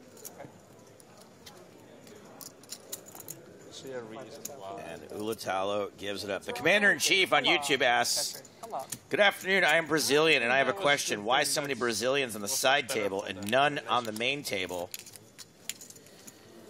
Well, I'm going to answer your question with a question, Commander-in-Chief. Why does Masato Yokosawa flop 3 full houses and make straights and flushes all the livelong day, and I made nothing? Just pure dumb luck.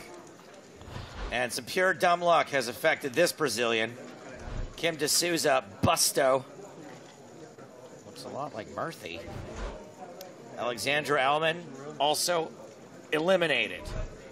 Or like Alexandra Outman.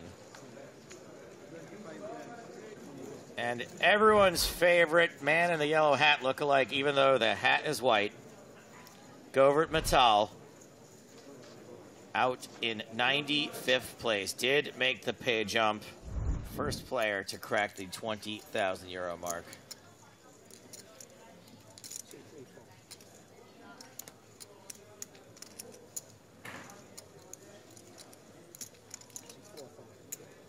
Back to the feature table.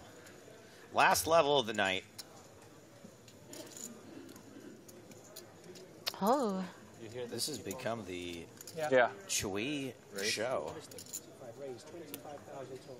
Yeah, he certainly found a couple of good spots in the last few hands, and now with the real one.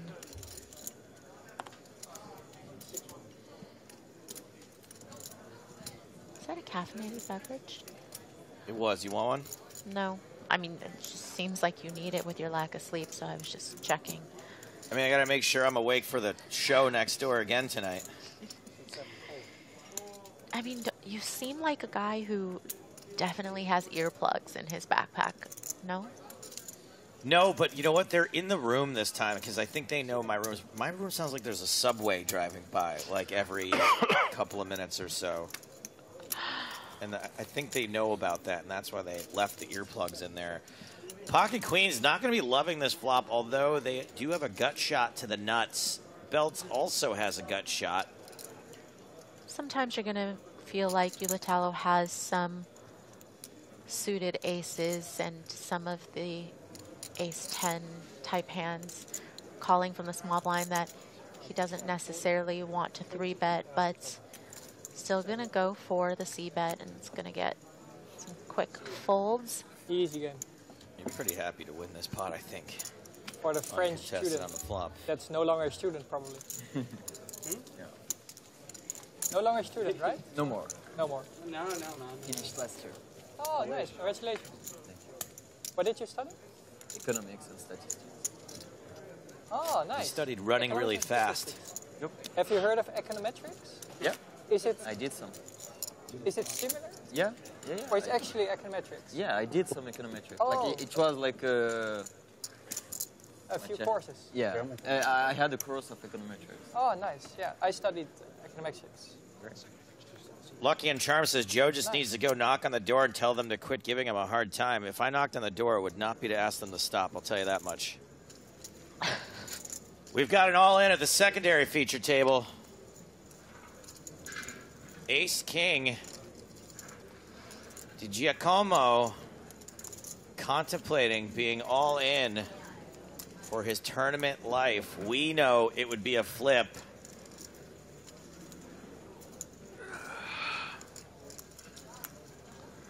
I think that for about 30 bigs, you would expect your opponents to choose the 3-bet non-all-in sizing. So So I think you can pretty safely take aces and kings out of LaFleur's range here. It looks a lot more like ace-king. Maybe queens would do this. I would also choose the 3-bet non-all in sizing with queens. So if you are dead sure your opponent has ace-king suited here, what do you do? I mean, it's high variance, but you got to take the flip, right? You got to play to win in some situations. ICM considerations not too heavy right now. We're not talking about, you know, massive pay jumps. So you take the red pill. Well, today I took somewhat of a high variance route, and I regretted it. So who am I to say?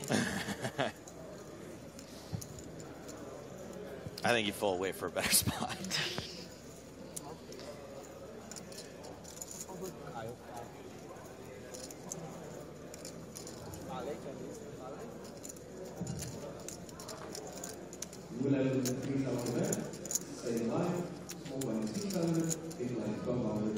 And we did see a rather tight laydown there.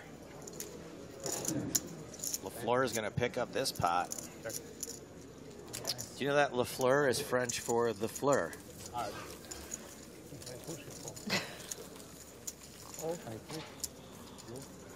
Who is the woman who is commentating? Would you like to reintroduce yourself? Give us a brief bio. My name is Maria. I'm a professional poker player, and I was born in Taiwan, and I live in Los Angeles, California. I feel like that sums it up. And who's your best friend? Who's your fourth best friend? Joe Staples. That was your eliminate bio. Eliminate bio. A/S/L. Do you know that dealer? You time bank stack? The ones you get at the end? Pasqualini opening this pot with the Sam Grafton 10-9 suited. It's for you. For you as well. That would be 7. Yeah.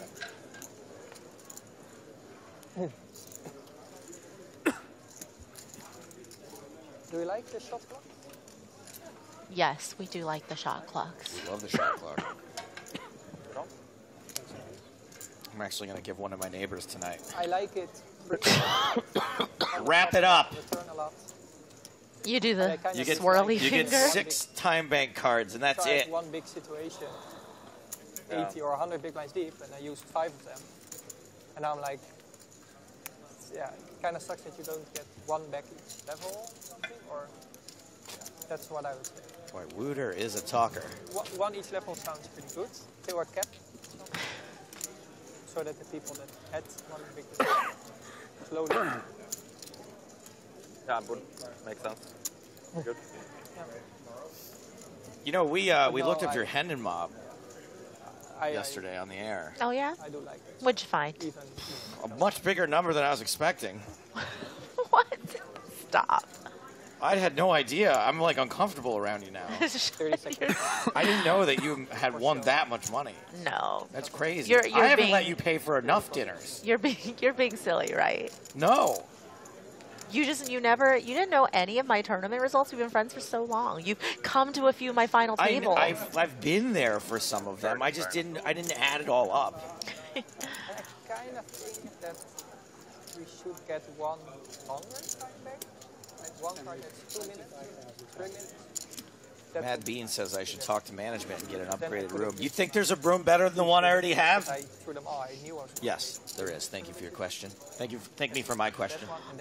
Speaking of, though, you do owe me dinner. You know that, right? Are you going to try to get out of it now? I'm not going to try to get out of it. You always get out of it. Even a free dinner is not enough for you to sit across the table from me for an hour and a half. All right, Patrick is not going to raise and take it. He's going to have to contend with 5 high, and hits this flop hard. Top 2 for Patrick.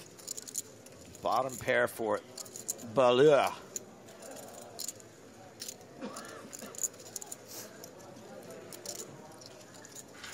Patrick, of course, opening from the button.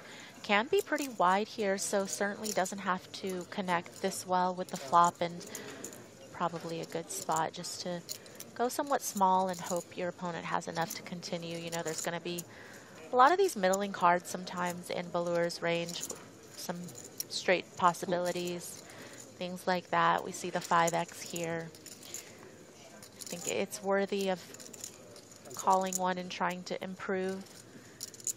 But of course, you know, there will be some bad turn cards. Looks like he's going to get aggressive with bottom pair, which I don't mind because you will fold out some of the overcard equity. Like, let's say Antonius opened the button with an ace-x, king-x, so something that just has one overcard to this board. He's going to be pretty weak in his c-betting range quite often, so getting a fold with bottom pair and giving it that protection is quite nice, but he is up against just the top here.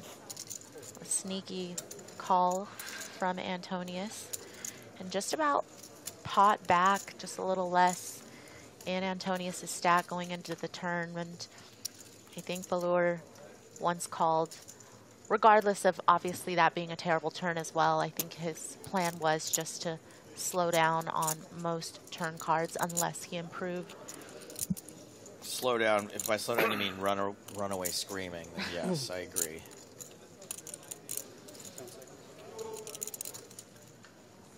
I gotta take a picture. Show. Oh, of course it's Patrick. All right, I'll have a picture of Patrick on my phone. That can't hurt. The nice thing is that you can comfortably take out any of the nutted hands from Ballur's range because, you know, 20 bigs effective pre-flop.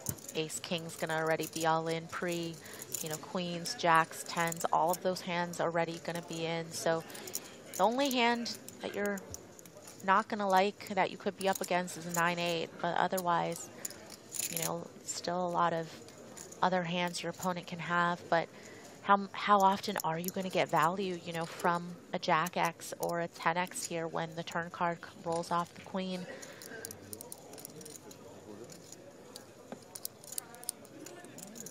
Certainly not going to go for a pot size bet here, though, I think, on the turn, because you probably don't imagine getting called by worse too often. So Antonius going small, going about a third pot here.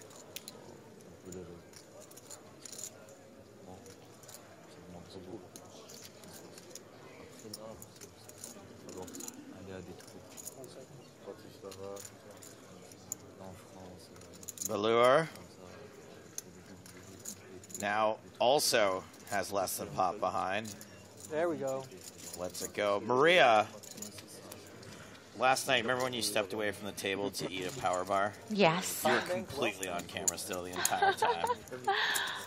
And I thought it was weird when you licked the inside of the wrapper. I know I didn't because I didn't even finish the bar. I love how that's what you remember. I'm going to ask you about the bubble in a second, but we have got cards on their backs at an hour to table. Yisha Chen, the last woman standing, versus Ionut Yosanu. Yisha with aces, Ionut with ace-9. And Ionut flops a gut shot draw. No luck on the turn, no luck on the river. So Yisha Chen, Yeesh, eliminates Ionut. Ionut in that 20,000 euro pay bracket. And we're going to stay there until we get to 71st place.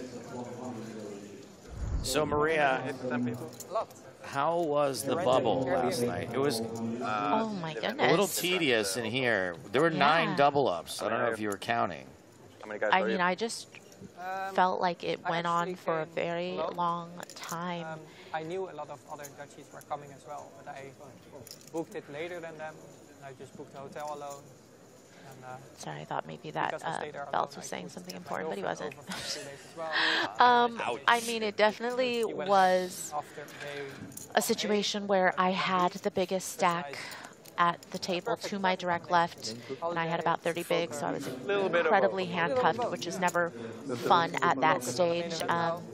So I had to play really straightforward, really ABC, and was just happy when we were done for the night. And you know, it's just one of those situations where you're going to have to adjust your strategy based on your table draw and your stack size, and sometimes that means you're not going to get to have a lot of fun on the bubble.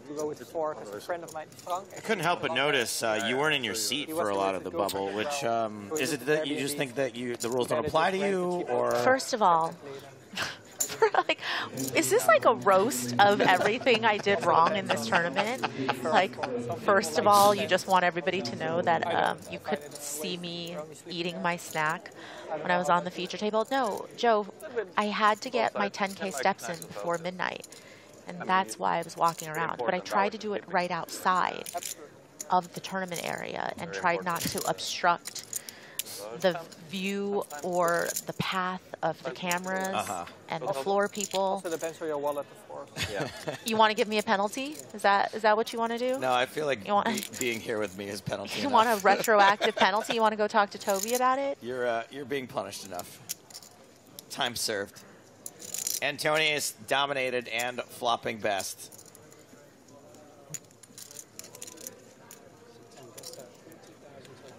This comment is so out of left field. I gotta read it when the hand is over. I don't know if Labatt may stick around with ace high and ace of diamonds. I think it's a little ambitious, but you know, it just depends on if you think Antonius is opening a bit wider from the cutoff. You can come along, but there's just not going to be a lot of continues. But if you raise, that's one way to play it. I mean, we see that Antonius is going to call here with ace-jack. But Labatt maybe trying to represent, you know, some flushes on future streets because he does have the nut flush blocker. So say a diamond rolls off, then he does have additional equity, but he could also have the flush as well. Just makes, you know, a diamond a good bluff card for him. Seven of spades on the turn. Antonius officially has Labatt drawing dead.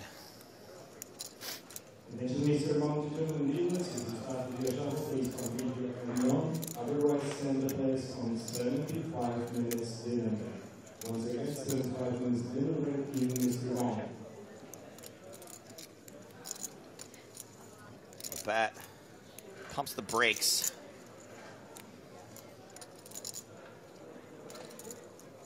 Is there any sort of situation where Patrick doesn't just check back here? No. There it is. A hard no for that one. Nay. And this river card is really nice for Patrick's hand. All of the draws miss.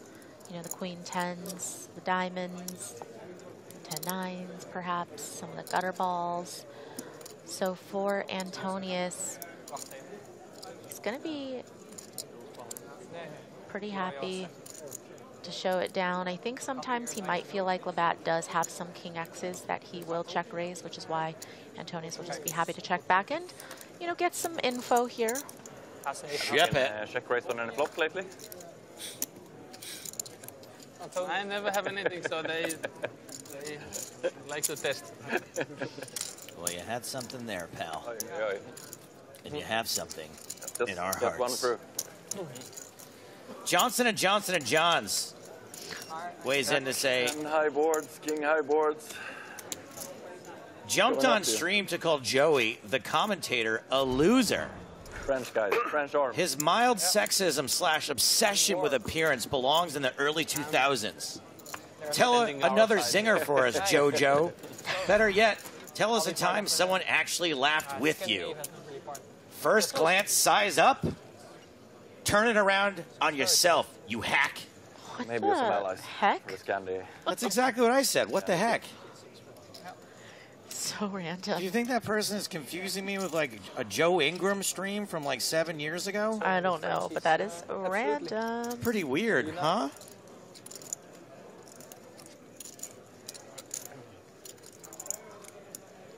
My mild sexism. Well, which is it? Am I mild sexist or a social justice warrior? I can't win. You can't. That's what happens, you know, when you're a public figure, you're very vocal, on social. Back to the feature table action. Pocket queens for Patrick Antonius.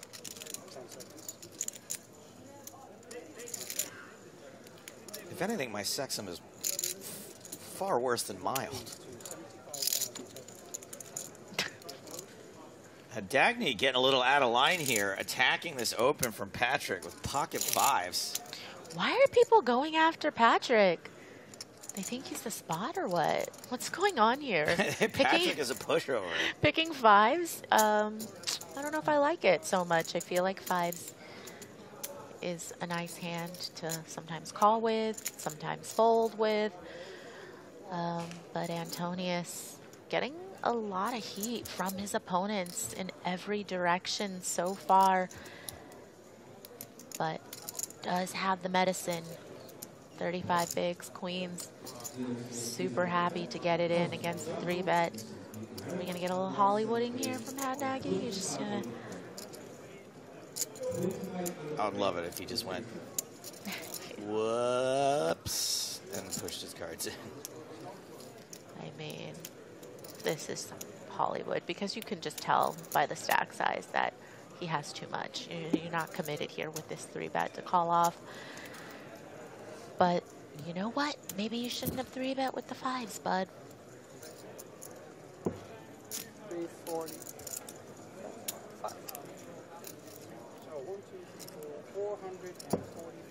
Bro, don't leave the tournament on 5, says Donnie Quixote.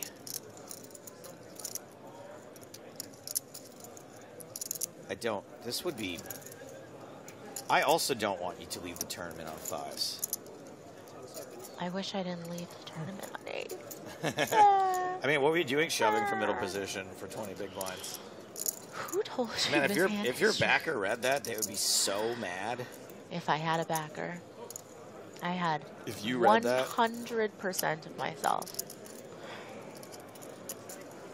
I wasn't even gonna, I was so confident I was gonna do well. I wasn't even gonna ask for swaps until day 4 or 5. I was gonna see who was still out there. You know, maybe hit up Spraggy, but he busted today too, so. I mean, I don't think this is a real tank. I just don't. Cheese and Onion saying, let's all appreciate the Hollywood. I don't think this is a Hollywood. Why are you burning? I mean, you don't really need the time bank cards, I guess. It's the last level of the night, but... Like, what are you hoping for? That he just has ace-king? He's never going to shove a pair worse than 5s for 36 bigs. Hijack versus cutoff just ain't going to happen. 4s is not going to be in there. Do 5s have the same equity against ace-king as jacks? Because you were saying jacks should call it off. Stop. Jacks beats 10s, 9s, 8s, and other hands. Oh, right. Other hands that could potentially be in there, but 5s. The 5s do eventually go into the muck.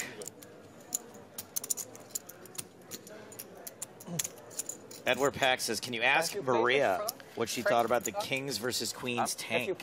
Right. Oh, you guys, y'all were really nice to that dude. Not to say that you should have been mean, but I felt like you guys kind of gaslit it a little bit. You were like, no, it's fine. It's fine. It's fine. No, you're fine. You're fine. Well, it was because he reacted in a way where it was like, I didn't want to make him feel worse, right? I think in that situation, it's very obvious this guy nit rolled the crud out of Patrick in that spot. But, you know, certainly not intentional, also not by definition a slow roll.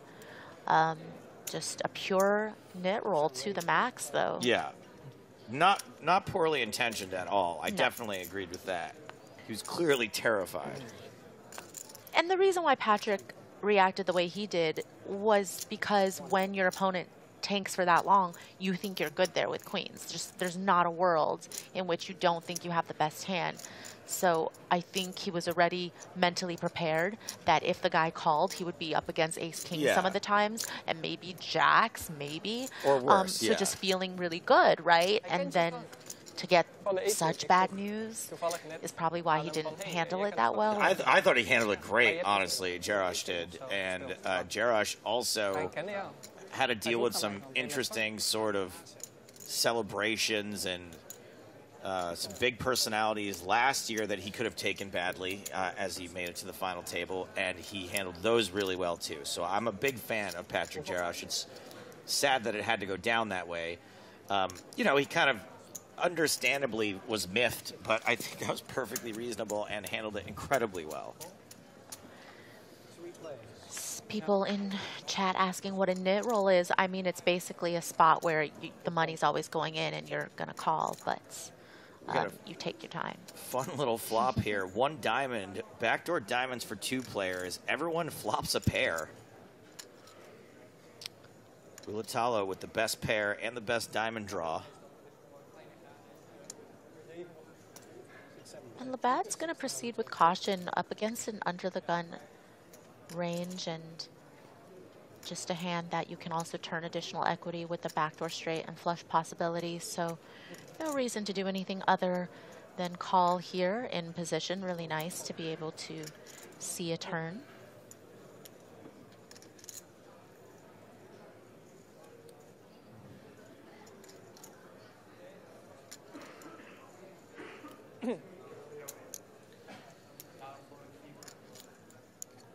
Action on Pasqualini now.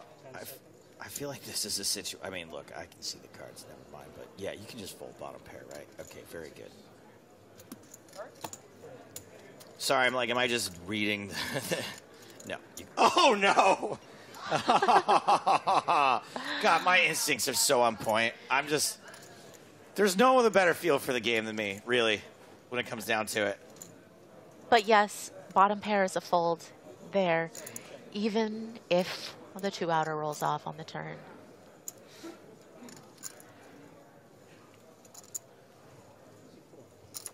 Nothing like making the correct move in poker and immediately regretting it. Good news for Ulatalo is that a lot of the times with that 4 pairing on the turn, he's going to be chopping with some other ace-X's. You know, his kicker wasn't all that great. You wonder how much he likes the river with king-queen getting there. Or is he going to try to get a little value from some king-jack, queen-jack type hands? And what about those other ace-X's? I'd be calling for a chop here very often.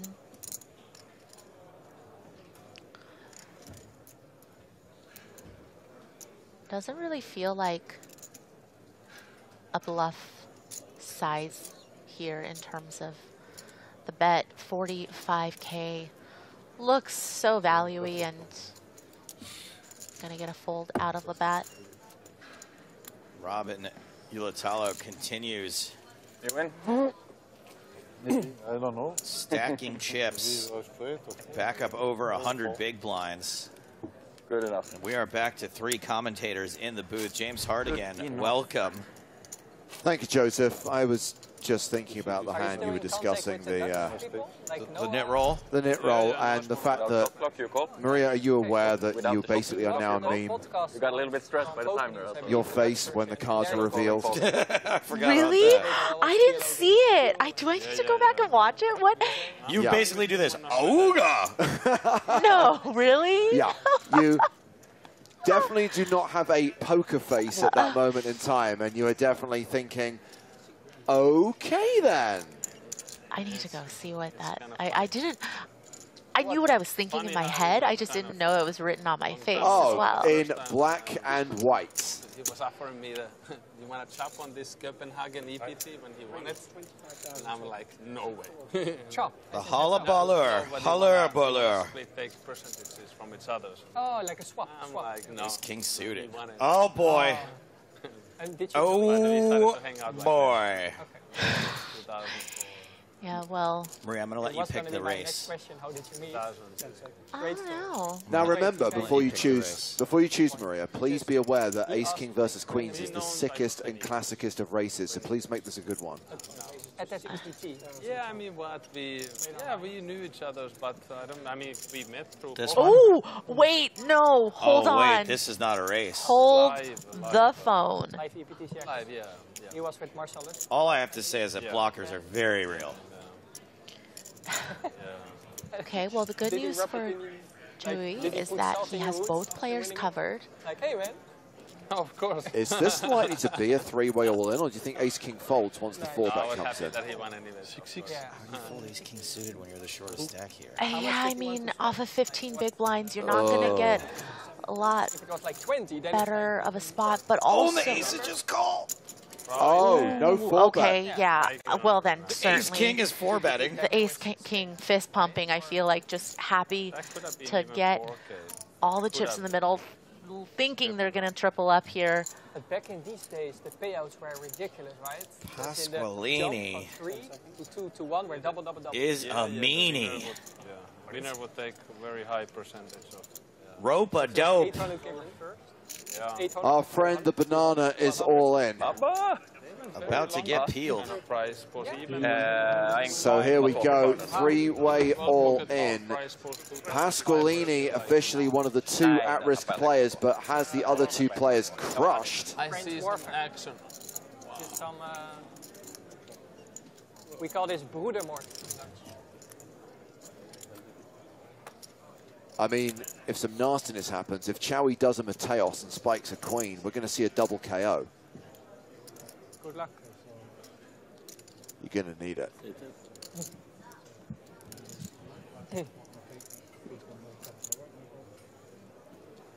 Manifesting.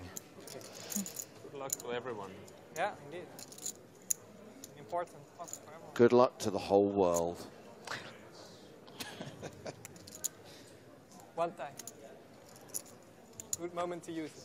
2 players, 2 left. Well, 2 spades on the flop. Oh, baby. And that is going to be even tougher now because Chewy can't hit the queen of spades in this spot to win the main pot for the side pot. Oh, deuce of spades on the turn. 6 foot, 7 foot, 8 foot bunch.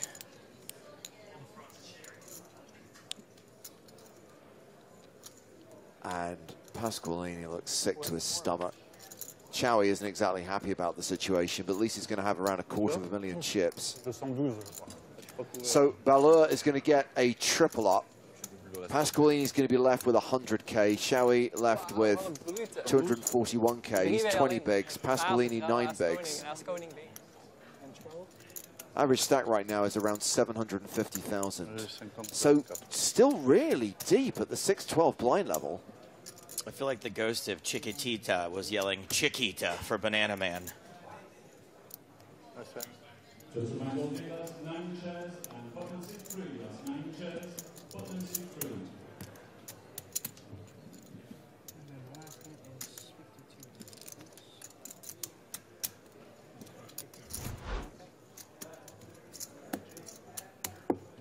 Oh, somebody clipped the GIF for you, Maria.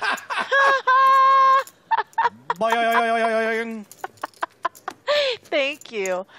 Thank you so much, Raksha. Appreciate it. I'm surprised your eyeballs didn't fall I out. mean, that definitely tracks with how I was feeling. So. Hello.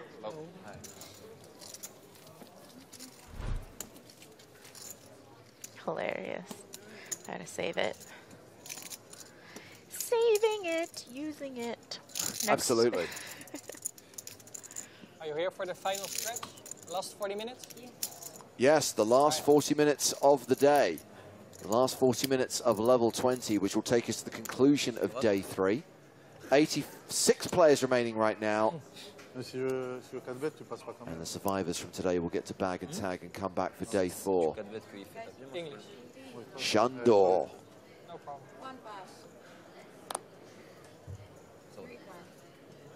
Do you remember the henchman, Shandor, in The Spy Who Loved Me? I do not. I didn't like The Spy Who Loved Me. He was Jaws' sidekick, and he's the guy who basically is hanging off the edge of the building, holding onto Roger Moore's tie. I feel like Shandor was a character from Masters of the Universe also. Some kind of wizard named Shandor somewhere. Well, Spy Love Me came first. Spy Love Me was such a snooze. Too much gooey love stuff. Ugh. Are you sure you've got the right movie? I don't know. I think you've got the wrong movie. There was like 3 Roger Moore movies in a row that all were like like indistinguishable to me. Yep. It's easily the best of the Roger Moore Bond films. Live and Let Die is the best of the Roger Moore films. Second is View to a Kill. Third is Moonraker. Stop trolling me. Almost fair.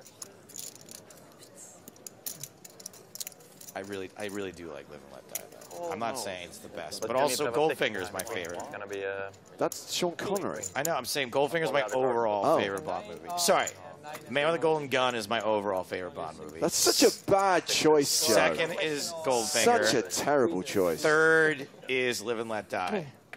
Pre-Daniel Craig. How is Casino Royale not? Yeah, it's different. It's a whole different thing. It's not allowed. But what I like to do is sweat with your opponent. Let's say small blind jams, you're in a big blind. Just sweat together. I love the way that Maria just goes In the net, completely silent. It's they like, will you're go talking about films that were made decades ago. I have no interest. Maria saw a movie once. Your hand. Yeah, Jaws. That was last movie I watched. Maybe warning first and then dead next time.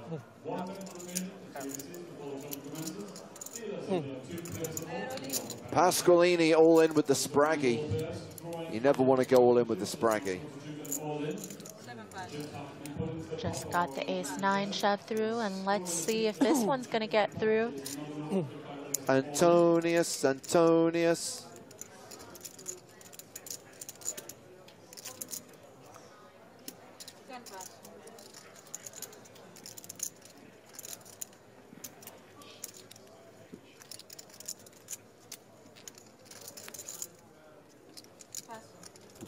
Yeah, the shove is going to get through.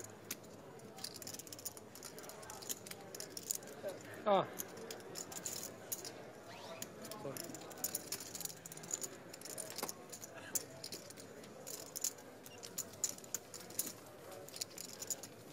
So Pasqualini hovering around the 15 big blind mark. What's your biggest live runs? Oh, I see that Belts is still researching these books. He's working on the unofficial biography of Patrick Antonius and the unofficial biography of Robin Ulitalo in his collection of Scandinavian poker players. Indeed.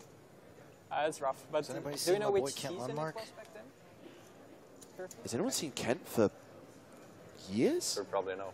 I don't think I've seen him post-pandemic. Because back then they had the numbers attached to it, I believe. Reach out, buddy. Still your fave, right? Kent Lundmark.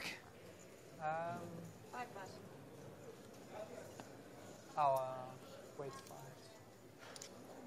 So Labatt's opened under the gun with ace-4 of clubs. Pasqualini with king-jack off. I wouldn't push your luck with this one, Pasqualini. I know the last 2 shoves got through. This time, you're up against an under-the-gun range. I'm not saying that Labatt is necessarily going to call 14 bigs because it looks so strong, and Labatt just doesn't actually have the right hand here from under the gun, but a lot of times will be much stronger than ace-4 suited. So good to see Pasqualini recognizing that and passing up on that spot. A 1K runner. Okay, runner? And I don't think the Jack-Deuce offsuit will be coming along, despite Except for looking like they're taking a little time with the decision here. Like decent fields, but Hopefully it takes less time to fold this than the pocket fives. really nice. Yeah, to finally win. Okay, not 3. Yeah, because before that I won a board share, MCOP. At the MCOP, if you win, Have you a get board share, banana. which is a plate. Yeah. Do you know them? The plate? Won one there as well. You have a plate? Yes. Oh, which plate did you win? The 1500. Sorry, 50? 1500 warm-up? Or... I won that one as well. Oh, you did? Yeah. Nice. I won it this year, actually. Plate, buddy. Nice. Do we have it displayed somewhere, the plate? Please.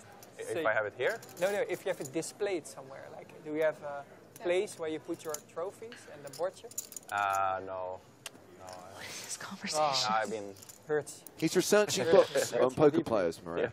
Borch is a really prestigious If thing to Belts win in catches you in the corridor, you'll be talking to him for a good 30 You get minutes. like a cup and you get like the hand in something and. Back then you did get these. Right now I didn't get that. I Just got a lot of my, stuff. Like, cardboard stuff. I think I got like 5 or 6 different stuff for. Pretty easy And you got, like, that continuation thing bet to from Labatt here with the nut vertically, flush draw. And Like a black, Allure, you know, like a pizza, does have a gutty, but how much do you really like it? You know, if you Nice. turn a 9, but it's the 9 of clubs, you know, how good do you feel about extracting value on future streets from worse? And also your opponent could have king jack here as well. And so looks like Allure just not going to try to 96. And I believe that's continue with that payout equity. structure became flat. I think. It might even be the case that it's the same runners. But not a bad thing. Yeah, nice. That's a really nice play to win. Yeah. In the whole series, the main event and the 1500. The big Click. Fun place. So you have fun memories of Amsterdam. Yes, I do. MCPs. I love it. Nice. Yeah, I did. You win the play. And I don't even smoke weed, and I love Amsterdam. Nice. Yeah, you should come this year. Just free promotion for MCOP I'm doing right now. Yeah. It's a really nice spot. I mean, it's even bad for me to have you invited. I'd rather not have you there. But We'll see. You win every pot against me. It couldn't be that bad. very true. Very true. King Queen for Belts, still playing more than 1 million chips. Raising here, out of his 86 big blind stack. Patrick Antonius with ace-9.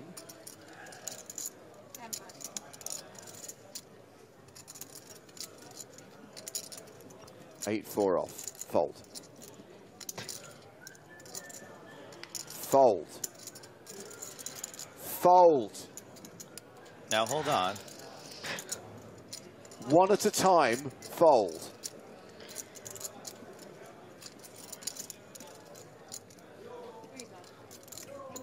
Yeah, I don't quite understand the tank folds when you're not really giving anything away in terms of timing tells in, How often does in this those happen? spots. You know, defending the big blind and taking a certain amount of time is one thing, but after it's been open to you, and then tanking is definitely another. Yeah. Mad respect. Tinky Winky makes a good point. Sorry, Tinky Winky 088 to give them their full name. I feel like Belts is here to make friends and have a good time. And yeah, I know we've been having a lot of fun at his expense, but I'm glad he's enjoying himself, and I'm glad that the other players are engaging with him. Yeah, it could be worse. You know, sometimes there's a really talkative player at the table and people just don't respond or engage, and then it's just awkward. Tables and I'm horrible. Yeah. You kind of have to make time free for it. So here's my question to you, Maria. If you were at a poker table with a energetic Frenchman who kept shouting "Rat Man" in your face, would you respond by going? Really good at 18. Probably not. Okay. If you can't beat him, join him, and nobody can beat him. You just randomly place W coup, scoop sometimes. Oh, this is a 10K. Click, ship it. Oh, this is a 10K. No limit high roller. His stars account is rigged. Yeah, it's. You should shark scope him once. It's like that. He just wins all the 10Ks and he barely plays them. Yeah. Like once a year. So sick.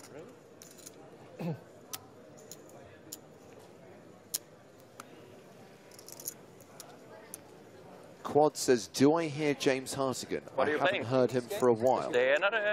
Today or this year? Thank you very much. Amazing, amazing. You have a nice I've been here all week. 1.2. Almost half a year playing mixed games. Oh, really? Okay. And they play 300, 600 maybe? Or 3,000, 6,000. Oh, okay. So, yeah. I mean, this what we played this summer, but sometimes it's, I mean, now it's 3-6, but it's kind of always based on the players. Sometimes it's 5K, 10K even, and sometimes it's 2-4. Depends on who they are. Yeah. But this summer we decided we run all summer mix 3-6 every day, and then it was just different mix 5K, 10K. Some days with big bet mixes. Always the same players? No. There's a lot of players. Surprisingly, a lot of players nowadays that still enjoy these games. That has found mixed games. Nice. It's the only big game on the planet that is not private, pretty much. I don't know any, like, anyone can come to play. Do you also sometimes see these guys that some random businessmen that have it as a hobby? Or is it mainly like that's what I wonder. Used to be back in the days more. Those back muscles on Antonius. Not that I'm surprised, but people would come from, I don't know, some guy would come from Baccarat with some chips and tips like back in the days. I don't think it has happened for the last many years now, but it used to be a thing. Because I can imagine that they wouldn't go for a mixed game because you need to know all the rules of all the games, while No Limit Hold'em you can just... No, but these Baccarat players, they just want to, whatever. Too rich Give me some cards and gambling. Let's go. But they'll learn on the spot. I've been a few times in games like that someone came to play. Back in, like, this is more than 10 years. I'm just waiting for the moment where Antonius invites Belt I to played this game. since like 2005. It's like my main, main like thing. Yeah, I mean, as an outsider, you don't really get to see this stuff. I just see you play Hold'em, and I know PLO from Noah, but... Started with 150? Yeah. I mean, nobody really knows. There's a lot of players that are extremely good, and... No one knows. They don't play tournaments, and they don't even want to be known yeah, that's fair. because of some tax stuff, and, you know, that basically tax stuff. Yeah. And the 3-6K? Is it like 8 game? Do you also have No Limit Hold'em and Pot Limit Omar in there? Yeah, we have. It's pretty much now. It's like 11 or 12 game mix. So it's like, I don't know if you know standard 10 game mix or no. Like it's like. My friend plays a lot of mid games, so he tells me all the games that are in 8 game. I mean, the games that are like added from the standard 8 game. If you know standard 8 game, and then you had No Limit, Deuce to 7, single draw, Paduki, and then we have Deuce to 7 Ras added, and then Pot Limit Deuce to 7. Okay. And the pot limit games have stakes divided by 10, and the blinds. Let's say the. Yeah, the cap. We have cap on the big bet mix, so it evens out on the. Wait, cap on the big bet games. Yes.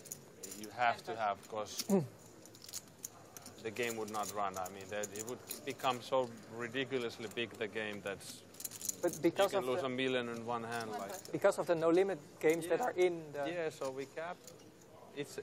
There's 2 different mixes. This big bet mix hybrid with... There's 3 different mix actually, but that currently people are playing. But the normal mix is like 40 big blind cap. I'm enjoying hearing about this game, by the way. And Deuce to 7 no limit, and in pot limit Deuce to 7 is like 60 big blind. I don't know how to play any of these games. I'm not rolled to play, but I'm enjoying hearing about it. That's in limit games. How is it in? Yeah, Patrick spends a lot of time in Bobby's room. Like antes are more than big blinds. I mean, you think with his success, 17 million in live earnings, and heaven knows in much in cash games, he could afford his own hotel room and wouldn't have to share with Bobby. 120? 240k cap? Or how? Oh, 60k cap. 3,006. Okay. Yeah, so. Well, spades here, Labatt versus Ulatalo, ace-4 versus 8-7. Blinds are. And it is the gut shot for Ulatalo, ace-high still ahead. Because you only have one. It's going to be 2,000 and I'm bad at remembering this stuff. But then you're really short. Yeah, 40 big blind. 40 big blind. Some of these weak ace highs certainly can just benefit from you know, trying to c-bet and take it. There are some no-limit hands that someone opens. You don't really want to open the door for your opponent to turn a pair or something and, you know, not exactly strong enough to check and hope to find showdown. Definitely profitable to just get a fold right here.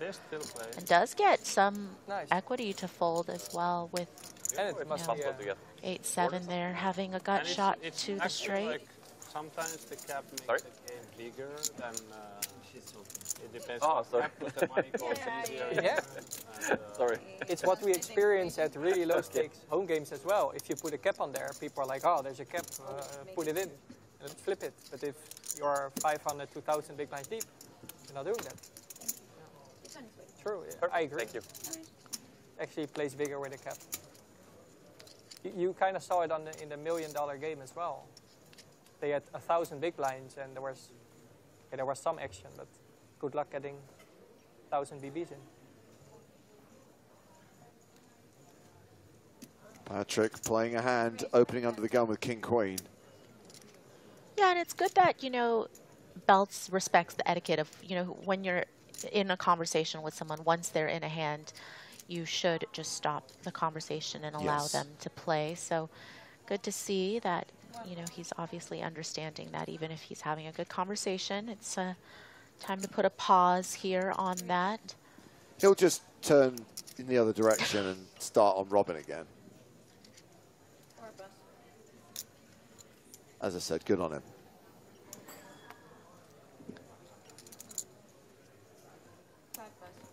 So round to the button. Pasqualini still with short stack, playing 10 bigs. Not going to play trade deuce. Robin 7-5 off. What does Belts have himself? Raise and take it today, or at the last hour. Take it. Yeah. Happy to win. You're welcome.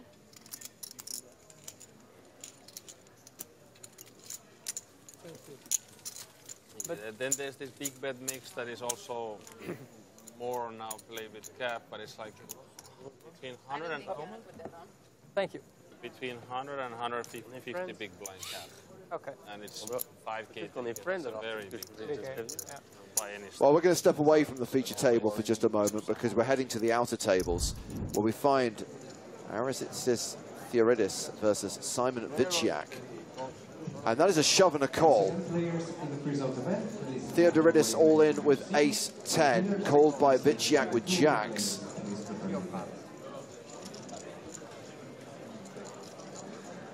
Yes.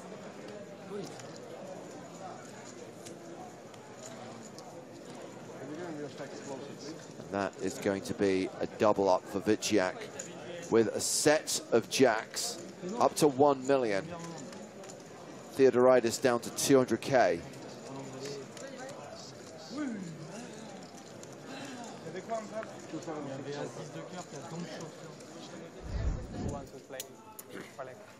A certain amount of Back to table Belts. Not be there for nothing.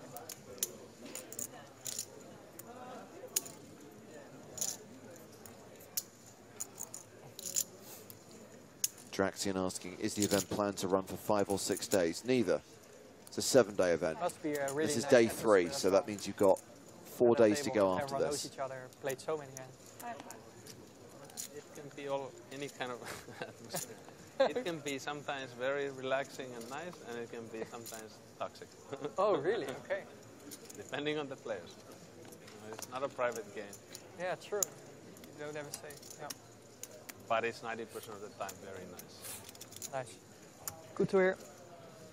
Pasqualini thinking about it here in the cutoff after facing this under the gun +1 open and does pass on the spot. I think ace-5 just a little too weak, and you don't have a lot of fold equity off of 10 bigs against an opener. Mixed games. Let's see the flop. Hey, you also played some live mixed games, right? That's an 8 game. Oh yeah, I play only tournaments. Yeah. Yeah. But the 10 high flop, Antonius with the advantage. 200 res, no limit or something like 5 years ago, and it was the most fun I've ever had in a tournament. Everything goes so fast. And everyone's having fun. And people have played it ever before. People are teaching them. Yeah. Rules. I love the atmosphere. Like everything is so smooth. Yeah, you don't find that in No Limit Hold'em. No. I remember first time 500 horse or something, and I didn't know some of the games. But you can just do that, and people are still laughing. And Yeah, you can learn. It's a good environment. You don't have to be under pressure all the time. And, Indeed.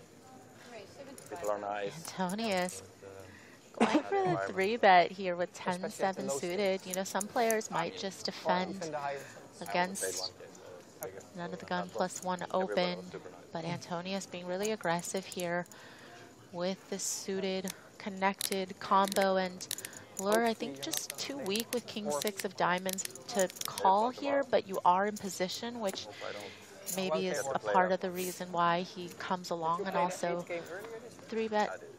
Oh, I'm sorry. I did not see that this was post. Excuse me. The first time they had it. Backtrack everything I just said to Antonius giving top pair some protection there, which is very understandable, and to see Valur come along on the flop with the backdoor diamonds and of course that overcard to the flop, which comes in so nicely for him on the turn.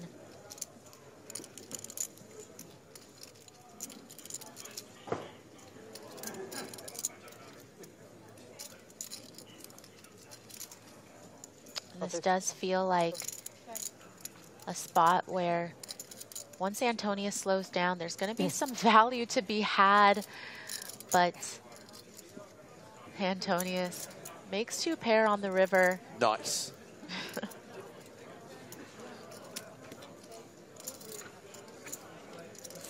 Bizar, joh. Ja, het is nog maar 17 minuutjes. Een beetje spotzag.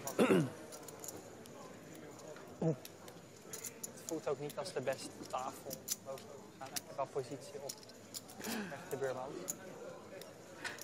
This observation by Emma Schlesinger on YouTube. I can see Belts following Patrick back to his hotel room this evening, still asking him questions. I'm just your fan, Alan. Your biggest fan. 30k, called. King no good. 10s and 7s. Patrick wins the pot.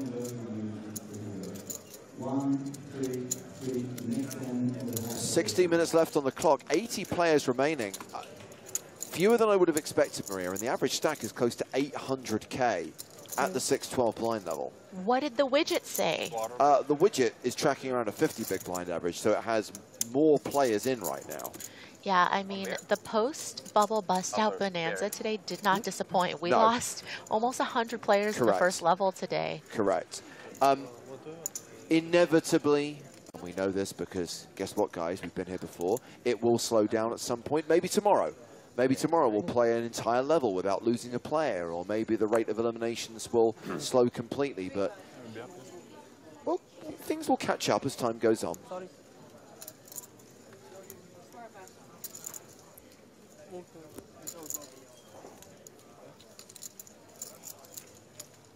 As you asked, let me dig out the trusty widget. I miss the widget. Well, I haven't looked at it all day, to be No beer, honest. 1 beer. I take one. You took one. Glad to hear. Patrick ordered a bottle of Okay, this is day 3, correct? Yes. I'll drink if everyone drinks. So, we are at 80 players, and the widget had us finishing the day on 85, so we're not that far off. No, I mean, is the widget ever really wrong, James? Oh, well, this is tough for Chewy, who we saw already had queens against aces and ace-king, but now has ace-jack up against ace-queen of spades, and started this hand with about 15 big blinds.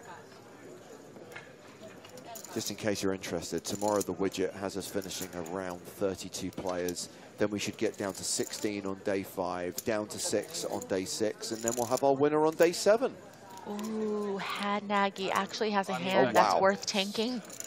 Back in the days, And definitely going to just I lived there put 2005 and more chips in the middle, which now this allows the ace-jack to fold pretty comfortably facing a 4-bet. You know, had this setup not been in here, he probably would have gotten it in against, you know, another dominating ace. So there was no point moving to Monaco right away. I still have to pay taxes. But just a cold 4 from the big blind looks so strong. But a really small 4-bet sizing, and certainly can see a hand like ace-queen suited just calling here. So now I'm just there, like, I can be there up half a year.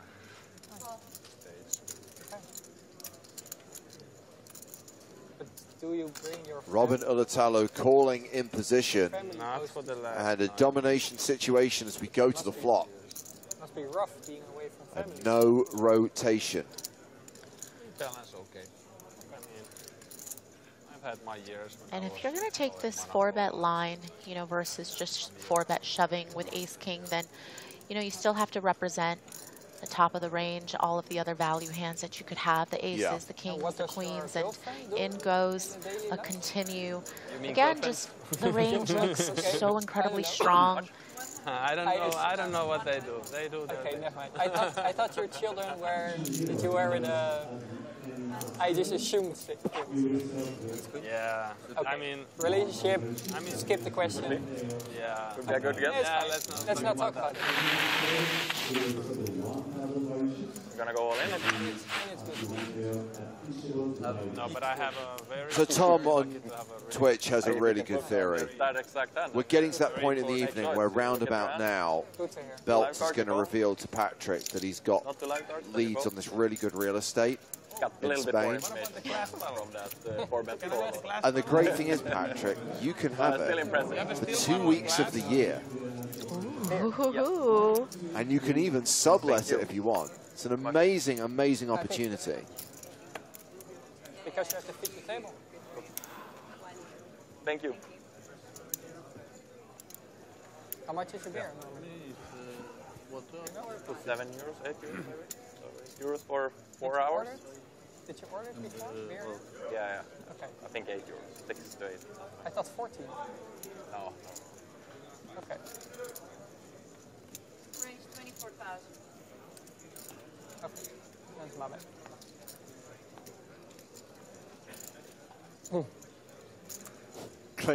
Glenn Antonius.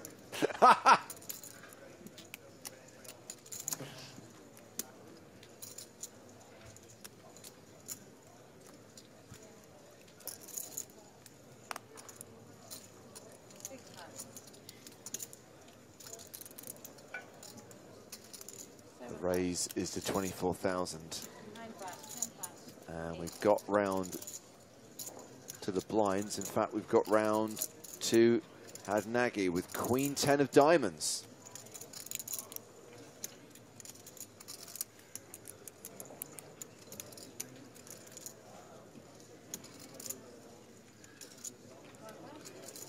You just studied mixed games by play? How did you... Now Jack 9 of spades for the banana. By playing in the beginning, I mean, how did you study back in the days? Anything like those years? Nobody knew. Yeah, what they were doing. You play, and obviously you have to play with very good players in the beginning. Yeah, then you learn quickly, look at what they are doing. Yeah, so in the beginning you're paying... Valeur calling. Kind of. And we will see a flop. I'm just a lucky guy. I mean, the first year I played these big days, I already won. Like, I just ran to... Okay. 7-6, both players whiff. Without really knowing half of the game. Well, let's go check back, fold. I had a lot of gamble. They were happy to have you in the game. Compared to now. Then I had a really gamble. Okay. You probably see it from this early season of 5-stakes poker. That you had a lot of gamble in you back then? I managed to put up there $500,000 in on this one hand. Like I've watched everything. So what hand did you have? Jack 9 against Sami Farha this hand. Like, he had flush draw. I was very lucky to win that one, but I mean I 3-betted with Jack 9 suited. gave me a 9-high flop and got it check raised me and I just Floor.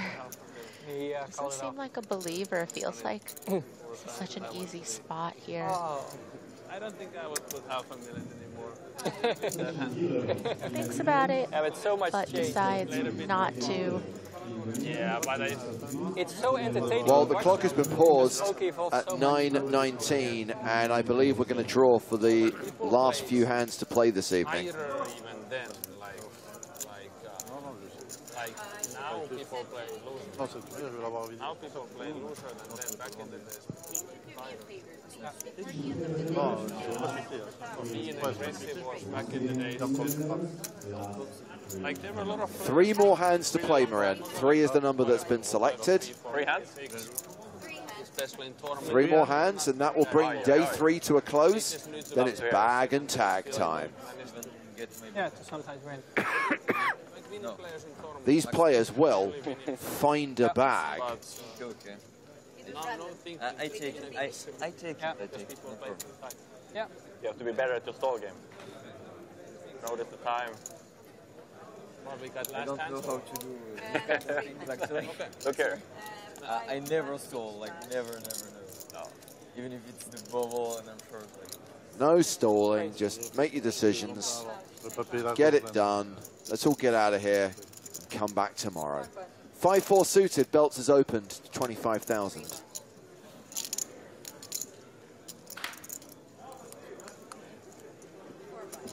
Two more.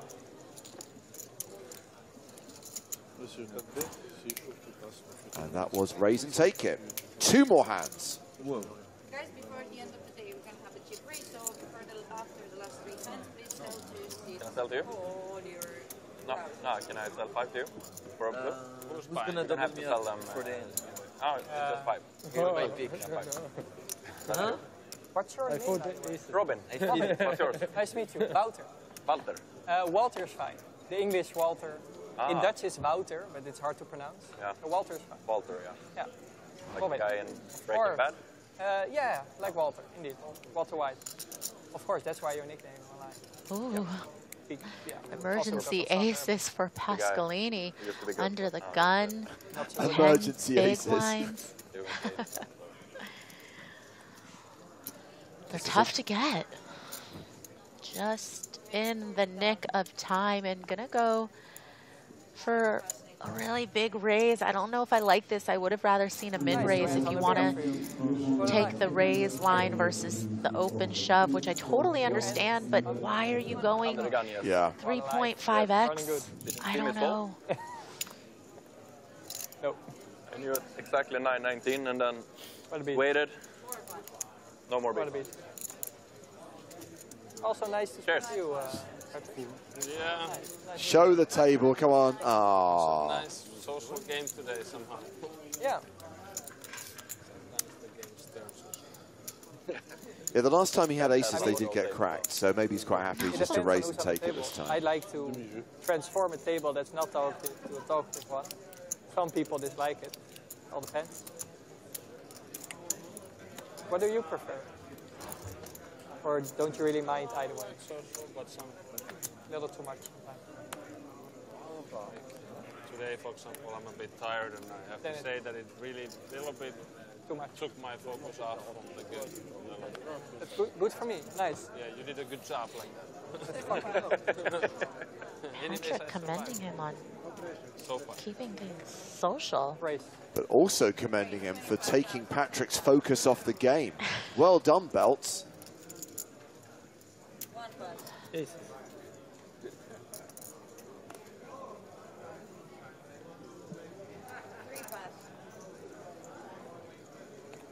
This is the last hand of the day.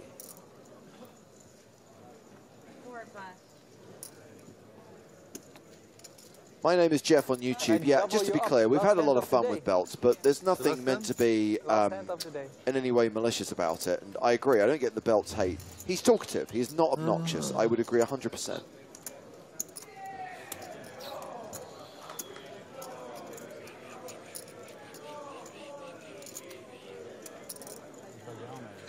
Let's play. Pasqualini going to defend and actually has belts dominated, but if he doesn't connect well with this board, going to be tough to continue. Well, that is some connection.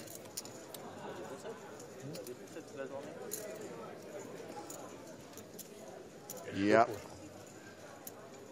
And Pasqualini with the open-ended straight draw checks to the pre-flop aggressor. Belts continuing.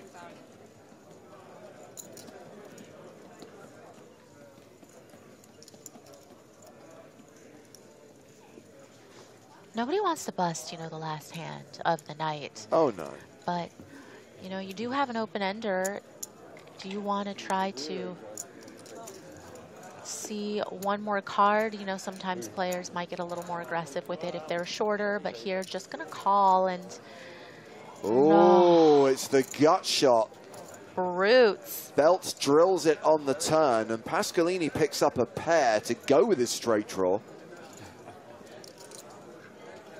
Pretty gross.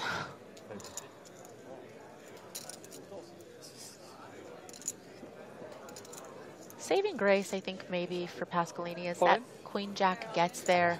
Oh, wow. Wow, just a quick call. Yeah, gets shoved on, calls it off, and is going to need to hit on the river. And just to be clear, he is drawing to a chop. He cannot win the pot outright, but at least he can survive. Wow, have we ever ended commentary with Chop Hot Song on the last hand of the night? I don't remember. My vocal cords aren't even properly warmed for this, but... You've done an entire 90 minutes of poker. How can your vocal cords not be warmed up? But not for singing. Talking and singing, totally different. You don't need to worry, Maria. No chop. And we do see Jean-Paul Pasqualini eliminated on the very last hand of the day. His chips going to Wouter Belts, who's going to have a huge stack to bring into day 4. Thumbs up to his rail.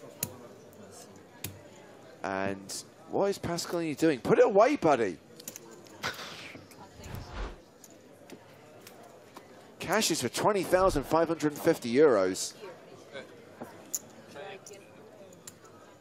Thank you.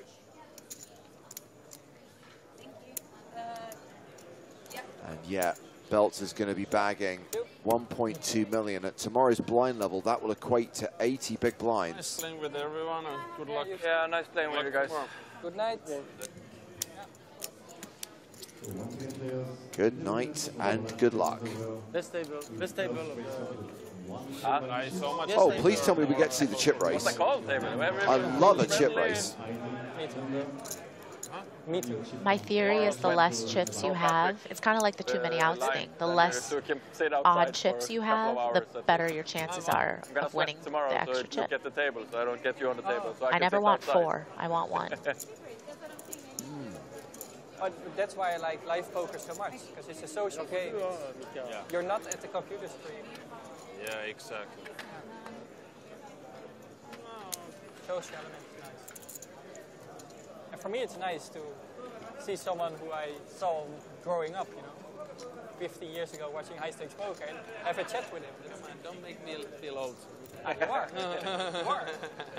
Okay, so you did. Feeling up. You are young. So you are young. Okay, okay. Oh, c'est trop, mais tous les coups ils chatent. Oh, c'est une dinguerie. Maybe it's just more gun. Il y en a 3 ou pas? Il y en a que 2. Ah non, il y en a 3.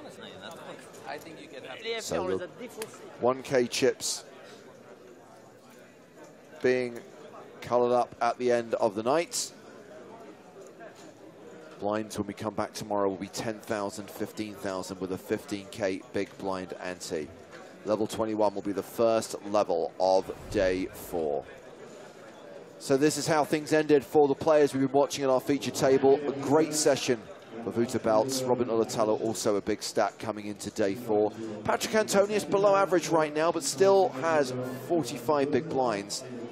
Mehdi Chaoui edging into the danger zone with just 13 big blinds. So that is how things ended at the feature table. What about in the tournament overall? Well, these are the chip leaders coming into tomorrow. Santiago Plante, the biggest stack with more than 200 bigs. Carl Shaw in the top 5, along with Kwan Lau. And it's Ramin Hajayev and Curtis Knight who round out the top 10. Looks like 80 players, 10 tables returning for day 4. Probably going to play down to the last 3 or 4 tables tomorrow. Make sure you check out the updates on Poker News, plus for updates and stories from the European Poker Tour, follow the words of the team at the PokerStars blog. And of course, our live coverage from here in Barcelona continues tomorrow. We will be live at 12:30 Central European Summer Time with day 4 of the main event. We hope you can join us then. Thanks for watching today. From Maria Ho, Nick Walsh, Griffin Benger, Joe Stapleton, and me, James Hartigan, it is good night from Barcelona.